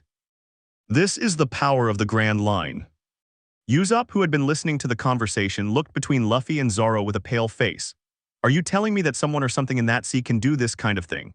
he asked incredulously. He chuckled softly as he nodded, ignoring the stares he was receiving from the cooks and his crew. How is this possible?" Nami asked, her eyes nearly popping out of their sockets. She had seen fishmen sink ships, albeit much smaller ones, but this was on another level. "What kind of monsters lived in the Grand Line?" They went out into one of the Bear 80's outer corridors to finish watching the galleon sink when they noticed something in the mist caused by the huge waves. A small, strange boat with some sails with green flames and a man sitting calmly in a single seat. Zeph opened his eyes in both fear and amazement. "That man," he whispered. Luffy smiled as the others watched the small ship approach. "The man with the hawk's eyes," Johnny murmured, turning back to look at Zoro. The green-haired man gripped the flail tightly, causing the wood to split. He began to sweat slightly, and his eyes seemed to want to focus on everything while simultaneously recoiling in terror from the sheer strength he knew this man possessed. He stood up straight, gripping his swords with his right hand. "What?" Luffy stopped him, placing a hand on his shoulder. "No," he said firmly. Zoro looked back at him, confused and annoyed at him trying to stop him in his dream. "Breathe first, feel what you're facing." Zoro sighed as he nodded and closed his eyes. At first, he felt he wouldn't be able to concentrate properly. There was a lot of noise and the need to fight and test himself against Hawkeye was overwhelming. But almost a minute later, he began to feel calmer and more serene, and he started to think more clearly about what he was doing. He frowned and began to sweat again, but now for a very different reason. "I couldn't really feel it, I couldn't see it, or whatever I wanted to call it, but the power emanating from Hawkeye's seemed to oppress everyone, making it almost impossible not to notice the difference between one and another." "No, it can't be," Zoro said in a state of shock. The others stared between Luffy and Zoro, wondering what was happening. "What's going on?" Alvida asked, instinctively moving closer to Luffy to feel safe. "It can't be," Zoro growled, opening his eyes and looking at Luffy. He's a titan, he's so strong he could crush us like insects." Luffy nodded, smiling. "That's the power of a Grand Line pirate, and you're facing the world's greatest swordsman." Everyone's eyes shifted from Luffy to the pirate in the small boat. "You didn't think it would be that easy, did you?" Zoro shook his head, still sweating. He hadn't believed it would be easy by any means, but the difference he could see between himself and Hawkeye was so enormous that it was completely unreal. Something like that couldn't be true. He had spent years training and preparing for his fight against this man. He had hunted countless pirates for nothing. "Luffy, what's wrong?" Kabaji asked, frustrated because he didn't understand what was happening to his master in the art of swordsmanship. "Zoro just realized he doesn't stand a chance against Dracul Mihawk," Luffy said with a carefree smile. Everyone except Buggy, who, having been to the New World before, knew the clear difference in power between the two, turned to look at him in surprise, knowing very well how powerful his companion was. "That can't be possible," Yasaku growled. "Yes, our Aniki cannot be defeated. He is the best swordsman in the East Blue," Johnny continued. The others ignored them, letting them continue with their antics. "So what are you waiting for?" Luffy asked, pushing Zoro lightly with a smile. "Go fight." Zoro smiled, nodded, and quickly launched himself towards one of the logs scattered all over the place thanks to the galleon. "You're crazy. If he realized he's stronger, why go and fight?" Usopp said in amazement. "Because it's one thing to know that someone is stronger, and quite another to fight against that and feel it falling upon you," Luffy replied, his eyes gleaming. "It's very different. Physically experiencing that weakness and powerlessness is very different from knowing it and feeling it, and that can only make you stronger." They looked towards Zoro, who was already standing in front of Mihawk, pointing his sword at him. "I want to fight you because that has always been my goal, to defeat you and become the best swordsman in the world," Zoro said seriously as he challenged Mihawk. "Poor insect, I don't need to cross swords to know I'm stronger than you. A duel, tell me, are you just stupid or reckless?" That was Mihawk's bored reply, who didn't see Zoro as an opponent. Zoro smiled even though he was starting to sweat. "I know you're stronger. I can see you as a huge iron wall coming down on me." He began to draw another of his swords. "But I made 2 promises, and even if you beat me this time, I have to try to reach the top." Mihawk smiled slightly, quite impressed with this swordsman. He knew perfectly well who he was, but even though he was recognized in the East Blue, in the real world he was nothing more than a simple ant. He stretched his smile just a little before taking a small cross tied to a string that was around his neck, and opening the small compartment unsheathed a knife that could not have measured more than 5 centimeters. Zoro opened his eyes, confused and at the same time starting to get angry. What is that? Well, unlike many, I don't use my full power to hunt small, timid rabbits. You may be famous and called the best swordsman in the East Blue, but you're the weakest of all the other 4, let alone those in the Grand Line. He looked worried and sad.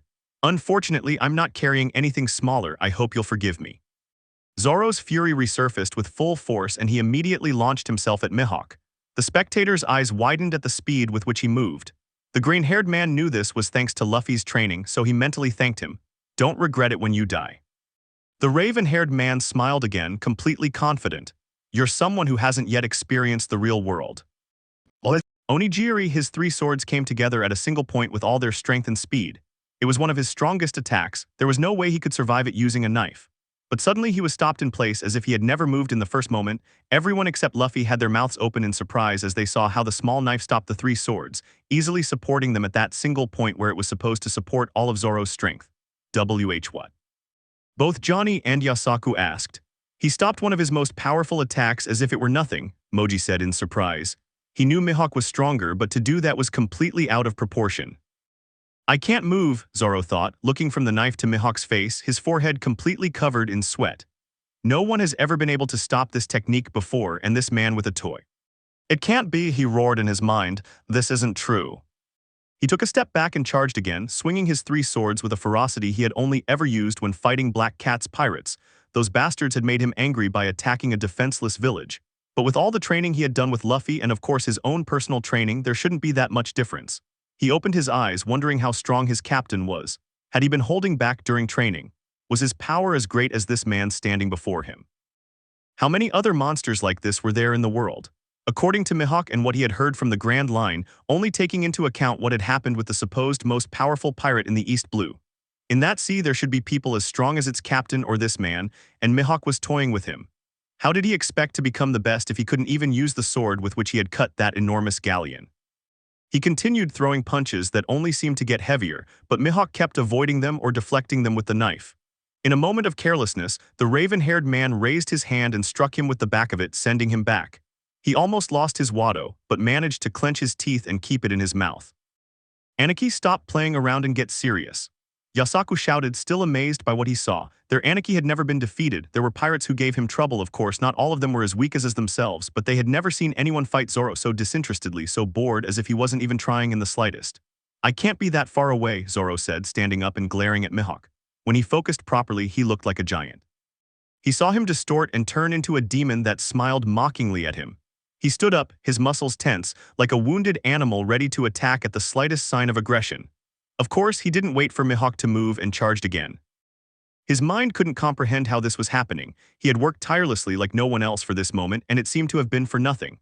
Using 2 of his swords with a horizontal bar across the ground and applying all the force he could muster, he attacked his opponent, who merely ducked beneath his blades.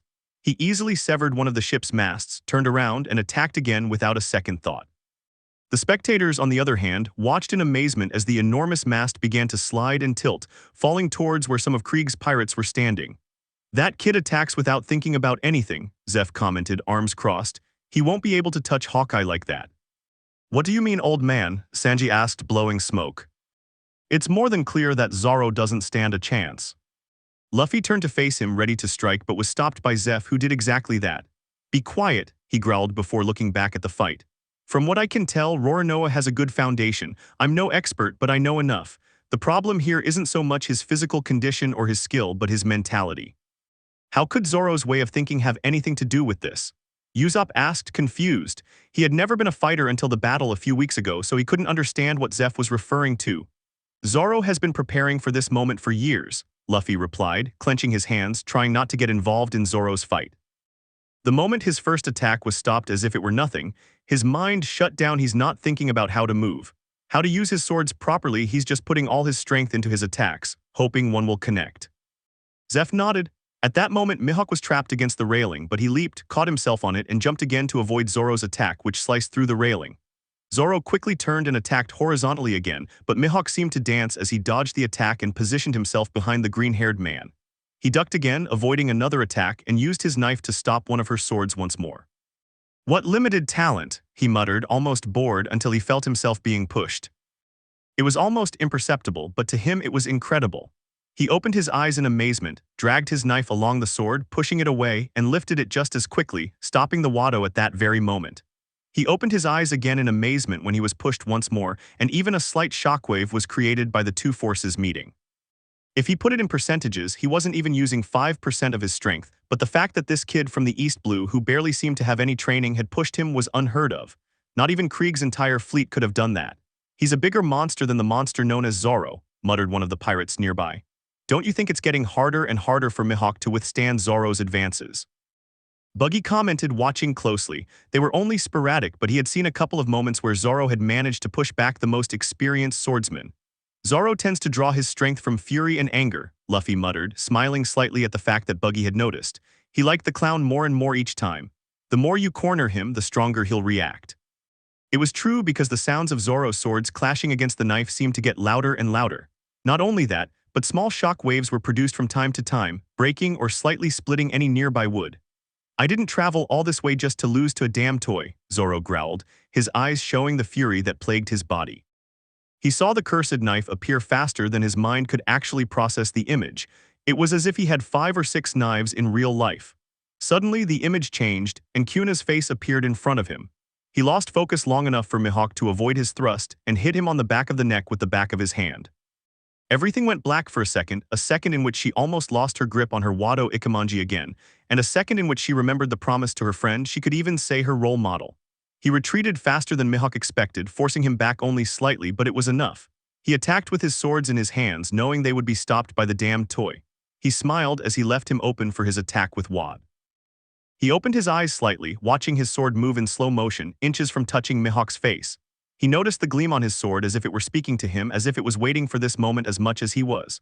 The second term and Mihawk retreated in time, but not fast enough. The sword only managed to cut a small part of his hat. He didn't let his face show the pleasure he was truly feeling. With every passing second, Zoro grew stronger. He knew that this power would leave him exhausted and almost useless for at least a couple of days, but this boy took full advantage of it. He didn't control it in the slightest, but he knew how to exploit it and use it to his advantage. Zoro fell backwards exhausted, sweat covering his entire body and looking at Mihawk with unfocused eyes, as if he were crazy but full of satisfaction he had managed to touch him even if it was only the hat. "What is your goal?" he asked, staring at him blankly. "Why are you after absolute power, weakling?" Johnny and Yasaku began to tremble in place as they gripped their swords. "Weakling," they asked at the same time, "damn bastard will teach you a thing or two." Before they could move, Luffy grabbed them by the heads and slammed them together in the middle, causing them both to fall to the ground half-conscious and in pain. "Stay still," he growled, his voice tense, clenching his hands so tightly they almost bled. "This is Zoro's fight." Everyone could see Luffy's eagerness to get involved in the fight and help his second-in-command, but they also knew that this fight was his partner's and no one else's. It was a fight for the title of the best in the world after all. Luffy approached Nami, taking her hand to stop her from hurting herself. He could feel the murderous instinct emanating from his captain in huge waves that were already making the cook's hair stand on end. Alvida did the same with her other hand and smiled at him. She really liked the effect her captain had on the cooks. He got up with some difficulty due to tiredness and looked at Mihawk with a much calmer and clearer mind. "No, I'm not going to lose," he whispered, thinking about Kuina the whole time. She had been exasperating and hateful, but thanks to her, he had not only developed his fighting style but also reached the point he was at now. "Tora," he murmured, placing his swords behind his Wado. He thought of Luffy, not only his help and the time they shared as a crew, but also his need to be the best in the world. He couldn't have anything less than the best since he would be the pirate king and Luffy was his vice-captain. Gar. He moved quickly forward but didn't even get close to Mihawk when he felt the knife burying itself in his chest. He lowered his arms but remained completely still. "Aren't you going to move?" he asked, confused. "Do you want this knife to pierce your heart?"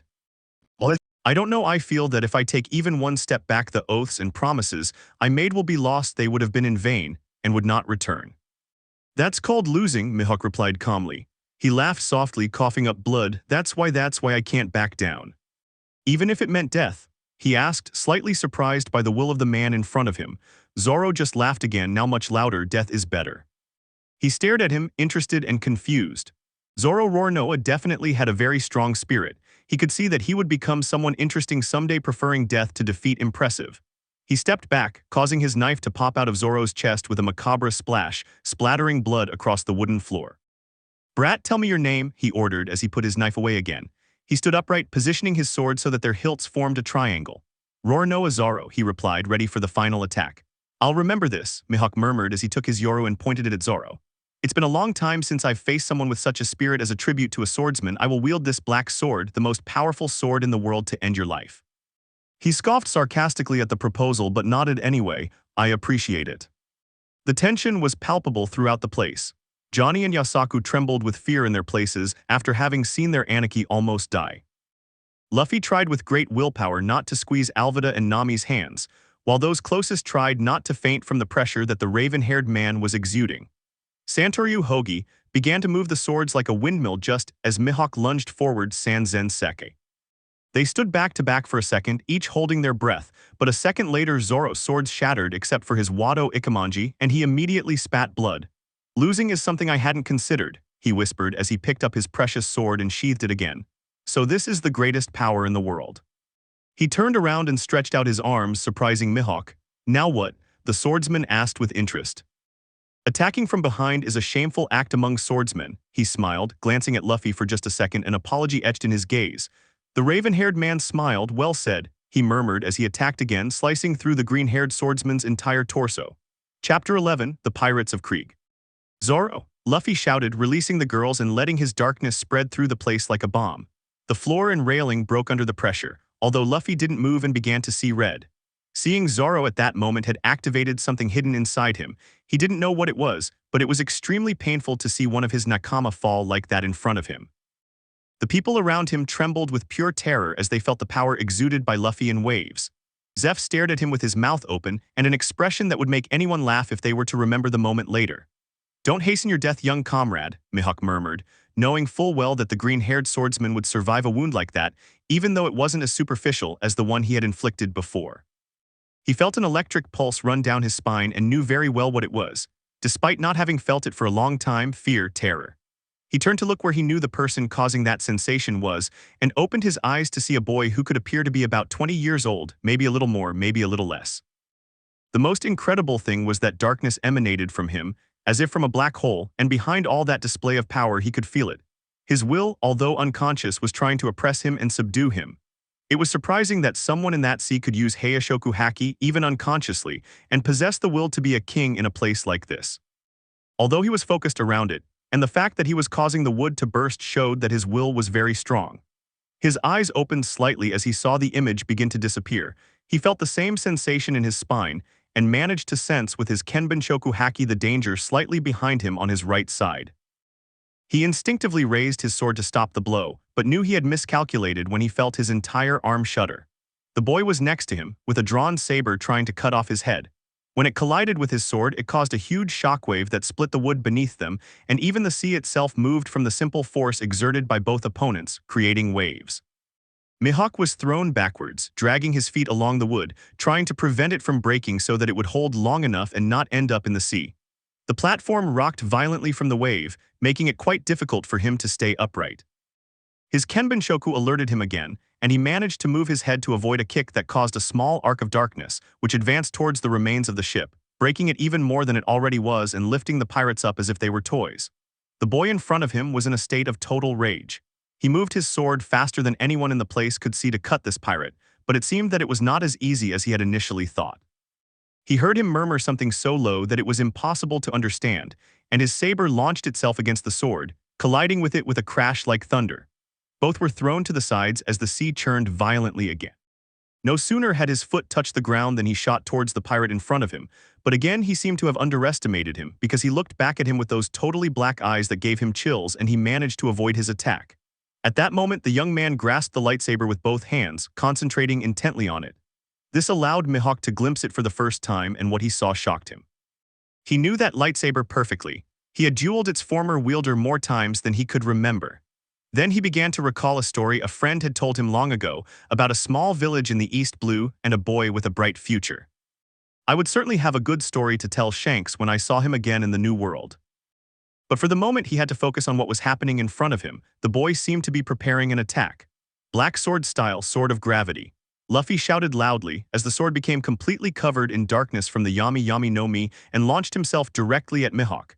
He opened his eyes in amazement when he noticed the boy in front of him with his black sword already extending towards his face. The clash of swords was not long in coming. Blows went back and forth. Neither of them intended to retreat, so Luffy decided to give a great blow against Hawkeye's, which caused the swordsman to launch his own, making him retreat. Mihawk smiled slightly when he realized he was stronger. He had been gradually increasing his power level during the fight to find out just how strong this pirate was. Compared to the insects of the East Blue, they were a titan that didn't fit in the fish tank, but they still had a long way to go if they wanted to face the monsters that plagued the Grand Line. He moved his leg to the side, leaving an opening, and attacked again with his sword. He was surprised when he cut through the afterimage. He had to give it to him. He was much faster than most pirates in the first half of the Grand Line. He leaned his body to the side, avoiding the new attack, and struck the back of his neck with his right fist to send him flying and take a breath. If he continued fighting at that distance, he could be dangerous with his impressive speed, he whispered as he watched him turn in the air and land on his feet, remaining stable faster than he expected. Black sword style Black Moon Slash. The young captain shouted with all his might, launching a huge semicircle made entirely of darkness towards his rival, using every ounce of power at his disposal. Ranged attacks too. He was getting more and more surprised by the brat. He stopped thinking about the consequences of what he was witnessing when he saw the slash coming towards him. He blocked it using his own sword, coated in Busashoku Haki, cutting the great attack in half. Although he noticed in shock that each time his sword weighed a little more, without a doubt an interesting blow. His left arm flew towards the boy with speed, using Haki to ensure considerable damage. He smiled when he heard the boy's nose bone crack, but he didn't expect the boy to attack back. He only realized this when his face collided with the boy's leg. The pirate was enveloped in that strange darkness, so he knew his head would be aching for a couple of days. They were thrown back, although Mihawk only a meter or two, while Luffy rolled around on the platform, destroying the wood until he crashed into the railing. "Are you seeing the same thing as me?" Usopp asked the rest of the crew, his eyes literally popping out of their sockets. They were all watching their captain fight intently, waiting for the slightest sign that he needed help so they could rush at the swordsman. Luffy was fighting on equal terms with a man who had destroyed a huge ship with his sword, cutting it in half as if it were air, and then had wiped the floor with Zoro. "That doesn't look like Luffy," Buggy commented calmly, watching the exchange with great attention. "What do you mean?" Kaya asked, completely confused. She could see her captain fighting the swordsman, but she was constantly watching the sea, waiting for Johnny and Yasaku to come out and take Zoro with them to attend to him immediately. "I can't say for sure," Buggy replied, unsure how to explain it since he didn't use Haki at all. But he had always been able to judge his opponents very well. When Luffy had fought Kuro, something had changed at the end. Something dark had seeped from the depths of his captain to momentarily take over, but now it wasn't that. It's like he's a robot fighting instead of Luffy. You only have to look into his eyes, they're completely black. Luffy stood up and looked at Mihawk with completely black eyes, while he sheathed his sword and extended his arms. "Yami Yami," he murmured as he gathered his energy. He crouched slightly and brought his hands to one side as if he were holding a ball. Almost immediately all the darkness that had been around him began to gather, enveloping his body, going towards his arms and finally gathering in his hands, forming a ball made entirely of darkness that spun around itself. A chill ran through the room at the mere sight of that thing in his hands. Mihawk had a bad feeling about that ball. It seemed almost harmless while it lay still, but he decided to listen to his instinct, which told him that if that thing touched him, he wouldn't live to see the next day. Nami noticed Johnny and Yasaku pulling Zoro out, all three breathing with difficulty but still alive as if it were a revelation. She knew what had put Luffy in that state. "Zoro is alive," she shouted to get her captain's attention. It was no use, the black-haired boy was already throwing the ball black hole. The ball stretched laboriously a few centimeters before shooting out like a cannonball from Luffy's hands. Mihawk opened his eyes in surprise at the speed with which the attack was approaching, and only thanks to his Kenbenshoku was he able to throw himself to the side, completely forgetting any pride as long as he lived another day to regain it. The ball continued its course with such speed that no one could see it except Mihawk and Zeph. It crashed into one of the pieces of Krieg's ship and expanded like a giant black dome, the sky darkening instantly as the light was stolen by the dome. Everyone had to cover their eyes to avoid going blind before they heard the explosion, if you could even call that sound an explosion. It was more like the sound of a whirlpool at sea. Next came the shockwave that lifted everyone a few centimeters off their feet. The sea again churned violently, causing the boats to rock from side to side. A couple of minutes later, they were finally able to open their eyes as the light dimmed, only to open their mouths in shock.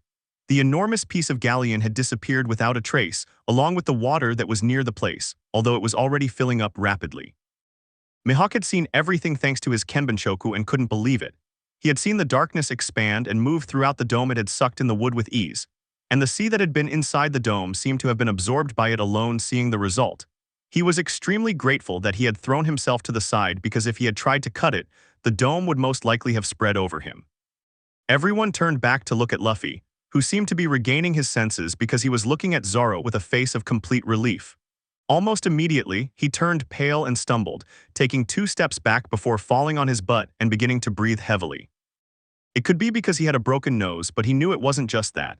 It was the loss of adrenaline and why he had used so much energy. Fighting him at that level was something very few people could claim to have done. The fact that this kid had fought without having his devil fruit under 100% control, with that speed and strength, was a feat of greatness. He hoped to see these 2 kids again and fight them again. Luffy, Zoro commented, slightly raising his head, even though Johnny and Yasaku were telling him to be quiet as they dragged him towards where Kaya was already waiting for them. When they had gotten out of the water, he had been pushed back down by an explosion. "Damn it, Zoro," Luffy managed to say, drawing everyone's attention as they turned to look at him. "I really thought you were dead," he said with great relief upon learning that his first nakama was still alive. Mihawk stood up at the same time as Luffy, much more stable and, despite being slightly tired, still with enough energy to finish off any enemy on the spot if necessary. "It's not your time to die yet. My name is Dracula Mihawk. Know yourself, experience the true world, become stronger no matter how long it takes. I'll be waiting for you with all my strength. Surpass my sword, surpass me." Zoro Roronoa. Zeph was already impressed by the display of power from a rookie, but upon hearing what Mihawk said, he no longer knew what to think. For Hawkeye's Mihawk to make such a statement. Mihawk turned to look intently at Luffy, analyzing him. "Kid, what's your mission?" he asked, more interested than in Zoro's case simply because of the power shown by the boy who could barely stand up. He could swear he was falling asleep standing up in that place. The question woke Luffy up enough to answer with all seriousness. "I'm going to be king of the pirates and I'll return this sword to Shanks," he declared with strength and conviction. Mihawk laughed, impressed with the willpower shown by the captain of one of the few swordsmen who had surprised him. He was sure Shanks wasn't wrong when he said there was something special about the boy. "That's a difficult path, much more difficult than surpassing me." He shrugged. "I don't care, I'm going to be it, and that's final." Kaya quickly checked the huge gash on Zoro's chest, worried about the blood he had lost. Luckily, the cut wasn't extremely deep. It would leave a clear mark, a reminder of this confrontation, but luckily she could heal it well enough, and in a couple of days he could be moving again if he listened to her and stayed in bed at all times, of course. He regained consciousness and remembered what had happened, the annihilation he had suffered against the most powerful swordsman in the world. "Luffy, can you hear me?" he asked, raising his sword as high as he could.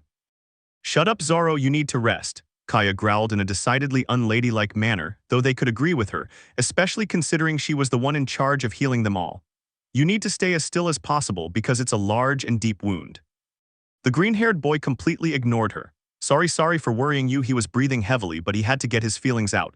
"If I don't become the world's greatest swordsman, you'd be very disappointed, wouldn't you?" He spat blood, making Kaya angry with him. "At least stay still, you damn idiot," Kaya said as she tried to clean the wound. Tears began to fall from her eyes, softening the blonde's expression. I'll never lose again. Until I defeat him and become the greatest swordsman in the world, I'll never be defeated again." By then she was practically shouting, and everyone was hanging on her every word, especially her crewmates, some of whom seemed on the verge of tears except for Kabaji, who had been crying for a while. "Is there a problem with that, Pirate King?" Luffy chuckled softly with his characteristic laugh, a few tears welling in his eyes. "That sounds perfect to me, Vice Captain." Everyone who wasn't part of Krieg's crew was smiling, touched, and impressed. "They're an excellent team," Mihawk remarked, turning to leave. "I hope we meet again, but this time on the Grand Line." He began to leave, and although he had demonstrated his tremendous power, there were some people stupid and ignorant enough not to see the difference and still wanted to fight. "Wait, Hawkeye," said Krieg, leaping swiftly onto the platform and pointing his weapons at the swordsman. "Didn't you come for my head, the head of the most powerful man in the East Blue, Don Krieg?" He mocked, pausing only for a moment but didn't look back. "That was my intention, but I found something much more entertaining." He continued walking back towards his small coffin-shaped boat. "I'm going to sleep." Truth be told, Luffy had landed a couple of good blows. It was Krieg's turn to taunt him. "It may have been fun for you, but I'm not finished with you." He immediately began firing his entire arsenal, hidden within his golden armor. Mihawk mocked the foolish idiot once more, and with a swing of his sword he created a massive wave that sent all of Krieg's pirates flying. When the rain stopped, the most powerful swordsman in the world was nowhere to be seen. Luffy walked back as best he could due to exhaustion, ignoring the astonished looks he received from the captain who until recently had been fighting against the world's greatest swordsman, Hawkeye Mihawk. "Quickly, food," Nami called out. knowing how much energy Luffy expended after using his devil fruit powers. Now that she was sure he'd given his all against a monstrous pirate like one of the Oka Shichibukai members, something far more titanic than Arlong, she was certain he'd need a lot of food. The cook stood there motionless, staring at her as if she were crazy. "What are you waiting for?" They jumped in fright, and Patty and Karn ran inside the barrady to get food, not wanting to cross this girl who had looked at them murderously. What if their captain decided to fight against them instead of with them? No, it was better to do as she said. The raven-haired man sat leaning against the wall as Kaya quickly approached to check on him. She could see from miles away that he was exhausted and had a few relatively superficial cuts. While he was treating one of them, he noticed that his eyes were no longer black. "What happened to your eyes, Captain? They've turned completely black." Luffy smiled slightly, though his eyes were already closing from exhaustion. "They don't need to know for now." He nodded as he continued treating him, disinfecting the small cuts and paying special attention to a fairly large one on his right thigh. Nami and Alvida were nearby, watching their fallen comrades with slight concern but to a much greater extent with awe at the power Luffy had displayed. Alvida had fought Luffy once as an enemy and always knew that he had held back when attacking her, but she never expected him to be holding back so much. "What happened to you?" Usopp asked, asking the question everyone was waiting to hear. "One minute you were holding back from getting involved, and the next you're all crazy and fighting that monster." Luffy looked back at him, making a face. "To be honest, I don't know," he replied, frowning and looking up at the sky as if it were going to give him an answer. "When I saw Zoro get cut, my vision went blank. I couldn't see anything except Mihawk, and the next thing I knew, I was fighting him with everything I had. I guess I thought Zoro was dead and I flew into a rage, losing control of myself. After all, it's my duty to protect you as your captain." Those words made the crew smile. It truly felt good to have someone who cared about them and who was capable of fighting a monster like that with such power. "Is that your true strength?" Nami asked with a small smile, already imagining Arlong being crushed by it. Now she understood what Luffy always told her about having more confidence in him. Without a doubt, he was very powerful. "I went beyond what I'm used to with that last attack, but yes, generally fighting at 100% I should be able to reach this strength." A tired Luffy replied, now feeling the effects of using more than 100% of his power. If he hadn't been able to control himself, there could have been another incident like the one in Goa. Luckily, Zoro didn't die. Everyone gasped in surprise, especially Jin. After all, he had made a bet with this kid, and not only was he incredibly powerful, but he had faced the man who had plagued his nightmares on equal terms. "What do you mean you went too far?" Kaya asked, bandaging Luffy's thigh. "There's a certain amount of energy my body can use without being consumed by my own power. I need training to increase that amount and for my body physically to more easily and comfortably accept the powers of the devil fruit. In this fight, I overdid it because Mihawk is much stronger than me. I'm sure I didn't even use half of his true strength. To put it in percentages, I fought at 200% and Mihawk at less than 50%. Luffy explained, somewhat annoyed by the overwhelming difference in power that still separated him from the best in the New World. Again, gasps of surprise were heard. The fight he had witnessed had been epic, unlike anything he had seen in the East Blue, and yet Luffy was telling them that Mihawk hadn't even used half of his true power. "And you want to go and face those kinds of people?" Usopp shouted, his legs trembling with fear. He may have been in the process of becoming a brave sea warrior, but he could still feel fear. Luffy let out a cheerful laugh at that. "Usopp, your father is that kind of person. He's the commander of one of the 4 emperors. If you want to stand beside him, you have to be powerful," Luffy explained, causing everyone who didn't know Usopp to stare at him in shock. What kind of father did he have? Luffy then added with a serious look, drawing everyone's attention. "Besides, I'm going to surpass you all. I'm going to be the Pirate King, even if it's the last thing I do." Zeph laughed, drawing everyone's attention. "You have incredible willpower, kid," he said as he approached and looked at him with surprise and respect. He knew perfectly well that the boy before him had unconsciously used his Heishoku no Haki earlier. "I wish I had that willpower at your age. Nothing will stop you, I'm sure of it. I hope to hear from you in the future. I know you'll do things that will attract a lot of attention." Then he looked at the Krieg pirates. "If you win the bet with that kid," he pointed at Jin, who turned pale when all eyes fell on him, "all the food you've eaten will be free." Luffy and Nami were cheered up by the news, the former thinking about all the free food and Nami thinking about all the money she could keep. At that moment, Patty and Karn arrived bringing plates of food that Luffy began to devour quickly, as he had said he had lost a lot of energy in that fight and needed food to recover it. "All right, men, now the real fight has just begun," shouted Krieg, drawing attention to the barrady. "Take that ship." Almost immediately, they saw Krieg kill one of his crewmates because he didn't want to fight someone as powerful as Luffy, which infuriated everyone. But they let it go because, after all, it was a fight between their crew and they were pirates. "That guy's definitely an idiot with his head full of air," Mhoji sighed, then looked at Jin. You seem strong. Did you really lower yourself to be the second in command of that utter fool? Jin was torn between defending his captain, the only man he believed could take him to the Grand Line, and feeling ashamed because he knew that Luffy and Mihawk, even Zoro, was in a league far superior to them. Krieg finally seemed to motivate his men to attack the Barady, but being the idiots that they were, Patty and Karn separated the fish head from the Barady, revealing a small boat with a huge cannon in its mouth, and took it towards where Krieg was. They were about to fire, but Krieg, annoyed, grabbed the cannon and with his own hand lifted the whole boat and threw it far away. It seemed that the idiot had some physical strength. This place will become a battlefield, Sanji muttered, exhaling a puff of cigarette smoke. Open the platform so the ship won't be damaged and we'll have more room to finish off those idiots. One of the chefs nodded and ran off to do as instructed. Usopp, go to the roof and take up sniper position to provide cover. Kaya, take Zoro to the Going Merry and start treating his wound and stitching it up completely. Johnny and Yasaku will accompany and escort you. Nami, Kabaji, and Moji will be the second line. Anyone who tries to get too close to the Barady will pay the price. As for Buggy and Alvida, you were both pirate captains before, so with Zoro gone and me indisposed for the time being, you'll take command of the defense. You'll be the front line along with Sanji. Luffy ordered in a commanding voice, leaving the cooks amazed by his leadership and his crewmates ready to follow orders. They quickly nodded, showing their acceptance of the plan. Then move, we have a battle to win, and immediately everyone moved into their positions. All right then, until our captain and vice-captain are well again, we're going to defend this ship, Buggy commented, taking a step forward alongside Alvida, who was eager to show her strength to Luffy. But Kaya complained, wanting to help the crew, while Luffy ignored Sanji's shouts about making those magnificent ladies fight. Don't worry, Kaya, I know you want to fight, but you're not fully recovered yet, and I need Zoro to survive here. The only one who can help him is our ship's doctor, and that's you, Luffy said, making Kaya feel better about not fighting. The blonde nodded and with the help of the two bounty hunters took Zoro to the Going Merry to finish treating him and begin the necessary blood transfusions. At that moment the platform opened and Krieg's pirates screamed as they ran towards it to invade the ship. Here they come, said Sanji, preparing to fight and defend the ship from the man who saved his life.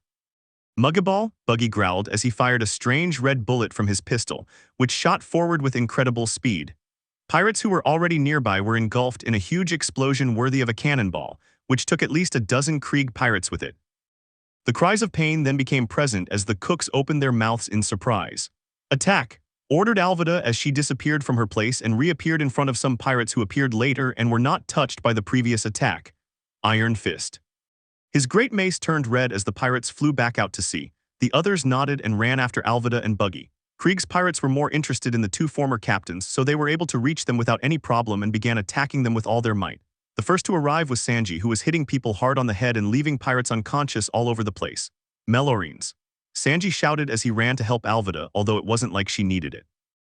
Usopp reached the second floor and took his revolver, pressed the side button turning it into a sniper rifle, aimed and fired. One scream and one less pirate. He smiled with more confidence. He might have been a first-rate coward, but he had inherited his father's skills, and although he still couldn't aim at an ant's antenna from a mile away, he had enough skill to defeat these weak pirates in one hit. Besides, since the Battle of Syrup Village, he had decided to be a brave warrior of the sea. In the end, being vastly outnumbered, the Krieg pirates managed to slip between Buggy and Alvida, who were busy fighting, attacking the Barady directly, or so they hoped until they encountered 3 more pirates. The first to attack was Nami, who, using the twin pistols she obtained at the Marine base after Luffy defeated Captain Axe Hand Morgan, managed to take down several of Krieg's pirates, one shot, one kill, simple but effective. By the time they had gotten close enough, both Moji and Kabaji launched their attack. Let's get them, Richie. Moji shouted as he watched from atop the lion as Krieg's pirates fell one after another. 2 of them approached the lion from behind to attack. The first was caught by the neck with a whip, which snapped with a crack when pulled, ending his life. The second received a blow to the head with an axe, a quick death. Anyone else want to fight? As for Kabaji, he charged at the enemies, furious at Zoro's defeat and wanting to take it out on someone. So with his 2 swords drawn, he launched himself to demonstrate the results of his hard training, Nitoryu. Acrobatic slash, performing an incredible somersault, launching himself over his rivals, and when he was upside down at neck level he spun, slicing off several heads at once and landing in the middle of them all with the grace of an acrobat. The cooks watched in surprise as these pirates massacred the Krieg pirates as if they were nothing. They are very weak, one of the cooks commented in surprise. Of course they are, Luffy said, still eating and gradually feeling much better. The only thing they had going for them, and the only reason they were respected, was their numbers. They had such a large fleet that it intimidated anyone. In the Grand Line, pirates have far fewer members. I'd say normal pirate crews are made up of at most 30 or 40 members, but they are much stronger. The cooks were also motivated and joined the fight, while some had very good fighting skills as experts, while others were an embarrassment to anyone who calls themselves a fighter. Sanji was clearly the best fighter on the ship, and he dispatched Krieg's pirates with ease using well-placed and powerful kicks. "He's good," Luffy said, smiling, "although he's very careless." No sooner had he said that than he received a blow to the face, and immediately afterward an iron mace struck him in the ribs. "That idiot brat," Zeph muttered, shaking his head, "is making my name look bad as his master." Luffy laughed softly because although he noticed the annoyance he felt, he could also say that he was proud. "What are you damn idiots doing?" Krieg growled, a vein throbbing on his forehead. "How can you let yourselves be beaten by a bunch of cooks and a bunch of kids?" A group of about 10 pirates advanced, 2 of them attacking Sanji by surprise. They were very different from the others, much stronger. "We are Krieg's elite pirates, a cook shouldn't fight against us," one of them muttered boastfully. "I'm not going to let them take this ship," Sanji said, smiling, and kicked him, sending him flying into one of the pieces of the wrecked galleon. "If these are the best the Krieg pirates have, it's pathetic," Alvida commented, appearing behind another pirate and knocking him unconscious with a well-placed blow. "They're weaker than mountain bandits." Sanji appeared at her side immediately, his eyes heart-shaped, dancing like a noodle. "Alvidachwin, you're amazing," he said lovingly. "This must be love, it must be destiny that brought us together. Our meeting was planned and blessed by the gods themselves." Alvida was already walking away, completely ignoring Sanji, who threw himself onto the platform, depressed and with a purple cloud above him. Nami, Moji, and Kabaji were doing a great job helping each other to take down the pirates, and with Usopp watching from above, they were safe. Even so, they received a couple of wounds, but nothing too serious, that is, until a huge, ugly man appeared, covered by strange shields. They quickly retreated because their weapons were useless, and Usopp from a distance couldn't even scratch that strange shield. "Pearlson, that's me," he shouted with a smile that seemed out of place on his face. "I am the invincible iron shield of the Krieg pirates." Sanji appeared in front of the pirates fighting Nami and kicked them so they would collide with Pearl. "Don't go near the ladies, you damn idiots." "That idiot knows how to kick," Zoro commented wearily and mockingly from the Going Merry, having just come out to see how the battle was ending, much to Kaya's displeasure. "But he's a complete fool who doesn't know when to surrender. One of these days he's going to die at the hands of Alvida or Nami." "You beat them with kicks," Pearl commented, smiling. "Is that policy, or are you just an idiot?" "My hands are for cooking, not fighting." He lifted his leg and slammed it down on the platform. "A cook's hands are their life. I can't let them get hurt. Don't worry, you'll get the same food as them." He quickly lunged towards Pearl and tried to kick him in the face, but Pearl put her arms in front, causing the kick to hit the shields. The blonde winced as he felt his bones bend and almost break, but luckily for him they were strong enough to withstand it. "Ha, I've never been hurt in any of the 61 fights I've had. I haven't spilled a single drop of blood." Sanji commented proudly, stepping back and mostly ignoring the pain in his right leg. "Oh really?" Alvida said, approaching slowly, her mace covered in blood from the pirates she had defeated. "Let's see if you're as tough as you say." When she was at a good distance, she retracted her arm, looked into Pearl's eyes, and smiled. "Iron Storm." His arm moved forward at a speed few could follow and struck, again and again, a rain of blows upon Pearl's protected chest, ending with a great swing with the mace held with both hands and then returned to its position as he stood up again.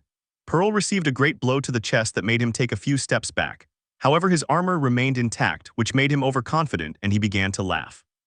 "I don't know what you've done," but she spat blood as she turned to look behind her in shock and fear. "You shouldn't be so conceited," Buggy began, standing behind him with his 2 hands floating in the air, each holding a bloody dagger. "Perhaps if you didn't think you were untouchable, you would have seen through the deception." 2 large cuts at shoulder level appeared stained with blood, where the straps that tied the shield were cut in half, which made the shield fall at the feet of a shocked Pearl, who could not believe what he saw, watching as his blood spread. "It's all yours," whispered Alvida, passing by Sanji, being followed by Buggy. The blonde man didn't respond, only from the surprise of seeing the shield crumble under a single attack when he couldn't do it with all his strength. "Pearl," Krieg growled in amazement, watching as one of his most powerful warriors was almost defeated by a single attack. What the hell are you?"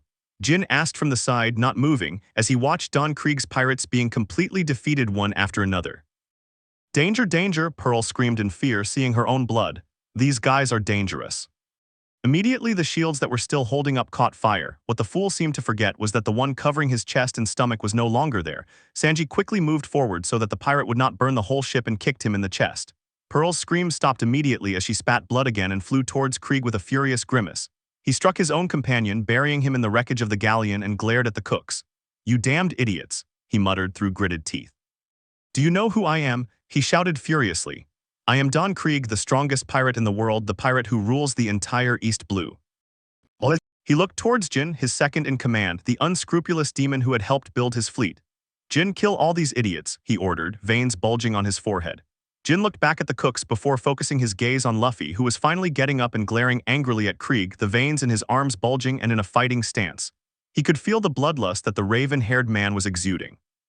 "I felt fear of this pirate after witnessing his fight against Mihawk, but I also felt respect for him. He had confidence in his companion's abilities and seemed to only act when his nakama could no longer do anything to save them. He was a captain in every sense of the word. He was respecting his agreement as well, and as a man, he wouldn't break his word. "I'm sorry, Don, I can't do it. I gave my word, we made an agreement, and I have to wait and see the result." Krieg's face turned completely red with anger. "So you're rebelling then," he commented gently, though they knew he wanted to scream at the top of his lungs. "Have it your way, now die with them."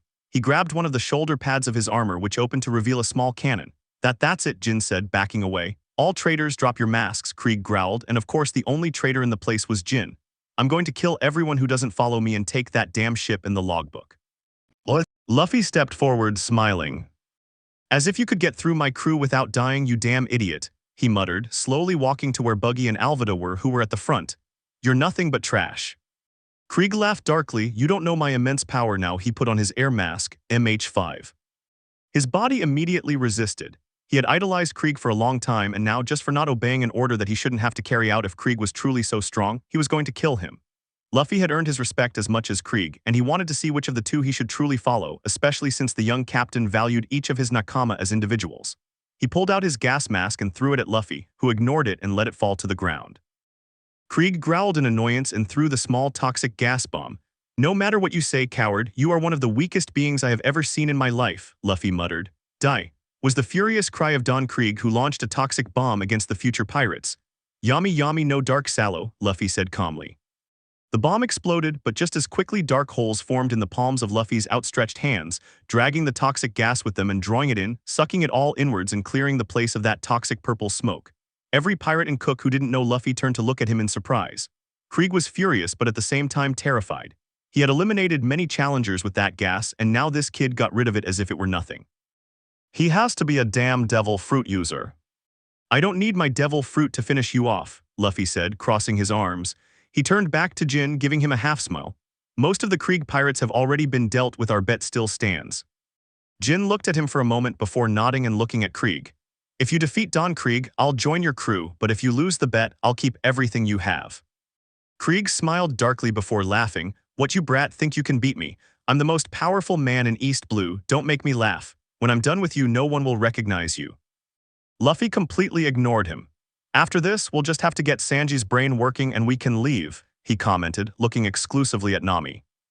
"I'm eager to visit the village where you grew up, and also that damn debtor of yours."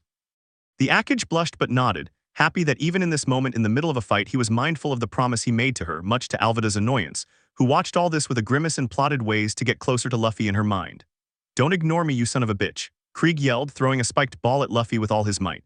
The cook screamed in concern, but to their surprise, Luffy raised his hand and the ball was absorbed into that strange black loop from before once again. "These stupid toys can't do anything to me. I am a man of darkness, I will send everything you throw at me into the void," said Luffy, staring at a terrified Don Krieg. Krieg had to let go of the chain to avoid being dragged by the ball. He growled in annoyance and made his entire arsenal of weapons appear again. Die. Thousands of bullets were fired towards Luffy. The raven-haired man sighed wearily.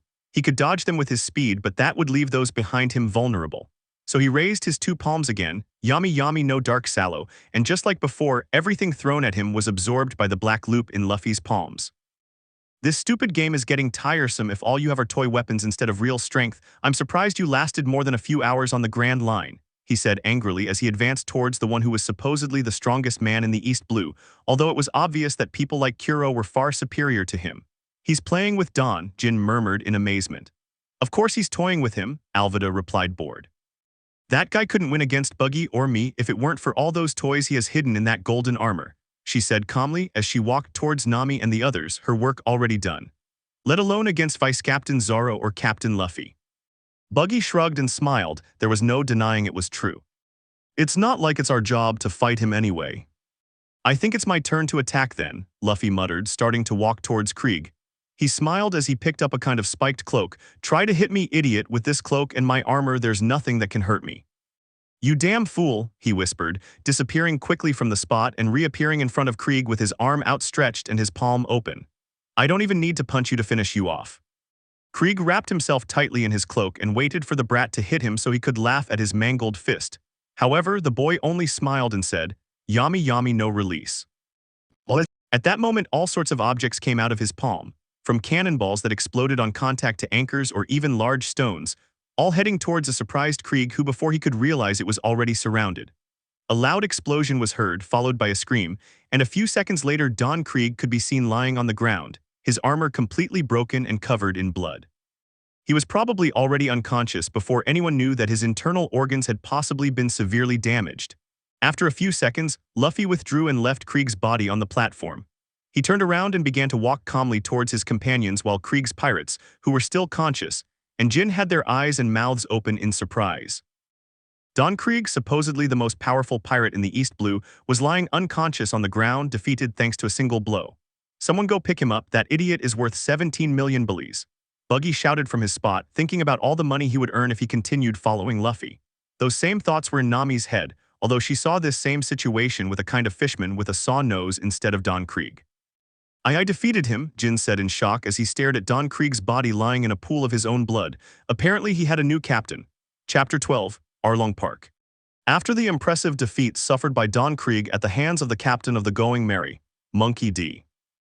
Luffy, all of Krieg's pirates who were still able to fight immediately surrendered and were subdued by the cooks, who took it upon themselves to tie them up and wax them so that they would not cause any problems, with the promise that if they behaved well they would have 3 delicious meals a day, at least until the Marines arrived. Except of course for Pearl and Don Krieg, who were picked up by Yasaku and Johnny, tied up with chains and taken to the Going Merry, waiting for their rewards to be collected. As for Jin, he readily accepted the fact that his former captain had lost, and when the time came, he agreed to join Luffy's crew as long as Luffy did not give up on his goal of going to the second half of the Grand Line. The following hours were a blur between keeping Zoro still so the wound wouldn't reopen, fixing Luffy's nose, and putting it in a cast so they wouldn't have to operate on him in the future, trying to get Sanji to join the crew without having to knock him unconscious, and getting Jin used to and introduced to his new group. The hardest part, of course, was trying to get the blonde idiot to join. They had to force him to tell his tragic story and how he joined Zeph. The idiot thought he was going to pay him by working for him until he acknowledged him and openly said that his food was as good as or even better. Not even Luffy, who tried to make Sanji see what Zeph was really doing, succeeded. He was perhaps just as stubborn and foolish as Krieg. The fact that he was flirting with the girls every 2 seconds didn't help Alvida and Nami's temper, but it was much worse when he tried to flirt with Kaya. Suffice it to say that Usopp emptied half a pack of ammunition before anyone managed to snatch the darn rifle from him. The next morning Zeph had put on a whole show to see if Sanji would finally get angry enough to want to leave the place. Of course he didn't take into account how stubborn the blonde was, especially when it came to Zeph. Sanji tried to completely contradict him, so telling him that his food wasn't good only made him want to stay even more.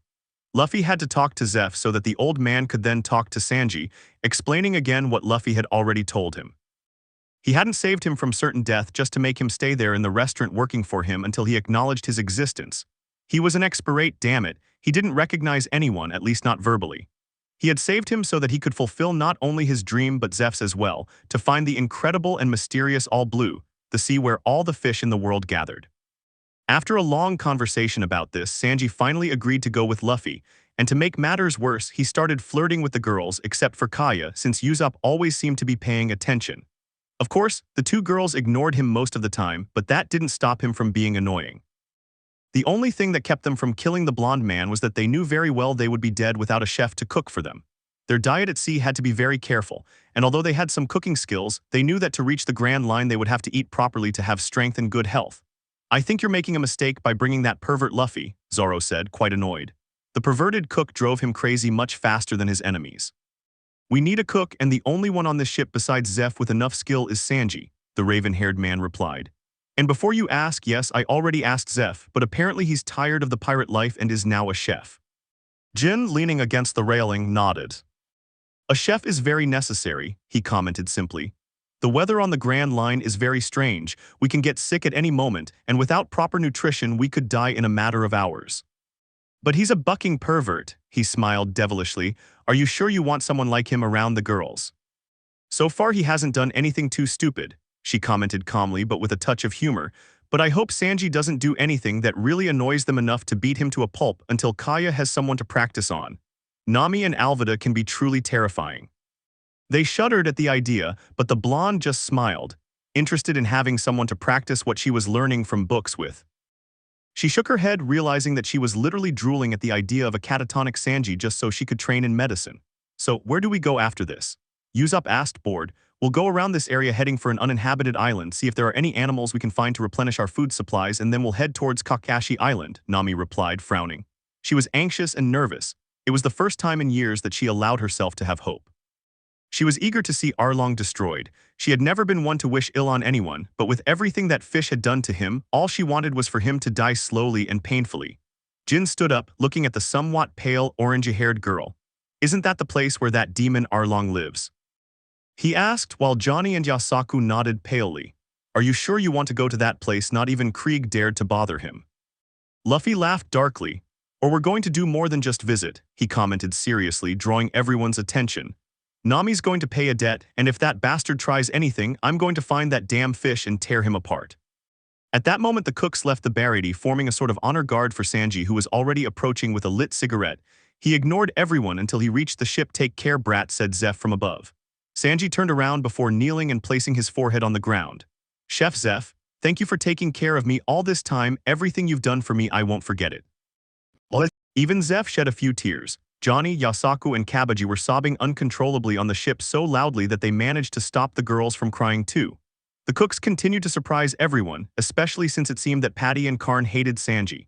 Bunch of idiots, Zeph said, smiling. A man should always leave without saying a word. Sanji boarded the Going Merry for the first time without flirting with the girls while still saying goodbye to his comrades.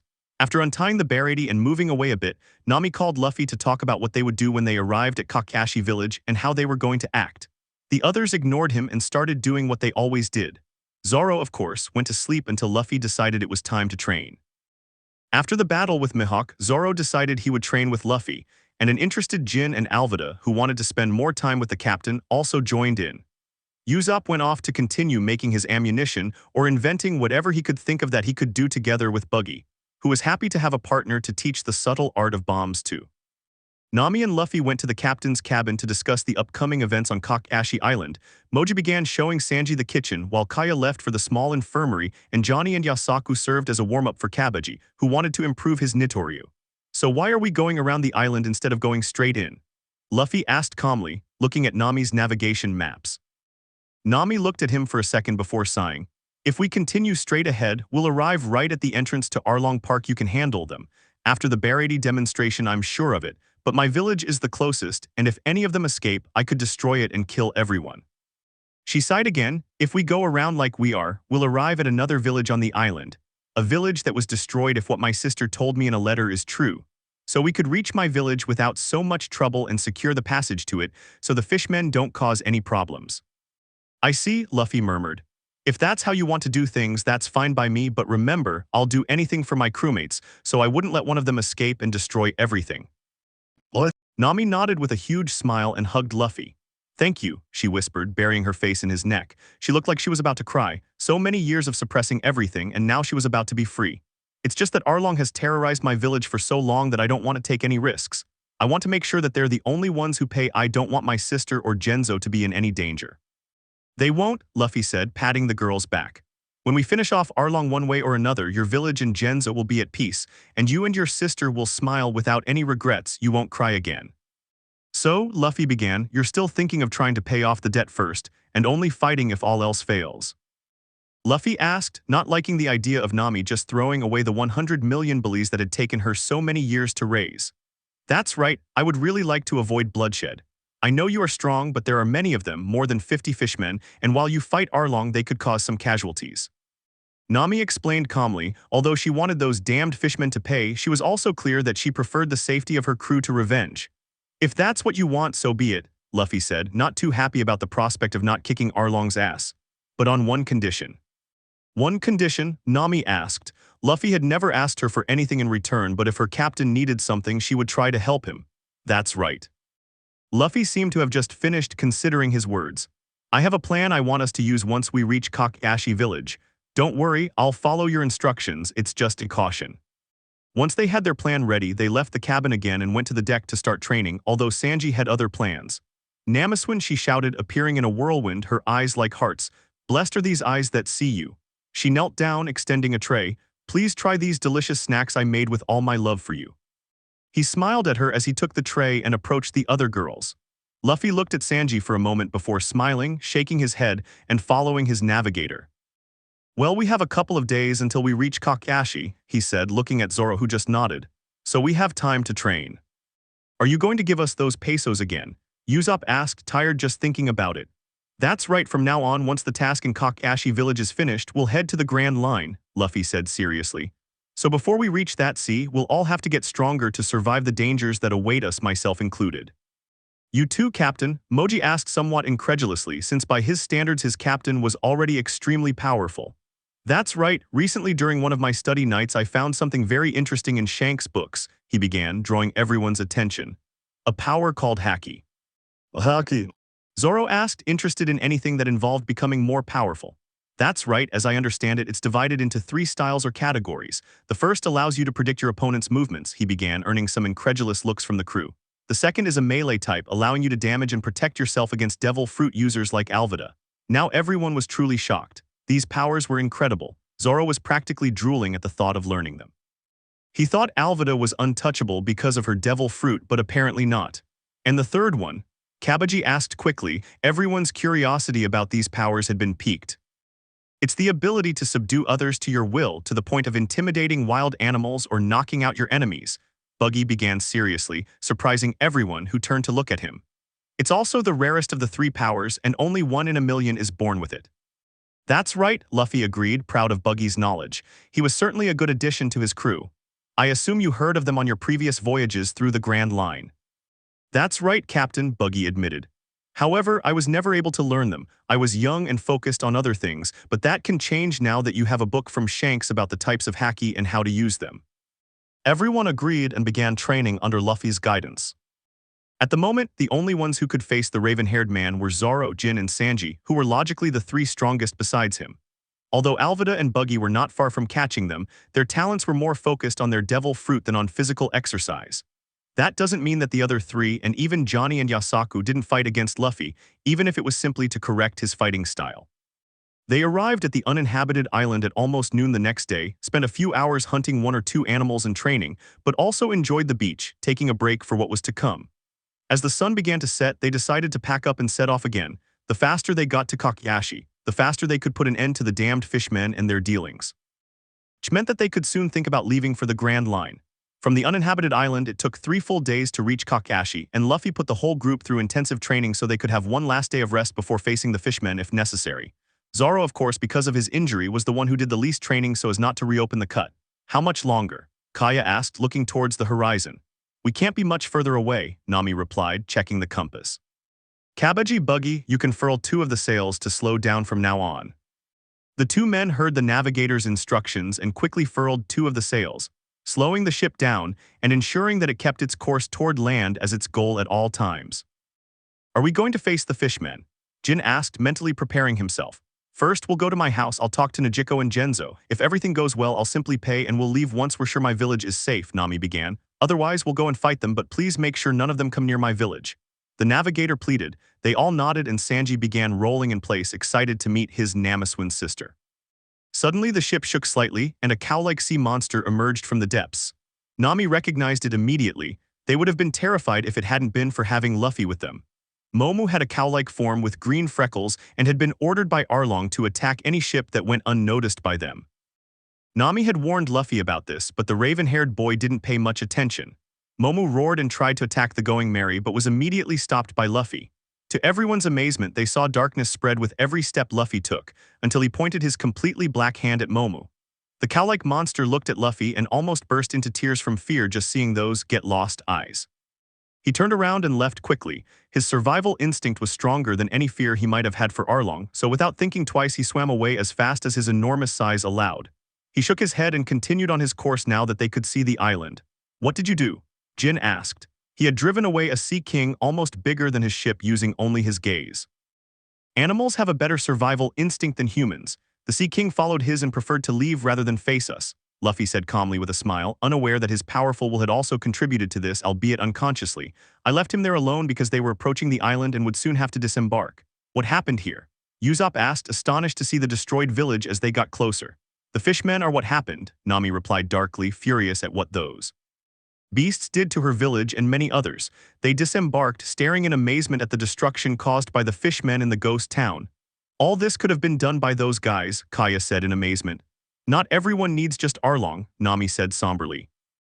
Well, maybe he'll give me more of a fight than Krieg or Kuro, Luffy murmured, getting excited. He liked to fight, it was in his nature perhaps. When he had lived with his brothers, he loved to fight them. Of course, they were children at the time. Now perhaps it would be more fun. As far as he understood, Ace was a Yonko commander at the moment. Yasaku, Johnny, take the ship and be on alert in case we need you. Moji, go with them and make sure nothing happens to the ship. If anyone tries anything, use lethal force, the captain ordered in a commanding voice. Once they knew their ship would be taken care of, they began their journey to Kakashi village, always trying to stay hidden because they didn't want to alert Arlong to their presence much earlier than they should. They soon found the first mandarin trees in what Nami told them was her adoptive mother's orchard. The whole place smelled of fresh mandarins, and with the cool breeze the orchard seemed like a place of relaxation and tranquility, although deep down it jealously guarded the suffering of two sisters.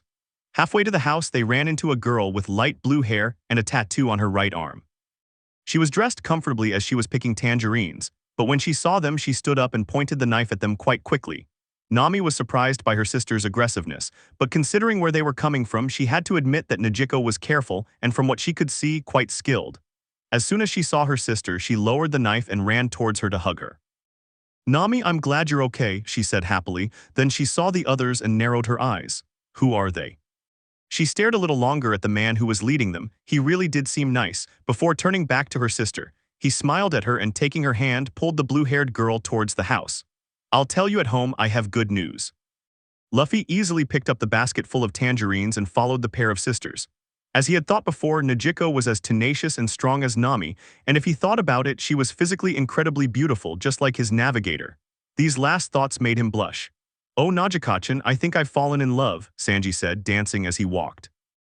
I thought the Mermaid Island was on the Grand Line, but it's right here in front of me. Kaya-chan, Alvida-chan, Namikan, and Najiko-chan, I'm a lucky man to have you in my life. Everyone ignored him as they usually did and followed the sisters to the house. It wasn't very big, but it was enough for two girls. Nami and Najiko sat at the table while the others wandered around the small house, taking in how austere it was. Clearly, neither of them felt very comfortable there, so they hadn't taken the time to make it more homey. Luffy was the only one who knew why they both felt that way there. Okay, Nami, now tell me, who are these people and what are they doing here? He leaned back on the table, leaning closer to Nami to whisper, you know what will happen here if Arlong finds out. Relax, Nami said, placing a hand on her shoulder. These are my friends, and they're here to support me if anything goes wrong with the payment I'm going to make to Arlong. He quickly introduced each of them. Luffy offered to finish off Arlong if anything went wrong. The blue-haired girl jumped up at that, frowning in annoyance. What are you saying? She growled, glaring at her sister, then turning her gaze to Luffy. Do you know what you're getting yourself into? Arlong is a monster, a fishman who has terrorized us for years. The raven-haired man placed a finger on Najiko's lips, instantly silencing her and making her blush. Sanji swallowed an insult only because he knew this was a delicate matter. I know exactly who Arlong is, he commented calmly, almost in a whisper, but his voice echoed through the house as if he were shouting. He belonged to a much more powerful fishman pirate crew and came here escaping from someone stronger. My plan is to reach the top, so I've trained to fight against much more powerful people. Arlong is just a speck of dust in my path. The room fell silent as everyone processed what had been said. Are you referring to people like Mihawk? Zoro asked. Luffy nodded. Mihawk is just one, belonging to a group of pirates who work for the government. They're known as the Shichibukai and there are 7 of them. They're one of the 3 powers that keep the world stable.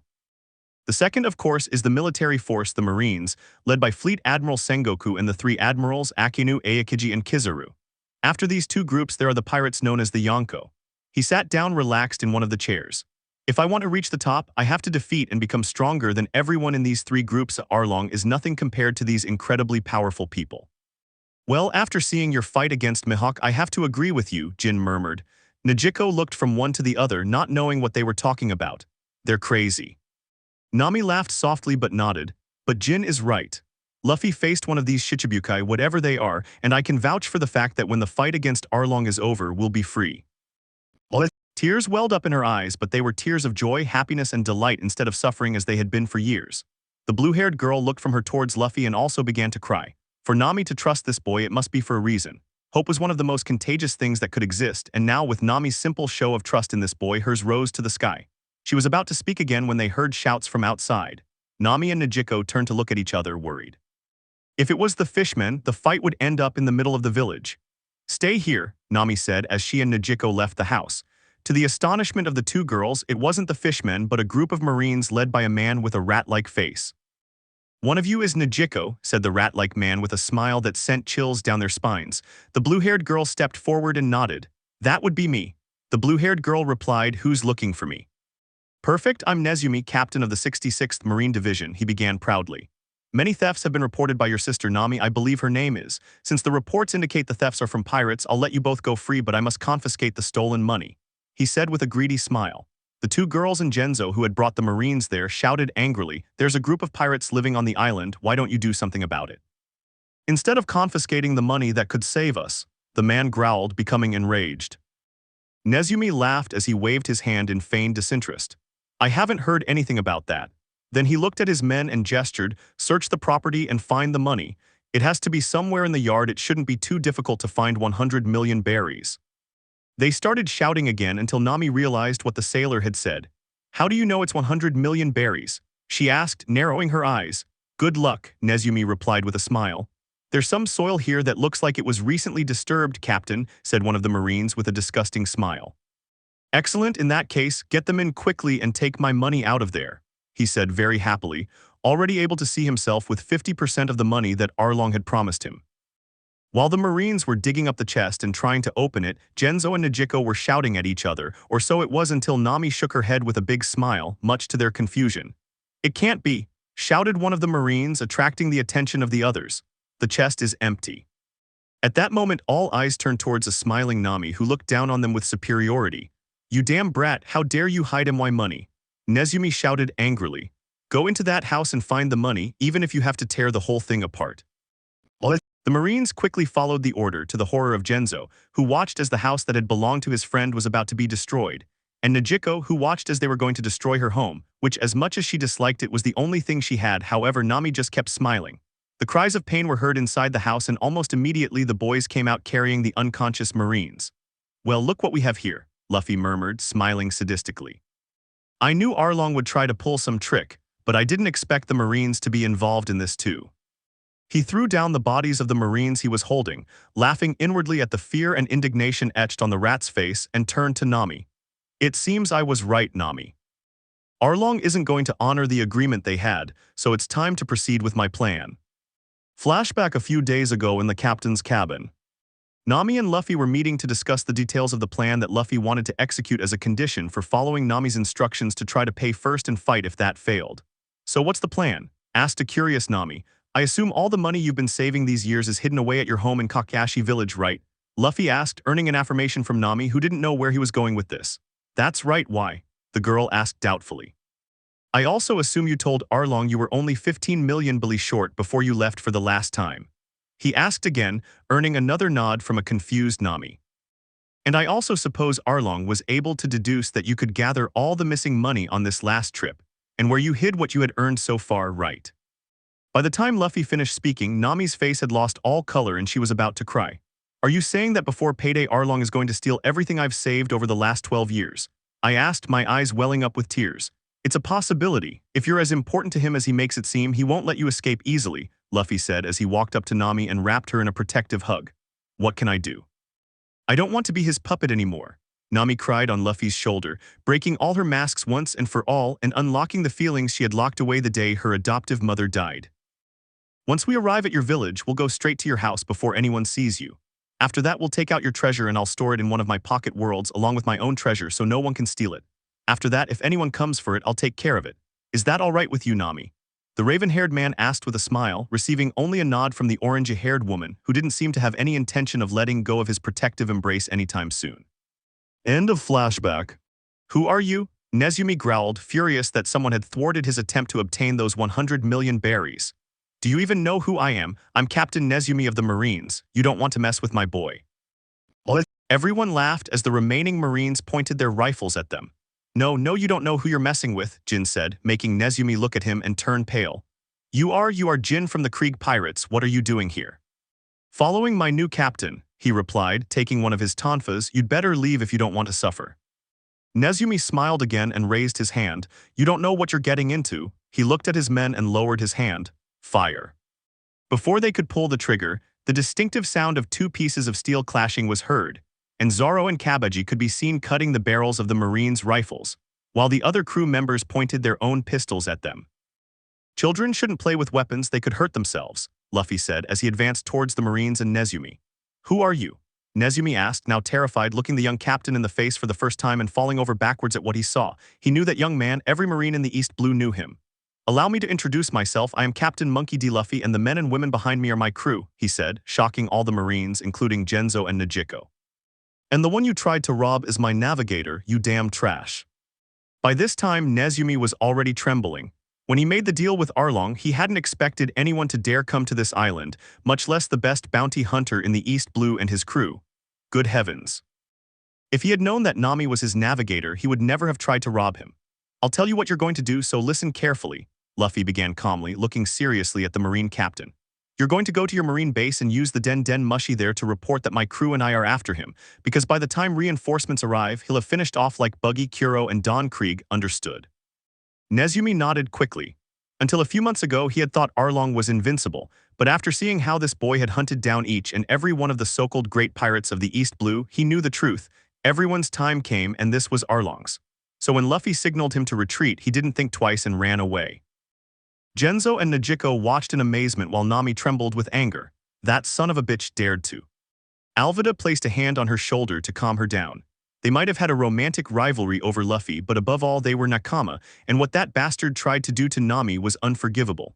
Relax, we'll take care of them and everything will be sorted out. There's no point in stressing over this kind of thing, they didn't even get the money. Nami, who are these people? Genzo cast a look of astonishment at Luffy. He had read all of the bounty hunter's accomplishments in the diary, hoping that one day he would come for Arlong's head, and although he had no hope that would happen, here he was. Are they really the famous bounty hunters? What? Yes, they are, but don't worry, they're different. Najiko seemed to want to ask 1,000 questions, but she could see perfectly that they were preparing for something and didn't want to interrupt them after what she had just seen. Everyone had their weapons. Usopp held his expandable revolver, his twin pistols holstered and loaded. Kaya had been practicing with a revolver slightly longer than Usopp's in its short form, but much shorter than his in its long form. Zoro, as always, carried his sword, though this time he had to ask Luffy for a couple more because Mihawk had broken 2 of his, he'd have to get new ones. Kabaji carried his 2 swords with him, and like Alvida, who carried her mace, he also carried a pistol or 2 and a few hidden daggers. In Jin's case, he needed nothing more than his 2 tonfas, and as for Buggy, well, only God knows how many weapons that clown might have hidden on his body. How he did it was a mystery that Luffy couldn't solve. Alright guys, it's time to move towards Arlong Park before Nezumi's retreat reaches Arlong and we lose the element of surprise, the captain announced. The others nodded in agreement. Then let's go, I'll show you where Arlong Park is. They started walking, following the orange-haired girl.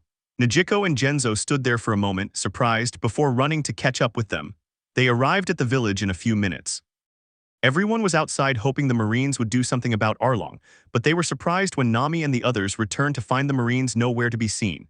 Pick up your weapons, Arlong broke his deal with Nami, Genzo said, and the villagers gasped in surprise but nodded. We will fight even if we die. This is not only for us but for Nami too, who sacrificed herself for us. Any objections? Everyone rushed to grab their weapons while Nami watched in surprise and fear. She didn't want her village to get involved. Najiko, Genzo, I'm not your captain, but as your friend, I hope you'll keep these people away from the fight we're about to have. Don't interfere, we're enough for you. What? Nami and Najiko went back to see him, the former grateful while the latter was completely surprised. Najiko and Genzo nodded, although the latter had to be convinced by Nami, while the others continued walking, leaving the villagers behind, confident that the two would prevent them from getting involved in the fight. Luffy was full of energy. The air seemed to vibrate and distort with every step he took. His hands itched with the desire to fight, and he could feel something inside him stirring wildly, resonating with his thirst for blood, specifically Arlong's blood. His crewmates kept turning to look at him, feeling excited by the energy Luffy was exuding. They couldn't imagine what he was going to do to Arlong, but it certainly wouldn't be anything Nami was at a fair just thinking about what Luffy would do to the fish that had tortured her for 8 years. They arrived at a cement gate with marine designs. Najiko and Genzo stopped a few meters away and said they would stay there and make sure no one from the village stopped while they were inside, while Luffy smiled in a way that caused everyone to shudder. They took a step back as Luffy stepped forward and brought his arm forward, palm outstretched and pointing towards the door. He murmured Yami Yami no black absorption, and immediately darkness began to spread through the door, reaching everywhere and encompassing a bit of the wall and everything. Seconds later, everything was absorbed by the black vortex quickly, leaving nothing behind, the entrance disappearing and attracting the attention of the fishmen who were gathered there and laughing at who knows what. The locals arrived with a war cry only to see in amazement the wall that no longer existed. "Shit," Najiko said, impressed by what she had seen. "What's going on?" Arlong asked, annoyed, looking towards the door, though somewhat astonished to see it disappear into that strange darkness. The air vibrated again as darkness emanated from Luffy's body, creating a very intimidating sight for his enemies. He stepped forward and looked at the fishmen with his palm still raised and pointing ahead. "Which one of you is Arlong?" The people behind him trembled, not only because of the display of power the young man in front of them was showing, but also because of the tone he used. "Arlong?" asked the blue fishman with a strange saw for a nose. "That's my name, who's asking?" "My name is Monkey D Luffy," he said, surprising both the villagers who did not know the identity of the young man before them and the fishmen who immediately went on alert. "And what business does a famous bounty hunter from the East Blue have to discuss with me?" Arlong asked, amused. It had been a long time since anyone had challenged him, and frankly he didn't take the young man seriously simply because he was human. "I have something for you from my navigator." Everyone raised an eyebrow at this, villagers included, until Luffy spoke, causing two very different reactions, fury and joy. "Her name is Nami." What? Before any fishman could say anything about the supposed betrayal of their navigator, although he was never really their nakama, they heard, "Yami Yami no Mi dark bullet," and from Luffy's bare palm a dark vortex emerged, releasing a cannonball specially prepared by Buggy that flew much faster than anyone could see, impacting Arlong and causing a great explosion that threw him to the opposite wall, breaking it on the spot. Arlong was about to answer the brat for trying to steal his navigator when he couldn't even begin his sentence before he felt what he could only compare to a wrecking ball crashing into his face, which immediately exploded against his body and sent him flying, taking a couple of other fishmen with him, and they ended up crashing into the back wall. His head was buzzing and he could only hear a ringing sound. He couldn't focus clearly and he felt incredibly weak. What the hell had happened? He swore that just a few minutes ago he was talking to Nezumi about taking Nami's money, and now he couldn't even stand up. "You're not going to make my navigator cry again, you damn scaly bastard." The expression on his face made several fishmen take steps back before they frowned furiously. "Damn you, how dare you hit Arlongson?" They all shouted, jumping up and ready to kill the human, but it was only an attempt when they were hit with a strange metallic mass. "Don't go near our captain, you damn insects." Jin growled, excited to fight. The others also began to enter, ready for the fight. Some of the fishman pirates looked bored at the future pirates, and one of them in particular, with gray skin, black hair, and strange fins for elbows, looked at Nami. "You damn traitorous bitch, Nami, you'll pay for this." According to Nami, that was one of Arlong's lieutenants. The Akage ignored him, smiling with pleasure at the sight of Arlong completely out of it, pinned to the wall. "So you guys are bounty hunters, huh?" said another of the fishmen with a very strange, elongated mouth. And there was another of the lieutenants. Only one more was needed, Luffy thought. "Arlongson doesn't need to worry about you, he'll be enough," murmured another one in the form of an octopus, turning around and using his mouth like a trumpet, who was obviously the missing lieutenant, the raven-haired man thought. Momo immediately emerged from the depths and began to sweat upon seeing Luffy. "Or is that cow from before?" Sanji commented, lighting a new cigarette. Luffy glared at him menacingly and let his intimidating Yami Yami power along with his unconscious haki do the work. The cow turned around, ready to flee. "Momo, what the hell are you doing?" Arlong asked, now recovered and looking at Luffy with red veins standing out in his eyes. The cow completely ignored him. Luffy was much worse than Arlong, he could feel it in his bones. As a bonus, once these pirates got rid of the fishmen, he would finally be free. He submerged and disappeared again. Arlong only seemed to get angrier after being ignored by that damned beast. "I ignore Arlong because I'm afraid of that young man," commented an old man with a black scarf and a red cross on his head. "All right, it's time to start. Usopp and Kaya, position yourselves on top of the entrance wall and start taking them down. Kabaji, if anyone tries to approach them, turn them into sushi." The captain began ordering in a commanding voice, drawing everyone's attention as they took their positions as they heard his orders. Jin and Buggy, start eliminating the minor nuisances in close combat, and Nami, cover them from a distance. Meanwhile, Zoro, Sanji, and Alvida, I want you to take out their lieutenants. I think some of their physical characteristics apply to their fighting style. Luffy said, crossing his arms. Sanji faced the fish with fins for elbows. According to Nami, he's an expert in hand-to-hand combat. Alvida against the loudmouth who's surely a sniper won't be able to hurt you. And Zoro seems to be touching your octopus. Show him that even though you have 4 fewer arms, you're 4 times better. Everyone nodded, looking at the enormous number of fishmen they would face. This is boring. I thought they would have someone stronger, but the only ones who seem really strong are the ones who will fight against Sanji and Zoro, complained Kabaji, who wanted to demonstrate the power of his swordsmanship.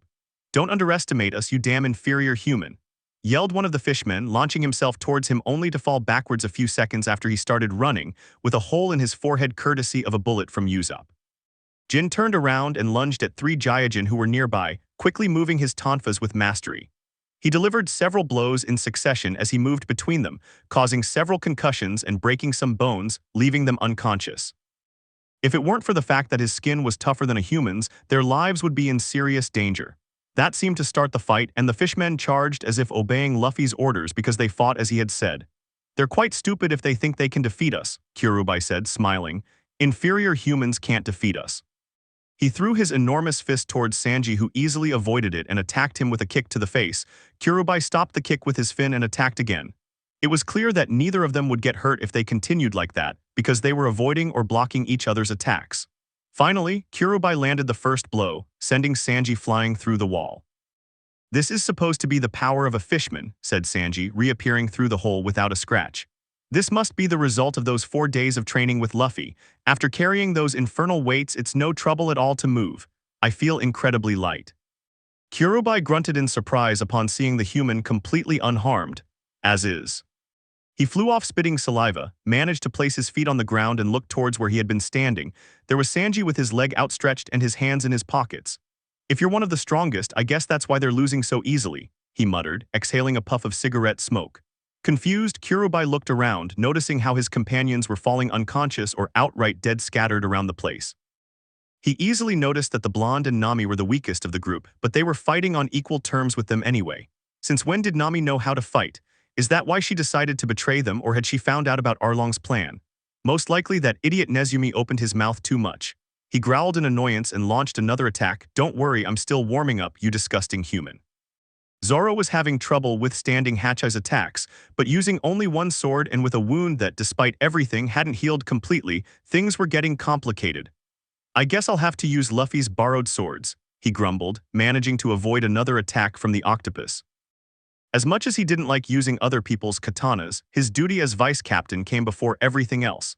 He quickly ducked and danced through Hachai's swords, doing what Luffy told him and feeling his opponent at all times.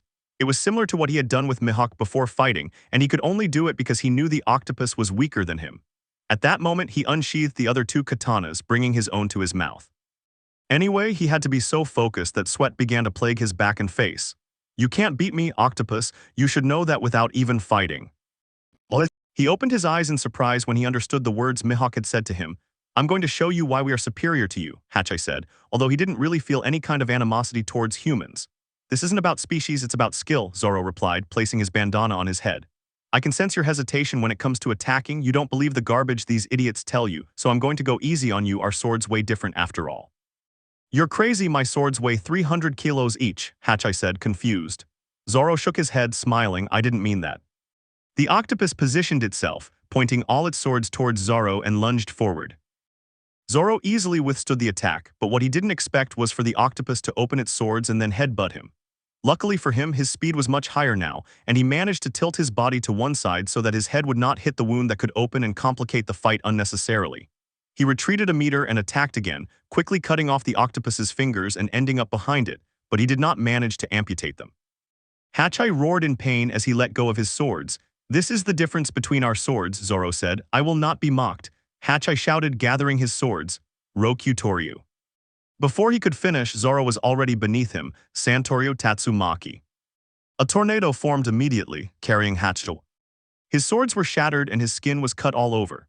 The attack had been devastating, but Hachai was quite resilient, so he would be unconscious for a while, unconscious but alive. Kurubai ran towards Zoro, furious that a damned human had defeated one of his brothers, but Sanji appeared in the middle, hitting hard the fin with which the fishman was protecting himself. Unfortunately for him, from defending himself against such heavy attacks, his body began to fail him. He screamed in pain as his arm bent strangely backward. Son of a... Your fight is with me, you damn super-developed fish, Sanji said, touching the tip of his shoe to the cement. I'm going to teach you to respect a lady. You mean Nami, he mocked as he painfully placed his arm where it belonged. That woman is not a lady, she is a witch who would do anything for money. Cory, he said furiously as he kicked Kurubai in the neck, burying him in the cement. Eparu, he continued, kicking the shoulder with a downward kick. Don't mess with my nakamas. Kutoretto continued his attack, striking Kurubai in the ribs and lifting him off the ground. Seru immediately attacked his back with all his might. He felt the bones break and knew that this fishman would never walk again. Pawatorianu, as he went down, kicked the chest, burying the fishman again in the cement. Jigoto continued, making Kurubai back a couple of meters, still lying on the ground. He got up with difficulty, and everyone there knew that Kurubai was practically unconscious from the white eyes he was showing. Damn it! Muten Shudo finished by spinning on his left foot, then punched Kurubai in the face and sent him burying himself in the enormous structure that he assumed the fishmen occupied to live in. Do you want some dessert? As for Alvida's fight, it had no excitement whatsoever. No matter how much the fishman named Chu fired water bullets at her at an amazing speed, they simply passed through her smooth skin and continued on their way, sliding without harming her, much to the despair of the fishman who could only retreat. Seriously, don't you realize that your absurd shots aren't going to be able to harm me in the slightest? Alvida asked in a bored tone, as if it were the most obvious thing in the world. Don't be so sure of your abilities, you inferior human, just because you ate a devil fruit, the fishman began, furious that a human underestimated him. Each fishman has the strength of 10 normal humans. It's impossible for you to defeat me. Just as he finished saying that, he lunged straight for the beautiful brunette who just watched him go for her with a smile, as if anticipating what was going to happen next. Just as the fishman lunged at her, Alvida moved her mace with grace and speed, nearly crushing her rival's head, who retreated at the last second. Thus began a series of rapid attacks from Alvida with her mace, which she moved masterfully with both hands, attacking the fishman while eliminating any enemy who dared to enter her area, damaging them in her crossfire with her iron burst. The minutes began to pass and Alvida was unable to land a decisive blow. She had struck her rival on several occasions, but all of them were minor or non-lethal blows. She had to end the damned fight once and for all, so she decided to take a gamble on her enemy. She saw a fishman trying to shoot her from afar, and with a smooth but elegant movement she threw her mace at him, hitting him on the head and killing him instantly. Chu, seeing this, thought she was defenseless and lunged at her, trying to land a direct blow to her face. But to his surprise, his punch slid smoothly across her cheek without connecting or damaging her, causing him to lose his balance and fall to the ground. Seeing his mistake, he tried to get up only to see something that filled him with terror. Standing before the fishman was Alvida, holding one of the pistols she had hidden and placing it against the fishman's forehead. Seeing how things were going, Chu tried to do the only thing he could think of, please pie. Before he could finish speaking, a gunshot rang out and the fishman had a bullet hole between his thin eyebrows, clearly dead. This is for the 8 years of hell you put Nami through, you bastards. Alvida and Nami might have been rivals for Luffy's affections, even though the orange-haired girl denied it. However, they were also crewmates and the girl's story had touched her deeply. That's why seeing that bastard beg for mercy made her blood boil. Besides, in the pirate world, sharing a relationship wasn't frowned upon. It was normal for a captain to have more than one woman. So who knows, Nami and she might even become very close friends. That was something they needed to discuss. But that would be another time. Now I had to see what my nakamas were doing. Zoro laughed as he watched the others approaching, having already finished with the fishmen. Like I said, boring, Kabaji commented, his 2 katanas covered in blood. Where Jin? Kaya asked, feeling proud of herself for the good fight she had given that bunch of fishmen. Of course, he was on the wall, far from any physical fight, but he had taken down quite a few of those fishmen. Although he was still far from Usopp, the boy was going to the death by shooting.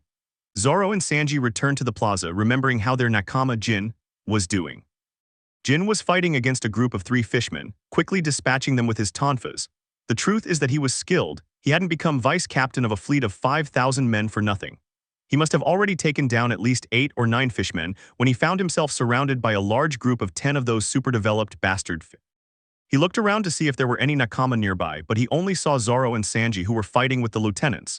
They locked eyes and he saw that they were busy with their fights, so he gripped his tonfas tightly and smiled. It was time to show his new captain why they had nicknamed him Jin the Demon. Before they could attack him, he attacked them, moving swiftly and skillfully through the enemy, his tonfas like an extension of his body. He moved, dodged, counterattacked, finished off the enemy and moved again. And so, one after another, he continued fighting, oblivious to everything outside or the course of the battle. It was just him and his enemies. By the time he realized what was happening, there were no more fishmen left to attack, and all his crewmates were staring at him, mouths agape, as he stood in the middle of a circle of fishmen lying on the ground, blood everywhere. Only one thing occurred to him. "I," said Jin, dropping one of his tonfas and raising his hand in greeting. "We thought you were dead among all those fishmen," Zoro said in a bored tone, although he was truly amazed by Jin's abilities, as were all the others who were practically gaping in amazement. "At least show some concern." Jin shouted, annoyed at their lack of reaction, although he really wanted to laugh at the faces of the other crew members of the Going Merry. What the hell is going on here? Arlong whispered, deciding between feeling annoyed or terrified that some kids had wiped out his fishmen. "Filthy humans." Arlong shouted furiously, beginning to rise. "How dare you murder my brothers?" Luffy stepped forward a little and looked at one of the bodies on the ground. "It's really simple, to be honest," he commented, smiling, "but if you want, I can show you." He kicked a fishman so hard that he sent him flying towards a really angry Arlong. "After all, you're going to die for what you did to my navigator," Luffy said in a cold voice. Arlong began to laugh before looking at Nami. "How many times have you tried to kill me, Nami, poisoning my food, assassinating me in my sleep? Were you able to kill me?" He mocked with a smile that only enraged the Akage. "You should know by now that we cannot be killed by an insignificant human. You will never be able to kill me. You will never be able to escape me. You will remain my cartographer until I decide otherwise, find a better one, or get tired of you and sell you to some arrogant marine." Luffy began to laugh, but unlike the loud, warm, and even childlike laughter he usually had for his group, this laughter was dark, full of bad intentions and a murderous edge. The air vibrated again, causing that strange sound and even distorting the air around him. Darkness covered the ground where Luffy stood. "He's really angry now," Genzo said in surprise, looking with delight and hope at what was about to happen. "You've just dug your own grave," Luffy said in a whisper so low they should barely be able to hear him, but even so he surveyed the entire place. "See that damn building where you kept Nami trapped for years making maps? When I'm done here, there won't be a single thing left." Arlong continued smiling and launched himself towards Luffy with all his strength to show this inferior being the strength of a fishman. "Die," he shouted when he was close. Luffy surprisingly grabbed Arlong's hand with his own and only crawled back a few centimeters. "Is that the supposed superior strength of a fishman?" he asked boredly. "She just stopped Arlong's punch with her bare hand," Nejiko whispered, completely surprised. The raven-haired man raised his left fist, which was once again shrouded in darkness, and struck Arlong while shouting "Black Fist." The fishman was sent flying again, spitting blood. At least now he was better prepared for the attack and managed to lean back to avoid a large amount of damage, which allowed him to recover quickly and launch himself furiously towards the brat. However, as he ran towards the young man, he noticed how his body felt heavier than before. Shark on darts. He yelled and shot towards Luffy, who didn't even bother to avoid him. He was already celebrating his victory when dark repel was heard, and he ended up crashing into the cement behind him. "What?" shouted the locals, completely surprised. "Those kinds of attacks don't affect me," Luffy said as he appeared incredibly fast next to Arlong, "but this will affect you." He continued, kicking Arlong in the ribs and burying him in Arlong Park with a cry of pain. He smiled because although at first he hadn't planned to go all out and hold back like he had with Kuro, seeing everything those bastards were saying about Nami made his blood boil. And although he wasn't fully recovered after what happened with Mihawk, he decided he could go all out today and rest the following days. After all, it was a special occasion. Today he would give Nami her freedom. "He's giving him a beating," murmured one of the shocked villagers. He walked out as if nothing had happened despite the pain and glared furiously at the brat who was beating him up like only that damned Navy admiral had ever done. "You don't know the difference between our races, do you?" he asked with a light laugh. "We were blessed by the gods with greater strength power, the ability to breathe both in the sea and on land, and with skills that a human could never dream of obtaining." He put his hand in his mouth and pulled out his teeth, which immediately grew back. "My teeth can grow back, and each time they do, they will be stronger." He laughed and launched another attack. "An idiot never learns, right?" Luffy muttered, but now instead of repelling him with the force of gravity from his fruit, he decided to show this pathetic fish his true strength. When he was close, he skillfully dodged Arlong's teeth and turning around, kicked Arlong's jaw, which flew to the side with his teeth breaking. Although the blow hurt Luffy too, he thought, it really wasn't lying about them getting harder. He decided to be careful around the shark's jaw. It had even made his leg bleed. He broke his teeth. Shouted the locals again, along with Johnny and Yasaku. Arlong, annoyed, let his teeth grow back, seeing that he could do nothing on land, went to where he knew he had the advantage and plunged into the sea. "Is he escaping?" asked one of the spectators, worried that someone like Arlong might escape. "Silence," Arlong growled as he surfaced from the water and with a splash of water in his hand pointed at Luffy. "A Chimizu." Luffy opened his eyes, quite surprised that Arlong could move so fast, attributing it to his status as a fishman. Unfortunately, the water attack was faster than expected, so he crossed his arms, knowing that even though it was water, something so condensed could hurt him. The water cannon hit his elbows with a loud bang that sent him flying and numbed his arms. What was that? Jin asked, confused. He hadn't seen anything, but Luffy was suddenly flying away. He knew that very few physical attacks could really hurt him, so it had to be some kind of special technique. It was kind of like a slimy water bullet, Usopp said.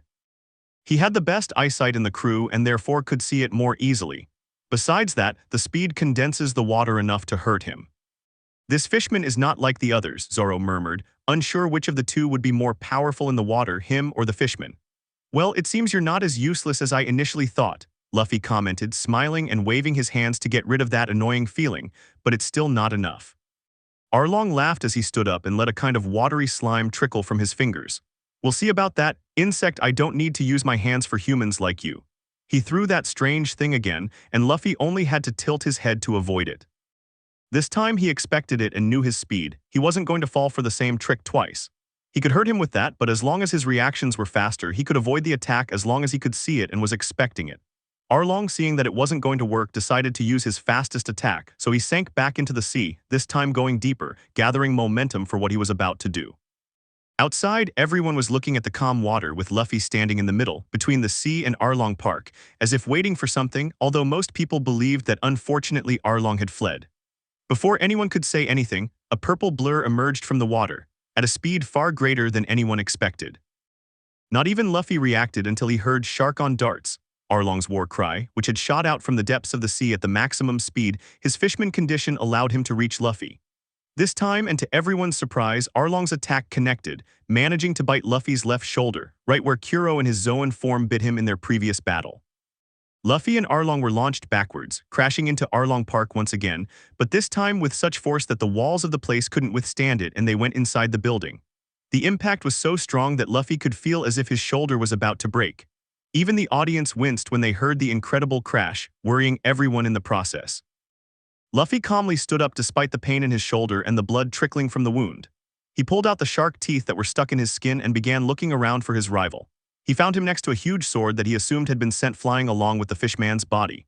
"You're going to pay for daring to set foot in Arlong Park and attack my crew," Arlong said, getting up with difficulty. He had to give it to him, he was quite tenacious and determined. He took the sword and attacked again with all the strength he could muster. The raven-haired man dodged the attack with some difficulty and kicked him in the abdomen, making him retreat. Seeing that this would be a sword fight, Luffy drew his own sword and pointed it at Arlong, gripping it firmly with his right hand as his left arm was badly damaged. "That's it, time to get serious," he said as darkness erupted from him. Black sword style, sword of gravity, and instantly his signature dark sword appeared, ready for the duel. The slashes and strikes flew back and forth at high speed inside the building. At first, the fight was fairly even. Luffy had more skill, but Arlong's fishman's strength was not something to be underestimated. However, as the swords clashed, the fishman could feel his own sword becoming heavier and heavier, preventing him from using it properly. "What the hell is going on?" Arlong asked, agitated. Between his injuries and exhaustion, he was running out of options. "Why does my sword weigh so much?" "That's the power of my sword of gravity. Every strike my sword makes against yours will increase its weight, since I control gravity," Luffy said arrogantly, truly furious at the damage the fishman had managed to inflict. "It's time we finish this." Black sword style, black moon slash. And a crescent moon of darkness was launched towards Arlong from below, sending him towards the ceiling and breaking it upwards, sending him several floors higher. Luffy, seeing that he wasn't going to come down, decided to go up himself, finding him leaning against one of the walls of the penultimate floor, unable to get up due to the gravity that the cut had put on him. Arlong laughed, seeing that he had no other options left. He tried to play mind games with his rival, a big mistake for him. He tried to stand up again and pointed his finger above his head. "One floor above us is the cartography room with all the maps Nami has drawn for me. She's a cat in a pack of rats." He spat blood towards Luffy's feet. "Thousands of maps with which I can easily take over the world. Do you think you can use her better than me?" Luffy had stopped listening to the fishman when he spoke of the room, even though his brain registered his words. He looked at the ceiling and with a great dark sword strike he pierced it, the darkness absorbing him in the process. With a jump he passed through it and stood in the middle of a room full of maps. For some reason, being there made him feel angrier than he had ever been in his life. "This is the place I have to destroy to keep her smile," he whispered as his sclera turned black. The desire for blood and the murderous instinct, along with the darkness, began to emerge in huge waves from his body, plaguing the place. From outside, you could see the top floor turning into nothing but darkness. What's going on?" Kaya asked, surprised. Luffy is furious, Sanji replied. What's on that top floor? It was the place where the fishmen made me work for them. Nami began, her eyes welling with tears. This could very well be the place she hated most in the world. At that moment, a desk flew out of one of the upper windows, surprising everyone even more than before. Luffy didn't seem pleased with what he saw. Arlong appeared furious at the destruction of his maps but took a step back in terror when his eyes met Luffy's. What are you? The sadistic smile he gave him made him fall on his butt and wet himself like a little kid wetting the bed. I am darkness, Luffy replied as he began to fill the place with more and more darkness, making the entire structure tremble from the mere sound. Extending his two open palms to the sides, he began to concentrate. He had never done anything so big, at least not consciously, but Arlong Park was too horrible a place to remain standing, and he was going to make sure it disappeared from Nami's life and the world. The building immediately went dark, becoming plagued with shadows so black and thick that it looked like a scene from the apocalypse. Luffy's Nakamas began to retreat, knowing very well that by the time their captain finished, there would be nothing left. The villagers watched everything that was happening in shock from outside the compound. The surprising thing is that it was only happening in the vicinity of Arlong Park. Yami no. Luffy's voice echoed throughout the building as if he were some kind of god. People outside could perfectly hear what was happening inside. Black hole. From the top floor of the building, one could see how all the darkness was absorbed, taking with it everything in its path, whether it was furniture, walls, weapons, or even the corpses of the fishmen who had fallen in the battle. Everything was sucked in by Luffy's power without exception. Everything was concentrated in the center of the top floor of the building, which was slowly disappearing as well, as if a black hole were devouring everything in its path without any opposition, ending with Arlong Park with the strength of a titan. They were thrown into the air as they watched what was once a structure that inspired fear in anyone who saw it disappear as if it had never existed, leaving behind a crater that soon began to fill with sea water. Luckily, no one had been stupid enough to stay close, and they did their best to get away when they felt the danger that was about to be unleashed upon them. When they were able to stand up again and walk towards the place, they were surprised to see Luffy standing in the water holding a completely beaten and lifeless Arlong by the neck, with a sword piercing his chest, a sword that belonged to Captain Monkey D Luffy, who at this moment was holding him in place, ending the life of the greatest pirate of the East Blue, Captain Gyojin Arlong. Then he threw the body towards Nami's feet, who began to cry with joy at what she saw. Your debt is paid, you are free, said Luffy as he watched Nami cry with joy. Upon seeing him, Nami threw herself into his arms, sobbing against his chest. She remembered all the times she had longed to do this as a child but had been unable to. Finally, she was completely free. The residents of Kakashi village didn't seem to care much about the exchange between the two teenagers, as their captor had finally died and they were free. They shouted with joy and ran off to warn the other islands that Arlong Park had disappeared and they could celebrate that they were finally free. Meanwhile, Luffy walked over to where his crew was, and Nejiko, to everyone's surprise, threw herself into his arms and kissed him on the cheek.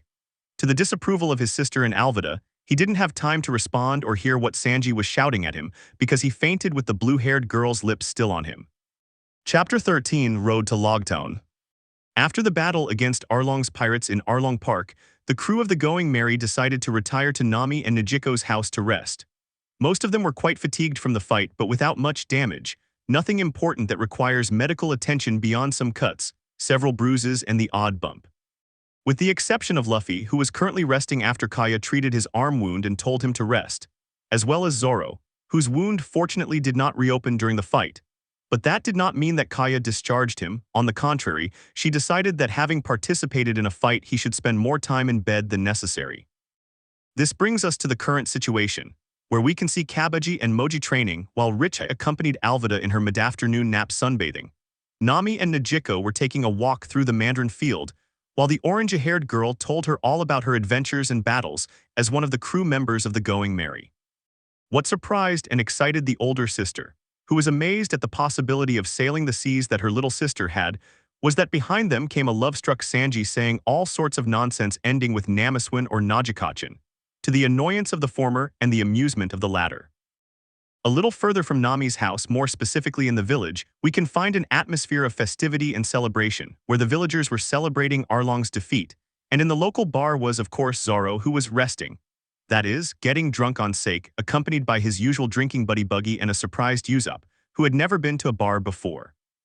However, Buggy, happy as he was that the sniper had sown chaos in the Fishman Fortress with his muggaballs, decided that he would take him as a pupil in the subtle art of bombs, And his first mission was to learn how to get drunk, which the green-haired swordsman fervently approved. In the end, only Kaya remained, who continued to check on Luffy's condition from time to time, and the other time she was trained in combat by Jin, who, being one of the best in hand-to-hand combat and with weapons, decided to train her. As for the captain, well, he was having a strange, though very revealing, dream. Luffy began to stir and become restless in his sleep. It had been days since he'd slept well, not since the battle against Kuro and the Black Cats while they were sailing to the Barady, and he hadn't had another nightmare or any strange dreams. And yet here he was now, darkness enveloping him and shattering his dreams, ending his rest, making him relive the massacre of the Goan kingdom over and over. He looked around, trying to find the voice, but saw only darkness. It was as if every one of his senses was being suffocated. You and your crew spilled so much blood these past few weeks, so what are a few more deaths compared to the thousands you've already killed? A voice demanded, shouting from the darkness. You killed Kuro and his crew just like you killed Don Krieg and his, and now you've finished off Arlong. What was all that bloodshed for? To defend the weak? Or was it simply the primal desire to rise above other men? Did you want everyone to see that you are the most powerful in the East Blue? Luffy wanted to answer. It was the same voice as last time, it was always the same voice, but the darkness suffocated him and made him unable to move or speak. Are you going to refuse to answer me again? The voice sounded both angry and disappointed, as if expecting something that wasn't coming.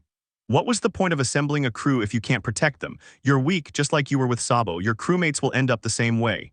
He declared in a flat tone, waiting for a reaction. Luffy finally found his voice.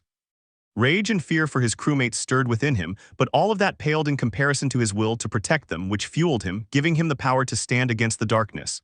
Never, he shouted as he stood up and looked around at the ever-changing darkness. I won't let my crewmates die, just as I won't let you hide from me anymore. In the darkness, the voice watched this reaction with emotion and fascination. At last, the boy had risen to become a young man. Without a doubt, the day was drawing ever closer. And how do you intend to force me to show myself? The voice asked mockingly. Do you even know who I am? This time the question was serious. The voice desired the answer. Of course I know you might be the void. Luffy began to shout, using all his willpower not to succumb to the pressure the darkness exerted on him, his voice deepening without him noticing. But I am Monkey D. Luffy, the man of darkness and future pirate king. And just as he finished speaking, he began to absorb the darkness, as he had done so many times before. He felt as if a part of him were returning to its place, as if he had been incomplete and was being made whole again. That was the feeling he always had when he became one with the darkness. But this time it was different, it was better, more addictive, better. It was more powerful, much more powerful, so much so that he couldn't control it. The darkness was running rampant within him, moving erratically and uncontrollably, and before he could react, he fainted, falling back asleep. You're getting closer every day, child, the voice said seriously, though emotion was evident behind the words. However, it seems I'll have to wait again to be able to truly speak with you. Outside, a few minutes before Luffy encountered the voice, the rest of the crew had just arrived.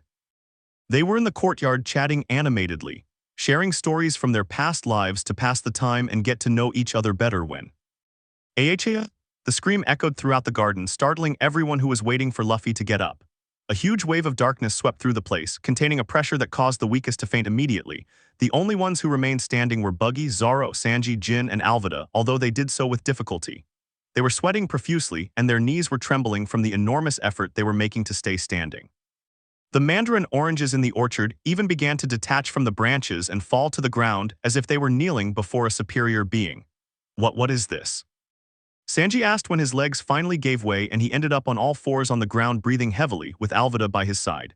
Buggy and Jin moved inside the house only to end up just like Sanji because the thick aura emanating from their captain only got stronger the closer they got. It's Luffy, Zoro said, a few beads of sweat forming on his forehead from the exertion. He watched as darkness faded from the room where his captain had been. Something must have happened to him. He walked slowly towards the house, passing all the bodies scattered on the floor, and entered the room where the raven-haired man was clutching his chest in pain, looking around with unfocused and alarmed eyes.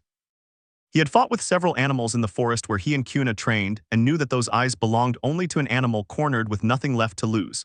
A single sign of danger and it would attack everything and everyone without regard for anything, simply with the idea of killing anyone who stood in front of it. Luffy, she whispered, raising her hands to show she wasn't a threat. She also lowered her gaze in a show of submission. She didn't want Luffy to see her as a threat in any way.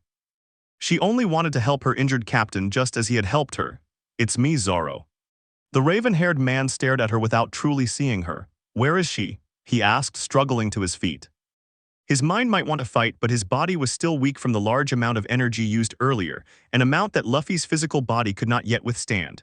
The bandages wrapped around his chest and left arm from the wounds Arlong had inflicted were stained red. More blood was coming out than when Arlong himself had inflicted them. He could see his legs trembling like jelly. "Where is who?" he asked softly, yet his guard was up at those words. If anyone had dared to attack Luffy while he was in bed, they were going to pay for it. The voice growled, taking a step forward, an impressive feat for him in that state. It's always the voice since the massacre. He stopped as if he had just realized what he had been about to say, then he seemed to notice that he was no longer in a dark world.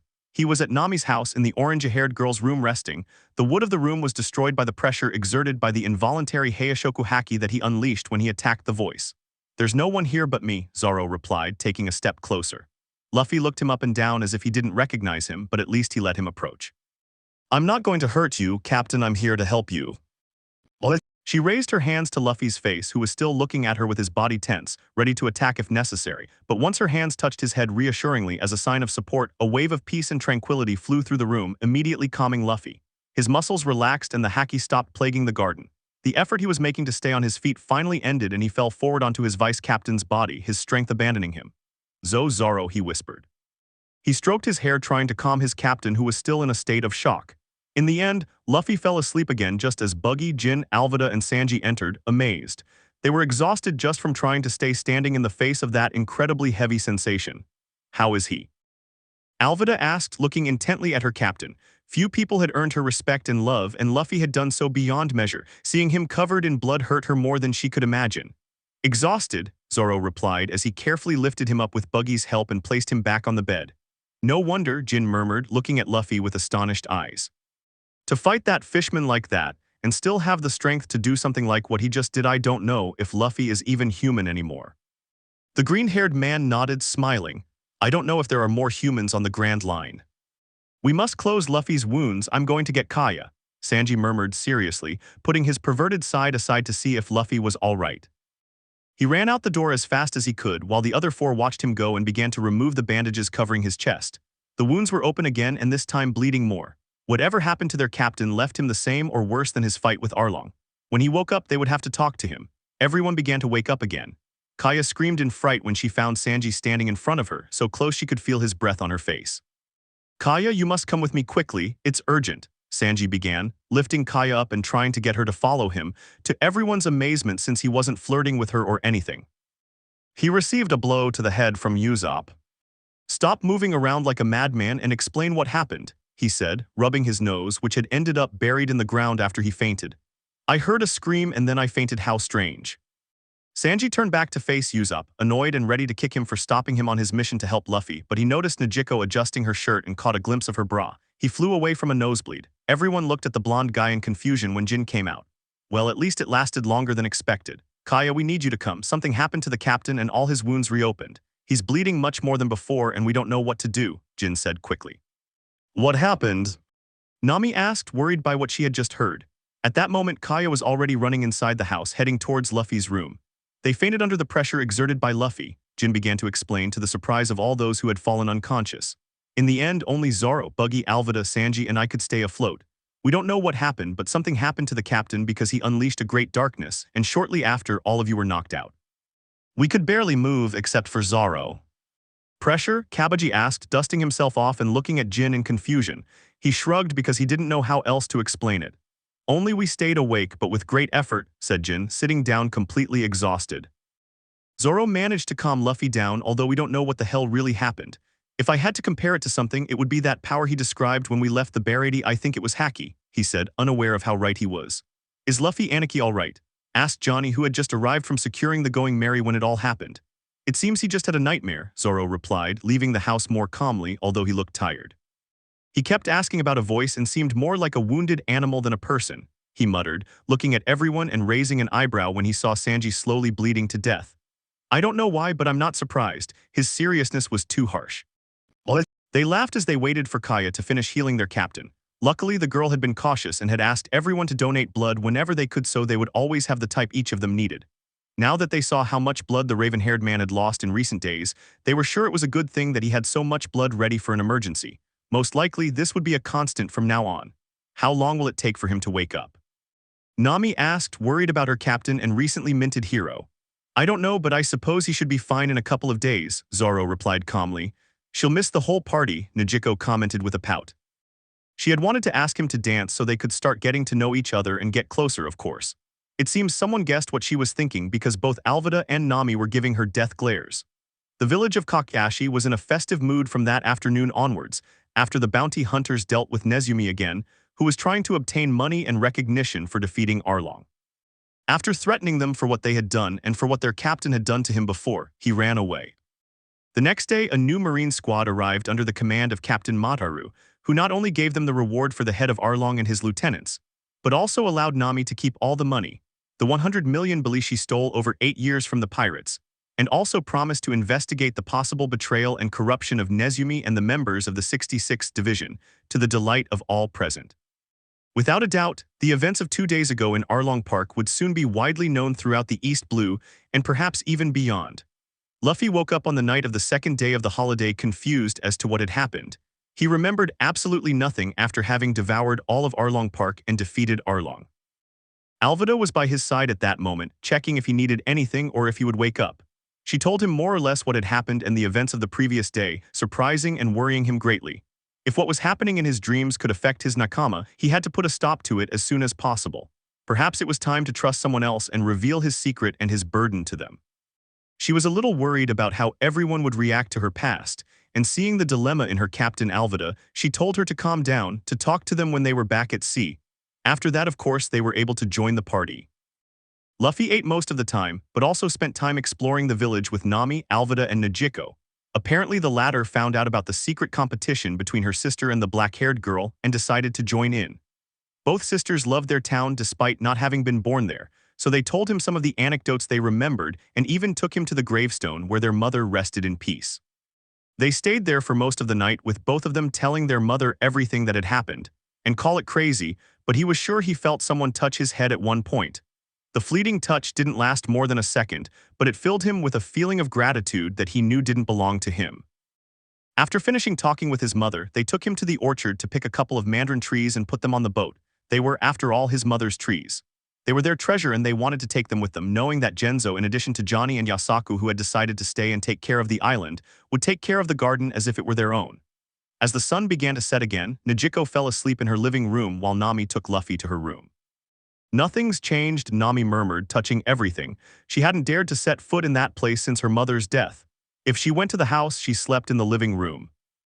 I haven't dared to set foot in this place, so I thought Najiko would start using it. It's a new beginning, Nami, Luffy said, hugging her from behind. For the past few days, he'd had a warm feeling in his chest whenever he was with the 3 girls. If you need to cry your last tears of suffering, do it. I'll be here by your side at all times. From now on, I'll hold you and protect you. You'll never cry like this again as long as I can prevent it. The Akage turned around to hug him by the waist and look him in the eyes. She had tears, but she wouldn't let them out. I don't want to cry anymore, she whispered. I've cried for 8 years now, I want to feel free. He got up as the sun began to rise, painting the room with orange and pink colors. He was very tired and wanted to stay sleeping all day, but there were things to do before leaving again, so he got up gently so as not to wake anyone in the room and dressed quickly. He left the room and walked down the hall towards the living room. Najiko seemed to have left too, so he quickly left the house and departed. Most of his crew were asleep from their hangovers. He reached Nami's mother's gravestone and saw Genzo sitting there. He approached slowly and sat down next to him.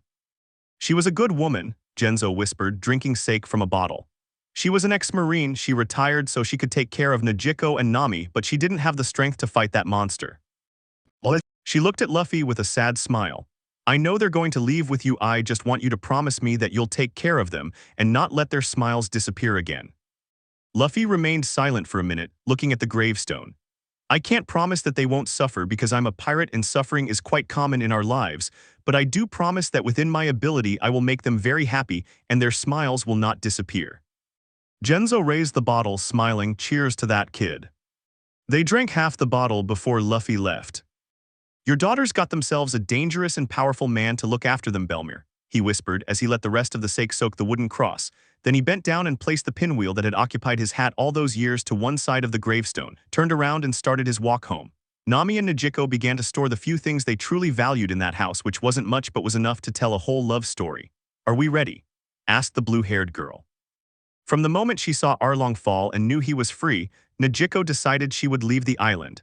She loved the village that had been her home for so many years, but it had also been a prison from which she was finally free. So when the opportunity presented itself, she didn't hesitate and seized it. Once the captain of the Going Merry awoke, she immediately went to find him, offering her services as a carpenter.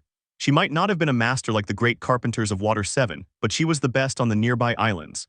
Add to that her skill with daggers and the fact that she was Nami's sister, and it wasn't hard for Luffy to accept her into the crew.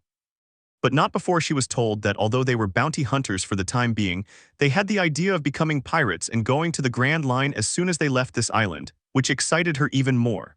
"We're ready," Nami said, looking around the house before turning away, ready for this new beginning.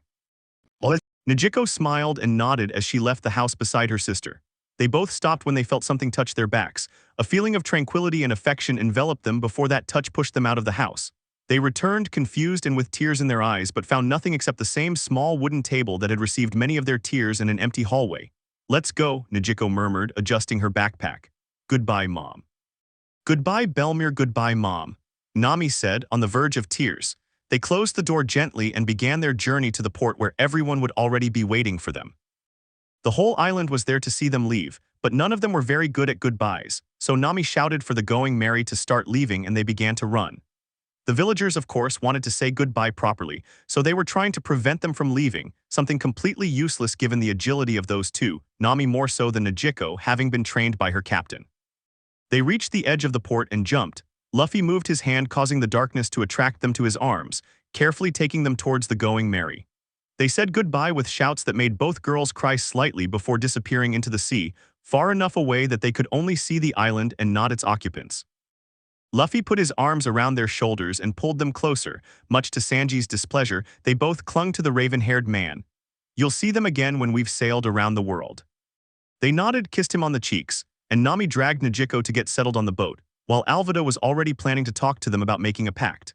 After a few hours, everyone was doing what they always did when they weren't training with Luffy. Luffy spoke with Najiko to find out more or less how she would cope with the training, since they couldn't just leave her like that and wait for her to die at some point if they didn't take care of her. After that, Luffy calmly took it for themselves, especially since Najiko had to get used to such heavy training, so they only trained for 2 hours in the morning and 2 in the afternoon. On the third day heading towards Logtown, everyone was resting after training when News Ku arrived with his cap and leather bag, holding out a newspaper towards Nami, who was sunbathing wearing a bikini, showing everyone the new tattoo on her left arm. Of course, only Ella and Najiko knew what that mark was, but no one said anything. "This is theft," complained the Akage as her sister pulled her away from the pelican that was looking at her with fear. "I'm sorry," Najiko said as she placed the coins in the small purse around her neck. "There, you can go." Nami continued complaining as Najiko opened the newspaper and read what was of interest, letting out a stifled scream when she read the front page. "What's going on?" Kaya asked, startled. She was wearing a yellow one-piece swimsuit and Usopp was pacing around her more than usual, admiring how cute she looked. "If Namiswin can make you feel that way," Sanji remarked, walking towards her with a gallant stride. "Watch where you're going, Arako, can't you see I'm sleeping?" Zoro grumbled as he was stepped on by the blonde. "What did you call me, you piece of shit?" They ignored the two fighting and looked at Nami, who was still staring at the newspaper article with her eyes open. In the Grand Line, Marineford. In an imposing Japanese-style building, a meeting was taking place with very important people. They all wore white cloaks with the same word on their backs, justice. The only man standing was the lowest-ranking one with green hair. He wore a blue shirt and black glasses and stood in front of a blackboard with a few posters. This place was the Navy headquarters. The information division was where all the reports from the different Navy stations across the different oceans arrived. At this moment, a young Marine was giving an urgent report to his commanding officer, who was in charge of the East Blue, while the latter was meeting with several important members of the Navy, including Vice Admiral Doberman, an older Marine with many scars scattered across his face who was listening to the exchange with interest. "He's the same man we were told about who defeated Captain Axehand Morgan. After that he went after the big fish in the East Blue, starting with Iron Mallet Alvida with a 5 million bounty. Then it was Buggy the Clown with a 15 million Belize bounty." He pointed his finger at the first and second posters. "Then it was learned that he fought and defeated the captain of the Black Cat's crew, Kuro of the 100 Plans, with a bounty of 16 million Belize, who was believed to be dead, defeating him and his entire crew with only 8 men. After this, he defended the Barity against the leader of the 5,000-man fleet, Don Krieg, with a bounty of 17 million Belize and convinced Jin the Demon to join him," he said, pointing to 2 other posters. And finally, he went after the captain of the Fishman Pirates, Sawno's Arlong, with a bounty of 20 million bellies. He did this in just 5 months, in a sea where the average bounty is 3 million bellies, which is a huge achievement. There are also reports that he is a Logia user, although that is not confirmed. These are pirates over 10 million bellies, which tends to be the limit in the East Blue, said one of the men in the room. Exactly, that's why I felt it was necessary to report it quickly, even if it was in the East Blue, he said quickly, pointing to the photo with a name underneath. So you're sure about this? One of the men asked. He's not a Marine, not even a Corsair in our service. Asking him for help is a bit. There is no other option, another of the men replied. We don't have time to send reinforcements from other Marine bases, and Captain Smoker and the Logtown garrison won't be able to stop them without paying a heavy price. Monkey D Luffy, said one of those present, drawing everyone's attention. Most had a similar thought, although it was the highest-ranking one, Vice Admiral Doberman, who expressed it. I'm going to ask Garp. I'll make sure they send the letter. Continue if my, he said as he put out the cigar he was smoking and got up from the room. Meanwhile, in the East Blue, everyone screamed with their eyes wide open as much as they could, while Luffy laughed quite excitedly and happily. Damn, it seems we're totally famous now after this, Usopp said, his eyes bulging out of their sockets and a snot dripping from his nose. In the last 5 months, several great pirate captains have fallen one after another in the East Blue, Nami began reading to everyone. Starting with Iron Mace Albeda, followed by Buggy the Clown, Kuro of the 100 Plans, Captain Don Krieg, and finally Sawno's Arlong. At this point, all the Nakamas listened in shock to the words of their navigator, who continued reading the diary. Each of these pirate captains had a hefty bounty totaling over 75 million belly, Nami said, swallowing hard at the sheer number. And they were all hunted down by a young pirate hunter who appeared out of nowhere with his powerful crew.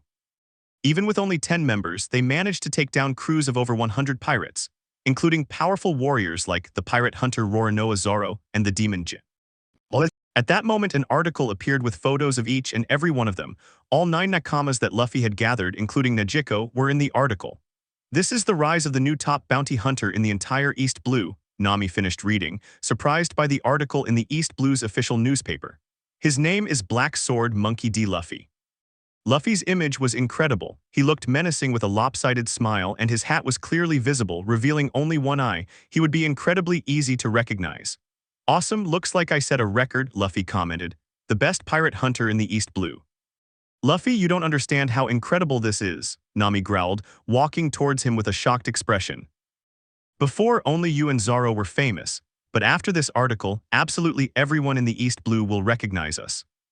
Luffy stopped her complaints by kissing her on the cheek. Everyone was surprised because it was the first public display of affection between the two. Sanji, on the other hand, fainted with a purple face. That's the goal. If I'm going to be the Pirate King, I'm going to have a very high bounty. It may just be an article introducing all of us now, but later on, it will undoubtedly be a bunch of bounties with each of our pictures on them. Nami nodded much more submissively with a slight blush, and everyone laughed. In truth, everyone noticed that Luffy's relationship with the two sisters and Albeda had been gradually getting closer. So where do we go now?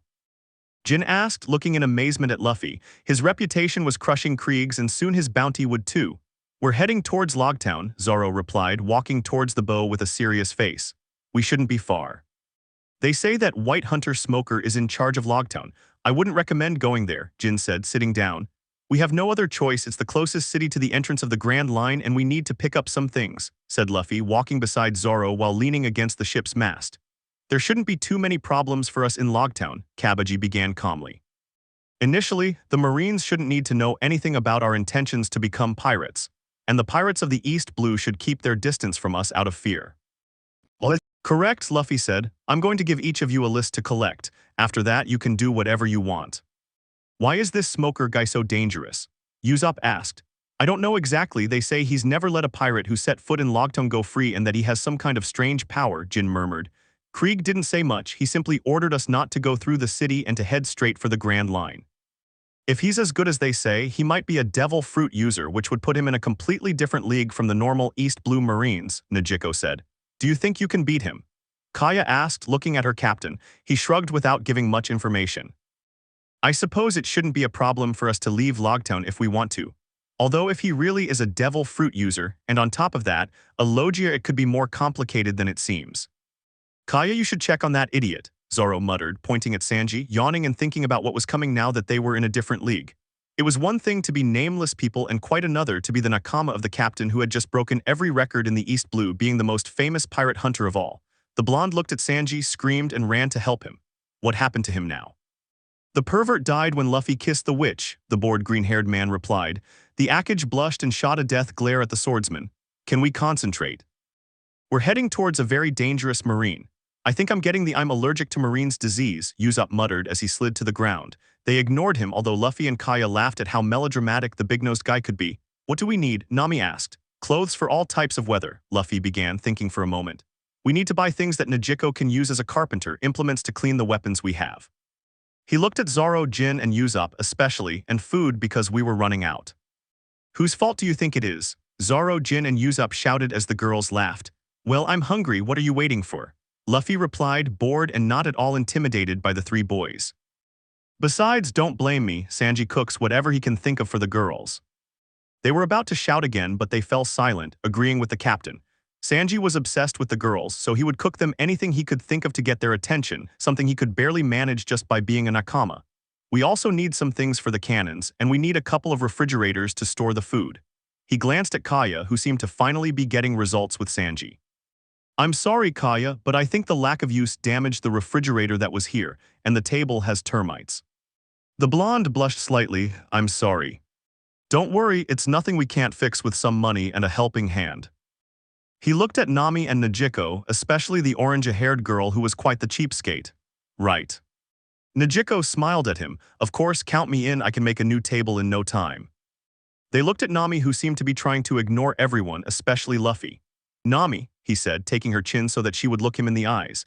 He tried to resist but knew he couldn't say no to his captain, not exactly because he was extremely handsome, but because Luffy gave off this air of command and you had to follow him. It was that simple. Fine, but we'd better not spend too much. Everyone except Luffy and Najiko raised their hands in self-defense. So how much longer? Kaya asked, leaving Sanji, who was finally regaining his normal skin color. Nami checked the sky and a compass. We should be arriving in a couple of hours. Well then, come back here in 2 hours so I can give each of you a list. Moji will take care of the ship without any problem, which makes things easier for us. With that, everyone went their separate ways, starting to do their own thing, waiting for the moment when they would reach the city and could finally begin their journey along the Grand Line, the most dangerous sea in the world. As the article and the presentation of Luffy's crew spread throughout the East Blue, the bounty hunters could already see the port of Logtown, which was one of the largest cities they had ever seen. Of course, the only one who was truly interested was Luffy, because that's where the infamous and famous Pirate King was born and died. Meanwhile, the others were more concerned about how to enter the Grand Line. It seems you can only enter by going through the mountain called Reverse Mountain, Nami said, pointing to the mountain on the map. How can we get through a mountain? Kaya asked, confused. In the middle there's a huge current that propels you upwards, Jin replied with a shudder. We almost didn't make it from there. It requires incredible precision because if you fail by just 1 second you end up crashing into the mountain. It's literally a one-way trip. You either make it through or you die. They remained silent for a moment, taking in what had been said. That's complicated, why don't we go by sea? Zoro asked. It's impossible, the Grand Line is surrounded on both sides by the calm belt, Nami replied, confusing most of them. And what is that? Najiko asked. It's a sea where not a single sea breeze passes. It's impossible for a ship to move through there without help, Luffy replied calmly. We have oars and strong arms, we could cross right. Hoji said innocently. It wouldn't help us much, Luffy replied in this case. The calm belt is a nest of sea kings so big they'd swallow the ship like we were a snack. They swallowed hard at the mere thought of a huge king of the sea eating them. So Reverse Mountain is, Kaya said, her voice trembling slightly. We're close, Luffy murmured, drawing everyone's attention. The town of the beginning and the end, I'm finally going to see the town where Gold Roger was born, he exclaimed excitedly, turning around to look at each of his nakama. You all know that since I embarked on this adventure, we've been posing as bounty hunters, Luffy began calmly, capturing the attention of all his crewmates with his seriousness. That was because I didn't want the Marines and all the privateers and bounty hunters of the East Blue on our tail before we could reach the Grand Line. By this time, everyone was already seated around their captain with excited looks, knowing what was coming next. However, that's no longer necessary, Luffy continued. Right now, we have a ship, enough money, and we're ready to embark on our adventure. So before we even enter the Grand Line, we're going to show the world who we really are, pirates. When Luffy shouted the last word, the hairs on the arms of his entire crew stood on end due to the nerves and adrenaline they felt. After all this time, they could finally be true pirates. And how are we going to announce to the world that we're pirates, Captain? Zoro asked with a big smile. He was truly excited. It has to be something spectacular. At that, everyone nodded. They were now famous in the East Blue, so absolutely everyone knew them, so their becoming pirates was going to be a huge news story, so it was better to do it in a big way. That's what I wanted to get to, Luffy said with a sly smile as he reached into one of the pockets of his cape. Ever since the White Hunter Smoker took over Logtown, reaching Reverse Mountain has been very difficult for small and medium-sized pirate crews, and only large crews like Don Krieg's with 5,000 could attempt to pass the Marine Naval blockade, Luffy commented, earning a nod from Jin, who recalled how they had to sink several Marine ships before being able to pass the blockade, and how they lost several of their own because of Smoker. That's why several dozen small pirate captains and 3 middle pirate captains with over 10 million bili each joined forces to break the Marine blockade in 3 days, Luffy began, a sly smile intriguing everyone else. From his cloak, he pulled an envelope bearing the Marine logo. The Marines, knowing that their forces in Logtown alone wouldn't be enough to stop us, and due to our recent popularity, sent me a request for help reinforcing the naval blockade defenses at the entrance to Reverse Mountain. That means that Alvida began, a big smile on her face, as did everyone else, understanding what their captain was planning. Exactly, Luffy said with a huge grin as he looked at his crewmates. On the day of the battle between the Marines and the Pirate Alliance, we're going to make a name for ourselves as a pirate crew. We're going to sink the Marines' ships, and we're going to break their blockade, Luffy said with a grin that threatened to split his face, a grin his crewmates shared. Everyone in the East Blue and beyond will hear about us, the young captain said forcefully, the pirates of the Cockeye Black Sea. Chapter 14, The Plan Begins. East Blue Logtowns. They had separated at the entrance to the city, each with some things to do. Hoji and Kabaji, of course, had been given the job of buying the refrigerators, as they were strong enough to carry them. Zoro had decided to accompany Jin to a weapons shop, the former to look for a pair of swords and also the implements to care for and maintain his weapons and the ship's cannons in perfect condition. Usopp and Kaya had gone in search of medical supplies, books on medicine, and some things that the big-nosed one might need for both his inventions and his weapon. Buggy, on the other hand, had decided that he would go and buy various utensils and tools for the new weapon that he and Usopp had been working on. It was a special weapon for Nami. Sanji and Alvida had gone to get the food, while the blonde one had gone to get the food, while the black-haired one would take care of keeping the pervert out of any trouble. There were quite a few beautiful women in the world, and Sanji was a pervert stupid enough to get himself into trouble. They might not be wanted by the law at the moment, but the Marines were also around, so they had to keep an eye on Sanji or he might tell their enemies anything. And last but not least, Nejiko and Nami had gone together to find a few things Luffy had asked for, the necessary carpentry tools and books on the subject so the blue-haired woman could learn properly. She was good with wood, but there was a long way to go from that to being a ship's carpenter. She had to learn well so the Marigot would be in excellent condition until they reached Water 7, where Luffy planned to get a much better equipped ship for the rest of the voyage and, of course, a head carpenter. The captain of the Futures quickly bought the provisions, and to the astonishment of the store manager, lifted them with only some difficulty. Everyone on the street turned to look at him with their eyes popping out of their sockets at what they were seeing, a single man carrying 2 incredibly heavy metal trunks, but he didn't get too far before he bumped into a person and knocked them to the ground. Luckily, he didn't do the same and, making a face, managed to keep both devices in the air. "I am sorry," apologized the woman with dark blue hair and glasses. "I wasn't paying attention." She looked at the boy and her jaw dropped. You don't have any trouble carrying that." Luffy smiled amusedly but shook his head. "Don't worry, I'm fine. What's your name?" She watched him for a moment as she stood up and brushed the dust off her pants. "My name is Tashigi, nice to meet you," she greeted him with a smile. "Why do you need so many supplies?" "Don't ask me, the cook said all of these were needed and I bought them," he replied, shrugging, still amused. "The more food, the better for me." Tashigi laughed freely. "I suppose you work at a restaurant." She shook her head, missing Luffy's confused gaze. "Well, I should let you go if your boss needs those supplies. Nice to meet you." She gave a small bow and looked Luffy in the eyes, staring at him intently again. That man seemed familiar. "The pleasure is all mine." He bent down slightly so that their eyes were roughly at the same level. "I hope to see you again soon, Sergeant Major Tashigi." He winked at her and left, chuckling softly at the girl's completely surprised face upon learning his rank. Had that marine girl really not been able to recognize him? Nejiko and Nami were walking along one of the city's largest avenues, carrying some carpentry tools and, of course, some clothes. The Akage had seen countless garments by this point and had only bought a few, much to the annoyance of the shop owners. Even the clothes she bought were almost the price of a single t-shirt. Nejiko was impressed with her little sister's skill and charm in deceiving everyone. Perhaps she was more of a pirate than she herself had realized. Be that as it was, they were finishing their shopping, so they would need to finish looking at the things that Najiko needed. Nami stopped deceiving people, and let's go for the things I need. The orange-haired girl pouted but nodded. Anyway, it looks like we're going to have to fight in the middle of a storm, he said, looking up at the sky. We'd better hurry and hear the captain's plan. Najiko nodded, and they walked quickly towards a carpentry shop where they could get what they needed, as well as some books. So you plan to seduce the captain? Nami asked casually. The blue-haired girl stopped examining a few hammers and looked back at her. Are you upset that I'm interested in the same guy as you? Nami opened her mouth to answer and tried to deny everything, but seeing that only she and her sister were there, she quickly closed it, sighed, and shook her head. I don't know, she whispered, looking at the different pieces of wood. Alvida was the first one who went after him, and I felt jealous of some of the things he did, but she told me that she had accepted a long time ago that she would have to share him, that it was normal for a pirate captain to have more than one partner.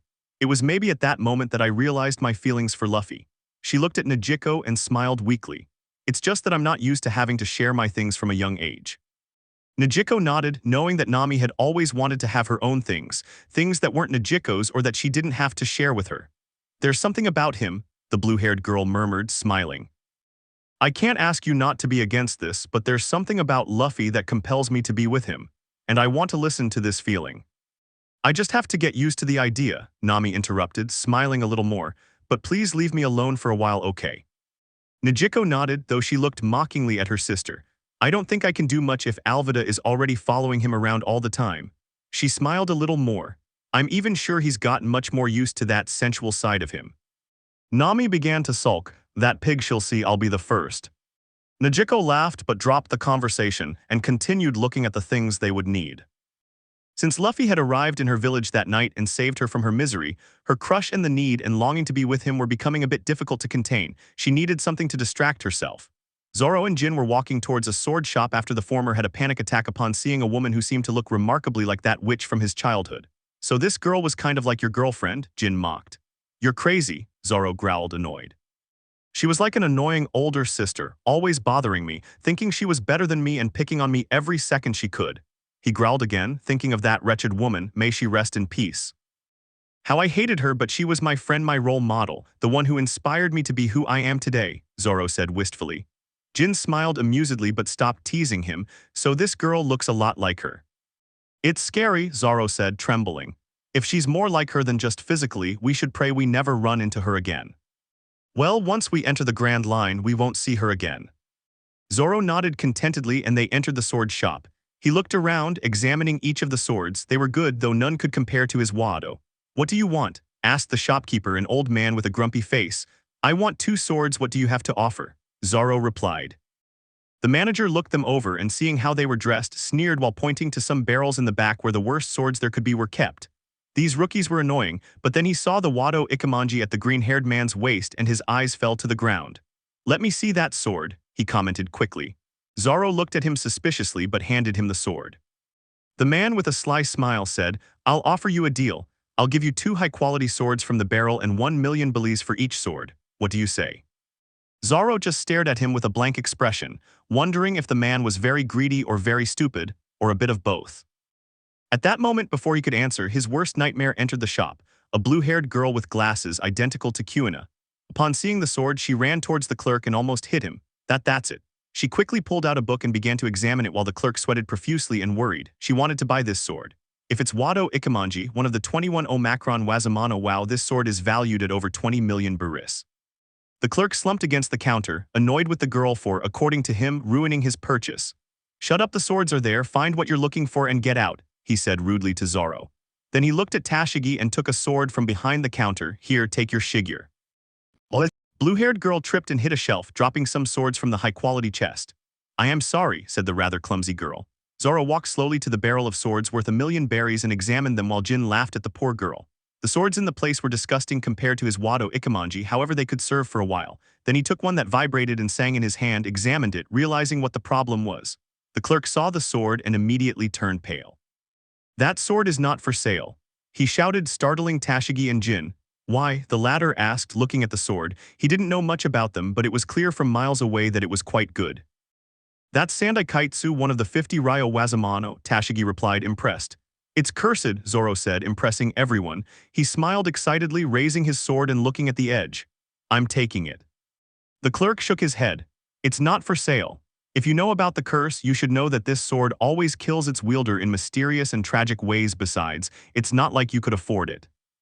Zoro didn't let the manager finish. How about this, your curse against my will? He said as he threw his sword into the air and placed his arm in the way, which surprised the other three in the establishment. That sword is very sharp, shouted the attendant. He might have wanted to swindle the green-haired youth and keep his Wado Ikemanji for himself, but he also didn't want him to lose an arm over it. Surprisingly, the sword barely passed, touching Zoro's arm but without causing the slightest damage. The place fell silent as the kitesu stuck in the wooden floor. Impressive, said Jin, smiling. I didn't think you could be any dumber. Shut up, he replied, picking up his sword and sheathing it. I'm taking it with me. The completely stunned shopkeeper rushed to the back and pulled out a new sword. This is Yubashiri, the best sword in my shop. Take it for free along with Kaitsu. He looked at Zoro for a moment, smiling. I haven't seen a swordsman of your caliber in a long time. I'm sorry about Wado Ikemanji earlier. I really thought you were just a novice. It was my mistake. Zoro simply smiled unceremoniously and took the sword, placing it at his waist so that there were 3 swords on it, catching the attention of the vendor and the girl who stared at him before looking at Jin.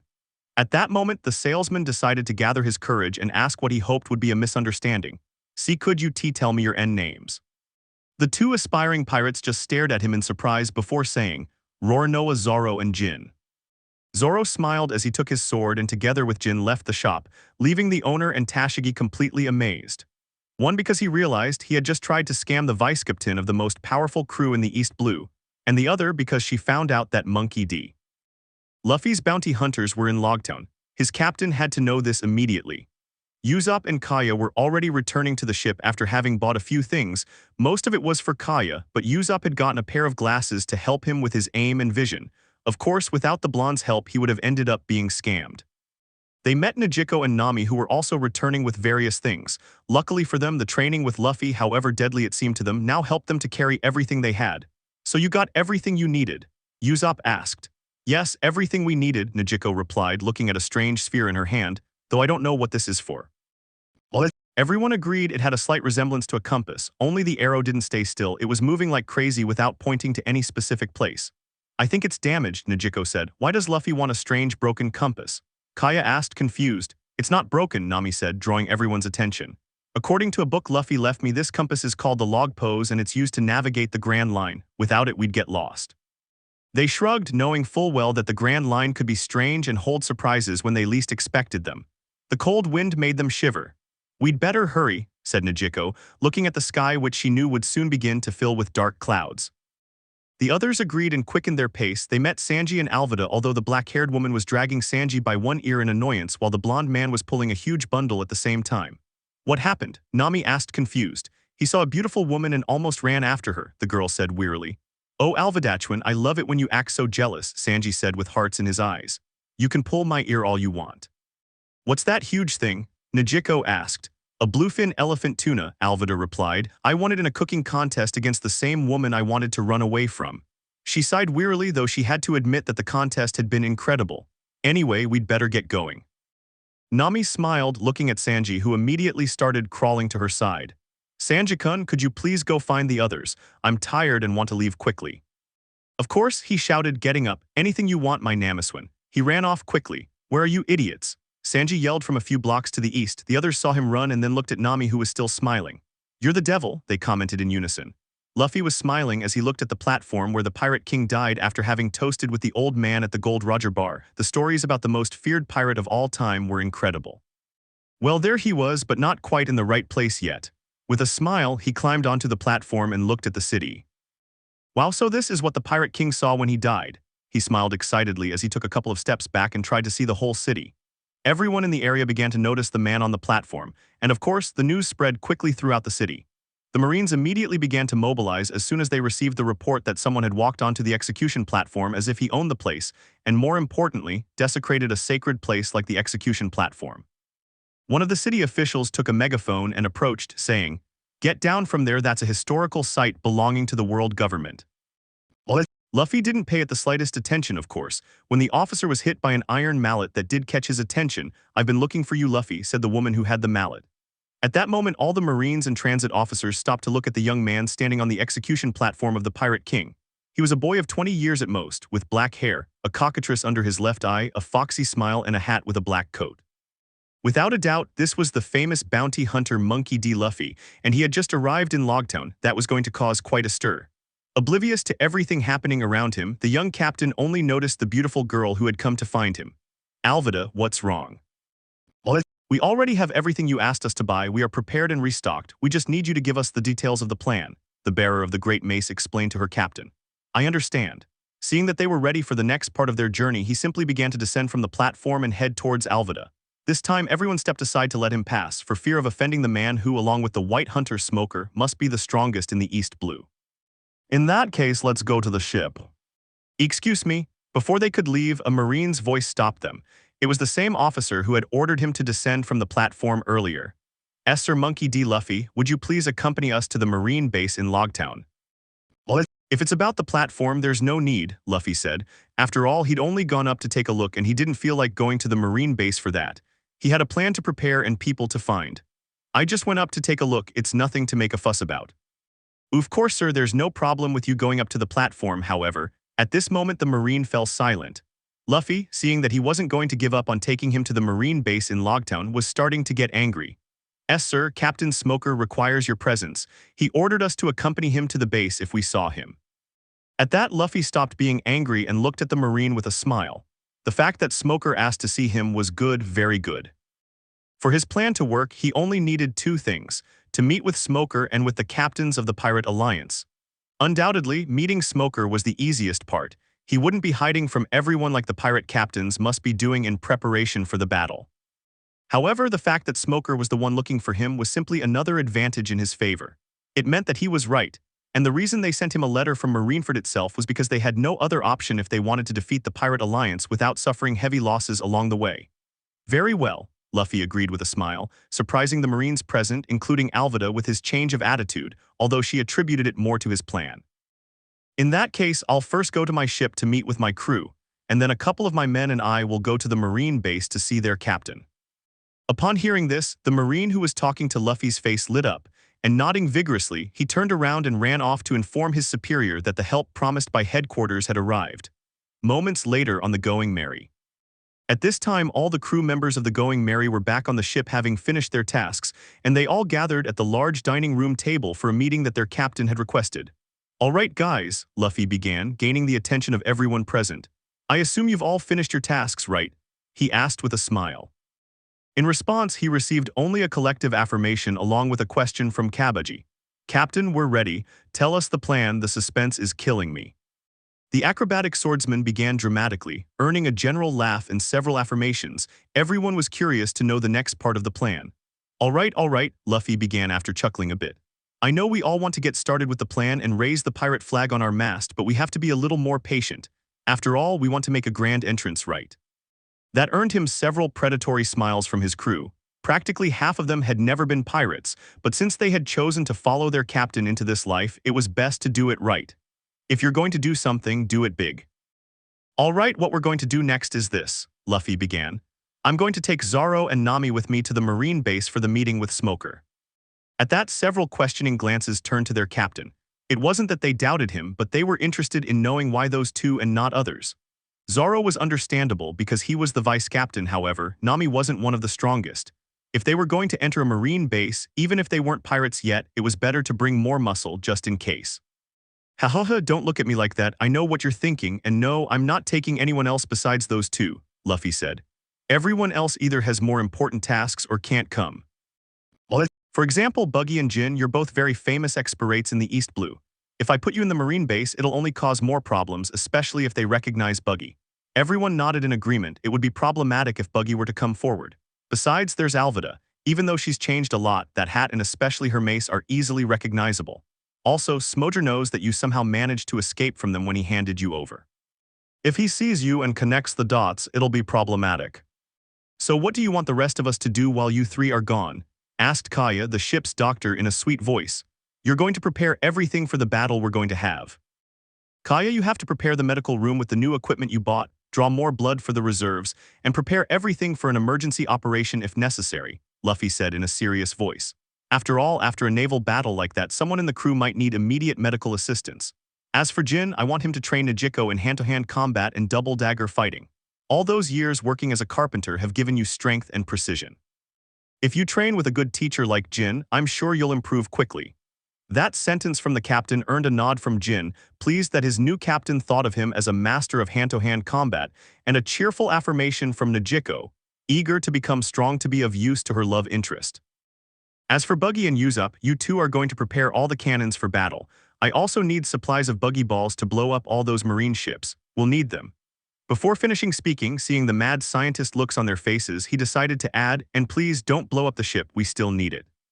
At that, everyone burst out laughing, much to Buggy's displeasure, who defended himself by saying that his buggy balls didn't explode on his ship, or at least not anymore, which earned him more laughter from Moji and Kabaji because of the memories of the past. Moji Kabaji, the dark-haired man, called seriously, drawing everyone's attention. Your mission will be the most important. I need you to go to downtown Logtown to a bar called Gold Rod. I was there today and noticed several pirates meeting there. I tried to find information about the Pirate Alliance, but since I'm a well-known bounty hunter, no one would divulge anything. That's where you two come in. You're both accomplished pirates and former lieutenants of a pirate captain with a 15 million bili bounty. I need you to go and find me the meeting place for the pirates who will participate in the battle. If necessary, use your identities as former members of Buggy's Pirates and say that after your captain's death, you took command and now want to go to the Grand Line. Understood, they both agreed seriously. They understood the importance of this mission and that they couldn't fail for the sake of the plan, proud that their captain had entrusted them with such an important task. We won't fail you.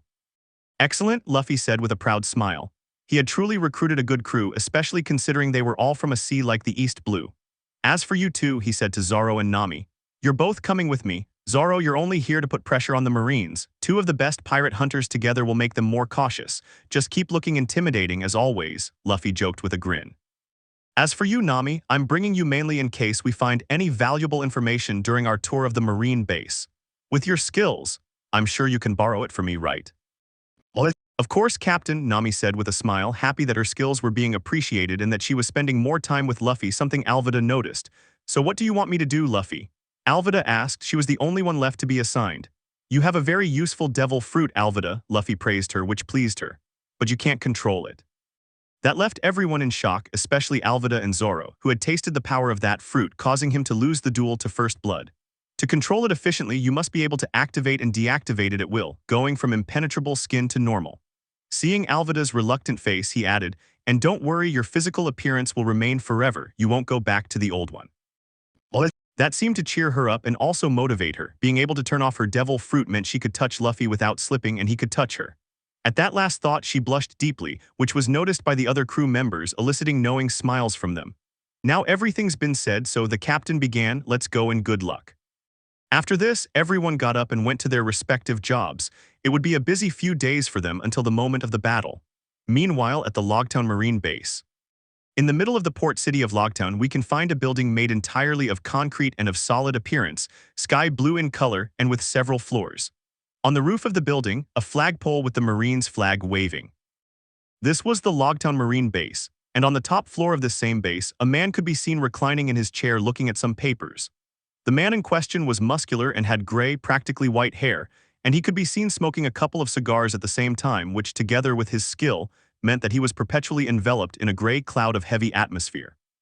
He wears a jacket with the characteristic cape typical of the Marines, although much shorter than usual, with a much fluffier appearance and a green lining that can be seen at the collar. He wears nothing else under the jacket apart from jeans. He always wears a kind of black strap, identical to ammunition belts, which in this case is meant to be filled with cigars. He also wears leather gloves and boots. On his back, he carries his special Kairoski jit. This man in question was the current captain of the Logtown Marine Base, White Hunter Smoker, who was reading the urgent reports that one of his most loyal men had recently sent him, and at the same time finalizing the plan to follow for the battle that would take place in a few days. Everything was silent and smoky in the room until a young black-haired woman ran into the room, opening the window in the process to air it out, catching the attention of the white-haired man. Tashigi, what have I told you about running into my office? The man asked wearily. He was too busy for this. I'm sorry, Captain, he quickly replied to his commanding officer. However, I have very important news. If it's not a way to prevent half our men from dying in the battle that will take place in 3 days, I'm not interested. the Marine said without looking up from the papers covering his desk, battle tactics racing through his mind. He had spent several days thinking about the best way to approach that battle. He couldn't go all in, that would mean too many casualties. "It is, Captain," Tashigi replied, which earned him a skeptical look from the white-haired man, who didn't believe that while his assistant had gone to get his sword, he had come up with some master battle plan. Seeing his superior's expression, he quickly replied, "At the sword shop I happened to meet someone who could help us." Oh, that piqued Smoker's interest. At this point, almost any help was welcome. "And who is it, if I may ask?"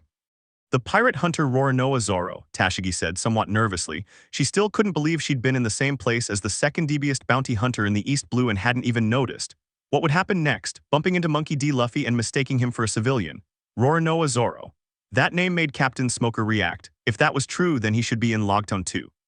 "Who are you referring to, Captain?" the swordswoman asked, curious about the calculating look on the Smoker's face. However, before he could answer, the door opened again, and one of Smoker's trusted men, Lieutenant Branu, the man in charge of maintaining order in Logtown, entered looking as though he were in a great hurry. "Branu, the lieutenant commander, and I are having an important discussion. What's going on?" Smoker said in a harsh voice. Normally he would be more understanding, but between all the stress from the battle and now the information Tashigi brought him, he just wanted to get this over with. "I'm sorry, Captain, however, something very important happened and I was forced to come and report immediately," the lieutenant said in a serious voice while standing up straight and giving a military salute. "If I'm not mistaken, some idiot climbed onto the execution platform and you went to stop him, right?" Smoker asked. "Was it another stupid pirate this time or a crazy tourist?" "Well, sir, the truth is that I couldn't stop him," the lieutenant confessed. That surprised Smoker. Although it might not have seemed like it, Branu was one of his best men. If he couldn't stop him, it must mean that another powerful threat had just arrived in his city. What puzzled him was that he saw no signs of a struggle from his subordinate. "But not for the reasons you might think," Branu said quickly, seeing Smoker's face.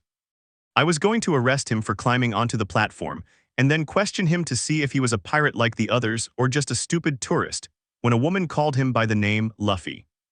Upon hearing this, not only Tashigi but Oker was startled as well. This meant that their assumptions were correct. "Wait," Tashigi cried out in shock, unable to believe it. "Are you saying I was?" "That's right, Black Sword Monkey D. Luffy is currently in Logtown along with his crew," the lieutenant stated seriously. "Where are they now?" Smoker asked seriously as he stubbed out one of his cigars in an ashtray and stood up, heading towards the door. "I told him he had to come with me to the base so you could talk to the gentleman," Branu began as he saw the white-haired man stand up. "However, he told me he had to take care of something on his ship first, so he'd be here in less than an hour." "I see," Smoker began as he left his office. "In that case, let's prepare the meeting room for our guest." Logtown, the Gold Roger Bars. We are currently in one of Logtown's popular bars, known to both civilians and pirates for its good sake and incredible history, as it was the bar where the Pirate King himself used to drink. At the bar counter, two young men could be seen. One was taller, with short black hair, wearing black pants and a red shirt, and two katanas rested at his waist. The other was somewhat shorter but stronger. He was dressed in light leather armor that provided protection and had a whip at his waist, along with a large axe on his back. They were Kabaji and Moji, who were looking for the information their captain had requested. At this moment, they were talking to the tavern owner, an old man named Rayol, who apparently knew Gold Roger in his. "So Rayolson, you seem to know quite a bit about the Grand Line. Were you perhaps a pirate in your youth?" Moji asked with a smile. The man had warned them about the dangers of that sea when they mentioned it to him earlier. "Ha ha ha, no, I'm just an old man who's heard a lot," he replied with a smile. "Although you guys do look like pirates, or are you looking for some?" At that, both Kabaji and Moji smiled, glanced around the bar, and noticed that there were two people who hadn't stopped watching them from the beginning. Thinking it was time to move, Kabaji moved forward. "That's true," Kabaji replied, trying to get some information out of him. "Haven't you seen any pirate captains lately?" His idea was to see if any of the Pirate Alliance captains had been in that bar, just as his captain Luffy believed. However, before he got an answer, he felt something behind him, and a second later he had a gun pointed at his head. "You ask too many questions, kid," said a man behind him. He looked middle-aged, sturdy but not fat, quite tall, and had a very bushy black beard. He seemed strong if the enormous mace next to him was anything to go by. That interaction caught the attention of the bar, which made everyone look at them, hoping to see a good fight. Asking about pirate captains these days, "Are you a Marine?" one of Smoker's dogs looking for information. As the man spoke, he pointed his gun at Kabaji, who just smiled. Suddenly, without practically anyone noticing except for the bartender Rayol and the other man who had been observing them before, Kabaji subtly moved his sleeves, making a dagger appear in each hand. He plunged the first one into the hand of the man holding the gun, which he dropped, and quickly moved the second one to the man's neck, not cutting it, but applying some pressure. By the time everyone realized it, the guy with the black beard was practically immobilized with a dagger at his neck. By then another man who was standing next to him tried to move to help him, but a gun pointed at his face and held by Moji made him change his mind. "Let's calm down, shall we?" Rael said, smiling, though somewhat impressed by the speed of those two men. "These guys here aren't Marines, so there's no reason for us all to panic." That seemed to reassure the crowd, who appeared to trust Rael's words, except for the burly man with the black beard who still had a dagger at his neck and a knife sticking out of his hand. "Ha ha ha, what makes you think that, Raelson? You must admit that coming here asking about pirate captains right now, with the current situation, is not something to joke about." This time, the young man who had been watching them from the beginning spoke. This made many turn to look at him, but upon recognizing who he was, they all fell silent and immediately averted their gaze. At the far end of the bar was a table where the light didn't reach very far. A tall, athletic man sat at it. He had a gold nose piercing and enormous fangs in his upper jaw. Beneath his right eye, he has a tattoo of two curves that extend to his ear. His hair is green and styled in a mohawk with long sideburns that end in bangs on either side of his head. All of this gives him a bestial appearance. He has a black tattoo on his chest, which appears to be a semi-closed ring with two wings on each side and a pair of fangs at the bottom. He wears a purple jacket with vertical white stripes on the sleeves and some feathering on the shoulders. She's also wearing trousers with a yellow and red diamond pattern and a pair of dark boots. She has what appears to be a weapon tucked into her trousers. The moment he spoke, everyone tensed up except for Kabaji, Moji, and Rael. "That's because I've seen these guys before," Rael said, drawing everyone's attention, especially Kabaji and Mojo, who were worried about being discovered. "I saw these guys in one of the news reports about that pirate captain called Buggy. I think they were his second and third in command.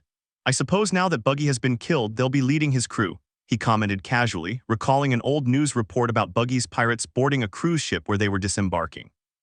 That seemed to reassure everyone, including the black-bearded man, who calmed down when he saw that they weren't Marines, so Kabaji let him go and put away the daggers. "So now you're pirate captains, huh? And what are you looking for here?" the green-haired man asked again.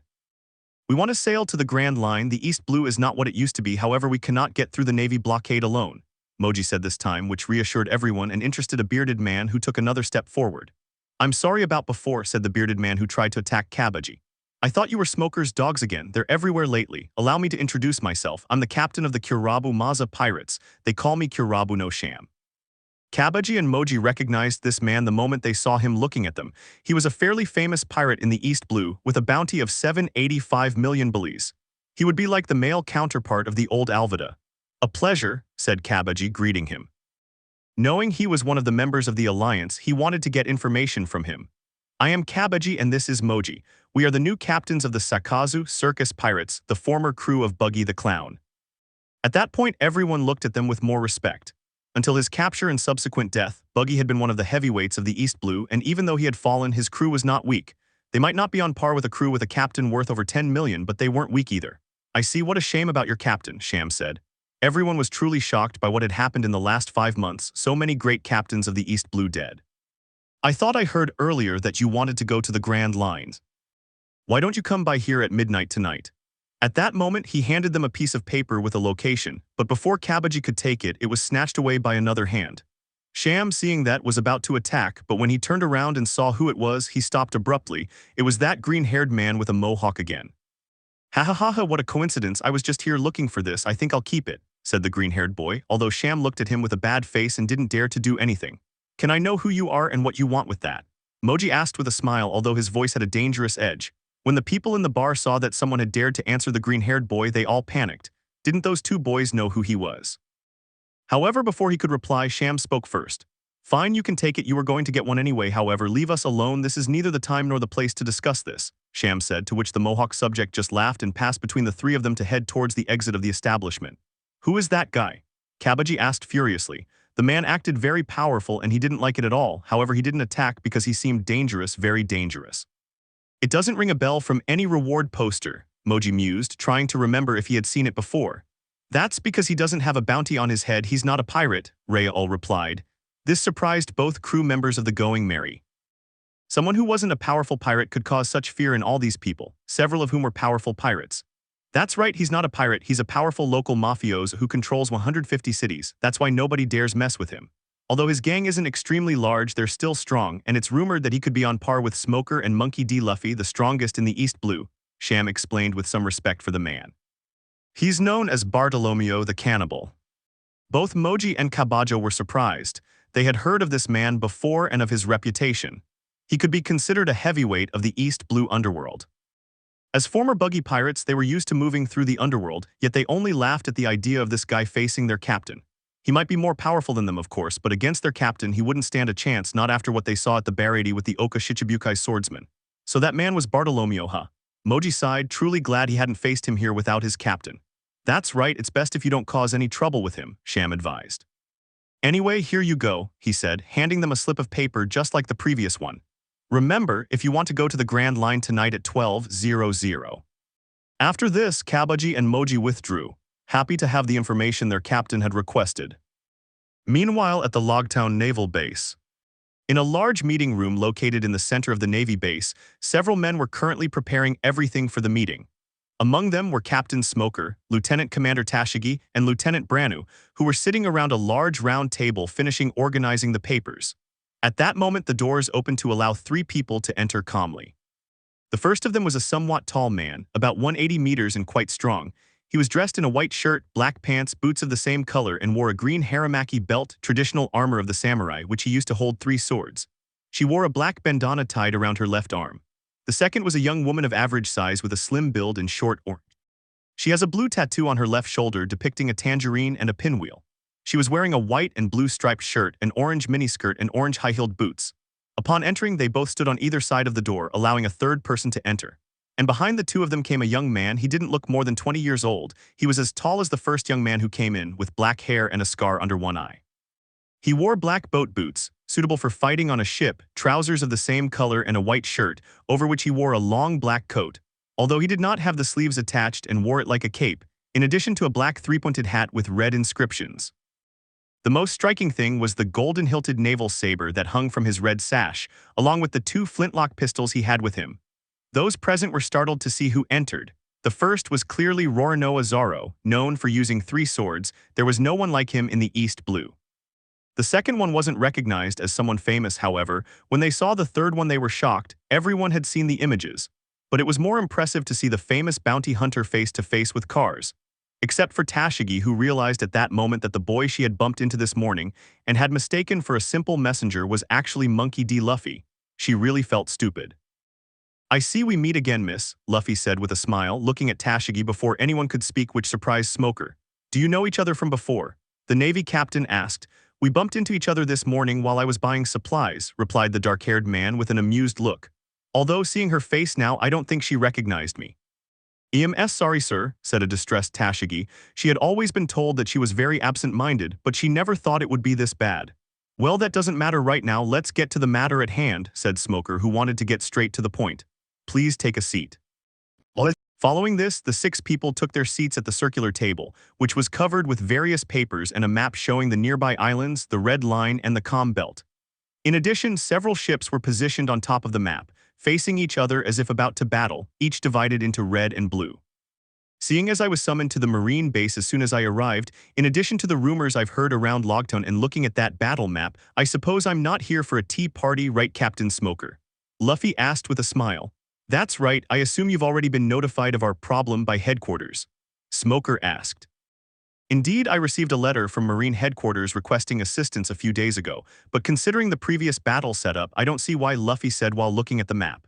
At that moment, both Zoro and Nami looked at the map, and indeed their captain was right. On the battle simulation board, it could be seen how the pirates had only 10 ships while the Marines had more than 15. They didn't see what the problem was for the Marines. "That's how it was originally," Lieutenant Branu began to explain. "Initially, our intelligence department stated that the attack would be orchestrated by 9 pirate captains with a net worth of less than 10 million belies and 3 pirate captains with a net worth of more than 10 million belies. "That's correct," Smoker confirmed. "That's why we didn't request reinforcements from Central. However, a few days ago, one of our best informants in the East Blue underworld reported that one of the most important mafiosi in the area was planning to expand his operations to the Grand Line and was going to take advantage of this battle to break the Navy's blockade. We still don't know the exact veracity of the reports, but if it's true, we could end up suffering more casualties than expected." Oh, that caught Zoro's attention. It wasn't easy being a renowned mafia boss, and once you achieved that status, very few would leave it behind to go to sea. And who is this character who ruined his plans? During his days as a pirate hunter, Zoro had obtained quite a bit of information about the East Blue's underbelly. He is Bartolomeo the Cannibal, Tashigi said, which surprised Zoro and Nami, who looked seriously at her captain. Nami, you seem to know something about him. What can you tell me? Luffy asked curiously. Before joining your crew when I was taking care of my business, I got some information about pirates robbing a village less than 3 days from Logtown. As I understand it, the money they were stealing was for this same mafia boss. Apparently, he controls about 150 villages in the area and exchanges money for pirate protection, as well as other illegal deals. Nami began to explain, surprising the Marines with how well-informed she was. From what I've been able to find out, it's said that even though he's only 23, he's very feared, and some sources even indicate that he's on par with Smoker, which is why he's never been caught. That surprised Luffy. Apparently, an important piece had just appeared in the game. What your partner said is correct, Smoker said. While he's not my equal and I can defeat him in combat in a naval battle like the one that will take place, I can't afford to focus completely on just one man, otherwise the other 3 pirate captains with over 10 million belies could cause heavy casualties before being stopped. That was Smoker's biggest fear. If he wanted to deal with Bartolomeo, he would have to go straight for him and focus on him, but that would mean leaving his men alone against the pirates, which would be bad. So he's basically asking us to deal with that mafioso. Zoro asked with a smile. That's the idea. Looking at the records of your captain and crew, it wouldn't be impossible for you to stop Bartolomeo until I capture the other pirates. At that point, of course, I'll help you deal with him, Smoker explained. Of course, you won't do this for free, so you'll receive 45% of the rewards from all the pirates who are captured. I see, Dojo Luffy. The Marines basically wanted to use them as a barrier so that this Bartolomeo guy couldn't interfere with the battle until it was already won, and they were willing to pay handsomely for that. Looks like we have a deal. Smoker saw that with a smile. If Monkey D. Luffy's bounty hunters helped them, they could take down the pirates with fewer casualties, even without using the ropes under the table he had prepared. Although in the end, it's better to be safe than sorry. Excellent, then let's discuss the battle plan, Barnu began to explain. Leaving the conference room 2 hours later. For the past 2 hours, Luffy and his crew had been discussing the battle plan with Smoker. According to what the Marine captain had reported, the battle would take place at midnight the following day.